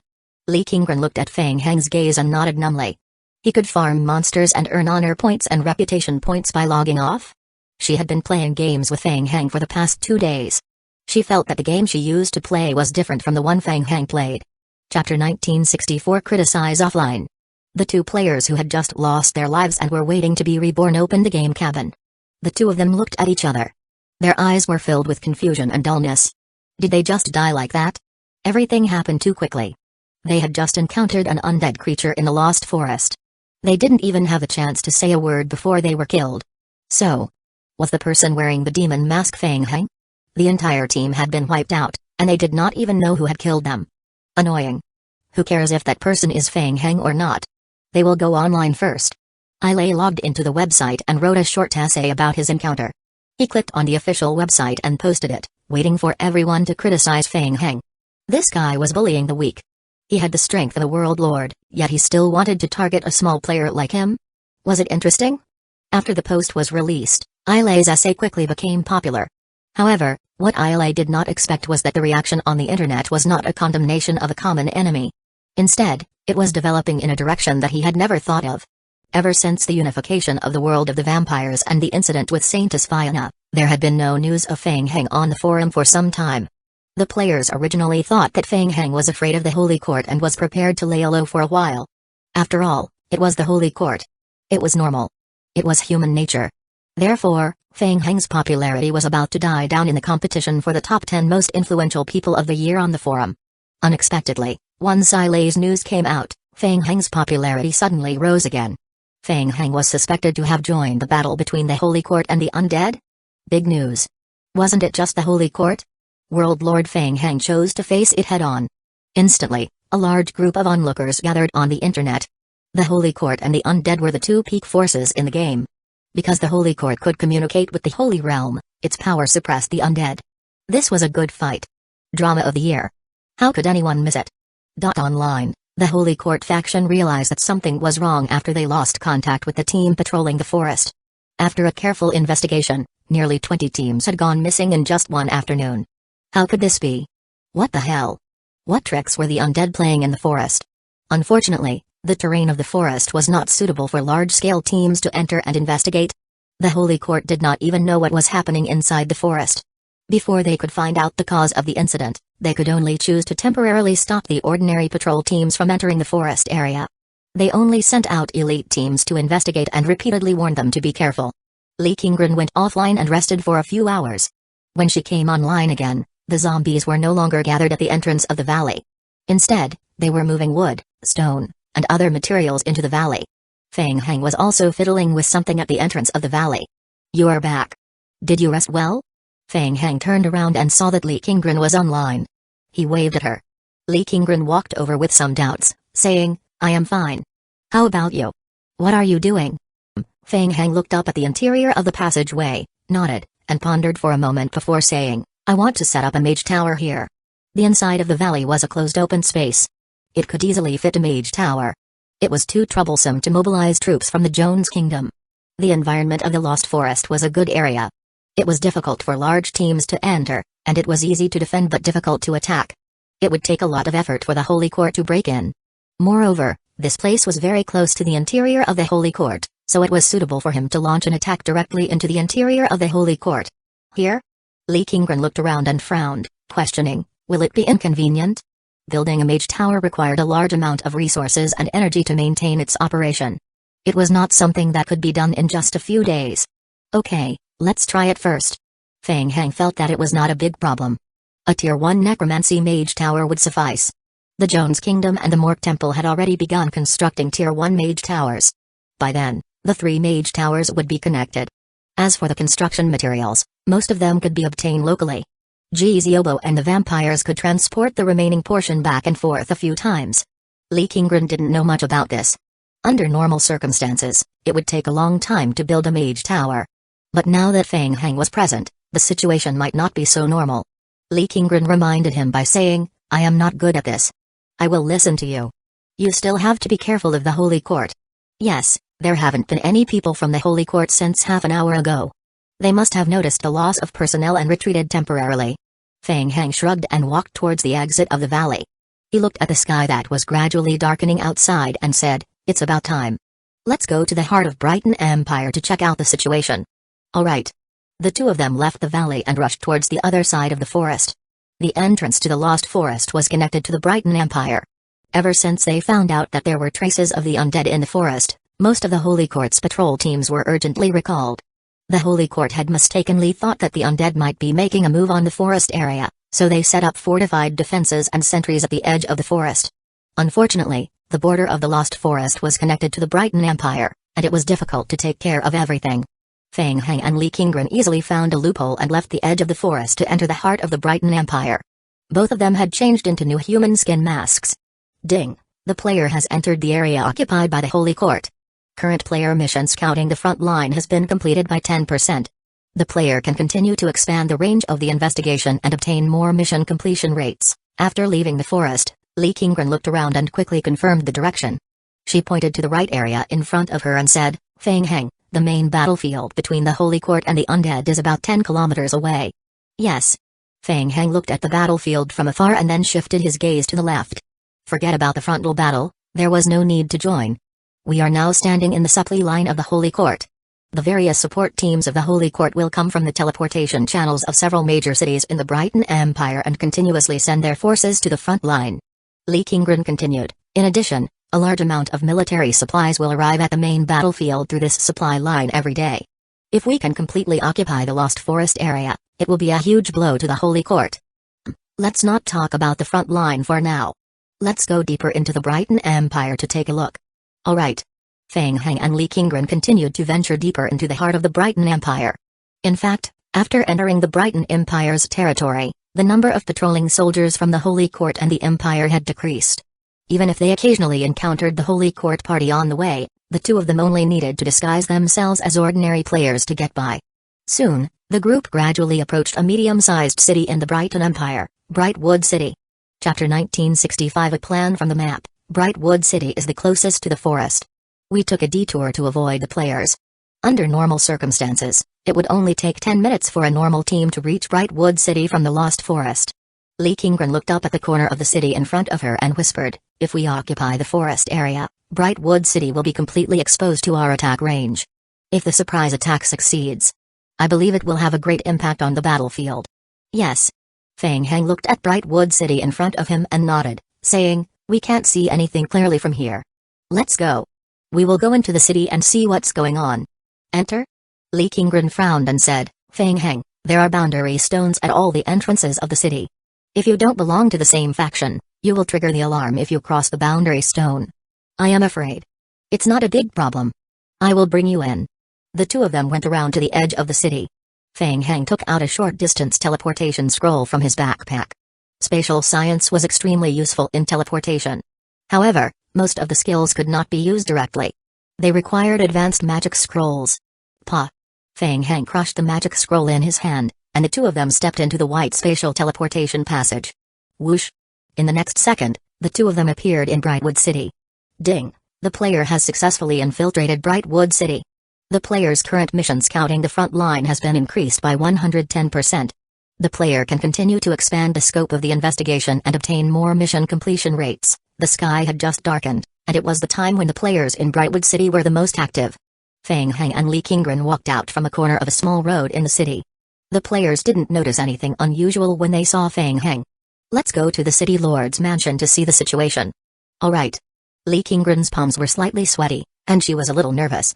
Feng Heng was the most daring player she had ever seen. Not only did he sneak into the city controlled by the Holy Court, he even prepared to go to the city lord's mansion to investigate. Similar to the undead faction, the Holy Court faction also issued missions to the players. The location of the mission was in the city lord's mansion. Hence, a large number of players from the Holy Court gathered in the city lord's mansion. The probability of being discovered was greatly increased. It was not the first time Feng Heng had done something like this. He naturally blended in with the normal players and squeezed into the crowd. He checked the commission mission bulletin board at the entrance of the city lord's mansion. It could be seen. It was just that they belonged to different factions. All the missions he saw were grey and unacceptable. Feng Heng glanced at it quickly. Most of the information obtained from the commission was consistent with the information obtained by Lord Donnie. The Holy Court was temporarily on the defensive. They were also building high-level teleportation channels in various cities of the Holy Court, preparing to invest a large number of troops in the game world of Chiburia. Therefore, most of the missions were related to the collection of materials and construction. Other than that, there were also some missions related to Mork Temple. The difficulty of the mission was actually SS level. The mission did not limit the number of people who could receive it, and the rewards were not bad either. Many players would be interested in Mork Temple. Feng Heng. Li Qinggren reminded in a low voice, the Holy Court has issued a hostile mission. Mork Temple is in great danger. Yes. Feng Heng rubbed his chin and raised his guard. Mork Temple was temporarily guarded by the vampires. It wouldn't be a problem for the time being, but it might become one in a day or two. Feng Heng, look at the 9th construction mission. Li Qinggren observed the various missions issued by the Holy Court on the commission column and frowned. She felt that it was extremely difficult to complete the main mission of saving Chiburia. The Holy Court will build a large-scale teleportation passage in Brightwood City, leading to Dongcha. Kirk, Dongcha, and Zers are all worlds that the Holy Court has absolute control over. Among them, Dongcha is a leader and has the strongest military power. They are the gathering points of the Holy Court's heavy military forces. The Holy Court built the Dongcha teleportation passage in Brightwood City probably to make it more convenient to support the front line. Feng Heng fell into deep thought. In addition to Brightwood City, the Holy Court had also established 12 teleportation channels in the hinterland of the Brighton Empire, corresponding to the 12 high-level game worlds controlled by the Holy Court. Facing the attacks of 12 high-level game worlds at the same time? The pressure was a little too great. However, it was not completely incomprehensible. Feng Heng thought of something and his expression gradually became solemn. Li Qinggren saw that Feng Heng did not answer for a long time. She looked at him worriedly and could not help but whisper, "Feng Heng." Yes. After a while, Feng Heng had a general idea. He raised his head and whispered, "Have you noticed that Mork Temple and Lord Donnie have helped us attract the attention of the Holy Court? The Holy Court has placed its troops at the front line. Although the other cities are building teleportation channels, the overall defense of the cities is not strong." Yes. Li Qinggren nodded as she listened. Indeed, ever since they left the Lost Forest and entered the heart of the Holy Court, they had encountered very few inspections. Even the guards in the main city were very lax. I understand what you mean. This is an opportunity. We can think of a way to delay them from establishing the teleportation. No, Senior Qinggren, that's not what I meant. Li Qinggren was stunned for a moment and looked at Feng Heng. She saw the confidence in Feng Heng's eyes. Lord Donnie was right about one thing. She said that the Chiburia game world is the main battlefield of the war. If we move the Shady Line Rift over, even if we can lure a wave of the Holy Court over to destroy it, the Shady Line Rift will still cause great damage to the Chiburia game world. The undead faction will suffer a lot. Li Qinggren frowned, obviously not understanding what Feng Heng was trying to say. Lord Donnie's analysis is right, so what do you think? Passively defending is too passive. I was just thinking, what if we can shift the battlefield to the side of the Holy Court? Feng Heng raised his head again and stared at the commission panel. A plan quickly formed in his mind, perfecting it step by step. Brightwood City. Intermediate City. Its defensive ability was very low. With his current ability, he only needed to cooperate with the zombie clones to take it down completely. Of course, just attacking was not enough. He still needed. Feng Heng, what did you say? Li Qingren didn't understand at all and looked at Feng Heng in confusion. Feng Heng raised his head and explained, Mork's original idea was not just to divide the exit of the Death Realm. The division was only the premise. The real purpose was to control the Death Realm crevice after the division so that the undead faction could mass-produce territories that simulated the Death Realm. Chapter 1966 Snitch. Li Qingren listened and looked up at the serious Feng Heng. She seemed to have a premonition of what Feng Heng was going to say next, and her heart could not help but beat faster. Feng Heng said, enunciating each word, summon the shady line rift of Punos back to the underground palace and immediately teleport it into the Dongcha game world. Then directly drag the main battlefield into the Holy Court. Throw the trouble to the Holy Court. Li Qingren got a definite answer from Feng Heng, and her eyes flashed with surprise. She was shocked by Feng Heng's boldness. It was completely different from what she had expected. It was not to protect Chiburia and delay the Holy Court. Instead, he was planning to directly attack the territory of the Holy Court with a backhand attack. Attack instead of defending. There was such a thing? Could it really work? To do that, they had to destroy a few of the Holy Court's protected areas in advance, control the Holy Court's teleportation channel, and use the Holy Court's teleportation channel to enter Dongcha. They also had to ensure that Mork Temple was repaired and that the Shady Line Rift could be teleported under perfect operation. During the transfer process, they had to ensure that the Shady Line would not affect the Chiburia game world. Just by thinking about it, she would be facing several big troubles. How could it be so easy? But Li Qingren looked at Feng Heng, and she couldn't help but feel excited. She just had a strange feeling. Since Feng Heng had mentioned this plan, he was extremely confident. Li Qingren suddenly realized that if Feng Heng took the initiative to attack the Holy Court with the undead, would the undead faction and the Holy Court faction officially become enemies? Perhaps at that time, even the undead faction had to enter? This matter is of great importance. Do we need to ask the undead camp? Don't worry about them. Feng Heng waved his hand. The undead faction always gave Feng Heng an awkward feeling. There's no need to complicate things. Anyway, he had 3 missions on hand. Mork's Great Conjecture mission was the prerequisite for his plan to be completed. He had to complete it. Regardless of whether the undead faction rejected him or not, he had to give it a try. One of the remaining 2 missions was to earn honor points from the undead faction in exchange for the King of Gods points. The other was the main mission that Teacher Gulwo had given to support Chiburia. Attacking Dongcha offered a high chance of earning honor points. Even if he couldn't make a profit, it would only be a small loss. It was acceptable. As for Teacher Gulwo's mission, there was even less to worry about. Given Teacher Gulwo's personality, if he knew his mission objective, he would help him in the open and also in the dark. Therefore, there was no need to pay attention to the undead faction. You guys aren't going to fight? Then I will do it myself. Feng Heng continued, there's no rush. Based on the current situation of the Holy Court, it will take at least 5 days for the first batch of passages to be completed. We still have time. Let's start with the simplest one. When Feng Heng explained to Li Qingren, he was also trying to sort out his thoughts. The ultimate goal of counterattacking the Holy Court was indeed a little too big, but after slowly splitting it into smaller goals, it might not be completely impossible. Since the target has changed, we need to move now. I need to find a few friends to chat with. Let's find a safe log-off point. Alright. Li Qingren looked at Feng Heng's swift and decisive plan and couldn't help but take a deep breath. In just a few minutes, the current problem had changed from how to protect the game world of Chiburia to how to attack the Holy Court's Dongcha. The change in his train of thought was indeed quite big. Perhaps this was the reason why Feng Heng was able to reach this stage in such a short period. An hour later, Feng Heng and Li Qingren returned to the mission entrustment office outside the city lord's mansion. At a corner not far away, a player in a black coat was standing far away from the crowd. When the person saw that it was Feng Heng, he immediately put on a smile and walked towards the 2 of them. World Lord Feng Heng, long time no see. Yes, indeed. It's been a while. How are you? Feng Heng also chuckled and bumped fists with the other party. Just mingling. Without you, I am just average. Chu Yan smiled and quickly got to the main topic. I heard about the fight between the Holy Court and the undead in Chiburia. How is it? Are you preparing to join forces and do something big? Of course, this time we will have to make a big one. Feng Heng narrowed his eyes, and a sharp glint flashed across his eyes as he spoke. It's going to be very big. After Chu Yan heard it, he was instantly overjoyed in his heart. The last time he had worked with Feng Heng was during the vampire apocalypse. As the snitch of the Holy Court, he and Feng Heng worked together to take advantage of both sides and crazily earn contribution points and reputation points from the Holy Court camp. Later on, Chu Yan relied on the accumulation and assistance from his cooperation with Feng Heng to quickly gain a firm foothold in the Holy Court. From then on, Chu Yan felt that Feng Heng was a genius and would become a big character in the game sooner or later. However, he did not expect it to be so fast. In less than a month, Feng Heng had taken control of the entire Vampire Apocalypse game world.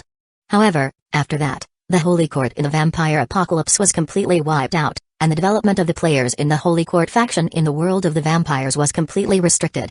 Naturally, Chu Yan could not stay in the Vampire Apocalypse any longer. Hence, with Feng Heng's help, he recuperated for some time. After accumulating his strength, he brought his subordinates, the Pious Guild, into a mid-tier game world with the existence of the Holy Court. Due to Feng Heng's accumulation of resources in the early stages, the Pious Guild could not be said to be doing badly in the mid-tier game world. It was just that they were still lacking a lot in terms of foundation. At the moment, they were only able to gain a firm foothold. It was unknown among the many Holy Court player guilds. After being summoned by Feng Heng, who uttered that he had an urgent matter to discuss with him, Chu Yan immediately used his King of Gods points to transfer to Shibuya to meet Feng Heng. In any case, he was merely focusing on one thought: hugging the big boss thigh tightly. As expected, merely as he arrived, Chu Yan saw Feng Heng from the enemy side appear in the city area occupied by the Holy Court. TSK. He was getting bolder and bolder. Chu Yan was even additional at ease, feeling that his strategy was correct. If Mr. Feng needs anything, merely leave it to us. We will do our best. We are all old friends. We can't offer orders to each other. Let's work together and do big things. Feng Heng nodded and patted Chu Yan's shoulder warmly. On one hand, he chose Chu Yan because the two of them had an extremely pleasant cooperation and a foundation of trust. On the other hand, Chu Yan was the president of the Pious Gaming Guild. The people under him were all brought up from the initial establishment period, so the trust level was guaranteed.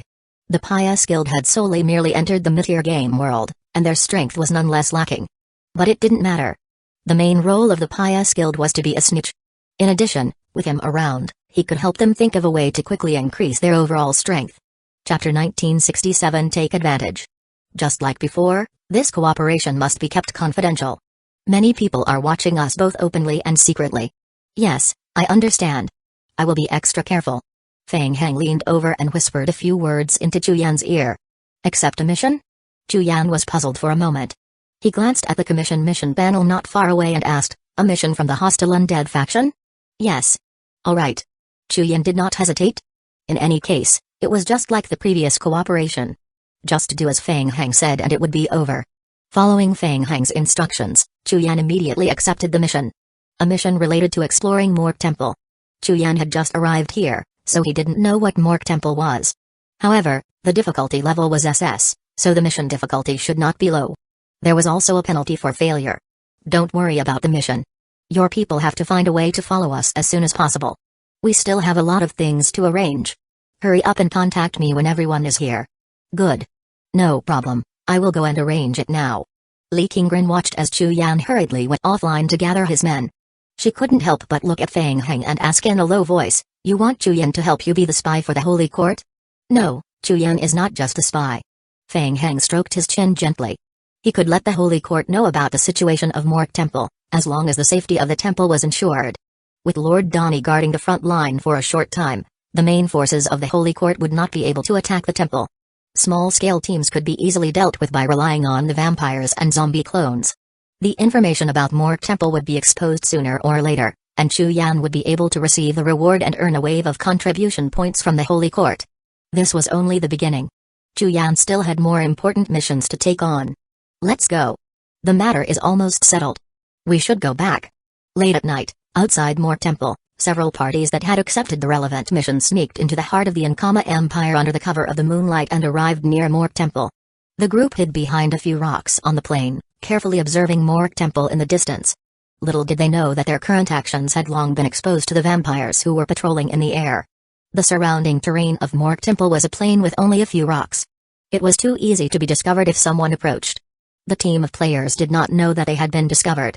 One of the players nodded and said, Mork Temple is just ahead. There's no one guarding it. It doesn't look normal. SS level difficulty, and there's also a warning that the mission difficulty fluctuates. With the participation of the undead faction players, It won't be that easy. That's hard to say. The difficulty might fluctuate, but it might also decrease.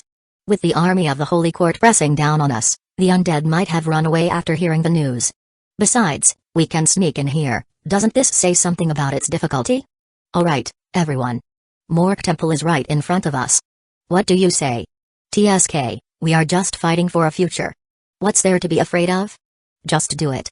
President Chuyan, what do you think? A few players who had received the relevant mission came here together. They were all partners as well as competitors. Naturally, they were not willing to stand out and help others clear the mines. Everyone looked at Chuyan. Everyone looked at Pious Guild, who had just joined the game world of Chiporia with a hint of mockery. Where did this small player guild come from? How could they be so confident in accepting an SS-level mission? Were they trying to take advantage of the situation? Dream on. When they had just started working together, everyone had already reached a tacit agreement to let the players of the Pious Guild go over first and test the waters. Chuyan naturally had long seen through the thoughts of this group of people, but he was not angry. He only smiled slightly and said, "What the captain said is right. The Pious Guild is small. It was all thanks to the support of all the big brothers that we were able to get here. However, we are confident in accepting this mission, so we naturally have some confidence. Since the big brothers are so polite, then I will go ahead and scout the way for all the big brothers." Good. Brother, I have high hopes for you. The players only felt that the guild leader of this small guild was quite sensible. Seeing that he agreed to scout, they couldn't help but laugh out loud. Ha ha ha, Mr. Chu is indeed bold. Please. Chuyan nodded at the players behind him and commanded, "Let's go." Taking advantage of the darkness, Chuyan and the other 8 players quickly approached Mork Temple. It was quiet along the way. There seemed to be no sign of an ambush. What happened? Is there no ambush? Something's not right. Watching as Chuyan's team gradually approached Mork Temple and waited at the entrance for a moment before groping their way in, the remaining players could not sit still anymore. Many people could accept the mission, but there was only one final reward. If it was snatched away, it would be gone. They didn't come all the way here to watch others complete their mission and get benefits. They had originally thought that there would be an ambush in Mork Temple and had asked Chuyan's team to probe. He didn't expect that this kid would really steal the chicken. There was still no movement after so long. After waiting for another 3 minutes, there was still no sound coming from Mork Temple. The remaining players could not help but say, "Let's go. Let's go up together. Don't let that kid get there first. Let's follow." Everyone scrambled to get closer to Mork Temple. When they entered the hall of Mork Temple, the party of players saw Chuyan and the other players gathered on the floor of the hall, studying something. There seemed to be a huge pit on the floor of the hall. Seeing that Chuyan had not completed his mission, the players heaved a sigh of relief. They walked towards the hall and carefully observed their surroundings. "Chuyan, did you find anything?" Chuyan did not answer. His expression suddenly changed as if he had discovered something extremely dangerous. He quickly turned his head and shouted at the players who had entered the hall, "Danger! Don't come over. Be careful." Just as the gamers stepped into the hall, a dark light appeared in the hall. Kai. Kai kai kai. In the next second, a large number of scavengers rushed out from the huge hole in the center of the hall. The lickers immediately pounced on the gamers of the Pious Guild. Lickers. The expressions of the players at the entrance of the hall changed drastically. Not good. It was Fang Heng. The lickers were controlled by World Lord Fang Heng. This task was really related to Fang Heng. They had seen information about scavengers on the internet. There were also analyses of these lickers, but only when one experienced it would one truly realize how terrifying these creatures were. In just a short moment, a large number of scavengers surged out from the pit. Retreat. Retreat quickly. The gamers at the entrance were shocked and immediately adjusted their formation and slowly retreated. Chapter 1968. Acting out, the Pious Guild players gathered at the entrance of the hall immediately became the focus of the lickers' attacks. Just as the Pious Guild players were about to be surrounded and devoured by the lickers, a player beside Chuyan stood up and raised his hand, swinging his great sword forward. Ho! The great sword slashed through the air with a loud sound. Bang! The bodies of the 2 lickers that were hit by the great sword exploded into pieces. Buzz! The great sword even erupted with a violent holy fluctuation when it was swung, and the holy ripple spread out rapidly. A large number of lickers in the surroundings came into contact with the holy ripple, and their bodies suddenly froze. At the same time, red damage numbers appeared on their bodies. The players from the other guilds who were still waiting at the entrance to deal with the lickers were shocked. What was going on? That kid was so aggressive? The young man was like a god who had descended to the mortal world, constantly waving the great sword in his hand. Even the shockwave damage from each attack of the great sword could cause a large number of lickers around it to be interrupted and deal a large amount of damage. Feng Heng wore a human skin mask on his face. He waved his sword a few times and swept away the group of lickers in front of him. He shouted, "There's something strange under the pit. Follow me, we will go down and take a look." Chu Yan shouted, "Good. Lead the way." After saying that, Feng Heng brandished the great sword once again, sweeping away the lickers in front of him and directly jumping down into the pit. Huh? What was going on? The team of players of the Holy Court at the entrance of the hall were shocked. The team leaders looked at each other. So strong? Was he going to clear the pit alone? Where did that kid come from? He didn't even know what was going on down there, and he still dared to go down there and force his way through? Was he courageous or just putting an act? In just a moment of hesitation, the players realized that Chu Yan and the Pious Guild had already jumped into the pit in front of them and completely disappeared from everyone's sight. What should they do? Should they chase after him to take a look or run? The few team leaders of the Holy Court were still hesitating. The group of lickers that had just been sent flying by the great sword had lost their target, so they quickly rushed over. They are coming. Be careful. Without Feng Heng, the players could only rely on their strength to fight. The Holy Paladin players in the first row immediately went forward to block. When they fought with the lickers again, the players felt the pressure on their bodies increased by more than 10 times. Previously, with Feng Heng present, the lickers' attacks were frequently interrupted by the holy ripples. Without the ripple spreading effect, the lickers' movement speed was extremely fast. Coupled with its powerful self-recovery ability, the player could only struggle to resist. There were even lickers emerging from the entrance of the hall. In the current situation, it would be difficult even to guard the entrance of the hall, let alone continue to chase after him in the pit. Retreat. Seeing that the situation was not looking good, the team leaders immediately waved their hands and led the players out of Mork Temple. Naturally, the lickers would not let them go so easily. They continued to chase after the player party. The team maintained their formation while forcing themselves to retreat. After fighting for more than 10 minutes and paying the price of several players' deaths, they finally retreated far away from Mork Temple. The remaining players felt lucky. This group of lickers was very difficult to deal with, each of them was like a cockroach that couldn't be killed. They were controlled by World Lord Feng Heng. Fortunately, they didn't follow the players of Pious Guild to the pit to investigate the situation. The SS level difficulty of the mission was indeed an abyss. However, the team leaders couldn't help but look at Mork Temple. They wondered how the players of Pious Guild who had just entered the hall were doing. The player beside Chu Yan was fierce. However, judging from the current situation, there should be more lickers at the bottom of the tunnel. They shouldn't be able to stop them. A player asked softly, "Captain, do you think we should wait a little longer?" Suddenly, a team leader noticed something and his expression changed. The others noticed the change in his expression and looked nervously toward Mork Temple. "What's wrong? What did you find?" "No, look at the mission description." When the other players heard this, they opened the mission and looked at it in detail. Their faces immediately revealed a surprised expression. Mork Temple's scouting-related mission showed an incompletion mark. So, everyone looked up in the direction of Mork Temple. What did it mean? Not only was the Pious Guild not killed by the lickers, but they had also completed the mission. How did he do it? Because of that kid? The scene of Feng Heng swinging his great sword and slashing at them appeared in everyone's minds again. They wondered if they could escape from the underground palace that the lickers heavily surrounded. At this moment, in the underground palace below Mork Temple, the situation of the players of Pious Guild was much better than the players of the Holy Court had imagined. Chu Yan and the few players he brought with him were choosing equipment in a newly opened warehouse in the underground palace. Mr. Feng was too fucking rich. Did he rob the Holy Court? A massive warehouse full of high-level equipment. Moreover, they were all equipment suitable for their Holy Court faction.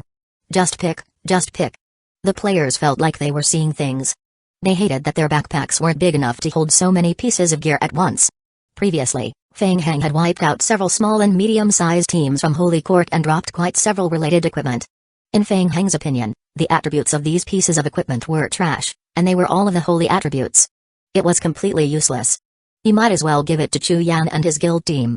With the new equipment, the combat power of the entire Pious Guild gamers rose by a level.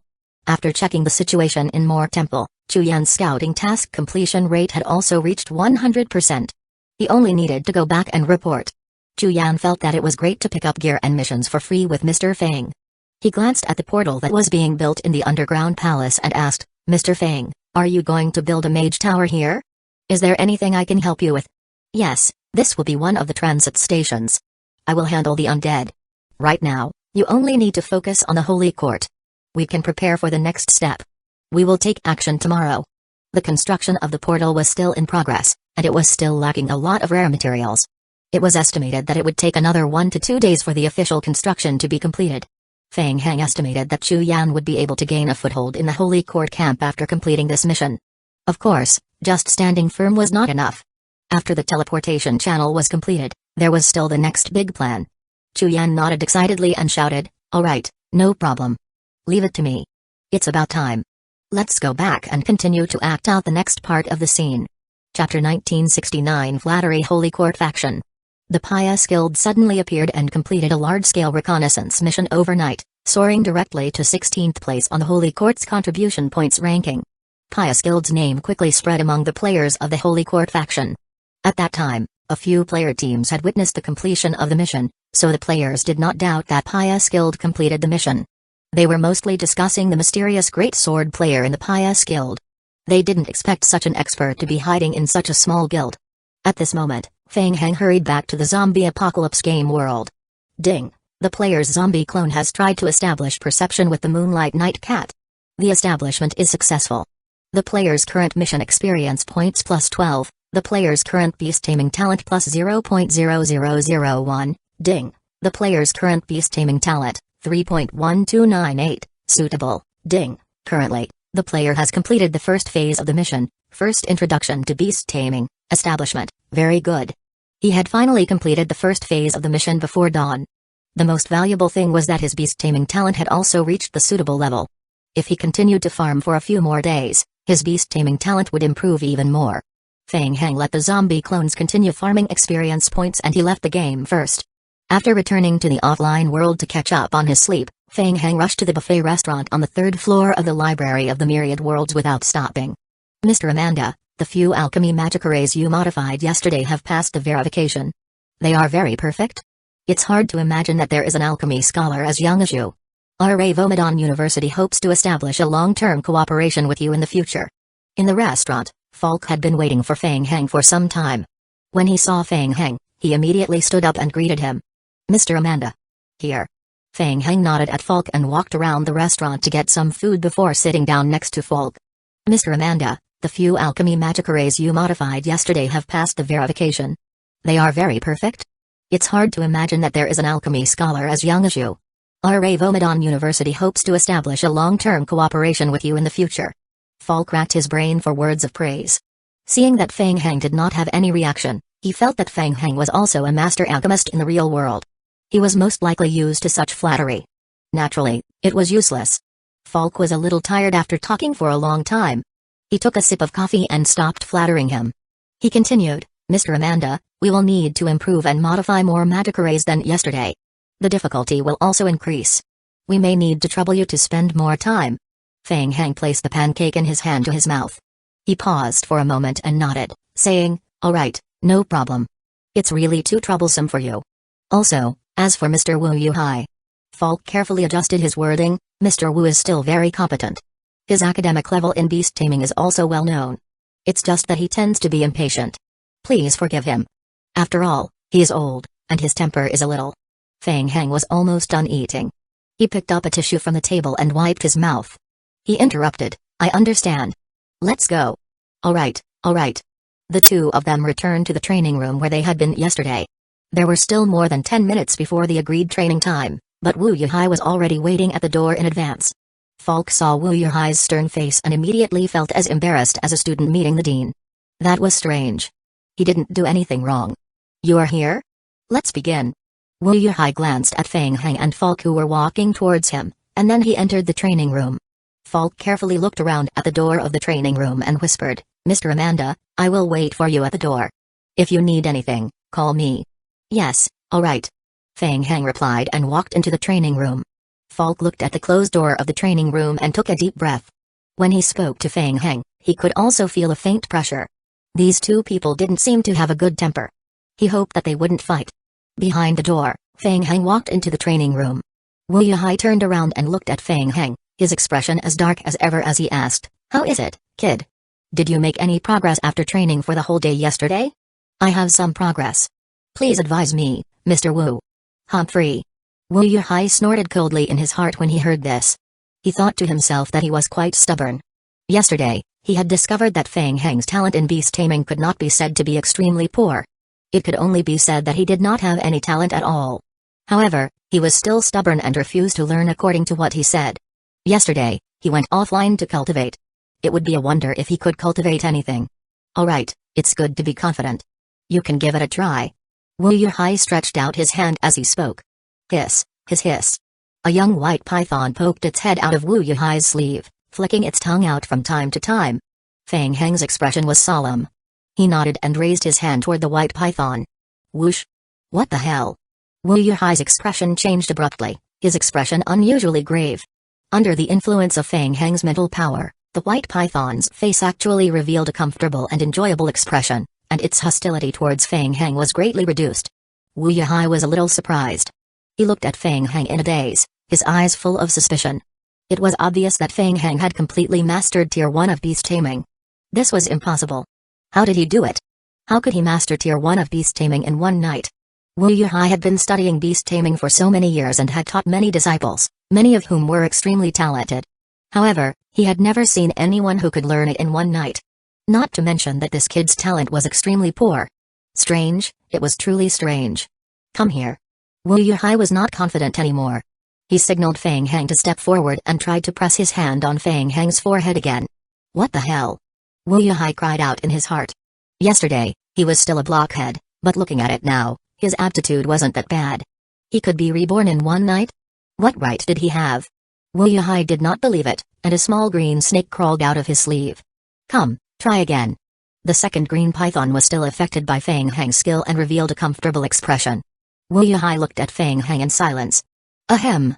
Feng Heng coughed lightly and said, Mr. Wu, I feel that I can already proceed to the next cultivation step. Humphrey, at least you have some ability. Wu Yuhai snorted and said, however, it's not that easy to completely master the most basic beast taming. Tier 2 is indeed much easier than Tier 1, but it also requires strong spiritual energy to support it. Watch carefully. Feng Heng's heart skipped a beat. Using spiritual energy as support? That should be quite simple, right? Falk waited at the door for half an hour before the door opened again. Wu Yuhai was the first to walk out of the room. Did it end early again? Falk cursed in his heart. He carefully observed Wu Yuhai's expression. Chapter 1970 finished learning. He couldn't see the emotions on his face clearly. However, he didn't seem as angry as he was yesterday. Falk said as he walked forward tentatively, Mr. Wu, thank you for your hard work. Wu Yuhai only let out a soft grunt and walked towards the elevator without looking back. Mr. Wu, Falk hurriedly took a few steps forward and caught up with him, saying, Mr. Wu, we will train at the same time tomorrow. Is that okay with you? Wu Yuhai continued to walk forward while snorting and saying disdainfully, tomorrow? What are you doing here tomorrow? No, we agreed. Falk immediately felt that something was wrong and quickly apologized. Mr. Wu, Mr. Amanda's temper might be a little strange. Please don't get upset with him. Look, I will go talk to him and apologize to you. Is that okay? Wu Yuhai stopped and glared at Falk, interrupting him. Apologize? What apology? He would already learned everything. What's the point of him coming back tomorrow? Are you teasing me? I am sorry, I didn't do it on purpose. I apologize on his behalf, okay? Wait, what did you just say? Humphrey. Wu Yuhai gave a loud Humphrey, turned around and left, but the corners of his mouth curled up involuntarily. Ha ha ha ha ha. It only took 2 days to teach a player to master beast taming. He did have some talent in it. In the future, he would like to see who would dare to say that he was not good at teaching. It was those stupid students who couldn't do it, and they still blamed the teacher. Haha. Falk looked at Wu Yuhai's back as he walked into the elevator and was stunned. What did he mean by finished learning? Was it the literal meaning? Only 2 days? Finished learning? Only 2 days? Mr. Amanda has mastered beast taming in just 2 days? Falk couldn't help but swallow his saliva. He then turned around and walked toward the training room in a hurry. Mr. Amanda, you. What? Feng Heng adjusted his sleeves. After completing the first step of beast taming, the next step was much easier. He only needed to have sufficient spiritual power and learn how to construct a soul and make a contract with it. Wu Yuhai taught him the fundamentals of establishing a beast taming contract. In just half an hour, he quickly mastered it. This stage of learning was related to the strength of one's spiritual power. Feng Heng's spiritual power was even stronger than Wu Yuhai's. The soul was a specialty of necromancy, and it was very fast to learn. Contract creation was the foundation of alchemy. There was no problem at all. Coupled with his already decent talent in beast taming, he succeeded in a few attempts and received a skill acquisition game notification. Currently, it was only the lowest level of basic contract. With the subsequent increase in the level of beast taming, he could form stronger contracts with summoned beasts and contract more summoned beasts. Falk did not know what had just happened. He pondered carefully for a moment and said, "Just now, Mr. Wu Yuhai said. Well, the training of beast taming has came to an end. Thanks to your help these 2 days, I am very grateful. I don't need to rent the training room anymore. As for the alchemy problems in the future, I will do my best to help." Feng Heng said as he walked past Falk and out of the training room. "Let's go to the alchemy laboratory first and see what problems we need to solve today." What? Did he really finish learning? Was this for real? Falk opened his mouth, and a hint of surprise appeared on his face. So fast? It wasn't. Didn't they say that it would take at least 2 to 3 months? Falk was stunned for a moment. He turned around and saw that Feng Heng had already walked towards the elevator. He quickly quickened his pace and chased after him. "Mr. Amanda, I didn't expect you to be so talented in beast taming. You are really too strong." "Yes. The next few questions are a little difficult and have troubled us for a while. You don't have to force yourself. Just try your best to think of a way." Falk quickly caught up and explained. Yesterday, he had thought that the 4 magic arrays would take Feng Heng at least half a day, but he did not expect Feng Heng to finish them in less than 10 minutes. It was completed too quickly and gave people a feeling that it was too simple. The layman vice principal who was in charge of finance felt that they were losing out, so he asked them to change to a few more difficult questions today. The vice principal felt that his request was not too much. He had already spent so much money. He should at least meet the requirement of 2 hours of work a day, right? He would give him a few difficult questions and let him study them for a few days. After all, it was not easy to earn money in this world. Falk felt that this was exactly how a layman instructed an expert. However, this suggestion was not a big problem. If they encountered a difficult problem, they would spend more time. Not only Falk, but everyone in the group chat was also curious about how long it would take Feng Heng to solve such a tough question. But now, Falk was a little flustered. Now, Mr. Amanda had already learned beast taming. If he suddenly raised the difficulty of modifying the magic array to such a high level, what if he made Mr. Amanda unhappy and everyone fell out? Thus, Falk kept giving Feng Heng a heads up along the way, telling him to take it slow and not to feel pressured. Feng Heng didn't think too much about it. He just felt that Falk was a bit of a chatterbox who kept muttering in his ear all day long. He followed Falk into the room. Feng Heng looked at the magic array that had appeared on the floor of the hall and could not help but lower his head in thought. This magic array. Indeed. It was even more interesting than the ones yesterday. An hour later, the light in the alchemy laboratory dimmed. Falk took screenshots of all of Feng Heng's answers and uploaded them to the Research Institute's group chat. The group was silent.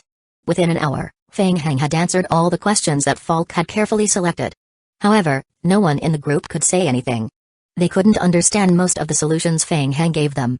Just verifying the reliability of the alchemy magic array would take some time, and some of the modifications were even in the category of ancient alchemy magic arrays. After studying it, the professors were unable to understand it at all. They could only think of a way to set up the magic array before verifying the results. "Mr. Amanda, we might need some time to verify it. I will contact you immediately after it's done."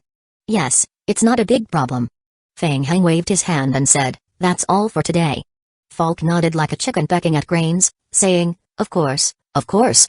You go ahead and we will keep in touch." Feng Heng stepped out of the elevator and went straight back to the guest room. He had just closed the door when a phantom shadow rat immediately flew toward him and climbed onto Feng Heng's shoulder affectionately. "Hee hee. You brat." Feng Heng reached out and stroked the phantom shadow rat's chin, then looked at the study in the guest room. Was Gu Qingzu not around? It was just nice to try out the newly learned beast taming. Chapter 1971 Contract. Although it was only the most basic beast taming, and the difficulty of using it was not high, it required a special contract scroll made by beast taming. Therefore, most players couldn't use beast taming in the real world. To Feng Heng, this was not a problem at all. "You play here for a while. I will bring you something good later." Feng Heng called the phantom shadow rat to play by itself for a while, then opened the game cabin and returned to the game. Ding! The player has mastered Foundation Beast Taming, Level 1, Skill, Foundation Beast Taming. Type, Academic. Description: after mastering this skill, the player will receive an additional 1 point of Constitution and 1 point of Spirit. The player can create a foundation contract, mutual aid contract, and attempt to form a foundation contract with a contracted beast. Requires 80 points of friendliness. Description: at the current level, the player can complete a contract with one contracted beast at most. If the contract is broken, the player will have 80% of all attributes reduced for 30 days, and the player will not be able to complete the contract with a new contracted beast for 30 days. The lowest level mutual aid contract had very loose conditions. Any party could break the contract at any time. Once the contract was broken, the player would be severely punished, while the contracted beasts had no restrictions. In addition, if the contracted beast died, the contract would be broken by default, and the player would also be severely punished. It was enough. The contract only needed to meet the prerequisites before it could be triggered by using spiritual power, so it could be easily used outside the game. Feng Heng quickly checked the materials needed to make a foundation contract. There were more than 20 kinds of them in total. Only a few materials were rare, and the rest were ordinary materials. Feng Heng walked around the warehouse and gathered all the materials. He immediately made 10 contract scrolls and stuffed them into the World Lord's special war backpack. Done. He went offline again. Feng Heng reached out his hand and called the Phantom Shadow Rat over. Come, sign the contract. We will be good brothers in the future. I will bring you good food and drinks. The Phantom Shadow Rat tilted its head and looked at Feng Heng in confusion. It stretched out its small hand and pressed it on the contract. Swoosh. A faint blue light emerged from the contract and then slowly dissipated. A light blue mark appeared on the arms of Feng Heng and the Phantom Shadow Rat. Ding! The player and the Phantom Shadow Rat have completed the Summoned Beast contract, mutual aid contract. Ding! When the contract is maintained, the player's friendship with the Phantom Shadow Rat will increase by 0.5 per day. The player can choose a special summoning skill to summon the Phantom Shadow Rat to his side. The summoning can only last for a maximum of 3 minutes. Skill cooldown time, 180 minutes. This summoning will consume the Phantom Shadow Rat's stamina points. The Phantom Shadow Rat can choose to refuse to be summoned. Completed. Feng Heng had a very strong friendship with the Phantom Shadow Rat, and the low-level contract itself did not have any additional conditions. In addition, his spiritual power had met the requirements, and the contract was completed quickly. Low-level contracts were very weak and almost non-existent. The contract could be forcefully terminated by the contracted beast at any time. However, there were also benefits. With the support of the contract, he could increase his favorability by at least 0.5 points every day, so he wouldn't let the Phantom Shadow Rat be easily taken away by others. The other was the emergency summoning skill. In the game, the battle between him and the Holy Court was gradually moving towards a head-on confrontation. The Phantom Shadow Rat would be very helpful to his plans. As for the next step, it was to strengthen the level of beast taming. Feng Heng had already asked Falk to find a way to help him collect higher-level beast taming skill books. Coupled with the fact that the zombie clones kept farming skills, it was estimated that it would soon be able to advance to a higher level of beast taming and obtain a stronger binding contract. After finishing this task, Feng Heng immediately fulfilled his promise and ran downstairs with the Phantom Shadow Rat to eat and drink at the buffet. 2 hours later, Feng Heng returned to the guest room with the spectral dusk rodent whose belly had become rounder. The Phantom Shadow Rat was enjoying its meal. It returned to the guest room and jumped onto the bed. It hugged its stomach with both hands and lay flat on the bed, revealing a comfortable expression. Strange. Not back yet? Feng Heng glanced in the direction of Gu Qingzu's guest room and muttered softly. Let's ignore her for now. Calculating the time, Chu Yan's side should have already successfully infiltrated the Holy Court camp. He could start planning his next move. Opening the video game cabin, Feng Heng entered the game again and entered the game world of Chiburia through the portal. The game hint immediately refreshed. Ding! The player's zombie clone, normal form, is in the process of building a Tier 1 Mage Tower. Current construction progress, 22.7%. Ding! The player's zombie clone, normal form, has completed the transfer of supplies. Very good. After the first batch of provisions arrived, the construction of the 3 Mage Towers began. Feng Heng looked at the time and immediately transformed into his bat form, returning to the valley in the Lost Forest. 2 hours later, in the valley, Carl saw Feng Heng return and walk forward. He knelt on one knee and reported, Your Majesty, the blood pool collected by the Flood Dragon race has been completely condensed. 3 hours ago, it was sent to the Temple of the Bloodsuckers for the Elders' Council to carry out the next step of refinement. The vampires are currently cooperating with Mr. Yuan Jixian to transport supplies and protect the area of Mork Temple. Your Majesty, please give us your instructions. Get up. Feng Heng waved his hand. The Elders' Council could assist in condensing part of the blood, so the effect was naturally not as good as him doing it himself. Now that he was busy, he didn't have time to go back and condense the blood. He would let the vampire elders condense it for him for a while. Pick a group of bloodsuckers to follow me to the Brighton Empire later. When the time comes, you will be in charge of aerial support and reconnaissance. Make sure to hide your aura well and try not to be discovered by the Holy Court. I need to know the movements of the Holy Court army in a certain area. Understood. Carl nodded and went back to count the number of people.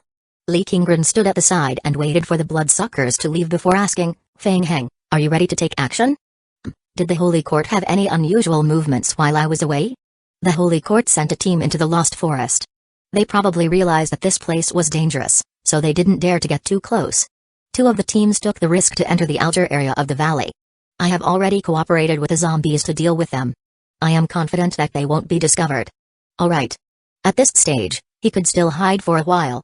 After the Mage Tower with the undead trade was established, the surroundings would be enveloped in a faint layer of undead fog. The undead fog would undoubtedly attract more attention from the Holy Court. Therefore, they had to hurry up and take action. Feng Heng looked down at the system time. It was almost time. After making the necessary arrangements, they could consider their next move. Is Chu Yan's side ready? I have just received news from Chu Yan. The Holy Court handles the majority of the logistics of the Holy Court camp. The remaining portion is handed over to a large gamer guild called Divine Glory Eternity. Chapter 1972 begin about half an hour later. The guild will be escorting a batch of more important materials to the front line. It is estimated that they will pass by the edge of the Lost Forest in an hour. Alright, let's go. Feng Heng turned on the survival radio and sent a message to Chu Yan. Feng Heng, operation begins. There was only one goal for this mission. Attack the player guilds that are not on good terms with Chu Yan's guild, help Chu Yan quickly obtain contribution points, and let him rise to the top as soon as possible. The lickers quickly gathered behind Feng Heng, and then more mutated infected zombie clones came out of the forest. Let's go. At the edge of the forest, the Divine Glory Eternity Player Guild and the two teams from the Holy Court were escorting materials along the main road. As they passed by the Lost Forest area, Wu Lamu, the vice guild leader in charge of escorting them, could not help but take a few more glances at the forest. What happened today? There are so many patrol posts outside the forest. One of the players under him came forward and reported, President, it was said that the traces of the undead were found in the Lost Forest late last night. Some people even claim to have seen Feng Heng. They suspect that the people of the undead might be attacking the Lost Forest. Several guilds have gone in to investigate and have confirmed the traces of the undead in the forest. Wu Lamu raised his eyebrows in surprise and asked, You mean Feng Heng? Yes, the world lord of the zombie apocalypse and the vampire apocalypse. Wu Lamu couldn't help but frown, feeling that things weren't that simple. During this time, the news of World Lord Feng Heng entering the game world of Chiburia had spread throughout the Holy Court. There was news that the Holy Court's attack on Chiburia was related to Feng Heng. Wasn't there news that he was at Mork Temple? Why did he suddenly appear in the Lost Forest? Have you reported it to the Holy Court?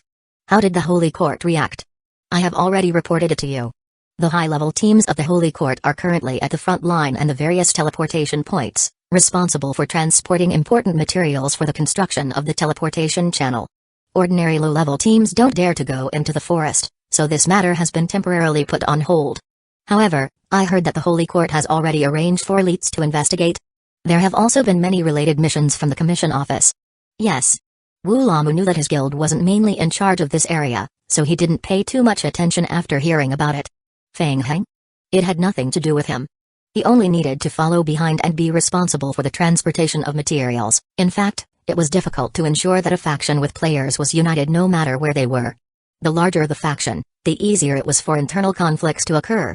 It was the same for the Holy Court camp. Under normal circumstances, to avoid unnecessary disputes, the players of the major guild would have a clear dividing line in their hearts. For example, Wu Lamu's Divine Glory Eternity Guild was only responsible for the logistics and materials support part of the mission. He wouldn't participate too much in other missions. On the other hand, the other player guild would not take the initiative to snatch the Divine Glory Eternity Guild's missions. Even though Wu Lamu was a little curious now. Whoosh, whoosh whoosh. The player team was escorting materials forward when they suddenly heard a sizzling sound coming from the Lost Forest on the right.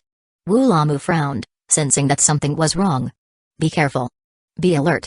The holy paladins and players of the Holy Court, who were escorting the supplies, gathered around the center to protect materials. They raised their vigilance and assumed a defensive stance. Whoosh. A few red shadows pounced out from the bushes at the edge of the forest. Wu Lamu's expression turned cold. Not good. They were actually lickers. Feng Heng's World Lord's signature creature, They actually encounter them. What he feared actually came. Before Wu Lamu could think further, a large number of lickers had already pounced on the escort team. Be careful. The front row of the Holy Court's Holy Paladin stood in formation to block the lickers' attacks. Stop them. Wu Lamu was a little flustered, but he still had some hope. He ordered the players to attack the lickers together. Fang Heng was indeed famous. But what if the situation wasn't that bad? The lickers quickly crashed into the defensive line formed by the Holy Paladins. The long-range attacks that followed were aimed at the lickers. The battle had only been going on for less than a minute, and the players immediately realized that something was wrong. What the hell? Why were these lickers so tough? Most of the players had only heard that Fang Heng could control lickers and that the lickers' strength had been greatly improved. However, they were all rumors from the outside world. Only when they fought did the players realize that the lickers' defense was ridiculously strong. The terrifying self-healing ability and resistance to abnormal statuses made the players feel suffocated. The licker hit by the skill had already recovered before it landed on the ground. It even made a second jump in the air. Wu Lamu only had a team of 20+ guards under him. Including the NPCs of the Holy Court, they only had a small to medium-sized team of less than 100. After 2 minutes of intense battle, they did not even kill a single licker. The players' faces turned green as they watched the lickers continue to emerge from the depths of the forest. Was this battle something they could fight? They didn't even see World Lord Fang Heng's men, and just this alone was enough to suppress them. Lickers kept coming out of the forest. If this continued, could they still win? As if they could win. The players cherished their lives even more than the NPCs of the Holy Court. If they escaped, they would lose their honor points and reputation points at most. If they didn't run away, they would have to sacrifice an extra life. What's there to think? Hurry up and run. Seeing that the situation was not right, Wu Lamu did not want to waste his life here for nothing, so he shouted, "Hold on. We will call for reinforcements to come and support you all immediately." After saying that, Wu Lamu waved his hand, indicating for the players to quickly run away, leaving behind their materials and the guards of the Holy Court to stay on and defend whatever they could. In the blink of an eye, the number of members in the Holy Court team, which had been struggling to hold on, had decreased by a quarter. The front line quickly collapsed. Wu Lamu didn't run far with his players. Before they could return to the main city to report the situation, they soon received the punishment notification for failing the game mission. Apart from the individual honor points, the team's honor points had also decreased significantly.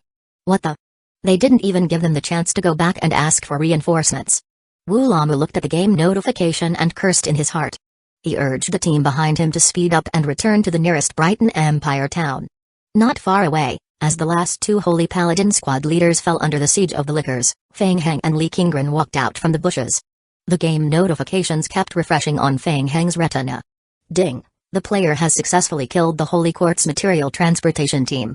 The player has obtained 1 million undead faction reputation points, 5,000 undead faction contribution points, and 1,100,000 undead faction honor points. Ding! The player has discovered a portion of the materials of the Holy Court. The player has triggered the mission Remaining Resources, Chapter 1973 Supply Vehicle Mission Title, The Remaining Materials. Mission Description: You accidentally discovered the strategic materials left behind by the Holy Court when you intercepted the Holy Court's transport team. The undead front line needs these resources very much. If you can carry the resources through the layers of battle circles and escort the resources into the undead territory, you can obtain more honor points from the quartermaster. The supply vehicle will slightly increase the strength of the faction. Mission Reward: Each vehicle filled with materials sent to the quartermaster will receive 1 million undead faction reputation points, 2 million undead faction contribution points, and 1 million undead faction honor points. If the supply vehicle is damaged, a portion of the reward will be obtained according to the proportion. Failure penalty: None. Fang Heng's eyes lit up when he saw the game notification. So powerful? The supply vehicle was a good thing. A single cart could be exchanged for 1 million honor points, which was equivalent to 100 King of Gods points. He needed King of Gods points, evolution crystals, and survival points to modify a licker. He did not lack ordinary evolution crystals and survival points. He could earn millions of points by casually farming. The main reason was that he lacked King of Gods points. It took 20 King of Gods points to modify and solidify a licker's state. It was equivalent to sending a cart of completed materials back to complete the modification of 5 lickers. It seemed that one cart could not earn much, but it could withstand the stacking of numbers. There were at least 50 carts of materials in front of him. Based on the 12,000 yuan cost of modifying the licker, he would need about 2,400 carts of materials. He could think of a way to farm it. Li Qingren followed beside Fang Heng. Seeing the fallen holy paladin's corpse rapidly rot and form calluses, she could not help but sigh. Fang Heng and she did not even have to make a move in the current battle. The summoned creatures could easily deal with it. No wonder even Teacher Ghoul Wo suggested that she seek help from Fang Heng. If it weren't for Fang Heng, she would still be fighting with the various teams of the Holy Court in the Empire's hinterland. Senior Kingren, you have quite a few friends on the front line of the undead camp, right? Li Kingren looked up at Fang Heng, who was beside the supply vehicle. She roughly understood what Fang Heng wanted to do. Fang Heng would most likely not give up on this batch of material rewards so easily. However, the mission of transporting the supply vehicles was very difficult. It wouldn't affect the real mission target, right? Li Kingren nodded and replied, yes. If you need help, I can find a trusted friend to help. Alright. Fang Heng controlled the mutated infected zombie clones that had just resurrected from the corpses to move forward. He pushed the supply vehicle with great effort toward the Lost Forest. If they used the Lost Forest as a passage to transport the supply vehicle, it would probably take more than half a day to transport it to the undead camp. Moreover, the supply vehicle would also be bumpy on the way and suffer a lot of damage. He was lucky to have 70% completion. Forget it, he didn't care. Even if it was damaged, he would still earn 50 King of Gods points. Many a little makes a mickle. However, it would be too high profile to let the zombie clone submit the mission directly. After the supple vehicle left the Lost Forest, Li Kingren could get the players to do the last part of the journey for her. It's almost time. Let's go. Watching the zombies pushing the supple vehicle into the forest, Fang Heng clapped his hands gently, wondering if he should let the zombie clones modify the areas in the forest that were particularly difficult to walk through. After all, they would be going to the heart of the Holy Court later on, and they might be able to get more supple vehicles. This way, with the help of the vine zombies, they could save time in transporting materials in the forest. Li Kingren saw that Fang Heng was still thinking about something and reminded him softly, Fang Heng, the group of players who just escaped should have returned to the nearest city to report. The Holy Court will soon send a large team to deal with us. We can't stay here any longer. Yes, indeed. Fang Heng nodded. Before he came, he had already planned this operation and took out the map to take a look. Let's go. After the lickers gathered on the spot for a short while, they quickly ran forward along the path. Li Kingren gazed at the location that Fang Heng had pointed out on the map and was stunned. A small town? Yes, Chu Yan has encountered a little trouble. This time, I am mainly going to help them solve the problem. Fang Heng shrugged casually. There was still a lot of time, so he should spend more time with the Holy Court. He could also farm some honor points. Weren't you guys messing around with the Ankama Empire's hinterland some time ago? Aren't you playing tactics here? Now, it's time to show you the harassment tactics of the undead. The lickers rushed towards the heart of the Brighton Empire. Its target was the nearest Brighton Empire town. The lickers ran at full speed and approached the town. Intruders. Sound the alarm. Hurry up. Reporting to the mayor. The defensive capabilities of an empire town were insufficient to begin with. When the guards on the city walls saw the swarm of lickers outside the town, they were immediately shocked. They had never seen such a scene before. Coincidentally, the few players who were doing the mission in the town were also shocked. Undead? When did they attack this place? Did something happen at the front line? Whoosh. Whoosh whoosh. The lickers quickly approached the town. Stay steady. Attack. Don't let them get close. The guards on the town's outer walls forced themselves to remain calm. They continuously shot arrows and cast spells, trying to block the invasion of the lickers. However, most of the attacks were ignored by the lickers. At most, they could only repel and intercept the attacks. Hurry up. Use your skills to attack them. The players on the city wall hurriedly threw their skills at the lickers below. However, there was no effect. A player could only watch as the licker was charred black after receiving his lightning spear. However, he did not expect the licker that was sent flying to quickly roll on the ground a few times. Its charred skin peeled off, and it pounced towards the city wall again. What the hell was this? In the blink of an eye, the lickers quickly reached the foot of the city wall. The short city walls were unable to withstand the lickers' attacks. The lickers directly climbed out the wall. The expressions of the players on the city wall who were assisting in defending the city changed when they saw this. So fast? The city wall was broken through in the blink of an eye. Most of the town's guards were soldiers from the Brighton Empire, and their strength was very average. The players had tried their best, but they couldn't think of any way to deal with the lickers. What's that?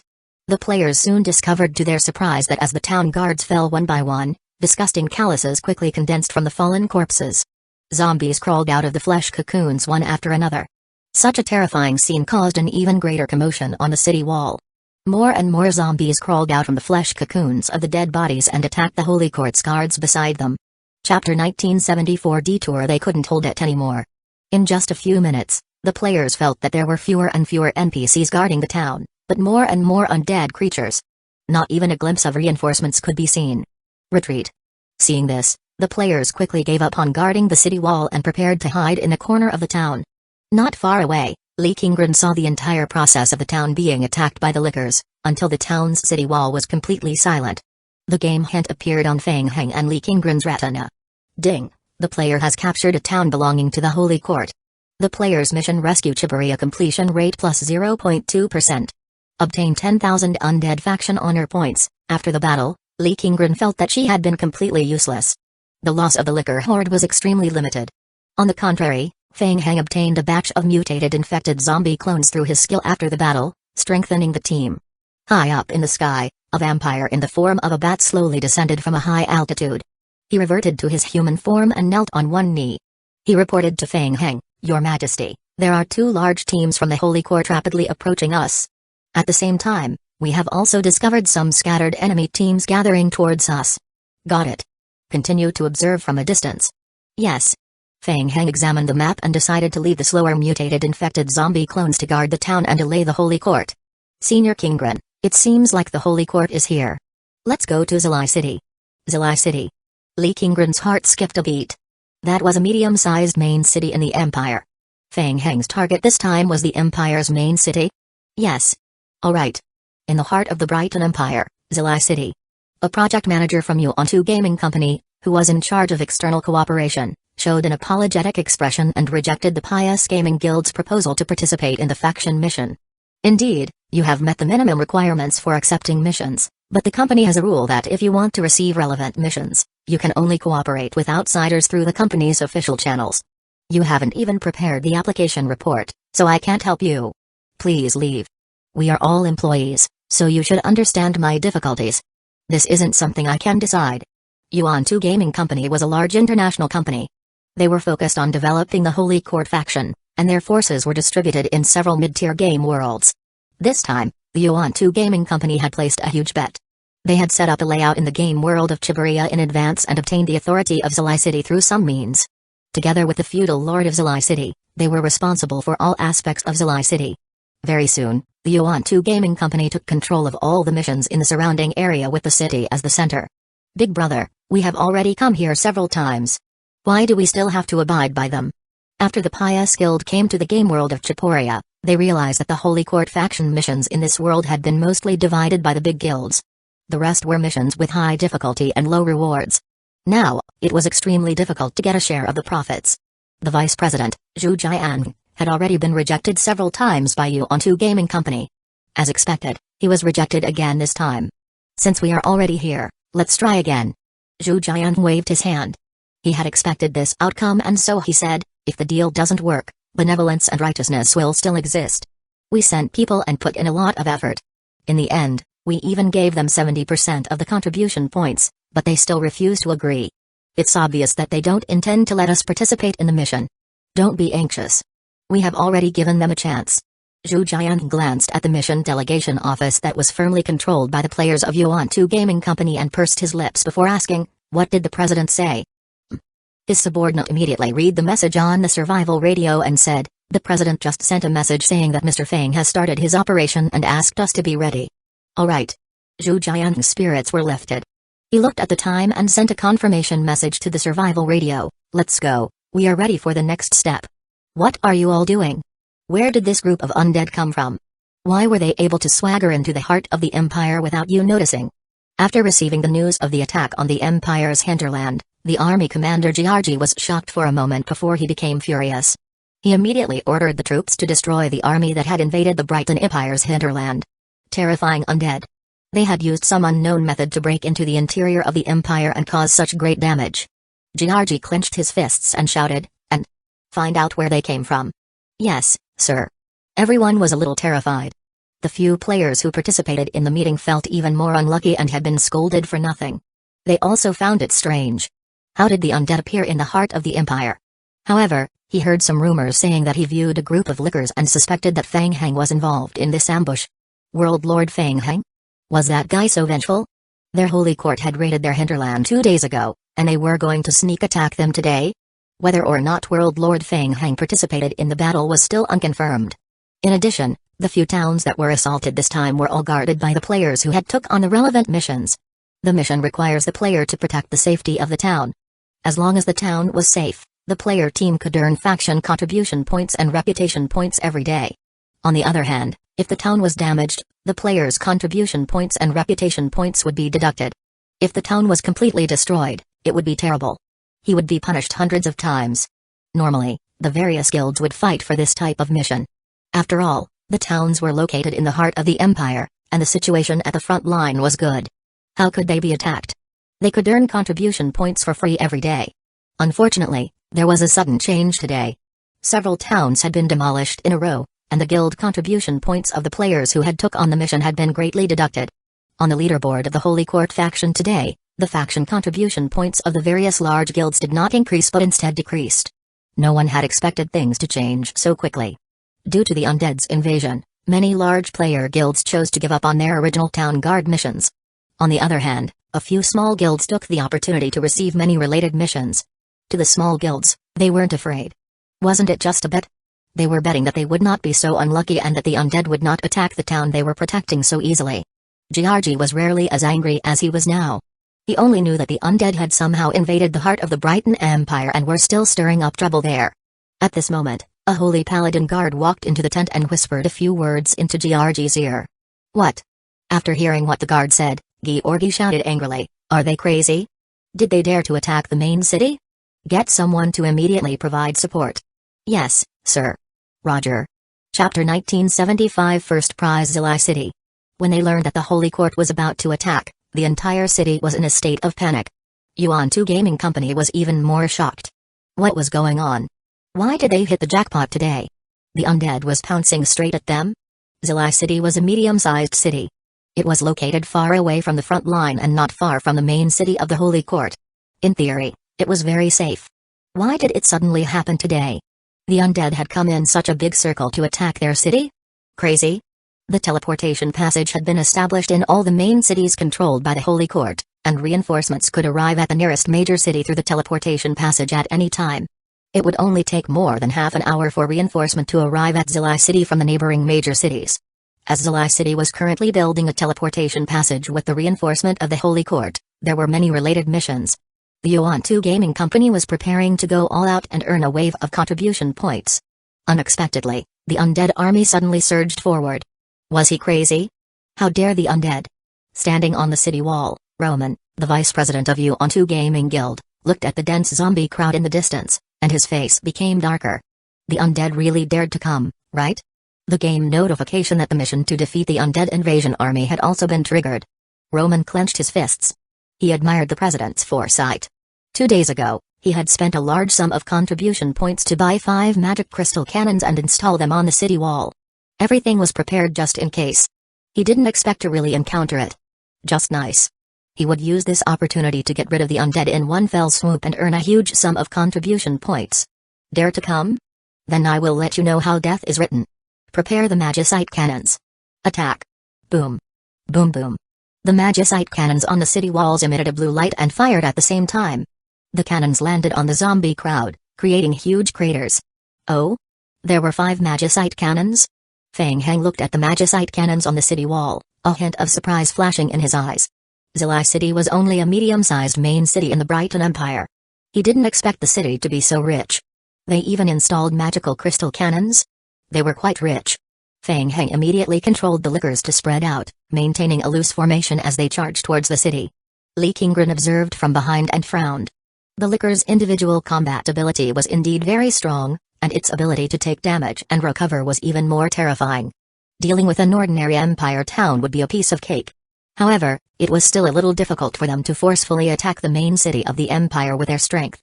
The defense on the city walls was very strong. Other than the 5 terrifying magicite cannons, there were also the empire guards, players, and the Holy Court. A large number of lickers quickly rushed to the bottom of the city wall. Arrows imbued with various spells poured down from the city wall. Among these arrows were a large number of frost arrows, shock arrows, and repelling arrows. Even the lickers were not immune to the magic effects of the arrows. The attack of the lickers was blocked. They couldn't get close to the city wall. Li Qingren looked at the battle situation in front of her, and a hint of worry flashed across her brows. She reminded him in a low voice, "Feng Heng, the enemy is prepared. Zilai City is not far from the nearby main city. The enemy will come to reinforce them very soon. A strong attack might not be very effective." "Yes, I know. I have an idea. You stay here and watch. I will go over and help." "Go over and help? Alone?" Li Qingren was stunned. Before she could say anything, Feng Heng had already flashed past her and dashed into the zombie crowd in front of her. On the city walls, the players were focused on using magic arrows to deal with the licker creatures that were rushing towards Zilai City. The bow and arrow were enchanted with multi-element spells and could deal effective damage to the licker. Although they might not be able to destroy them, they could at least stop them from approaching the city wall. Together with the concentrated fire of the Holy Court and the bombardment of the magic crystal cannons, the number of lickers was slowly decreasing. The threat to the city was not great. Not to mention that reinforcements were already on the way and would arrive soon. Vice President Roman stood on the city wall and calmly observed the battle. A disdainful smile appeared on his face as if he was confident of victory. "Look! Over there, over there! Someone was coming. Are they players?" Suddenly, a player noticed a masked figure approaching the city gate. His eyes lit up and he pointed at the person. "That mask looks familiar. Is it Feng Heng? Feng Heng?" Many players looked at the person below the city wall. As the person was wearing a devil mask, his face could not be seen clearly. However, that person's figure was no different from Feng Heng's. Very similar. Ram saw Feng Heng charging towards Zilai City alone and suddenly had a bad feeling. Did he dare to come alone? If he wasn't a lunatic, then he had something to rely on. Roman's eyes suddenly narrowed. A hint of viciousness flashed in his eyes. He said coldly, "Prepare the magicite cannon. Aim and kill him." It didn't matter if that person was Feng Heng. If there's anyone who wanted to take advantage of the chaos to get close to the city, kill him first. "Yes, sir." The few players controlling the magicite cannons were all on high alert, waiting for Feng Heng to enter the attack range and focus their fire on him. Below the city wall, Feng Heng was rapidly approaching the city. Looking at the cannons on the city wall aimed at him, Feng Heng's lips curled into a cold smile. "It won't be that easy." Swoosh. Just as the magicite cannon released a blue light, Feng Heng's body was enveloped in a layer of spatial power fluctuations as he stepped into the secondary space projection. Boom. Boom. In the next moment, the area where Feng Heng was standing was covered by a dense barrage of magicite cannons and magic arrows. On the city wall, the players looked at the yellow dust that had been stirred up by the magicite cannon. Their expressions were grave, and they realized that the situation is not good. They did not see any damage notifications from the game notifications. The attack is missed. Where was the masked man? As the dust settled, they could no longer observe Feng Heng. Where is he?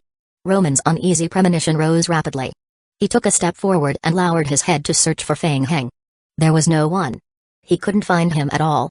At this moment, Feng Heng is sprinting through the secondary space projection as he's ran towards the gate of Zilai City. Maintaining the secondary space projection, Feng Heng forcefully passed through the town wall. Whoosh! The next moment, Feng Heng appeared in the inner region of the city. Who's there? Be careful. Enemies. After leaving the secondary space projection, Feng Heng happened to enter a resting spot for the town reserve soldiers. Enemy attack. Intruders discovered. Catch him. Feng Heng stepped out of the spatial projection and coldly glanced at the chaotic soldiers of the Brighton Empire. Chapter 1976 Teleportation. This landing point was not randomly chosen. It was something he had just perceived through his vampire's blood ability. There was a group of people gathered in this area. However, the strength of this group of people was relatively ordinary. So, Feng Heng looked at the Empire's soldiers who raised their weapons and quickly gathered towards him, and a hint of disdain flashed in his eyes. Time is up. Whoosh, whoosh, whoosh, whoosh. In an instant, magic arrays were spinning rapidly under Feng Heng's feet and even under the feet of the Empire's soldiers. What? The soldiers of the Brighton Empire only noticed Feng Heng as their only enemy. They were all focused on Feng Heng, but they suddenly discovered a large number of magic arrays surging under their feet. They were instantly shocked. Following that, greenish-gray hands reached out from the magic array and grabbed at the soldiers' ankles. Instantly, the reserve army fell into chaos. Following that, greenish-gray hands reached out from the magic array and grabbed at the soldiers' ankles. Instantly, the reserve army fell into chaos. In the chaos, more and more zombie clones crawled out of the magic arrays, then crazily bit and scratched the nearest soldiers. Ordinary zombie clones were not strong individually, and even the reserve soldiers of the Empire could easily exchange a few moves with them. But there were too many zombies. Feng Heng stood at the side and watched coldly. Previously, he had intentionally sent all the zombie clones, other than the lickers and the mutated infected forms, into the secondary space projection to commit suicide. He had been waiting for this moment. He accurately grasped the timing of resurrection and used the secondary space projection skill to directly resurrect the zombie clones in the main city. Tens of thousands of zombie clones resurrected at the same time, and the rest area of the reserve team soldiers were completely blocked. In just a short moment, the soldiers were horrified to find that they were completely surrounded by zombie clones. It was as if they were completely submerged in a sea of zombies. Every corner and every gap was filled with zombies, leaving them with nowhere to escape. Zombies were everywhere. Bang! As one of the Empire's soldiers fell to the ground after being surrounded by zombies, two more calluses formed on the rapidly rotting corpse. TSK. The mutated infected zombie crawled out of the meat cocoon. Seeing the terrifying scene before them, the reserve soldiers of the Empire panicked even more. Some of them even fell into a state of fear and completely lost the ability to resist. Woo! A piercing alarm instantly resounded throughout the city. It's almost time. Feng Heng listened to the alarm and muttered to himself as he took a few steps back. The reserve soldiers of the city were relatively weaker, so they could give the zombie clones a chance to practice and accumulate more mutated infected zombies. Seeing that most of the reserve troops had been killed, Feng Heng continued to control the zombie clones to attack the magic crystal cannon area on the city wall. At the same time, above the city wall, sensing the commotion below the city wall, the city lord of Zalai City immediately panicked. What's wrong? Wasn't the main city still fine? Why was it so noisy downstairs? Even the alarm sounded? Could it be that there was trouble in the city? The president of Yuan-2 Gaming Company, Roman, was also frowning, feeling extremely uneasy. Hurry up. Bring some people down to see the situation. Roman had been full of confidence, thinking that it would be a piece of cake to stop the undead's attack. He never expected that the problem would first appear in the city. There's no need to wait. I will go over personally. This might be bad. Roman was extremely uneasy. He immediately gathered his men and rushed to the chaotic area below the city wall to support them. He wanted to see what was going on. Roman's eyes were filled with surprise as he turned the corner behind him. What kind of situation was this? Roman was shocked to find that most of the area below the city wall had been occupied by zombies. The team formed by the players and the Holy Court's people blocked a narrow intersection and firmly held the geographical advantage to prevent the zombies from continuing to invade the top of the city wall. Further away, the soldiers of the Brighton Empire who came from the city were blocked by a large group of zombies. It was obvious that the Empire's soldiers were at a disadvantage. Damn it. Why did this happen? How did things suddenly end up like this? How on earth did those zombies suddenly break into the city? Feng Heng. How did he do it? Roman was shocked and furious. He frantically took out a high-tier magic scroll from his backpack, took a deep breath, and focused his attention on injecting his mana into the scroll. Whoosh! The runes on the scroll lit up instantly, gathering a powerful energy that transformed into burning red lotuses that bombarded the zombie horde below. Boom! Boom boom! Scorching fire-like lotuses exploded in the zombie crowd. The flames continued to explode with a landing point as the center, and the surrounding zombie clones were blown away like blooming red lotuses. Under Roman's astonished gaze, he saw the burnt skin of most of the zombies quickly heal. They struggled on the ground for a moment before standing up again. These guys. Even a high-tier spell scroll couldn't kill them. Damn it. Roman clenched his fists and took a deep breath, trying to calm himself down. He called his men. When will the reinforcements arrive? The situation had completely gone out of control. The only thing they could count on now was the reinforcements from the Holy Court. Soon. They said they will be there in 10 minutes. It will be quick. Let our people hold on for a while longer. Control the area below and guard the entrance until the reinforcements arrive. Behind the zombie crowd, a pair of eyes were fixed on Roman. Feng Heng stared at Roman and narrowed his eyes. Previously, Chu Yan had already provided him with some information. Feng Heng recognized Roman, the vice president of Yuan-2 Gaming Company, who was in charge of the operation in the game world of Chiburia. Kill him. Swoosh, swoosh. Under Feng Heng's control, hundreds of zombie clones stepped into the secondary space projection. They followed the spatial projection and passed through a narrow entrance area that was blocked by the players below the city wall, directly appearing behind Roman and the others. Let the NPCs of the Holy Court block in front. We must reduce the casualties. Yes, sir. Roman was giving instructions to his subordinates when he suddenly raised his eyebrows. What was that? He suddenly realized that the space behind him had emitted a strange fluctuation. A faint spatial light circulated behind him. Whoosh, Whoosh whoosh whoosh. Green gray palms stretched out from the space. Immediately after, a large number of zombies stepped out of thin air and attacked from behind. What was that? Zombie creatures? How did they appear out of thin air? Roman was shocked. Could it be a spatial ability? Be careful.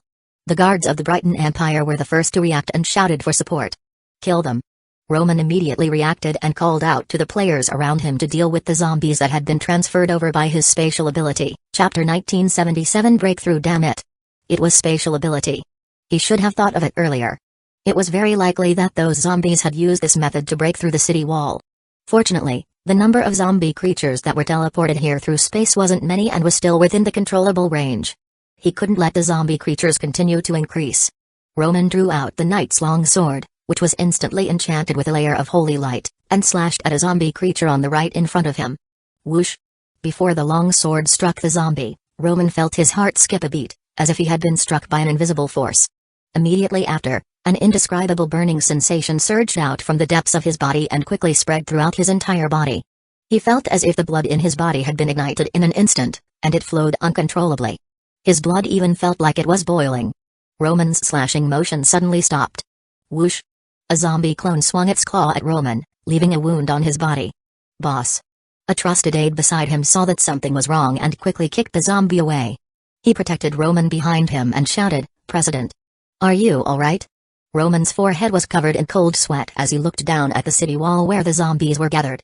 He saw a young man wearing a devil mask standing in a corner at the bottom of the stairs. That person. It was him.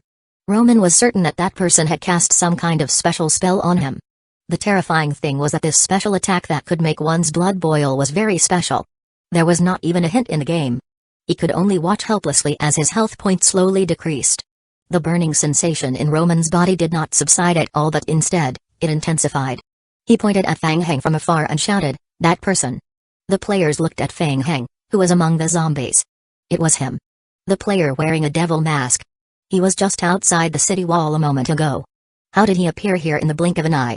They knew that there was something wrong with Fang Heng, but what should they do? There were too many zombie creatures between them. Furthermore, the opponent was deliberately positioned. He only needed to take a step to the right to hide behind the rock wall in the corner and easily avoid all the long-range attacks. Puff! Blood gushed out from the tip of Roman's nose, flowing down his lips and chin. "President. Don't worry about me," Roman said as he took a few steps back. Once he avoided Fang Heng's gaze, the boiling sensation in his blood instantly lessened. Roman hurriedly took out a bottle of medicine and poured it into his mouth. He was the only one who had lost his combat ability, but it was not time to give up. He had to hold on for a few more minutes and reinforcements would arrive soon. Zilai City must not be breached. Relying on the guild's position in Zilai City, Yuan-Tu Gaming Company monopolized most of the city's commissions and could obtain a large amount of faction contribution points every day. On the other hand, if the city was breached and the mission failed, the huge amount of penalty might even cause their entire gaming company to collapse. A layer of cold sweat trickled down Roman's forehead, slowly sliding down his cheeks. He didn't even dare to think about it. Not far away, Fang Heng was still using his perception to lock onto Roman's position. His gaze seemed to be able to penetrate the thick wall in front of him and focus on Roman. The boiling blood skill could still lock onto the target and continue to be used. However, once Roman left his sight, the effect would be greatly reduced. But it didn't matter. Fang Heng glanced at the battlefield. Roman could probably still rely on his potion to withstand the effects of boiling blood, but the Empire's guards and the small team of players could not hold on much longer. Everyone held on to their last glimmer of hope. Hold fast. Hold on for another 10 minutes. The backup from the outer circle of the Holy Court would arrive soon. In times of crisis, the gamers used all the potions that they had been reluctant to use in the past, hoping to stall for time. After another 5 minutes of fighting against the zombie crowd, tiny black dots could be seen on the city wall. It was the support team. In the distance, the first batch of night reinforcements had arrived. At this moment, a player hurriedly ran down from the top of the city wall. He was about to report something to Roman when he saw the latter's face and froze. Roman's face looked extremely terrifying. Veins popped out on his face, and blood flowed down his face. His hands were trembling non-stop. President. What's the matter? Roman asked sternly. President, we can't do it anymore. Let's retreat. What? Couldn't do it anymore? Roman stared at the player. Why couldn't they continue anymore? What happened? Seeing Roman's murderous gaze, the player shrank his neck and quickly explained, it's the liquors. The lickers have already broken through the outer city wall. What? There were guards on the city walls and they also had magic crystal cannons. Why couldn't they defend against the enemy? Roman suddenly thought of something and turned to look at the other side of the city wall. It was only now that he realized that the magicite cannons on the other side of the city wall had lost their effectiveness against the horde of zombies. As the magic crystal cannons were ineffective, and a large portion of the guards on the city wall had to deal with the zombies in the city, Zilai City instantly lost the means to deal with the lickers outside. The lickers broke through the defensive net outside the city at an astonishing speed. When they got close to the city wall, they jumped up and quickly ascended up the city wall, directly breaking through the defense on the top of the city wall. Oh no! The city lord of Zilai City was commanding from above the city wall. Could it be? Could it be that the city lord? Roman raised his head and looked through the chaotic battlefield to the top of the city wall. An indescribable sense of unease rapidly spread in his heart. Immediately after, game notifications appeared on his retina. Ding! The city lord of Zilai City, Viatris Quera, has been killed by the undead faction. Due to the player's current mission Guardian of Zilai City, the player's party has been deducted 8 million Holy Court contribution points. The player has been deducted 1 million Holy Court reputation points. The game notification appeared in the vision of every long-distance game guild player on the battlefield. The morale of the gamers instantly fell to rock bottom. It was over, it was all over. The city wall had been breached, and even the city lord had been killed. Roman's eyes gradually became empty, and the last glimmer of expectation in his heart was shattered like a bubble. President. Let's go. Let's give up on this. The player pulled Roman, wanting to get his attention. President. There is no time. The lickers will come down soon. When that time comes, we will be completely wiped out. PFFT. Under the fierce fire that attacked his heart, coupled with the negative effect of boiling blood, Roman spat out another mouthful of blood. Let's go. Roman realized that the current situation had reached a point where he had no choice but to cut off his arm to survive and signal for the team to retreat. Chapter 1978 Hand Speed. The player teams immediately activated the emergency plan. They used the escape scroll that they had spent a lot of money to buy and quickly evacuated the city with the guild players. Although the escape scroll could save lives, it was expensive and had harsh conditions. Only players proficient in the spatial element could activate it. Moreover, there was a limit to the range of use. There was no other way. Run as much as you can. In desperation, 2/3 of the players were unable to escape and could only follow the soldiers of the Brighton Empire and the guards of the Holy Court until the last moment. Ding! The player has failed the mission Guardian of Zilai City. The player's current Holy Court contribution points have been reset to 0. The player has failed to exit the current mission. The player's Holy Court reputation points have been deducted by 1 million points. Your favorability with the relevant game characters has decreased. Click here to check the details. Ding! The player needs to head to the Holy Capital St. George to report to the High Priest, Feng Heng. Roman used the emergency escape scroll to escape from the city. His eyes were bloodshot as he stared at the game prompt on his retina. His fists were clenched so tightly that they were cracking. The anger in his heart was about to burst out. How hateful. Yuan-2 Gaming Company had spent so much effort to carry out their plans, and all their investments in Shibuya had been destroyed. He even had to bear a high reputation and friendship penalty. It would be even more difficult for him to accept missions in a holy court. At the same time, in the Empire's main city closest to Zilai City, Zhu Jiang, the vice president of the Pious Gaming Guild, led 2 guild players to guard the Camp Mission Commission office outside the city lord's mansion. They had been guarding the place since half an hour ago. Big brother, let's. It's here. Zhu Jiang saw dozens of pages of missions appearing on the mission delegation page. His expression changed and he shouted in a low voice, "Quick! Do it." Almost at the same time, all the players around the Mission Commission office saw the missions that had suddenly appeared and started discussing them. Mission has been triggered. City Guard mission? What's going on? Which big guild had given up? Is there any insider information? Fuck, look. What's going on? How did Yuan-2 Gaming Company get removed from the Holy Court mission leaderboard? Looking at the rankings carefully, Yuan-2 Gaming Company, which was originally ranked second, had been completely erased. The various major gaming companies and teams that were originally ranked lower than Yuan-2 Gaming Company had risen by 1 place. At first, the players were just confused, but soon, their doubts turned into surprise. After about a week, the high-level missions in the Holy Court faction had been divided up by the major guild companies. The faction contribution rankings had mostly been fixed, and only the 8th place and beyond had some fluctuations. The Yuan-2 Gaming Company was suddenly kicked out of the game. The large number of missions that they had received were now empty. Immediately, a large number of missions appeared on the commission page. Among them, There were many high-quality missions. It was time to compete in hand speed. Chu Yan was busy with other matters and couldn't split his attention. Hence, the appointed vice president, Zhu Jiang, had already been waiting at the commission office. Seeing the missions appear, Zhu Jiang accepted them all at once. After all, it happened so suddenly that no one expected the company to suddenly disappear.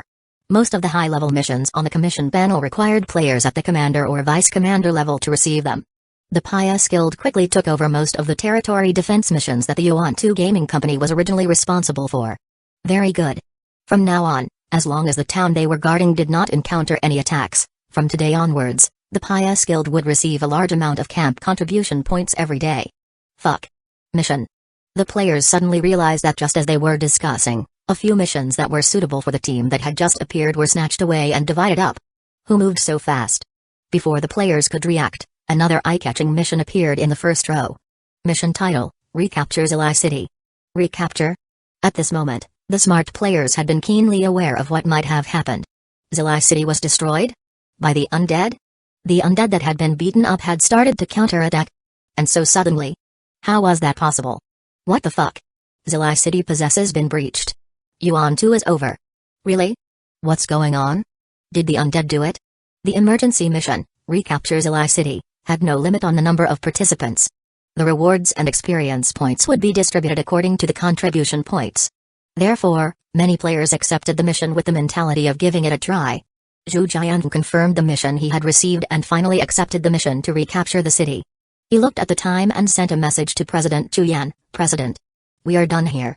Below the city walls of the city, Li Qingren looked up at the chaos in front of her and suddenly felt like she was dreaming. Zilai City. They could occupy the medium-sized main city of the Holy Court. It was something she didn't even want to think about.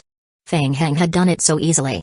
Ding. The player team possesses temporarily captured Zilai City. Ding. The player team possesses obtained 100,000 undead reputation points, 200,000 undead faction contribution points, and 100,000 undead faction honor points. Ding. The player's current mission Rescue Chiburia mission completion plus 10%. It had only been 20 minutes since the Lickers had officially started attacking the city. Zilai City had completely fallen. Li Qingren looked at the game notification that popped up and suddenly had an illusion. It seemed like the mission, Rescue Chiburia, wasn't as difficult as she had imagined. Occupying a city would earn her a 10% completion rate. With the accumulated experience, and Feng Heng's efficiency, she would probably be able to complete the mission to 100% after clearing a few more cities. In front of them, the gates of Zilai City slowly opened. Li Qingren caught a glimpse of the Holy Court's support team rushing over from the rear and immediately entered the city to meet up with Feng Heng. Feng Heng was still on the city wall, thinking about how to repair the damaged magic crystal cannons. The magicite cannons had suffered some damage in the previous battle, and 2 of them could no longer be used. He could barely repair it. When the main force of the Holy Court arrived, he would let the zombie clones use the magic crystal cannon to test the quality of this team and see if he could still get some benefits. Seeing Li Qingren walking up the stairs to the city wall, Feng Heng nodded at her. He pointed at the Holy Court team that was rapidly approaching Zilai City and whispered, "The Holy Court team will be here soon. I will need you to help me put on a show later." "Yes, I am ready." Li Qingren nodded. As they had discussed, she took the mask from Feng Heng and put it on her face. Then, she took out a gray crystal. Buzz. The gray color emitted a faint glow. Instantly, Li Qingren's body was enveloped in a faint layer of undead fog, and her entire body became somewhat illusory. "Feng Heng, be careful." "Yes." Feng Heng put on the human skin mask and immediately turned around to return to the city wall. Chapter 1979 Fallen at both ends. Boom. Boom boom boom. Before the reinforcement from the Holy Court could get close, the magical crystal cannons on the city wall sounded loudly. The 1st Legion Army commander of the Holy Court, Aloda, witnessed the fall of Zilai City, and his eyes were filled with disbelief. So fast? From the moment he received the news, he immediately prepared his men to carry out the rescue. At that time, the undead had not even started attacking the city. It took them only 20 minutes to get here. In such a short time, the undead had already taken over Zilai City? The city lord and players in charge of guarding the city were playing clown? Iloda's heart sank. He raised his head and looked at the figure on the city wall. That person was wearing an evil ghost mask, and his entire body was enveloped in a layer of undead fog. Feng Heng. Someone who could control such a large number of zombies and lickers. It was definitely him. Iloda felt even more troubled. He had come in a hurry and did not expect the city to fall, so he did not prepare any siege materials in advance. The city walls were densely packed with people and a few magical crystal cannons. If he attacked forcefully, the losses would be great. As Eloda was pondering, he suddenly raised his eyebrows and looked at the gradually opening gates of the city. What was going on? The gate of the city was opening? The city gates were wide open. A large number of zombies rushed out of the city gate. It slowly pressed down on their army. Undead. Eloda stared ahead. They still dared to attack? Without the protection of the city, just these zombies.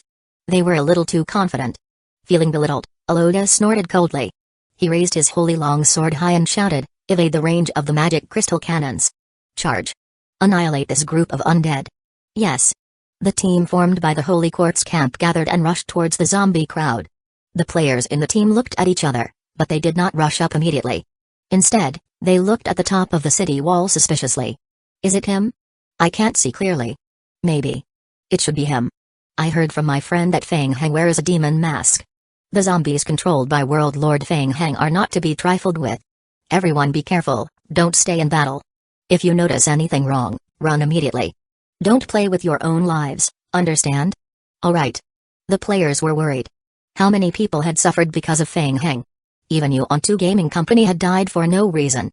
At this moment, the players who had accepted the hostile mission did not dare to go deep into the zombie crowd. They just wandered around the periphery of the battlefield and threw two skills at the battle area from afar. It seemed that they were working very hard. Sometimes, pretending to work hard was harder than actually working hard. The two sides fought for a while, and the army commander Eloda immediately felt that these zombies were difficult to deal with. What the outside world said was true. The ability of zombies to take damage could only be described as terrifying.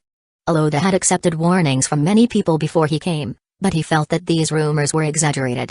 After all, they were just zombies. How hard could it be? No matter how hard it was, could it be harder than a holy long sword in his hand? He did not expect to experience it personally this time. It was actually so hard. It was not until then that he realized how terrifying zombies were, especially when a large number of zombies gathered together. At this moment, Eloda was glad that he didn't underestimate the enemy and didn't let the team fight. From the beginning to the end, he maintained a relative formation and slowly led the team to deal with the zombie crowd. There were many zombies and they had a lot of health point, but their attack and movement speed were very lacking. As long as he remained cautious and avoided the attack range of magic crystal cannons, he could slowly wear them down. It could still kill those zombies. Suddenly, a player in the Holy Court faction observed something. His eyes lit up.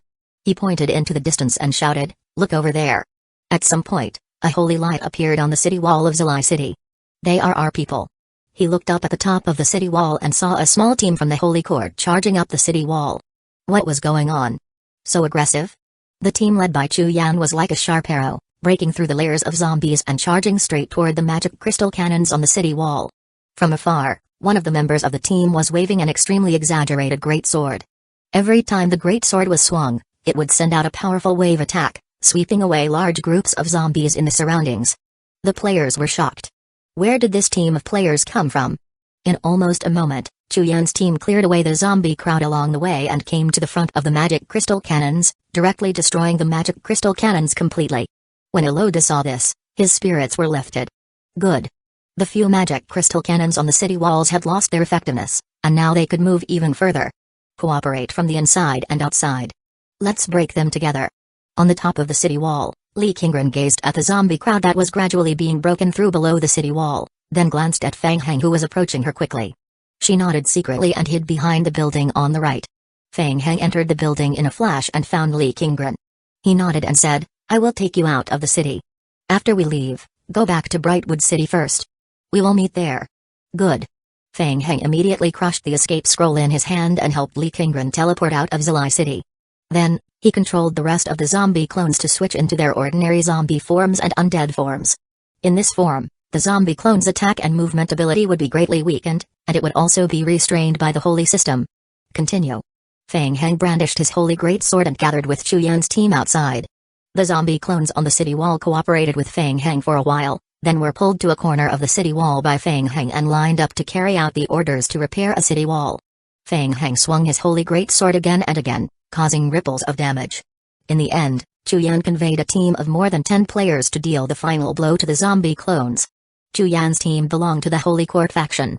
When they accepted the mission, they could also earn mission contribution points by killing zombies. It was at this moment that Feng Heng realized how troublesome it was to deal with his zombie clones. Even so, the Holy Court team led by Eloda still adopted more than half an hour to completely clean up the zombies in the city. As the gamers reoccupied the city, the notification of the successful recapture of Zilai City refreshed. Chu Yan adopted a deep breath and nodded to Feng Heng beside him. Done. The game determined that his team had obtained the greatest contribution points in the battle to recapture Zilai City. They were rewarded with additional contribution points and Holy Court faction reputation. Eloda united up with the other two teams of the Holy Court that had come to support them and regained control of the city, leading the Holy Court army into the city. Chapter 1980 Borrowing Soldiers. Well done. With your help, we were able to take back the city so smoothly. When Eloda saw Chu Yan and the members of the Pious Guild, he immediately recognized them. Thank you, Commander. Chu Yan saw that his favorability rating with Eloda had increased greatly, and he excitedly clasped his fists, saying, "It has always been my wish to contribute to the Holy Court. If Commander needs anything, just let me know at any time." Good. Chu Yan hesitated for a moment before saying, "Commander, I still have something to report to you." Eloda was in a good mood and said, "What is it?" "Just say it." "The Pious Guild wishes to borrow troops from Commander Eloda." "Borrowing troops? Why?" "We have received intelligence that the undead will attack Brightwood City next. Although I have already warned Brightwood City, my warning was ignored." Eloda frowned. Brightwood City was located near the front line, and there were very few resources in the city. Generally speaking, the undead would not target this city. However, there was news recently that traces of the undead had been discovered in the forest. Brightwood City was indeed close to the Lost Forest. It was possible that the city could be attacked. "Is the news accurate?" "A friend of mine told me. I trust him very much." Chu Yan said in a deep voice, "Brightwood City is close to the front line, and it's still a gathering point for important supplies. Once Brightwood City is destroyed, the supply of the Holy Court will also be greatly affected. Time is tight, so I hope you can send a few teams to help me," and immediately set off to help protect Brightwood City. Eloda frowned and thought for a moment before nodding. "All right, I have always been fair in my rewards and punishments. I will give you 12 hours. I will send 5 elite teams to accept your orders. However, if Brightwood City is not attacked as you said, are you willing to bear the corresponding price?" "I am willing." "Thank you, Commander." Feng Heng stood at the side and saw Chu Yan nod at him. He immediately understood. It seems that Chu Yan has reached an agreement with Eloda. The new mission should have been triggered. It was about time for him to take action. Feng Heng thought about it and quietly left the crowd. He opened the game notification to take a look. In the past 2 days, the zombie clones in the Lost Forest had been recruiting soldiers everywhere. They cleared all the wild monsters in the outer area of the Lost Forest on the side of the undead faction. In total, there were more than 100,000 infected zombies. The only troublesome thing was that these zombie clones had to pass through the Lost Forest to reach Brighton Empire. It was very time-consuming. Finally, after more than 12 hours, with the help of the undead characteristic, about 60% of the zombie clones had already gathered at the edge of the Lost Forest. It was almost time. Time to make a move.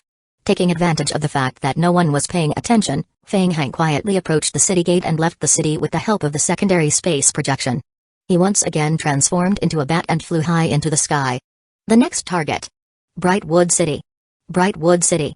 The city currently belonged to the city Lord Jolie and a large player team of the Holy Court Stars Guild. Back then, the Stars Guild had spent a lot of effort on this city. Due to its good location, most of the supplies transported to and from the front line would pass through Brightwood City, so Stars Guild could earn extra Holy Court faction contribution points. Just half an hour ago, they had received some news from the players. There were rumors that the undead would attack Brightwood City. Indeed, someone had mentioned it a few hours ago. At that time, the president of the Stars Guild, Reggie, did not care at all. But now, as the rumors outside became more and more true, President Reggie couldn't help but feel puzzled. Was this for real? Could it be that the undead came looking for him? No. Reggie thought that he was overthinking things. The undead were causing trouble in Zilai City. How could they have the time to split up and cause trouble for them? It was impossible. Captain, Pious Guild just contacted us and said that they have already obtained the help of the Holy Court and are coming to support our Brightwood City. Support? What support? Reggie frowned. Wasn't Brightwood City doing fine now? What support? The subordinate said after a moment of hesitation, I heard that they received reliable news that the undead was about to attack us. They came to help us. Was he deliberately cursing Brightwood City for something to happen? Must it be so disgusting? Tell them to get lost. Reggie snorted coldly. He now knew what was going on with the rumors that the undead were about to attack Brightwood City. It was most likely the work of pious guild. Brightwood City was not within the undead's attack range. And they said they wanted to help. Actually, they had some thoughts about Brightwood City, right? They were all players, it's quite obvious what they were thinking. Yes, sir. The player replied and ran out in a hurry. Not long after, he ran back in a hurry. What's wrong? Any other questions? No, it isn't. The player looked a little flustered and was incoherent as he spoke. The undead outside are attacking. Huh? Reggie was stunned for a long time before he slammed the table and said, let's go. Quickly bring me to take a look. Standing on the city wall and looking out, the players could vaguely see the edge of the lost forest in the distance. At this moment, a large number of zombies were staggering out of the lost forest, heading in the direction of Brightwood City. Brightwood City was considered a small city among all the medium-sized cities, and its defense was not high enough. Zombies. They were zombies. Looking at the dense horde of zombies, Reggie began to panic and tremble. Zombies were not much different from each other, but they could still be distinguished by careful observation. It would be easier to deal with undead zombies. It was not a big problem. But zombies. This meant that the person controlling the zombies behind the scenes was Fang Heng. That terrifying fellow. Even though Yuan-Tu Gaming Company was several times bigger than their guild, they still died in Fang Heng's hands for no reason. It was true that accepting the city protection mission could allow them to continuously earn contribution points from the Holy Court faction. However, if the city was breached and the mission failed, the punishment for failure would be enough for them to suffer. Yuan-Tu Gaming Company was a good example for them. Outside, the zombie crowd was approaching the city. Before the fight even started, Reggie was already panicking. Even the sword that he usually held in his hand felt a little heavy. He was in big trouble. The defense of Brightwood City was not even as good as that of Zilai City. There was not even a single magic crystal cannon protecting it. Reggie shouted in anger, when will our reinforcements arrive? Hurry up and get them to speed up. This. The player complained in his heart, didn't you just tell me to get lost a second ago? How could he change his face so quickly? The player's heart tightened and he quickly said, I will go and urge them immediately. Chapter 1981 Coincidence on the city wall. City Lord Jolie looked at Reggie with disdain, wondering why the players of the Holy Court were so timid. Weren't they just some low-level undead? There were indeed a lot of them, about 20,000 to 30,000. But so what? The quantity alone could not make up for the lack of quality. City Lord Jolie looked at the zombies that had entered the range of the arrows and shouted, fire. Stop them. Whoosh. Whoosh whoosh whoosh. A dense rain of arrows rained down from the city wall. Suddenly, a large number of zombie creatures were hit. For a moment, the air was filled with the dull sound of rotten meat being pierced and the stench of zombies. What was that? City Lord Jolie's pupils constricted. He was surprised to find that after a few rounds of arrow rain, the zombies were struck with arrows, but not a single zombie fell. The zombie's skin had already rotted, revealing white bones and rotting flesh. Dark brown liquid flowed out from the place where the arrow was inserted, emitting a disgusting stench. But they were still staggering towards Brightwood City. The rain of arrows only hindered their progress. City Lord Jolie's heart sank. He turned to look at Reggie and asked, what's going on with these zombies? Reggie's face was pale. His heart felt like it was being gripped by invisible elites. He could feel his heart beating faster and his breathing becoming rapid. Damn it. A zombie with a powerful self-healing ability like the rumors said. It really was Fang Heng. City Lord, this group of undead is being controlled by World Lord Fang Heng. In the Lost Forest not far away, Fang Heng and Li Qinggren stood side by side, their eyes focused on Brightwood City. Li Qinggren watched as tens of thousands of zombies with powerful self-recovery abilities attacked the city together. She was indescribably shocked. They weren't ordinary zombies. Every zombie had a terrifying self-recovery ability and the ability to spread viruses. Not to mention the tens of thousands of zombies gathered together. Li Qinggren glanced at her teammate carefully. How many terrifying zombie creatures could he control? Fang Heng was also pondering. This was the first time he had used a large number of mutated infected zombies to attack a city.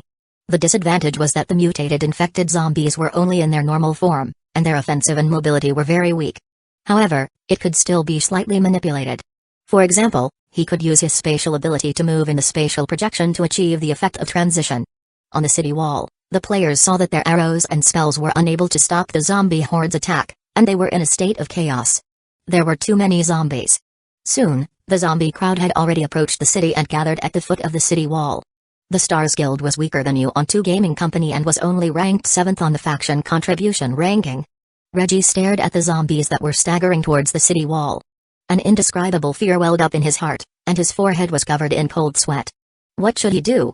He racked his brains but could not think of any solution. The zombie clones didn't have any other means to attack the city wall after they arrived. They just circled the city wall and started scratching. The durability of the city wall and the city gate began to slowly decrease. It looked like their attack power seemed to be a little lacking. The damage that the zombie clones' normal scratching attacks dealt to the durability of the city wall would be reduced. At this rate, they wouldn't be able to break through the city even if they scratched for an hour. They could probably hold on until reinforcements arrived. Reggie suddenly saw hope. Before he could heave a sigh of relief, a player rushed up to him, panting heavily. President. Below. Zombies. The zombies have broken through the city wall. Below the city wall. What? When did this happen? Reggie was shocked and quickly looked down at the city wall that was being scratched by zombies. What the hell? The city wall was still there. The city gate was not damaged, and its durability was still good. How could that be? Why did zombies suddenly appear in the city? Could it be that there was a spy in the city? Before Reggie could figure out what was going on, he had already heard a commotion coming from the inner city below. When will the reinforcements arrive? The player was also very nervous. He wiped the sweat off his forehead and explained, the reinforcements sent by the Holy Court have already rushed to Zilai City. The news has just been released. They are still on their way. The first to arrive is the Pious Guild. They should be here soon. Hurry up. Urge them again. Tell them to come over quickly. Understood. Not far away from Brightwood City, Chuyan was leading the 5 elite squads that Iloda had sent to support them as they rushed toward Brightwood City. They walked and stopped along the way. On the surface, it was to maintain the team's combat strength, but in reality, it was to judge the time. A few of the captains of the elite squads from the Holy Court weren't that convinced of Chuyan's abilities. They only accepted their regiment commander's orders and temporarily accepted his orders. Chuyan had been waiting until he saw the news from Feng Heng. He estimated that it was about time, and his expression turned solemn. He said, "Not good. Leaders, we just received bad news. Brightwood City has been attacked by the undead. Everyone, we need to speed up and rush to Brightwood City to provide support. Please." Hearing Chuyan's words, the expressions of the captains of the elite team from the Holy Court instantly turned solemn. Was Brightwood City really under attack? Yes, sir. The team advanced at full speed, but it was already 20 minutes later when they arrived at Brightwood City. Coincidentally, everyone saw the last scene before Brightwood City fell. The members of the Holy Court team revealed a hint of surprise in their eyes. Just as Chuyan had said, Brightwood City had been attacked by the undead camp. Even Brightwood City could not resist the attack of the undead and eventually fell. I still didn't make it in time. Despicable undead. Chuyan looked at Brightwood City from afar and took a deep breath. His expression was solemn as he took a deep breath and said, "Captains, please lend me a hand and follow me to recapture Brightwood City." Yes. The captains of the Holy Court replied in unison, but they were inevitably worried. Since the undead creatures could take down Brightwood City in a short period, they were naturally not weak. With just a few teams and players, did they have the ability to recapture Brightwood City? However, Chuyan had already given the order, so they could only lead their teams and charge forward. At most, they would be more careful and retreat when the time came. Chuyan's eyes shone with excitement. He led the small team of players to take the lead and rushed towards the zombie crowd gathered outside the city gate. Kill. Facing the large number of zombies crowding the city gate, the squad leaders charged forward like a sharp sword piercing into the enemy's heart. The soldiers were cutting through the zombie crowd, and all the zombies in front of them were sent flying without exception. Chapter 1982 Extermination. He felt unprecedentedly satisfied. It was very different from the previous battle. The zombie creatures gave them a dull feeling. They had very little motivation to attack, and their movement speed was also slow. They gathered there like live targets. That was strange. Why did the zombie creatures become so weak all of a sudden? The team captains of the Holy Court elite team were suspicious. With the strength of the zombie creatures, it could take over Brightwood City in such a short time? Wasn't it just a little fleshy? Did the city lord of Brightwood City and Reggie have nothing to do? Everyone, be careful. This creature has a special poison. Don't fight too long. Take it slow and deal with it slowly. After Chuyan accepted the relevant mission, killing Feng Heng summoned creature could increase his contribution points and reputation points in the Holy Court. He looked at Brightwood City in the distance and was excited. There was no hurry. Take it slow. He would slowly deal with the zombies outside. Although he couldn't see, he knew that Feng Heng was there. Now that the few teams in the Holy Court were under his control, the ownership was completely his. This meant that the contribution points earned by the NPCs of the Holy Court would also be calculated under his name. Other than that, in a while, very soon, when he took down Brightwood City would be leaderless. He could completely occupy Brightwood City temporarily. At that time, he could continue to cooperate with Feng Heng to complete the mission and reap even greater benefits. Chu Yan had the urge to burst into laughter. He raised the weapon in his hand high and expressed the pleasure in his heart. Today is the day to make contributions. Come with me. Sprint. At the same time, on the other side of the city gate of Brightwood City, the mutated infected zombie clones were pushing a supply cart slowly toward the Lost Forest. What a surprise. Feng Heng had originally planned to run away after breaking through Brightwood City. However, he didn't expect the zombie clones to find a large number of supply trucks in Brightwood City. As long as a supply cart was sent back to the undead camp, it could be exchanged for 100 King of Gods points. How could he give up on this golden opportunity? Therefore, Feng Heng could only change his tactics at the last minute. He first sent a message to Chu Yan to let him kill zombies outside Brightwood City for a while, and then control a group of zombie clones to send out the supply vehicles. Feng Heng wanted his zombie clones to move faster. However, he had no choice. The mutated infected zombies' speed had already been restricted. It could only be so slow. After another 15 minutes, the supply truck was already close to the Lost Forest area. The game notification popped up. Ding! Brightwood City has been recaptured by the Holy Court faction. Your undead faction reputation has decreased by 80,000, and your undead faction contribution points have decreased by 50,000. Fortunately, he did not lose any honor points after failing the mission. Feng Heng looked behind him and confirmed that Chu Yan and the others had already recaptured Brightwood City. He secretly nodded. With Chu Yan around, Brightwood City shouldn't pursue the zombies that were escorting the supply vehicles. Today, they had consecutively taken back 2 main cities of the Holy Court, and Chu Yan had earned quite a bit of reputation. Next, it would depend on Chu Yan's ability. He hoped that he could think of a way to completely control Brightwood City. However, Chu Yan had used all the mutated infected zombie clones he had killed in the past 2 days to farm faction contribution points. He still needed to find a way to farm some wild creatures from other places to replenish his troops. After thinking about it, Feng Heng was still worried about the supply vehicle. He prepared to go back first and escort the supply vehicle back.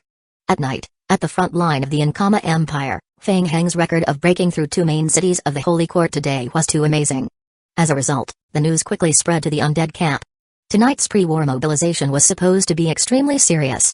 Because of Feng Heng's matter, the guild leaders of the various large guilds were a little happy. So it's World Lord Feng Heng who joined the battlefield. Lord Donnie, why didn't you say so earlier? You even made us guess. How could we have guessed? Alright. Let the Holy Court know how powerful our undead faction is.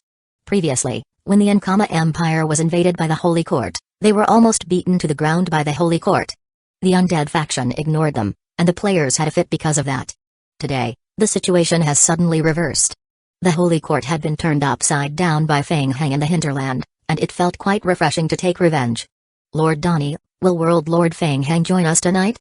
Everyone turned their heads and looked at Lord Donnie with anticipation. Donnie shook her head and said, World Lord Feng Heng still has other important matters to attend to. There's a high chance he won't be participating in tonight's battle. Alright then. The players were a little disappointed, but they quickly perked up. Because of World Lord Feng Heng, a small portion of the front-line troops of the Holy Court have been transferred. Should we make some adjustments accordingly?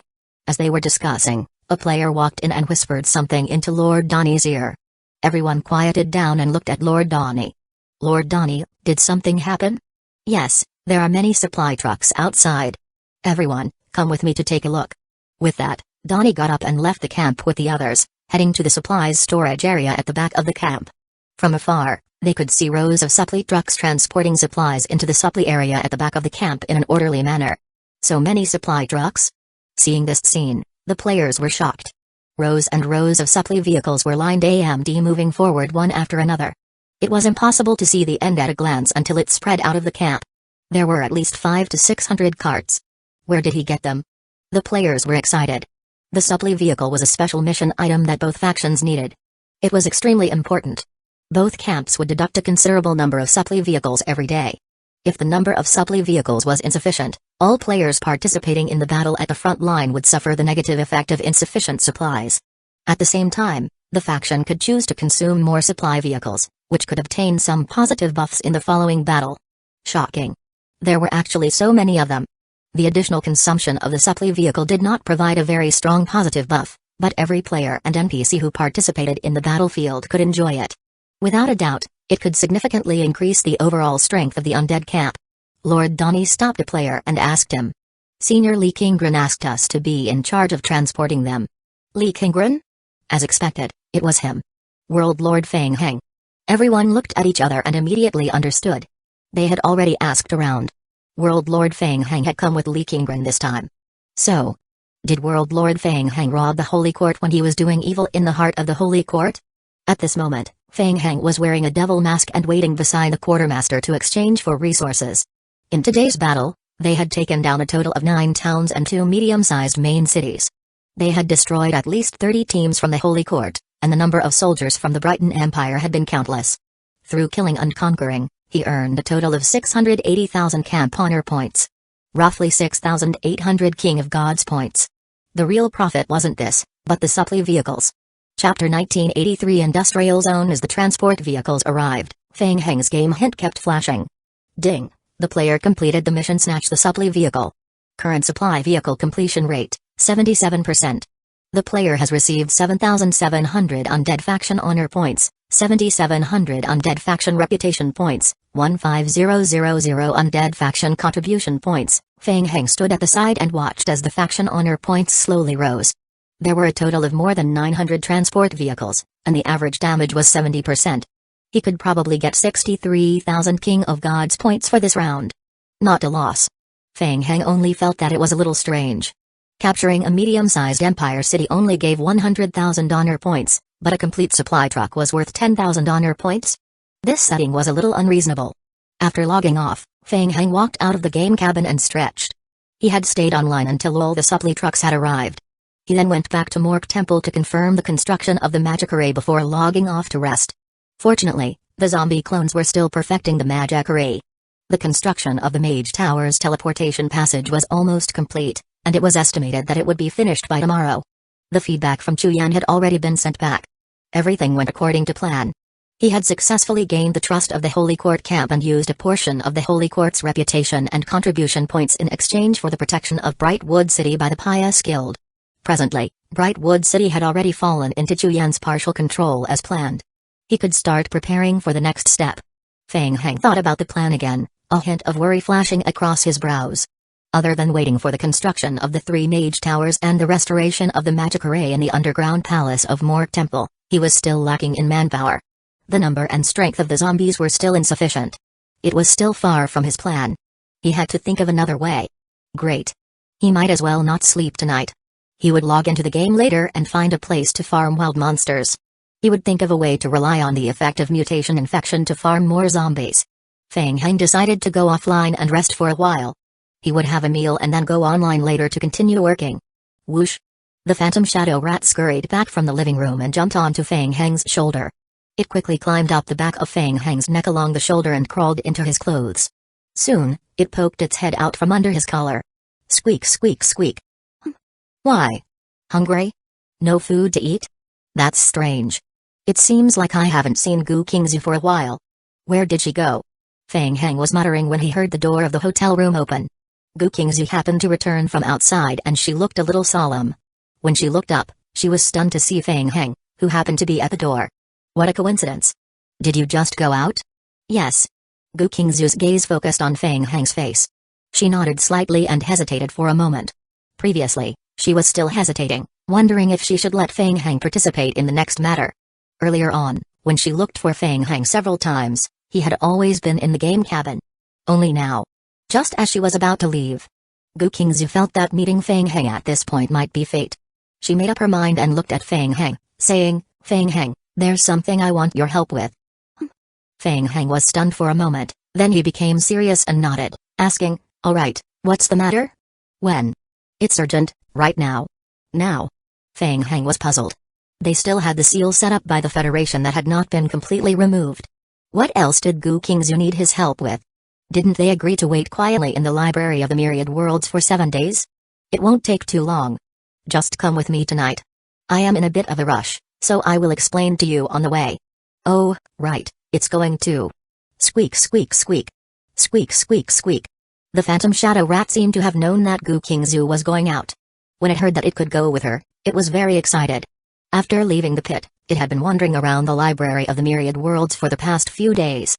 It was really tired of it. Gu Qingzu reached out and gently rubbed the phantom shadow rat's forehead. She asked softly, "Can you do me a favor?" The phantom shadow rat nodded, puffed up its cheeks, and exhaled. A faint dark aura surrounded the two of them. The power of the phantom shadow rat can help us hide our presence temporarily and avoid the Federation's investigation. My men are already waiting downstairs. Let's go. Good. Gu Qingzu, Feng Heng, and the phantom shadow rat left the room in a hurry. They took the elevator and went straight to the underground parking lot. They got into a black SUV. "Jimmy, let's go." The driver, Jimmy, glanced at Feng Heng, a hint of surprise flashing in his eyes. He had never seen Gu Qingzu bring outsiders to participate in an operation. "Yes, boss." The car started and quickly drove away from the library of the myriad worlds. Gu Qingzu and Feng Heng sat in the back row. She looked at Feng Heng and asked, "Do you remember what I told you about our operation at Hain School?" "Yes, I remember. The operation was discovered by the Federation at the last moment, but we still found some encrypted information related to demi-human research. These 2 days, I found a few friends in the library of the myriad worlds and asked them to help me unlock the encrypted information. I received some feedback. After dismantling it, I obtained an important piece of information." Feng Heng's heart skipped a beat as he asked, "What is it?" "The Holy Court's research on demi-humans is still ongoing. This has been confirmed from the information received.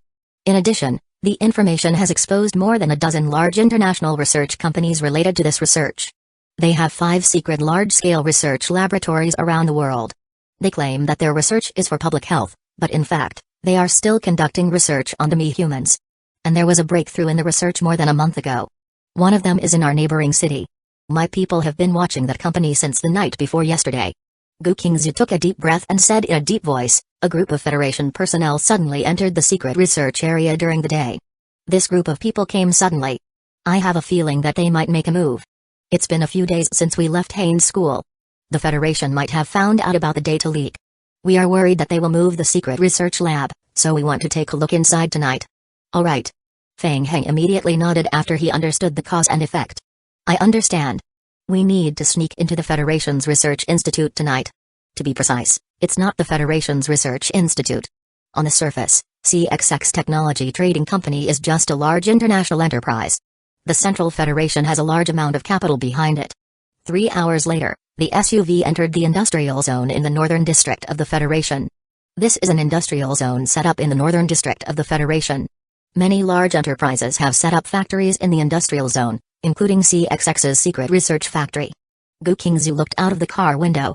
Driver Jimmy said, 2 days ago, I started to bring people to monitor and investigate CXX company. We found that there have been many secret research items being transported to and from the company recently.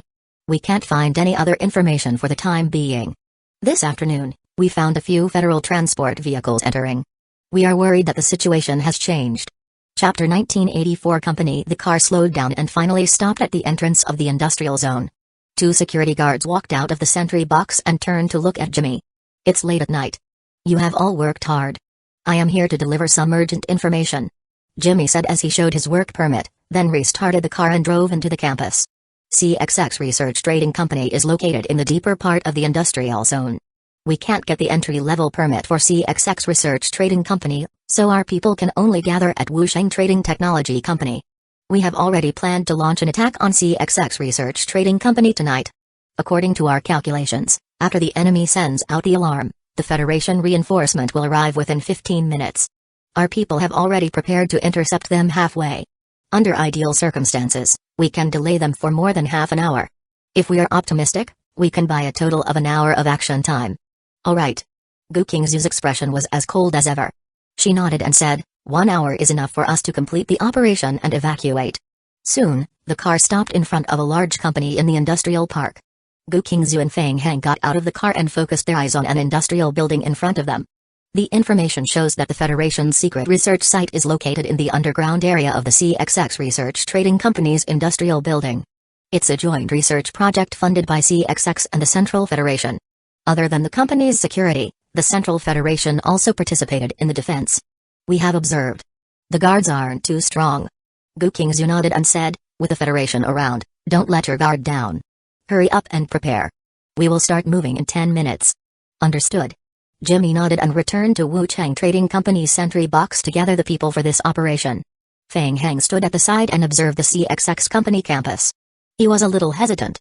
Gu Qingzu asked when she noticed Fang Hang's strange expression, "What do you have in mind?" Fang Hang pondered for a moment and asked, "We are still not sure if CXX Research Trading Company is related to the Federation's research on demi-humans, right?" "Indeed. Using force when nothing's been confirmed?" Fang Hang thought to himself that Gu Qingzu was classified as an anti-government armed force by the Federation. Gu Qingzu seemed to understand Fang Hang's thoughts and shook her head. "Fang Hang, we don't have time to investigate further." Time was limited. After she found out that the CXX Trading Research Company was related to demi-human research, she immediately sent people to investigate. Then, she discovered that there were strange movements in the Federation. She didn't have time to make a plan to sneak in and investigate.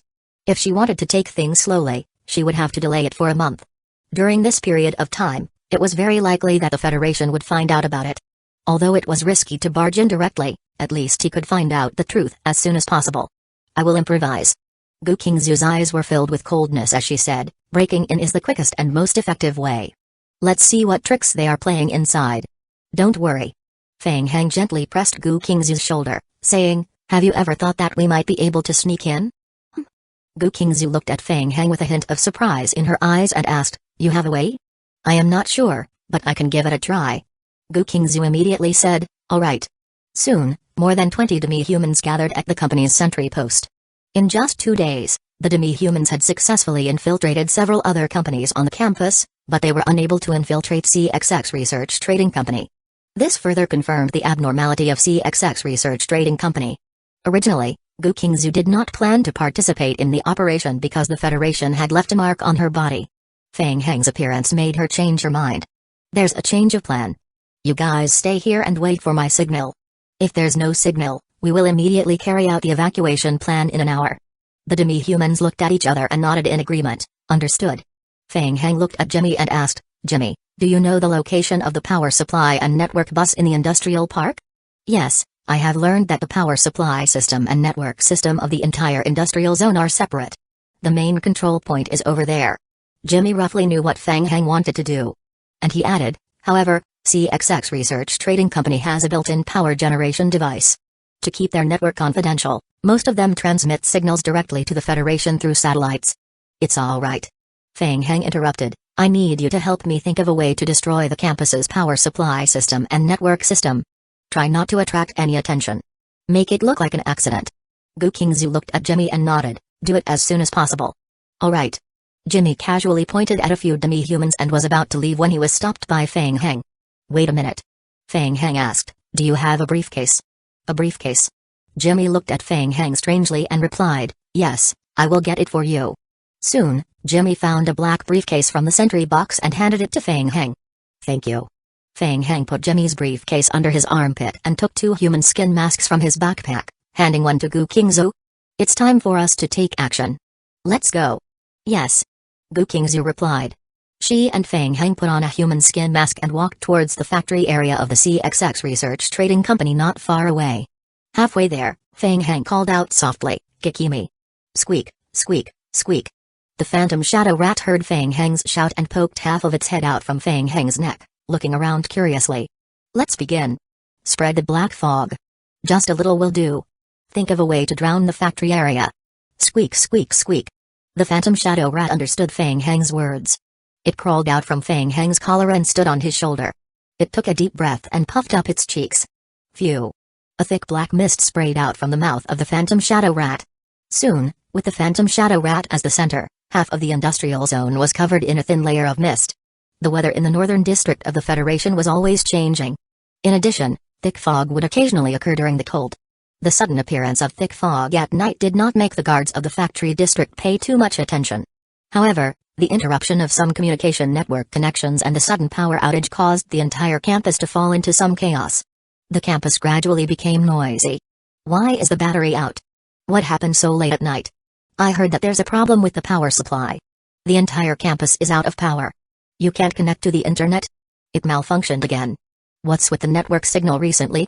It has always been intermittent." At the sentry post set up by CXX Research Trading Company at the entrance, two guards were discussing in low voices. The news from the factory area said that the engineering company next door accidentally dug up a power source. They said that they are already in the midst of emergency repairs. TSK. Are you crazy? Why didn't you find a decent excuse? How could the factory dig out the power cord? Are you a fool? Chapter 1985. The Internet. What about the Internet? What's with the Internet? I am not sure. It seems that the maintenance staff broke it. The other companies on campus were still in darkness. The emergency backup power supply of CXX Research Trading Company was quickly activated. The company's electricity supply was quickly restored, but the Internet was still unavailable. Neither the optical fiber internet nor the satellite network connection could be used. Several security guards at the sentry post were discussing when they saw the black SUV piloting over from afar. They looked up and watched. The fog tonight was thicker than usual. Let's go. Someone's here. Let's go take a look. Several guards walked out of the sentry post and signaled for the SUV to stop for inspection. Fang Heng rolled down the window.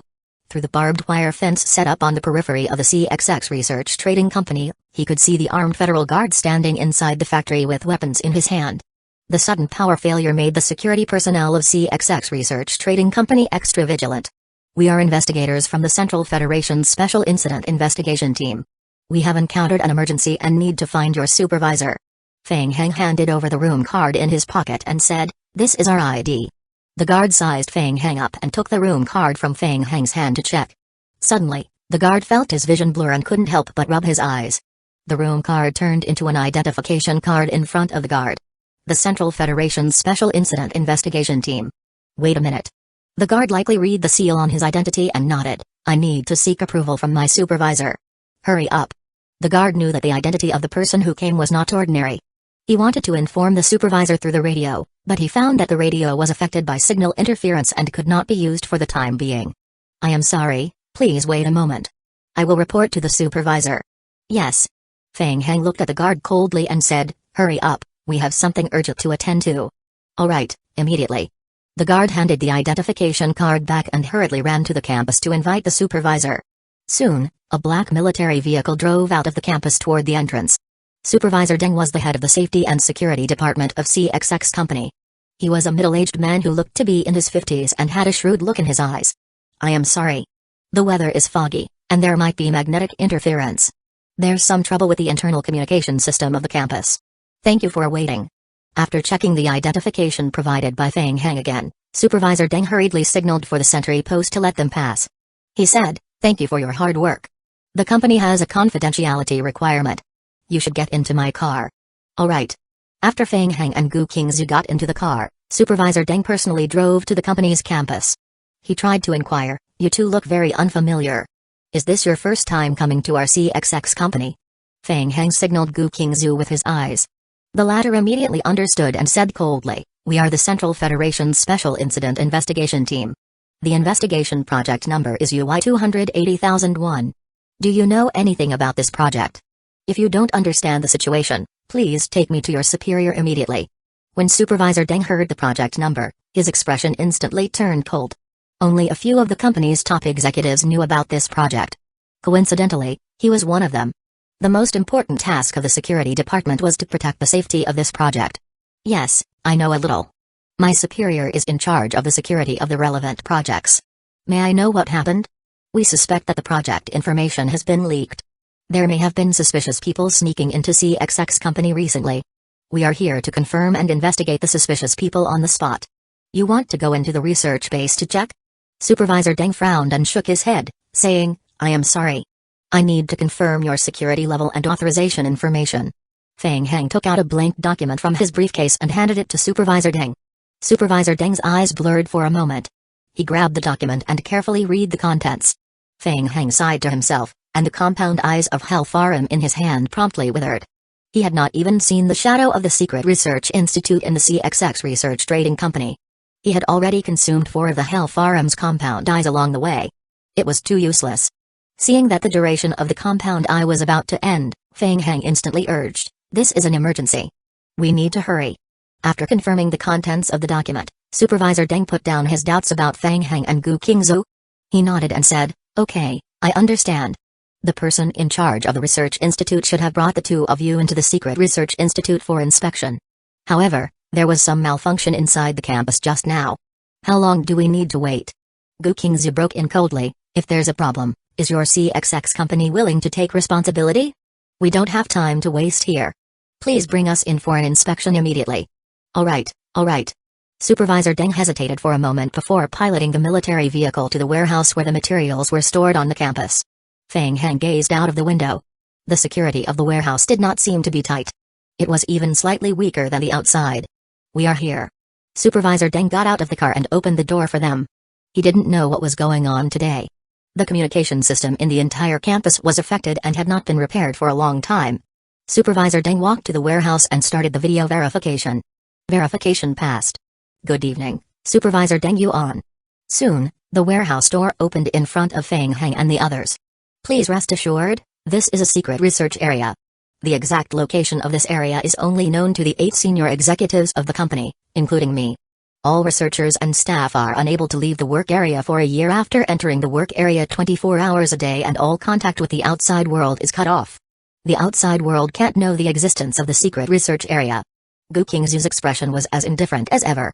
She glanced at Feng Heng from the corner of her eye and secretly felt a little lucky. Fortunately, Feng Heng arrived along. Otherwise, it would have taken them a lot of time to confirm the location of the secret research institute just by breaking into the campus. There are surveillance cameras here. Anyone with unknown origins will be interrogated. The research institute is on the 15th underground floor. Please follow me. After entering the warehouse, Supervisor Deng led them forward until they stepped into a cargo elevator on the rightmost side. Ding dong. After swiping the card, the hidden floor button on the control panel appeared. Confirm password Eternal Day, proceed to the 15th underground floor. Operation confirmed. Welcome, Mr. Deng. After the built-in intelligent system responded, the elevator descended rapidly to the 15th floor. When the elevator door opened again, a secret research institute built in the underground area was displayed in front of Feng Heng and the others. The internal structure of the research institute was distributed in a ring. In the center was a huge open space, a bit like a football field. The elevator's exit was facing a wide circular corridor. From here, they could overlook every corner of the open research area. Looking down through the transparent glass, Feng Heng saw the occupied research staff at a glance. Chapter 1986 Gate of Destiny? That was. Feng Heng narrowed his eyes. In the center of the work area was a metal gate about 3 meters tall. The surface of the gate was made of an unknown metal, and it was a deep silver gray color. The gate was also densely connected to colorful wires. The wires were like a spider web, intertwined and connected to a large instrument on the other side. Many research personnel were gathered in front of the gate, carefully recording something in their notebooks.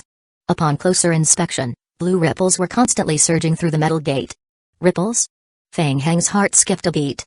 Was it a teleportation gate? These blue ripples were very similar to the space-tearing device in the game. Please rest assured that the internal environment of the research institute is completely isolated from the outside world. We will send the relevant research data to the higher-ups once a week after the statistics are compiled to ensure that the middle link will not be leaked. Feng Heng asked as he withdrew his gaze from the ripples, did you encounter any unexpected situations during the research? Or did you encounter something worth paying attention to? Not yet. We have already completed the first phase of the Gate of Destiny's construction according to plan. The first batch of tests was completed this morning. Feng Heng asked, Gate of Destiny. Hearing the doubt in Feng Heng's tone, Supervisor Deng suddenly became alert and looked at Feng Heng warily, asking, don't you know about the Gate of Destiny? The Gate of Destiny is just a name. To be precise, it's another form of the game Rift. It's built by simulating the way demi-humans enter the game. The biggest difference from ordinary game Rifts is that only humans and demi-humans can enter and exit the Gate of Destiny. All native NPCs in the game and items inside and outside the game can't pass through. Gukingzu said coldly and looked at Supervisor Deng, am I right? You are right. At this stage, the related tests of the Gate of Destiny are still in progress. Even if the Gate of Destiny continues to operate, there will still be energy instability. The fluctuations are very obvious. In the next step, we will continue to carry out stability modifications and think of ways to increase the capacity of the teleportation passage. Supervisor Deng's doubts were dispelled. He continued, but these are only small problems. I heard that there is still a very difficult problem in the current research that has not been solved. Gukingzu's tone became colder as she replied, energy, right? Supervisor Deng sighed and nodded, yes, I heard that this problem is very difficult to solve. Various research institutes have tried many methods, but there has never been any close combat. It's a headache. Fang Hang glanced at Gu Qingzu's face from the corner of his eye and saw that Gu Qingzu's eyes were fixed on the right side of the research area below. Her gaze was extremely cold. Gu Qingzu was suppressing the anger in her heart. Fang Hang could not help but follow Gu Qingzu's gaze and see a row of large petri dishes lined up along the wall beside the research area. The life form in the petri dish. Was it a human? Fang Hang keenly sensed that the lifeblood of the human placed in the petri dish was extremely high. It was dozens of times higher than ordinary people. This kind of lifeblood intensity was very abnormal. He had never seen a human's lifeblood that was so strong. Fang Hang was curious. He pointed at the petri dishes and asked, "What's in those containers?" "Those are the energy sources that we just mentioned." "I don't know the specifics, but I heard that breaking through the game space requires a special spiritual energy medium. We can't simulate this energy medium for the time being, so we can only extract it from the demi-humans. If this problem is not solved and there is no breakthrough in technology, the number of people who can be teleported into the game will be reduced by half." So, the raw materials in the container were demi-humans that had fallen into a deep slumber. Demi-humans. Fang Hang's heart skipped a beat. He glanced at Gu Qingzu beside him. No wonder Gu Qingzu was so angry. But why was the fluctuation of their lifeblood so strong? Even Gu Qingzu's lifeblood fluctuation was not as intense as the demi-human in the petri dish. There must be a problem. Fang Hang's gaze focused on the demi-humans in the containers. He continued, "I heard that the demi-humans are terrifying and extremely dangerous." "Are you sure they aren't dangerous?" "Don't worry. To be precise, they are all dead. Only the neural network is still running, ensuring that their bodies are still alive. From the perspective of gaming academics, their souls are already dead, so they are not a threat to us at all." Gu Qingzu suppressed the rising anger in her heart and did not say a word. "What's on the other end of the passage?" "I am not too sure about this." Supervisor Deng seemed to realize that something was wrong as he spoke. He raised his eyebrows in surprise and looked at Fang Hang. "Sorry, we are only in charge of security. We don't know much about this." Fang Hang's right hand, which was in his pocket, immediately showed the compound eyes of a hellfarm. "Then, is there any news you would like to share with us?" Supervisor Deng's eyes blurred again. "I only know that it's a fragment of the realm core provided by the Central Federation. We have placed the fragment on the passage. That's it. We can't be sure where it leads to. Of course, I am very curious. However, please rest assured that we have professional ethics and will not enter and investigate without permission." "Yes, of course. I believe in your company's professionalism." Fang Hang nodded and looked in the direction that Supervisor Deng was pointing. A blue crystal was embedded at the top of the metal gate. It was about the size of a palm and they looked like crystal shards. If it wasn't for Supervisor Deng's reminder, it would have been easily ignored. According to Supervisor Deng's description, the crystal shards were very likely to be used to locate the world passage. "We need to check the passage, including the other side." "Inspection? Please cooperate. We have a reliable source of information. A suspicious person has infiltrated the research institute. We need to enter the other side of the teleportation passage to check for confirmation." Fang Hang opened his briefcase again and took out a document, saying, "This is our authorization document." "All right." Supervisor Deng carefully checked the authorization documents provided by Fang Hang. "If you have a power of attorney, you can, but why are you in such a hurry? Should he go in now? The teleportation passage is still unstable and there's a huge danger. Also, entering the passage requires a series of physical fitness tests. Moreover, time is a little tight now. It's better to wait a little longer." "No need. We have already conducted the relevant physical test once. It's an urgent mission. We need to do the examination now." Chapter 1987 Investigation. But the supervisor hasn't rushed back yet. "Why don't you wait? Are you trying to stop our investigation?" Gu Qingzu stared coldly at Supervisor Deng, her gaze seemingly capable of freezing people's hearts. All right. Supervisor Deng was already a little suspicious of the two people in front of him, but he still nodded and said, "I will bring you down. Follow me." Fang Hang leaned over and whispered into Gu Qingzu's ear, "Bear with it a little longer. We need to know what's going on the other side of the Federation's Gate of Destiny. I will restrain myself."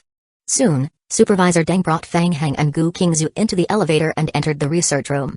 In the work area, a large number of federal guards gathered around and were on high alert. At this stage, the teleportation passage is still incomplete, and the positioning system has not progressed at all. Therefore, every time the teleportation passage is disconnected and reopened, the exit point on the other side of the game world will have a large-scale random fluctuation. In addition, the teleportation passage is currently unable to operate in both directions, so it has been split. Currently, there are two modes, the forward sequence mode and the reverse sequence mode. The forward sequence mode corresponds to entering the game world from here, and the reverse sequence mode corresponds to returning from the game world. The reverse sequence mode consumes less energy, so we usually keep the teleportation passage open in reverse order and wait for everyone to return safely before closing the teleportation passage. Supervisor Deng led Feng Heng and the others forward as he explained, the current teleportation passage is not stable. During the teleportation process, the person being teleported will also experience many side effects, such as ringing in the ears, dizziness, confusion. Feng Heng interrupted by saying, I know the risks. We can start now, do you want to wait a little longer? If there's a federal team escorting the two of you. The situation is urgent. There's no need to delay. Alright then. Supervisor Deng wanted to stall for time until the person in charge of the research room came to take charge of the overall situation, but the other party was in a hurry and could only lead the two of them to the metal gate. Ready, activate teleportation mode. Beside the teleportation passage, the two researchers looked at Feng Heng and Gu Qingzu with strange expressions. They started to control the teleportation device to change the teleportation mode. Understood. Changing teleportation passage mode. Buzz. The built-in large machinery on the right side of the research room was fully activated. The entire hall was buzzing with machinery, and a series of bubbles popped up from the row of petri dishes on the wall. Whoosh. The blue ripples floating in the middle of the metal gate suddenly turned dark purple. Sir, the state switch has been completed. The current state of the teleportation passage allows teleportation. Time is limited, and the forward sequence mode consumes a lot of energy. Please enter the game as soon as possible. Let's go. Feng Heng and Gu Qingzu looked at each other and stepped into the teleportation passage at the same time. Buzz. Buzz. The moment Feng Heng stepped into the teleportation passage, a piercing sound of electricity erupted from the metal gate. At the same time, Feng Heng felt a special power being activated in his body. This power formed an invisible membrane on the surface of his body, becoming a resistance that prevented him from passing through the teleportation gate. What was going on? Where did this power come from? Feng Heng was surprised. He wanted to perceive the source of the power carefully, but his right hand was grabbed by Gu Qingzu. He raised his head and saw Gu Qingzu say to him, charge over. Feng Heng's pupils constricted, and then Gu Qingzu pulled his right hand and crashed into the teleportation passage. Bang! The force that prevented his body from entering the teleportation passage was not strong. Under the forceful impact, it collapsed almost instantly. At the same time, Feng Heng's vision was filled with a dark purple light. Buzz. Buzz, buzz, buzz, buzz. The surroundings of the teleportation gate seemed to have turned into a huge electromagnetic field. Purple electric currents flowed wildly in it, and dazzling electric sparks erupted from time to time. What's going on? When he realized that the teleportation gate had suddenly gone out of control, Supervisor Deng was shocked. He immediately turned around and ordered the staff behind him, verify the information. The ear-piercing sound of the electric current vibrated in the air, causing everyone's eardrums to hurt. The alarm in the research hall sounded immediately.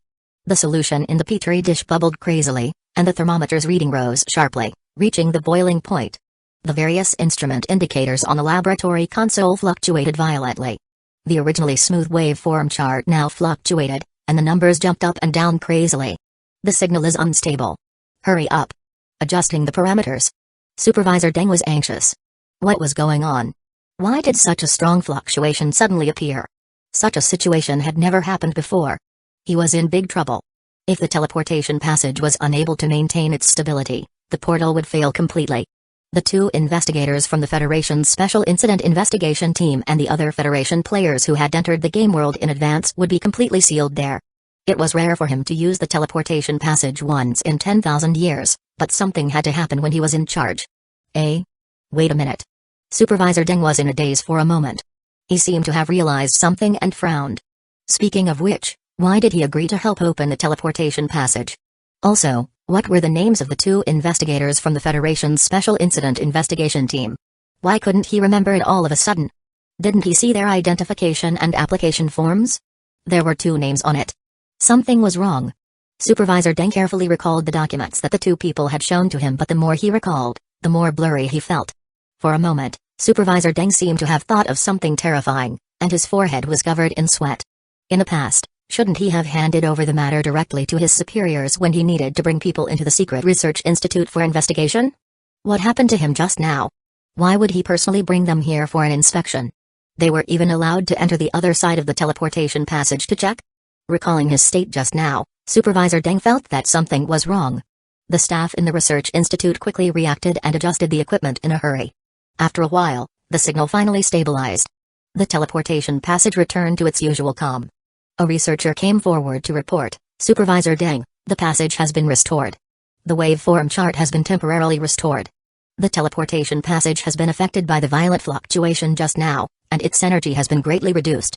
The specific cause of the fluctuation is still being examined." Supervisor Deng stood in front of the teleportation passage and recalled the scene just now. He felt that his back was drenched in sweat. He turned his head abruptly and shouted at the researcher beside him, "Quick! Inform the higher-ups. There might be something wrong with those two people just now. Requesting backup immediately and reporting to the higher-ups. And where's Supervisor Pan? Quickly invite him over." Chapter 1988 Adaptability. The purple light gradually dissipated in front of Feng Heng's eyes and a game hint appeared. Ding. The player has invaded an unknown world. Ding. Current world level low. Ding. The player has not obtained the relevant world coordinates. Ding. The player's adaptability to the current game world, 60%. The player's current attribute will be reduced to 60%. Ding. The player has entered this world through a modified mode. Before using the same mode to exit, the player cannot go offline. Ding. In the current game world, the player's backpack has been locked. The player cannot use the items in the backpack. Ding. In the current game world, the player's equipment cannot provide effective attribute bonuses. It only provides appearance effects. Feng Heng's vision gradually recovered. What was the abnormality when they entered the portal? Feng Heng immediately thought of what had happened when he stepped into the teleportation passage. He turned his head and looked at Gu Qingzu beside him. Just now was. The Federation used the power of our demi-humans to teleport into this game world. Gu Qingzu saw the doubt in Feng Heng's heart and explained calmly, "Remember, we still have the remnants of the Holy Quartz mark on us. The mark will prevent us from entering the space." Feng Heng suddenly understood and said, "So that's how it is. So you brought me to forcefully break through just now?" "Yes, the marks on our bodies have been partially removed over the past few days. The effects of the marks are not as strong as before. Coupled with a powerful instantaneous energy stimulation, it shouldn't be a problem for us to break through." Gu Qingzu nodded and continued, "I was still thinking of a way to completely remove the mark on my body. Now, it's fine. After the activation just now, most of the mark's energy has been removed. It will completely dissipate soon." Feng Heng thought to himself, no wonder. When he had just entered the teleportation passage, he felt that something on his body had been broken. So it was the mark. This was a pleasant surprise. Feng Heng asked, "Is this good news?" "Half and half." Gu Qingzu shook her head and said, "Forcefully entering the teleportation passage caused the seal's power fluctuation to instantly explode. I am afraid that the small portion of the barrier provided by the Phantom Shadow Rat is unable to completely conceal the aura. The Federation's pursuers should have already sensed our location and are now chasing after us. So we have to run away quickly, right?" Feng Heng said as he quickly looked around. Behind them was a blue teleportation passage. It was surrounded by a forest. There was a simple tent beside the right side of the portal. The two Federation soldiers guarding outside the tent were staring at them, their eyes filled with vigilance. "Who are you?" The two Federation guards were suspicious. Someone who entered from the other side of the Gate of Destiny. And they weren't from the Federation? Very suspicious. "We are investigators from the Federation's Special Incident Investigation Team. We suspect that a suspicious person has infiltrated the base. We are investigating according to the regulations." Feng Heng took a step forward and looked around, asking, "Just the two of you? Where are the others?" The two federal soldiers looked at each other, and the suspicion in their eyes lessened. This identity was still acceptable. Items from the outside world could not pass through the teleportation passage. Therefore, it was normal for the two of them not to carry any identification documents. Moreover, they had personally seen Feng Heng and the other party enter from the other side of the teleportation passage. It meant that the teleportation passage was still operating normally. The secret research room shouldn't be invaded by outsiders. Feng Heng placed his hands behind his back, and the compound eye of Hellfarim appeared in his palm again. The eyes of the two federal soldiers immediately fell into a daze. "I am Feng Heng, a member of the Federation's Special Incident Investigation Team. I will be investigating you first and reporting your situation." "Yes, sir. We belong to the Central Federation's Game World Affairs Team, Team 7 and Team 12. We have received orders from our superiors to carry out a night reconnaissance mission in the game area. We are currently carrying out the mission and are expected to return in 2 to 3 hours. Report the situation." "Yes, sir. Recently, we have conducted a preliminary exploration of the world and confirmed that there are a large number of native special species creatures in the current environment are dense. The strength rating of the ant race is relatively low, But there are certain group characteristics. At the same time, they are extremely aggressive. There are elite creatures and higher-level leader-level creatures in the group. The various groups are not harmonious and often fight. We are collecting biological and environmental information about the world, trying to make a further assessment of the world. As the portal opens at a different location every time, we are temporarily unable to accurately locate it. Feng Heng and Gu Qingzu quickly looked at each other. Whoosh! Gu Qingzu's figure flashed forward like lightning. The two federal soldiers felt their vision blur, and then they felt a sharp pain in their necks. Then, they both fainted. Looks like this is a special game world found by the Federation. Gu Qingzu had already predicted the situation here. She nodded and said, I have read about it in the information of the CXX Research Trading Company. This world is related to the migration plan that the Central Federation wanted to implement many years ago. Feng Heng's heart skipped a beat. So that was how it was. The Federation's migration plan. That was something that happened some time ago. Feng Heng browsed through a lot of new information on the internet provided by Old Black, which greatly expanded his knowledge. There was a portion of information regarding the Federation's world migration plan. What was certain was that with the gradual appearance of large and small game rifts in the real world, the Federation believed that there was a high probability that the real world would be assimilated by the game world. A large number of experts and elite players in the high-level game world reached a consensus. They all believed that a natural disaster was coming and that the complete integration of the game and the real world was inevitable. At that time, the real world might be filled with all kinds of terrifying creatures in the game. The Federation was doing everything possible to avoid this disaster. The migration plan was one of the Federation's backup plans. Find a safe and stable world in the game world as a place where humans can migrate and move everyone into the game to survive. It would not be easy to achieve this. First, he had to find a safe game world. Then, he had to migrate. After that, he had to ensure the safety of this world. What a laughable migration plan. Are we going to use the lives of demi-humans as the price? Gu Qingzu's tone was full of contempt. There was no anger or sadness in her eyes, but coldness as she said, all of you deserve to die. Feng Heng sighed inwardly. He was sure that this world was just one of the many backup plans of the Federation. After all, no matter how he looked at it, it didn't seem perfect. The elementary game world was too weak. If humans hid in this game world, they could only secretly pray that this world would not be discovered. Otherwise, if they encountered an intermediate game world, they would be destroyed in minutes. Chapter 1989 Fragments. However, Feng Heng rubbed his chin. This game world seemed to be quite interesting. In a low-level game world, there were still a large number of life forms in the game world, the hard ants. What a coincidence. Thinking about it carefully, this place was very suitable for him to carry out the conscription operation. After all, unless it was necessary, Feng Heng did not want to destroy the original ecological environment of the zombie apocalypse world and the world of the vampires. But this place was different. If he could think of a way to build a teleportation passage here, perhaps he could send the mutated infected zombies back to the front line of Chiburia. Feng Heng, let's go back. Having confirmed the current situation in the game world, Gu Qingzu had no intention of staying any longer. The Federation's crisis management office was already on its way. She needed time. She needed to destroy the laboratory on the other end as soon as possible and make these people pay the price they deserved. Then, she needed to find the information about the laboratory and make it public. Due to the pressure, the Federation would very likely stop their research on demi-humans temporarily to buy them more time. As for the subsequent revenge, she would never stop.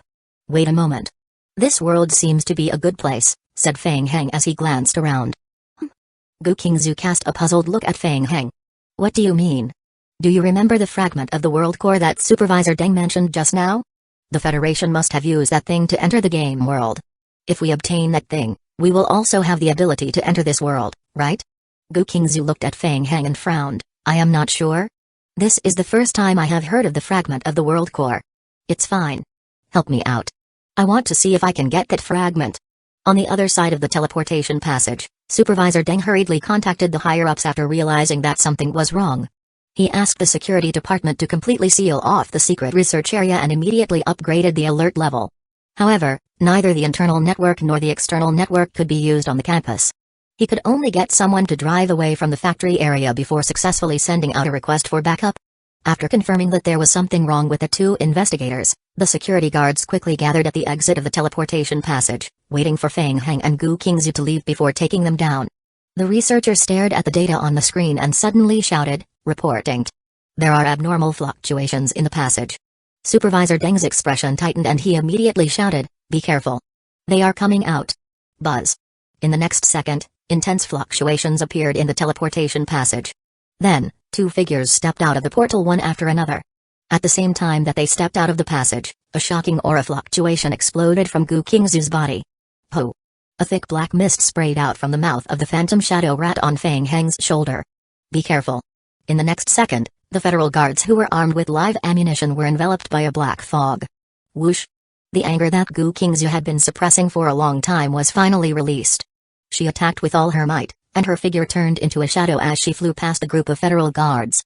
The federal guards in the research institute were only ordinary guards. They could only use high-standard special firearms and equipment. At most, they could only deal with some enemies with ordinary threat levels.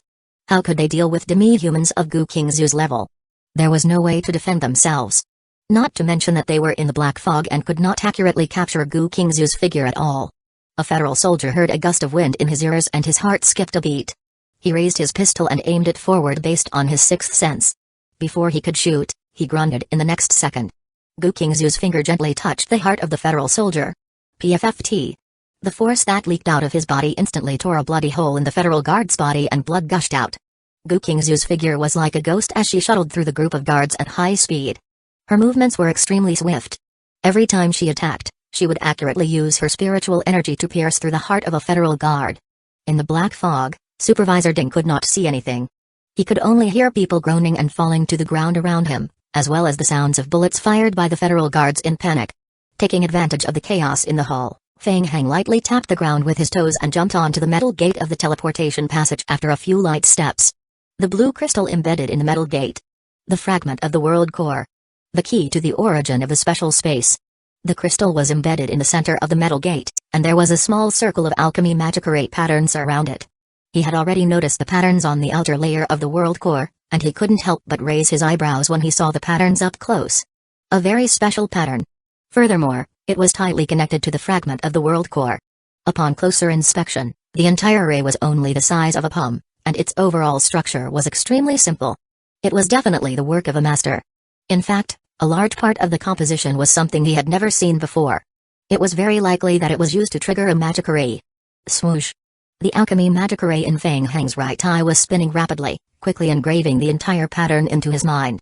After confirming that his memory was correct, Fang Heng reached out his hand again and touched the fragment of the world core. Faint game notifications flashed across his retina. Ding! The player has discovered an item world core fragment. The details of the item could not be obtained outside the game, and Fang Heng did not know the specific attributes of the world core fragment. It was not important. Fang Heng reached out and grabbed the shard, trying to forcefully tear it out of the metal gate. Ka! The crystal was firmly embedded in the door and could not be torn apart at all. It was troublesome. Fang Heng thought to himself how troublesome this was, and then, the omniscient eye in his right eye reflected another alchemy array. The alchemy array spun rapidly in his pupils. Whoosh! Whoosh whoosh! Under the influence of the omniscient eye, the magic array engraved on the metal gate was activated rapidly, and the fragment of the world core began to heat up. Sizzle! The blue barrier at the center of the portal below released high-intensity fluctuations again. Bang!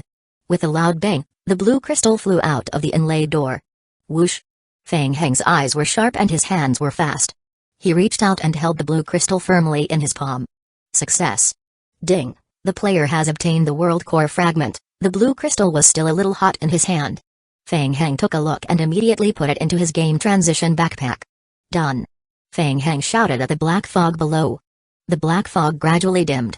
In just a short while, Gu Qingzu had already killed all the federal guards in the area below the research institute. Gu Qingzu grabbed Supervisor Deng's neck and walked out of the black fog. Do you want to live? I want all the relevant information about the research institute. Chapter 1990. Running away. Supervisor Deng's life was in the hands of Gu Qingzu, and his body couldn't help but tremble. The scene in front of him made him feel a chill in his heart. The federal soldiers were lying in a pool of blood. In less than 3 minutes, they were all dead. This person was a demon. A demon that killed without blinking. The strong smell of blood made Supervisor Deng's legs tremble unconsciously. The supervisor's voice trembled with deep fear as he said, "Don't even think about it. You can't escape." "Hey, escape? Why do we need to escape? You don't have to worry about our matters." Gu Qingzu's expression was cold as she continued, "I will give you one more chance. If you are not willing, someone else will." Gu Qingzu raised her hand and pointed to the right. Whoosh! A soft sound rang out. A bloody wound suddenly appeared on the heart of a researcher in front of the main control platform. Instantly, blood gushed out. The researcher's eyes widened, and his face was filled with fear. He seemed to want to shout, but he couldn't say a word. His life force was rapidly draining away along with the blood flowing from his heart, and he fell to the ground. From the beginning to the end, he did not make a single sound. Such a terrifying scene made the remaining researchers feel suffocated. Supervisor Deng was so scared that his face turned ashen. He was afraid that he would be the next to be killed, so he begged for mercy. "Don't kill me. I will give you anything you want. The information is right there. Don't play tricks. I know that you update the key every day." Gu Qingzu glanced coldly at Supervisor Deng and led him to the information desk at the side. She began to look through the relevant information and duplicate them. The entire hall was so quiet that one could hear a pin drop. All the researchers lowered their heads as if they would die if they looked at Gu Qingzu. Feng Heng walked to Gu Qingzu and looked up at the big screen. "Feng Heng, you go first. I will stay here." Gu Qingzu's expression was cold. She looked at the people in the hall as if she was looking at some dead people. She said softly, "As for these people, they need to pay the price for what they have done." Feng Heng hesitated. "Don't stop me. This is a matter between me and my people. If I make a mistake, I have to be punished. This is also a deterrent to the Federation. The Federation's tracking on me has already disappeared by more than half. It shouldn't be a problem for me to leave from here." Feng Heng could not help but sigh in his heart. "All right, be careful." After saying that, Feng Heng left the Secret Research Institute. With the help of the Phantom Shadow Rat, Feng Heng easily escaped from the Research Institute with the power of the Black Fog. When he left the CXX Research Trading Company's factory park, the outside world was still quiet. Soon, Feng Heng found a small car that Jimmy had prepared in advance outside the factory area and drove the car back the way he came. Halfway there, he could already see a large number of Federation police cars gathering in the direction of the factory park. He also saw flames and explosions in the distance. It seemed that the demi-humans had already started their ambush. Feng Heng stopped thinking about it and focused on driving the car, taking advantage of the chaos to return to the Library of the Myriad Worlds. There was good news. Most of the traces left behind by the Federation had been erased. In theory, he would be fine even if he did not return to the Library of the Myriad Worlds. After thinking about it, Feng Heng felt that he still had to go back. The Library of the Myriad Worlds was a good place. Other than confidentiality and security, he could also go back to study various academic skills. The journey was safe and nothing happened. 3 hours later, Feng Heng returned to the Library of the Myriad Worlds. At 2 o'clock in the morning, Feng Heng returned to the guest room and called Gu Qingzu immediately. No one picked up. It seemed that Gu Qingzu had not completely escaped. With Gu Qingzu's strength, she should be fine. Feng Heng thought for a moment and immediately turned on his computer, wondering if there would be any related news on the computer. Indeed, there was. The official website had already released news about the explosion at the CXX Research Trading Company's factory park, but it did not mention anything related to demi-humans or terrorist attacks. In addition, there were some photos taken by enthusiastic netizens at the scene and around it. Most people thought it was just an accident. However, someone revealed that they had seen the Federation's Crisis Management Agency. It seemed that there was no substantial news. Feng Heng thought about it and switched to the indecent website that Old Black had given him. Instantly, hot news appeared in front of Feng Heng. The news of the CXX Research Trading Company's factory area being attacked by the demi-humans had already caused a stir on the website. The main battlefield was not in the factory area of the CXX Research Trading Company but outside the factory area. An ambush against the Federation. The demi-humans attacked the support team that was supporting the CXX Research Trading Company factory area. It was said that the Federation was attacked and suffered heavy casualties. More than an hour ago, the battle had ended. The Federation was investigating the destroyed CXX Research Trading Company. It was said that they had yet to catch the suspect. There was also a reliable source that said that the CXX Research Trading Company was in a mess, like hell. The demi-humans did not leave any survivors in the factory area. Feng Heng frowned as he read the hot news on the forums. It seemed that the demi-humans had completed their retreat. Gu Qingzu slaughtered the entire CXX Research Trading Company. She was using her method to warn the Central Federation. Feng Heng took a deep breath, turned off the computer, and closed his eyes again. In front of him, a bronze door appeared. The blue sealed artifact that was originally wrapped around the door had already become extremely dim at this moment. Feng Heng pushed forward with his hand and activated his spiritual power. Bang! The dim blue light on the door flickered. Then, the door was pushed open by Feng Heng. A moment later, Feng Heng returned to the zombie apocalypse game world. Everything was as orderly as before. The zombie clones were continuously transporting construction materials to Chiburia through the teleportation passage. Carl was leading his vampire team to work with Mage to gather materials for the construction of the portal and the restoration of the magic array of Mork Temple. Feng Heng immediately opened his backpack and checked the fragment of the world core that he had just obtained from the CXX Research Trading Company's laboratory. Item: World Core Fragment, requires charging. Description: a small fragment of the world core. Players can enter the corresponding game world through this fragment. As it has been broken, it cannot be used directly. Description: this item needs to be charged before use. Current energy remaining, 0 out of 3000. There was no problem with the information given by Supervisor Deng. The world core was indeed a tool to enter the game world. It was similar to a kind of world coordinate. Of course, he only had a small fragment in his hand, which meant that there was more than one set of coordinates. Perhaps the Federation still had other fragments in their hands, so there were other teleportation passages. So, what did the notification mean by charging? Chapter 1991 Energy Enhancement. Feng Heng rubbed his chin and tried to inject his mental strength into the fragment of the world core. Buzz. With the injection of mental strength, a faint blue light appeared on the fragment of the world core. Ding. The player's energy injection failed. Failed? Feng Heng raised his eyebrows and looked at the fragment of the world core in his hand again. He felt a little strange. He would go and ask Victor. Feng Heng put away the fragment of the world core and went to discuss it with Victor. Victor was still in the teleportation hall helping to stabilize the portal between the zombie apocalypse world and Shibuya.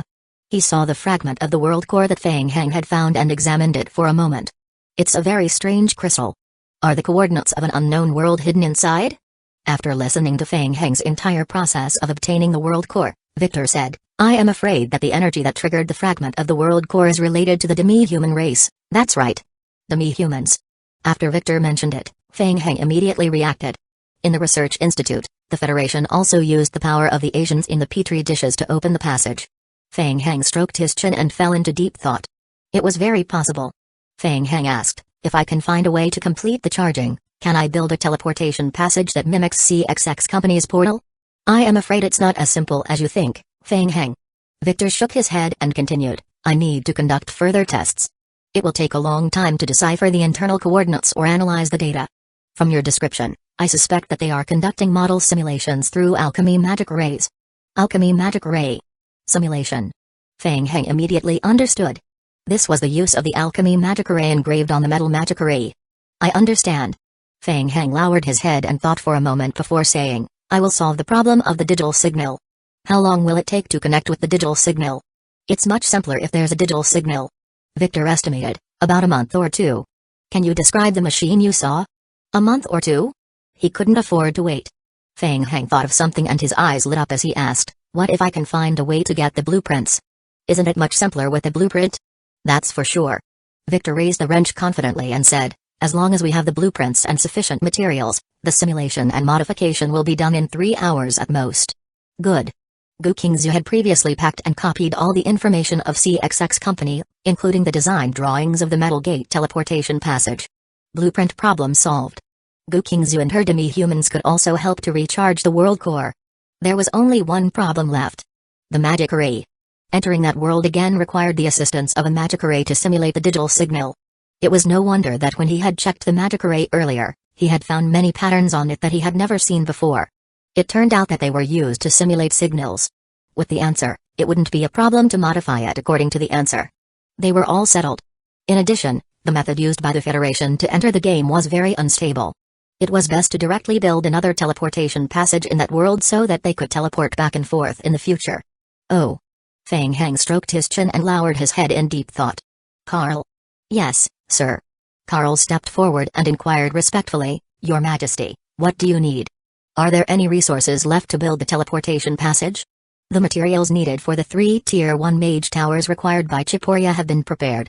Currently, we have sufficient raw materials. Yes, let's prepare a little more. I need to build a Tier 4 teleportation passage. Central Federation. Ever since Feng Heng and Gu Qingzhu escaped from the City of Darkness, the Game Crisis Management Department was still responsible for the follow-up investigation. This incident was closely related to the demi-humans and the demonic seeds. It was rated as an SSS-level dangerous event within the Federation, and they were closely watching the entire process. The person in charge of the incident, Lei Yu, had 3 main directions of investigation. The first was the tracking of Feng Heng and Gu Qingzhu. Due to the influence of the black fog of the demonic seed, the tracking accuracy was greatly reduced. He could roughly confirm that the two of them were hiding in a large city called Yereban in the northern district of the Federation and its surrounding areas. The investigation team immediately set up control in the city to investigate. Due to the high population density in the city, it was relatively difficult to investigate. There had been no good progress in this line. Another direction of investigation was the demonic seed. Feng Heng and Gu Qingzu were not the only ones who had escaped from the City of Darkness. The Mutant Gang and various small groups that lived in the City of Darkness were also fleeing. The Federation had found quite many people related to the incident through this group of people. Unfortunately, they still had very few clues. Most people had never even heard of Gu Qingzu and Feng Heng. In addition, there was a third direction of investigation. Feng Heng. Someone with the same name. The appearance was also very similar. There was even news from the Holy Court that Feng Heng was related to the demonic seed. However, Feng Heng's identity was too special. The Central Federation and Feng Heng had an extremely close relationship. Many of the elementary game worlds were controlled by Feng Heng. If it wasn't handled properly, it could cause a huge upheaval in the game world. Coupled with the protection of the Necromancer Association, they were still unable to confirm whether that person was Feng Heng. Just as the investigation was in a deadlock, the tracking signal left on Feng Heng and Gu Qingzu exploded. The location was verified to be CXX Research Trading Company. Lei Yu bore his men to investigate and intercept them almost immediately. Halfway through, they received news of CXX Company's accident. It was verified that the incident was connected to the demi-human race. From the few sporadic images captured at the scene, it was verified that Gu Qingzu had appeared in the area of the incident. Gu Qingzu? Sir, the information has been sorted out. The project leader of CXX's partner is Mr. Miyamoto, a member of the Central Federation. We inquired Mr. Miyamoto's secretary for more information, but they were all rejected due to confidentiality agreements. Mr. Miyamoto has lodged a serious protest with us through the Central Federation. He believes that our mission has affected the secret plan that they are carrying out, causing the plan to be leaked and thus being attacked by the demi-humans. One of Lei Yu's subordinate investigators was angry when he heard this. He couldn't help but say, "Fuck, what's going on? We have been tracking the signal day and night, but they didn't say anything when they had the information. Alright, this matter ends here." Lei Yu listened, his face revealing an interested expression. Miyamoto Teru, a very troublesome old man. As far as he knew, the game world migration plan was not proposed by Miyamoto Teru, but he was very interested in this plan. He even proposed a plan to build a world and has been conducting follow-up research and development on this project. Chapter 1992 Quarrel. However, according to the official statement of the Central Federation, the plan had been shelved many years ago. The reason why it was shelved at that time was that the project experiment was exposed to require the use of demi-humans as a medium, which was considered inhumane. A few years ago, Miyamoto Teru completely took control of two mid-tier game worlds and completed the main mission of the mid-tier game world. He had successfully obtained a reward that made people jealous, and his overall strength had increased greatly. He even applied for the Central Federation's Independent Research and Development Authorization as well as the Central Federation's Gaming Department's Transfer Authorization. Such authorization was not easy to obtain. As for whether Miyamoto Teru was still secretly conducting research related to demi-humans, Lei Yu was not sure. Haha. Lei Yu felt that this old fellow would not stop. After the incident at Hain's school, they had vaguely investigated Miyamoto Teru and asked his secretary about the situation. However, the other party said that they had no information to provide. Now that something had happened, they still did not give any indication. Instead, they blamed the attack on them. It was very much in line with this old fellow's style of doing things.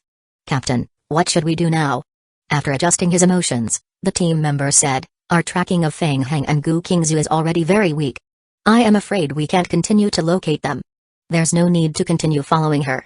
If we want to find Gu Qingzu, we have to start with Miyamoto Teru." Lei Yu had an idea.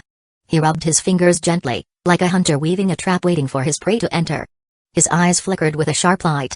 "Gather our men first. Last time, we underestimated Gu Qingzu and Feng Heng's abilities. This time, it won't be so easy for them to escape." Zombie Apocalypse Teleportation Zone Number 3.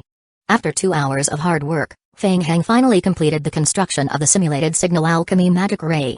Feng Heng retreated to the side of the magic array, sighed deeply, and shook his dizzy head. He could be sure now. The player who set up the original alchemy magic array was at master level alchemy. If he hadn't memorized the details of the magic array on the portal and had a rough idea, it would have taken him at least half a year to figure out the digital signal conversion of the magic array. Due to the lack of time, the magic array had been destroyed after his modifications.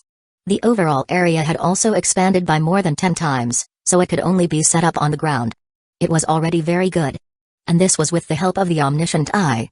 Carl, the prince of the vampires who had been waiting at the side, reported, "Your Majesty, the construction materials you requested have been prepared.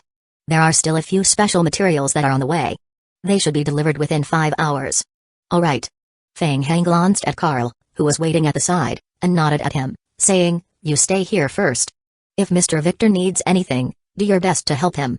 "Yes, sir." Feng Hang closed his eyes and went offline again. Ding dong. Ding dong. A dozen notifications popped up on his phone. In the past few hours, several pieces of news had been released on the official website, one after another, setting off a storm on the internet.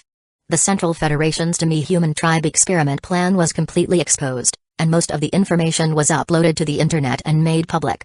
The reaction of the people was extreme.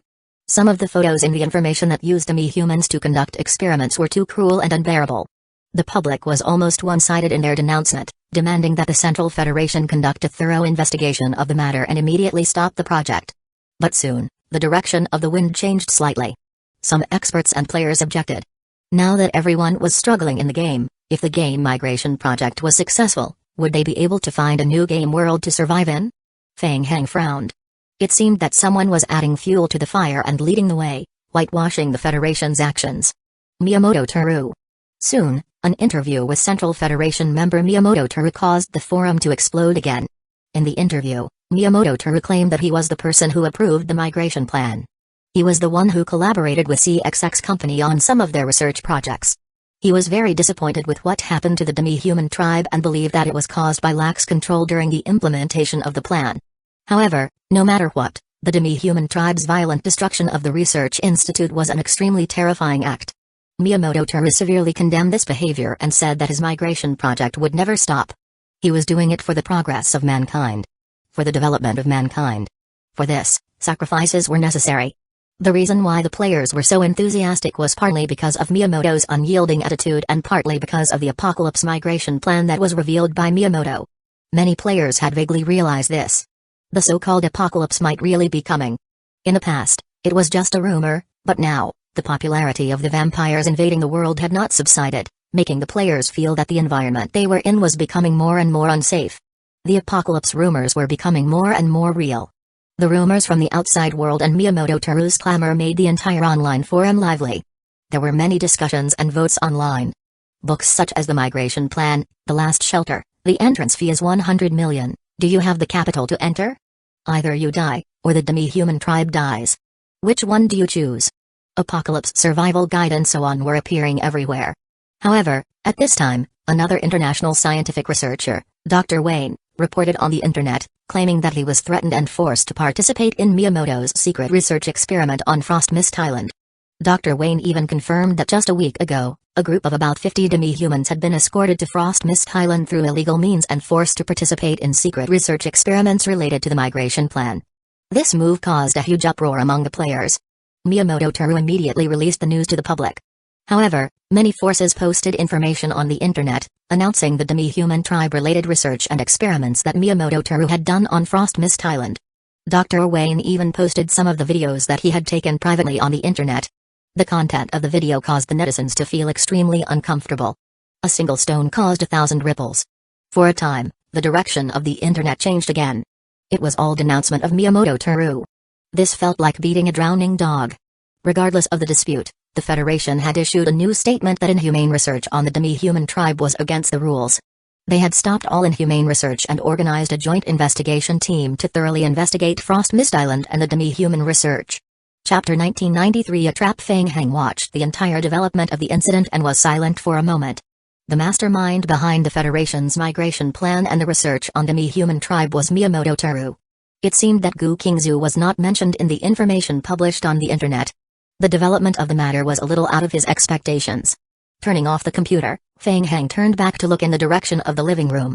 Had Gu Qingzu not returned yet? What happened?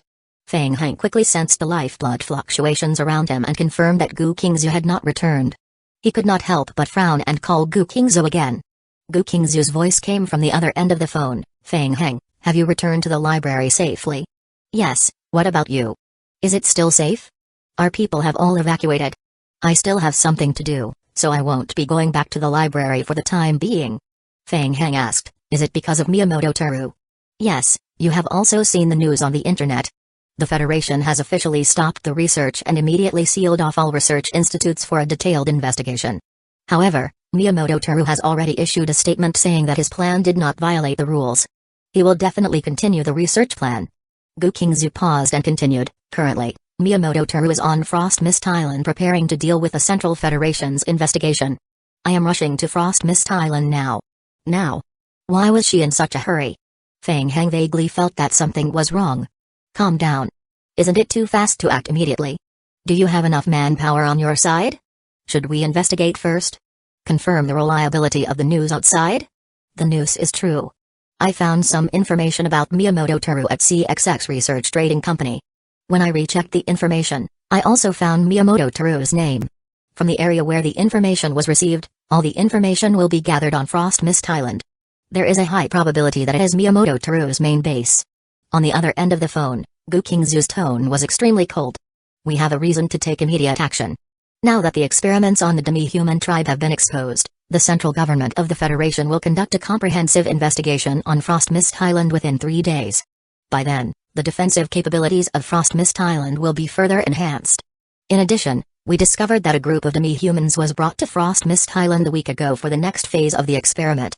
There's news that Miyamoto Teru will get rid of them before the Federation's investigation team arrives. I have to fight for time. Feng Heng's pupils constricted. Demi-humans.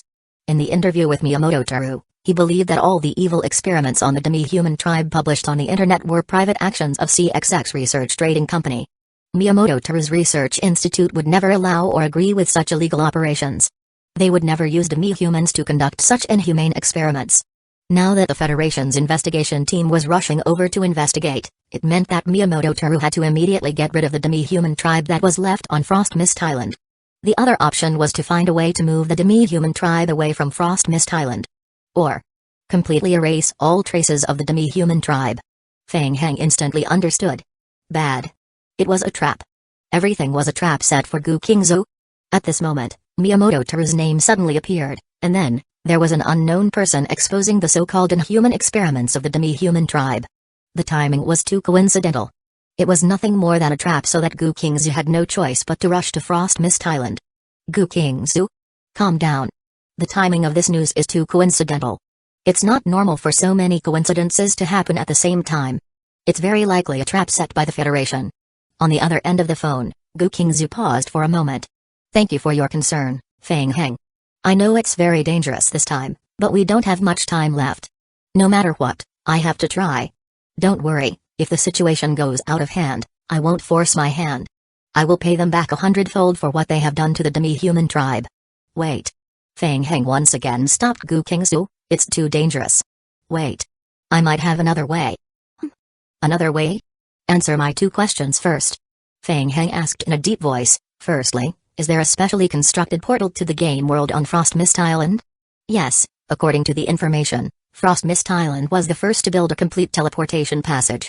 The teleportation passage in CXX Research Trading Company was also built by professional engineers from Frost Mist Island. Frost Mist Island has the largest game teleportation passage. The second question, did you find any related teleportation passage blueprints in the information obtained from CXX Research Trading Company? Yes, there is. The CXX Research Trading Company has done a local modification to the design of the teleportation passage. The design is backed up in detail in the Research Institute. That was enough. After getting 2 definite answers, Feng Heng took a deep breath. There's no problem. Have your subordinates stop what they are doing for the time being and think of a way to send me the teleportation passage design as soon as possible. I have a way to bring you to Frost Mist Island. Gukingzu only hesitated for a moment. Alright. 3 hours later, the zombie apocalypse teleportation passage emitted a faint blue light. Gukingzu stepped out of the teleportation passage. Feeling the vigorous vitality coming from the sacred tree Uchiha, Gukingzu's eyes flashed with surprise. She couldn't help but raise her head and observe the towering ancient tree while muttering to herself. Feng Heng, this is your world.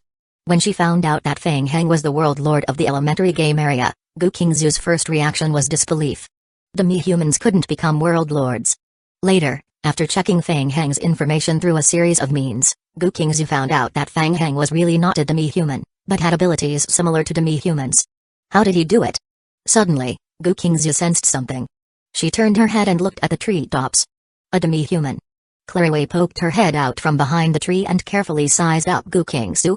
Kai kai kai. The vines that had gathered in front of Gu Qingzu dispersed, opening up a small path. Welcome. Feng Heng walked out of the path and looked at Claraway, who was on the treetop. He introduced her. This is Claraway, also a demi-human. Usually, she takes care of the sacred tree Abakaya. Let's do the tour later. There are more urgent things to do now. Follow me. Alright. Gu Qingzu nodded at Claraway, who was on the treetop, and followed Feng Heng through the dense growth area of the sacred tree Abakaya until they entered the teleportation hall number 3. Seeing the portal in the middle of the hall, Gu Qingzu was surprised and turned to look at Feng Heng.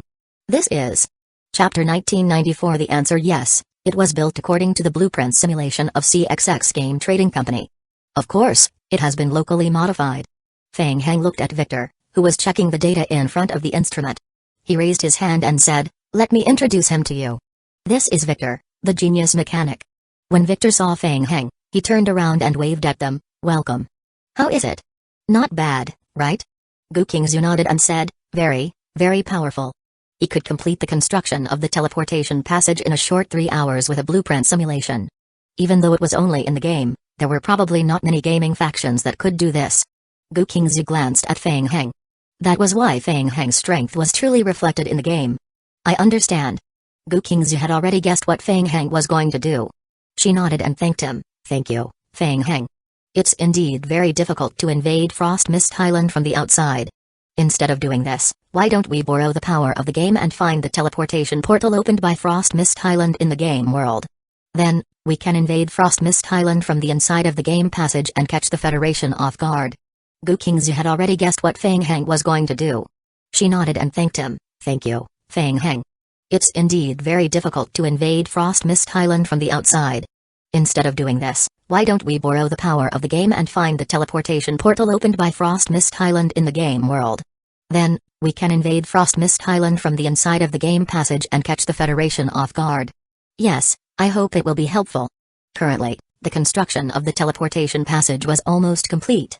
Due to the hasty construction, there was no time to simplify it. After localizing it, the entire teleportation device was nearly twice as large as the one in CXX.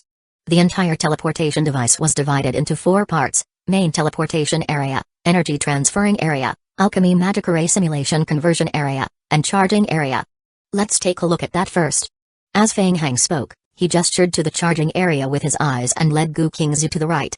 In the middle of the charging area, there was a gray metal rack connected to a dense number of wires. A blue crystal was placed on the rack. Gu Qingzu walked to the support and looked at the blue crystal on it, asking, "Is this the fragment of the world core that you took from the portal?" "Yes, the power of the fragment of the world core is a little special. We have checked the blueprint and confirmed that only demi-humans can activate this power. Moreover, long-term high-intensity activation will consume the demi-human's origin power and cause considerable damage to the demi-humans." Feng Heng looked at Gu Qingzu and continued to explain. "Previously, the Federation forcibly extracted power from the unconscious demi-humans in the petri dish to supply the device. We have carried out a local transformation for this step. We still need to use the demi-humans to actively provide energy for the device. Time is tight, so the efficiency of the modified device is still relatively low. I still need your help to infuse power into the fragment of the world core." Hearing about the petri dish of the CXX Research Trading Company, disgust flashed across Gu Qingzu's face. "Okay, what should I do?" As she spoke, Gu Qingzu walked up to the support. Feng Heng shrugged and said, "I don't know exactly how to do it. Why don't you try it out?" Gu Qingzu reached out and touched the fragment of the world core, releasing her spiritual power.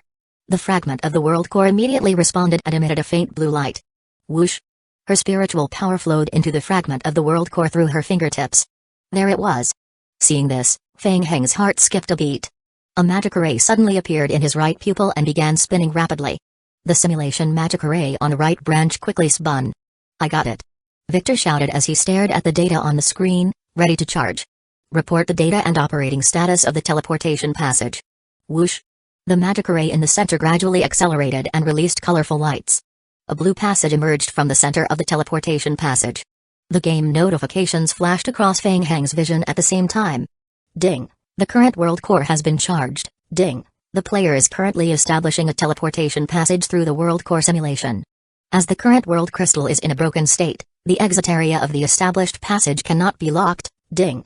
The current fragment of the world core cannot contain any more energy. Ding. The current teleportation passage is a special passage that has not been approved. The player's equipment and materials cannot pass through the teleportation passage. After entering the teleportation passage, the items in the inventory will be unusable. Ding. The current world passage is estimated to last for 66 minutes. Each time you pass through the teleportation passage, additional energy will be consumed and the maintenance time will be shortened. If you are affected by special fluctuations, the maintenance time will be affected. Ding. The current world core is charging. The magic array in Fang Heng's right eye gradually dimmed. He turned around and looked at the teleportation passage in the center of the hall. The demi-human race was the key to opening the fragment of the world core. Since it was only a small fragment of the world core, it needed to be recharged every once in a while to maintain the portal. Seeing this, Gu Qingzu also stopped pouring her spiritual power into the fragment of the world core. They had succeeded. The teleportation passage was successfully opened. Next, they could try to enter this special world. Fang Heng's gaze shifted to Gu Qingzu, and he asked with some concern, "How is it? Is it very exhausting?"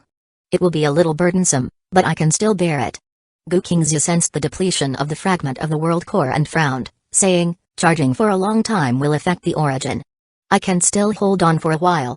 It's not a problem to maintain the current situation. There's no hurry. The energy is enough for some time. Let's go in and take a look." "All right." Fang Heng raised his hand and gestured to Victor, who immediately gave him an OK gesture and instructed his team of mechanics to keep an eye on the various indicators of the teleportation passage. Teleportation begins. Activate the forward sequence teleportation. Whoosh.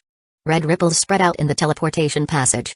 Fang Heng nodded at Gu Qingzu, and the two of them stepped into the teleportation passage one after another. Ding. The player has entered a special regional world. This world is an unverified special world. The player cannot log off. Ding. The current teleportation passage's remaining duration, 50 minutes. Please be alert. Once the time is up, the teleportation passage will disappear. The player needs to find another way to exit the game world. Ding. In the current game world, the player's backpack has been locked. The player cannot use the items in the backpack. Ding. In the current game world, the player's equipment cannot provide effective attribute bonuses. It only provides appearance effects. He had once again returned to the unknown game world discovered by the Federation. Fang Heng quickly looked around. Different from the last time, this time, they were surrounded by a plain area. He and Gu Qingzu consumed the energy of the world core during the teleportation process, and 16 minutes were deducted from the effect duration of the teleportation passage. In other words, a person would directly consume 8 minutes of energy to pass through the teleportation passage. The consumption was not small. Chapter 1995. Entering again. Gu Qingzu was also vigilant of her surroundings, carefully sizing up the place. Fang Heng, this world is very big. It will be difficult to find the exit to other worlds. Gu Qingzu thought for a moment and continued, "I will gather my subordinates, the demi-human tribe, to enter this world and start searching. My people will also come later.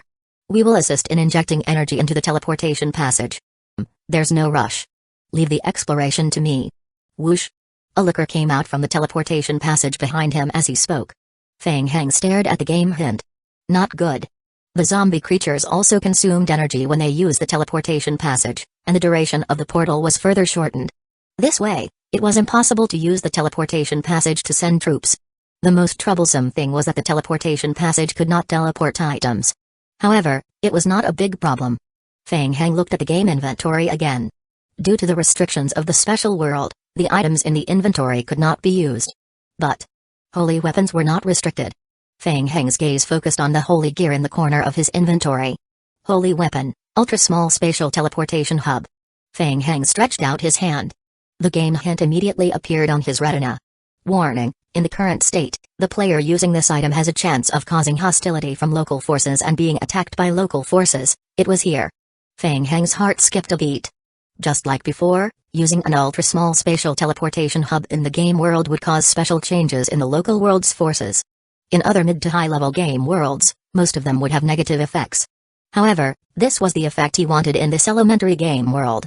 It was a good opportunity to see how powerful the local forces were in this low-level game world. Gu Qingzu was waiting for Fang Heng's next move when she suddenly heard a faint cracking sound coming from Fang Heng. It was the sound of metal rubbing against metal with a strange rhythm. Exquisite pocket-sized robots slowly crawled out of Fang Heng's sleeves. The pocket-sized robot leaped out of Fang Heng's sleeve and came to the open space in front of him. Ding! The player's spatial fluctuation has been sensed. Unknown forces are gathering at the location of the fluctuation. Ding. The player's spatial fluctuation has reached its maximum value. Ding. A high-intensity power source is detected approaching. Please be careful, they were here. The ultra-small spatial teleportation hub would cause intense spatial fluctuations to spread, causing the native creatures and the local forces to feel uneasy. Fang Heng's expression changed as he felt a slight vibration coming from under his feet. Attacking from below? Gu Qingzi moreover sensed the tremors of the earth. She focused her attention and gazed ahead with vigilance. The tremors from the ground grew stronger. Ka. As the ground shook slightly, cracks suddenly appeared on the ground more than 10 meters in front of them. Whoosh! An immense black crack opened in the distance and quickly spread forward. Gu Qingzi stared at the crack. Whoosh, whoosh, whoosh, whoosh. In the next moment, a dense swarm of black ants crawled out from the cracks in the ground. Be careful, it's the hard ants. It was a unique species in the game world. Gu Qingzi obtained information about the hard ants from the database of the CXX Research Trading Company. It was a species that lived in groups. Its main body's strength was not very strong, but it was very good at group combat. Its numbers were shocking, and it was extremely widely distributed in this world. The ant colony quickly crawled out from the immense crack on the ground that was more than 20 meters wide.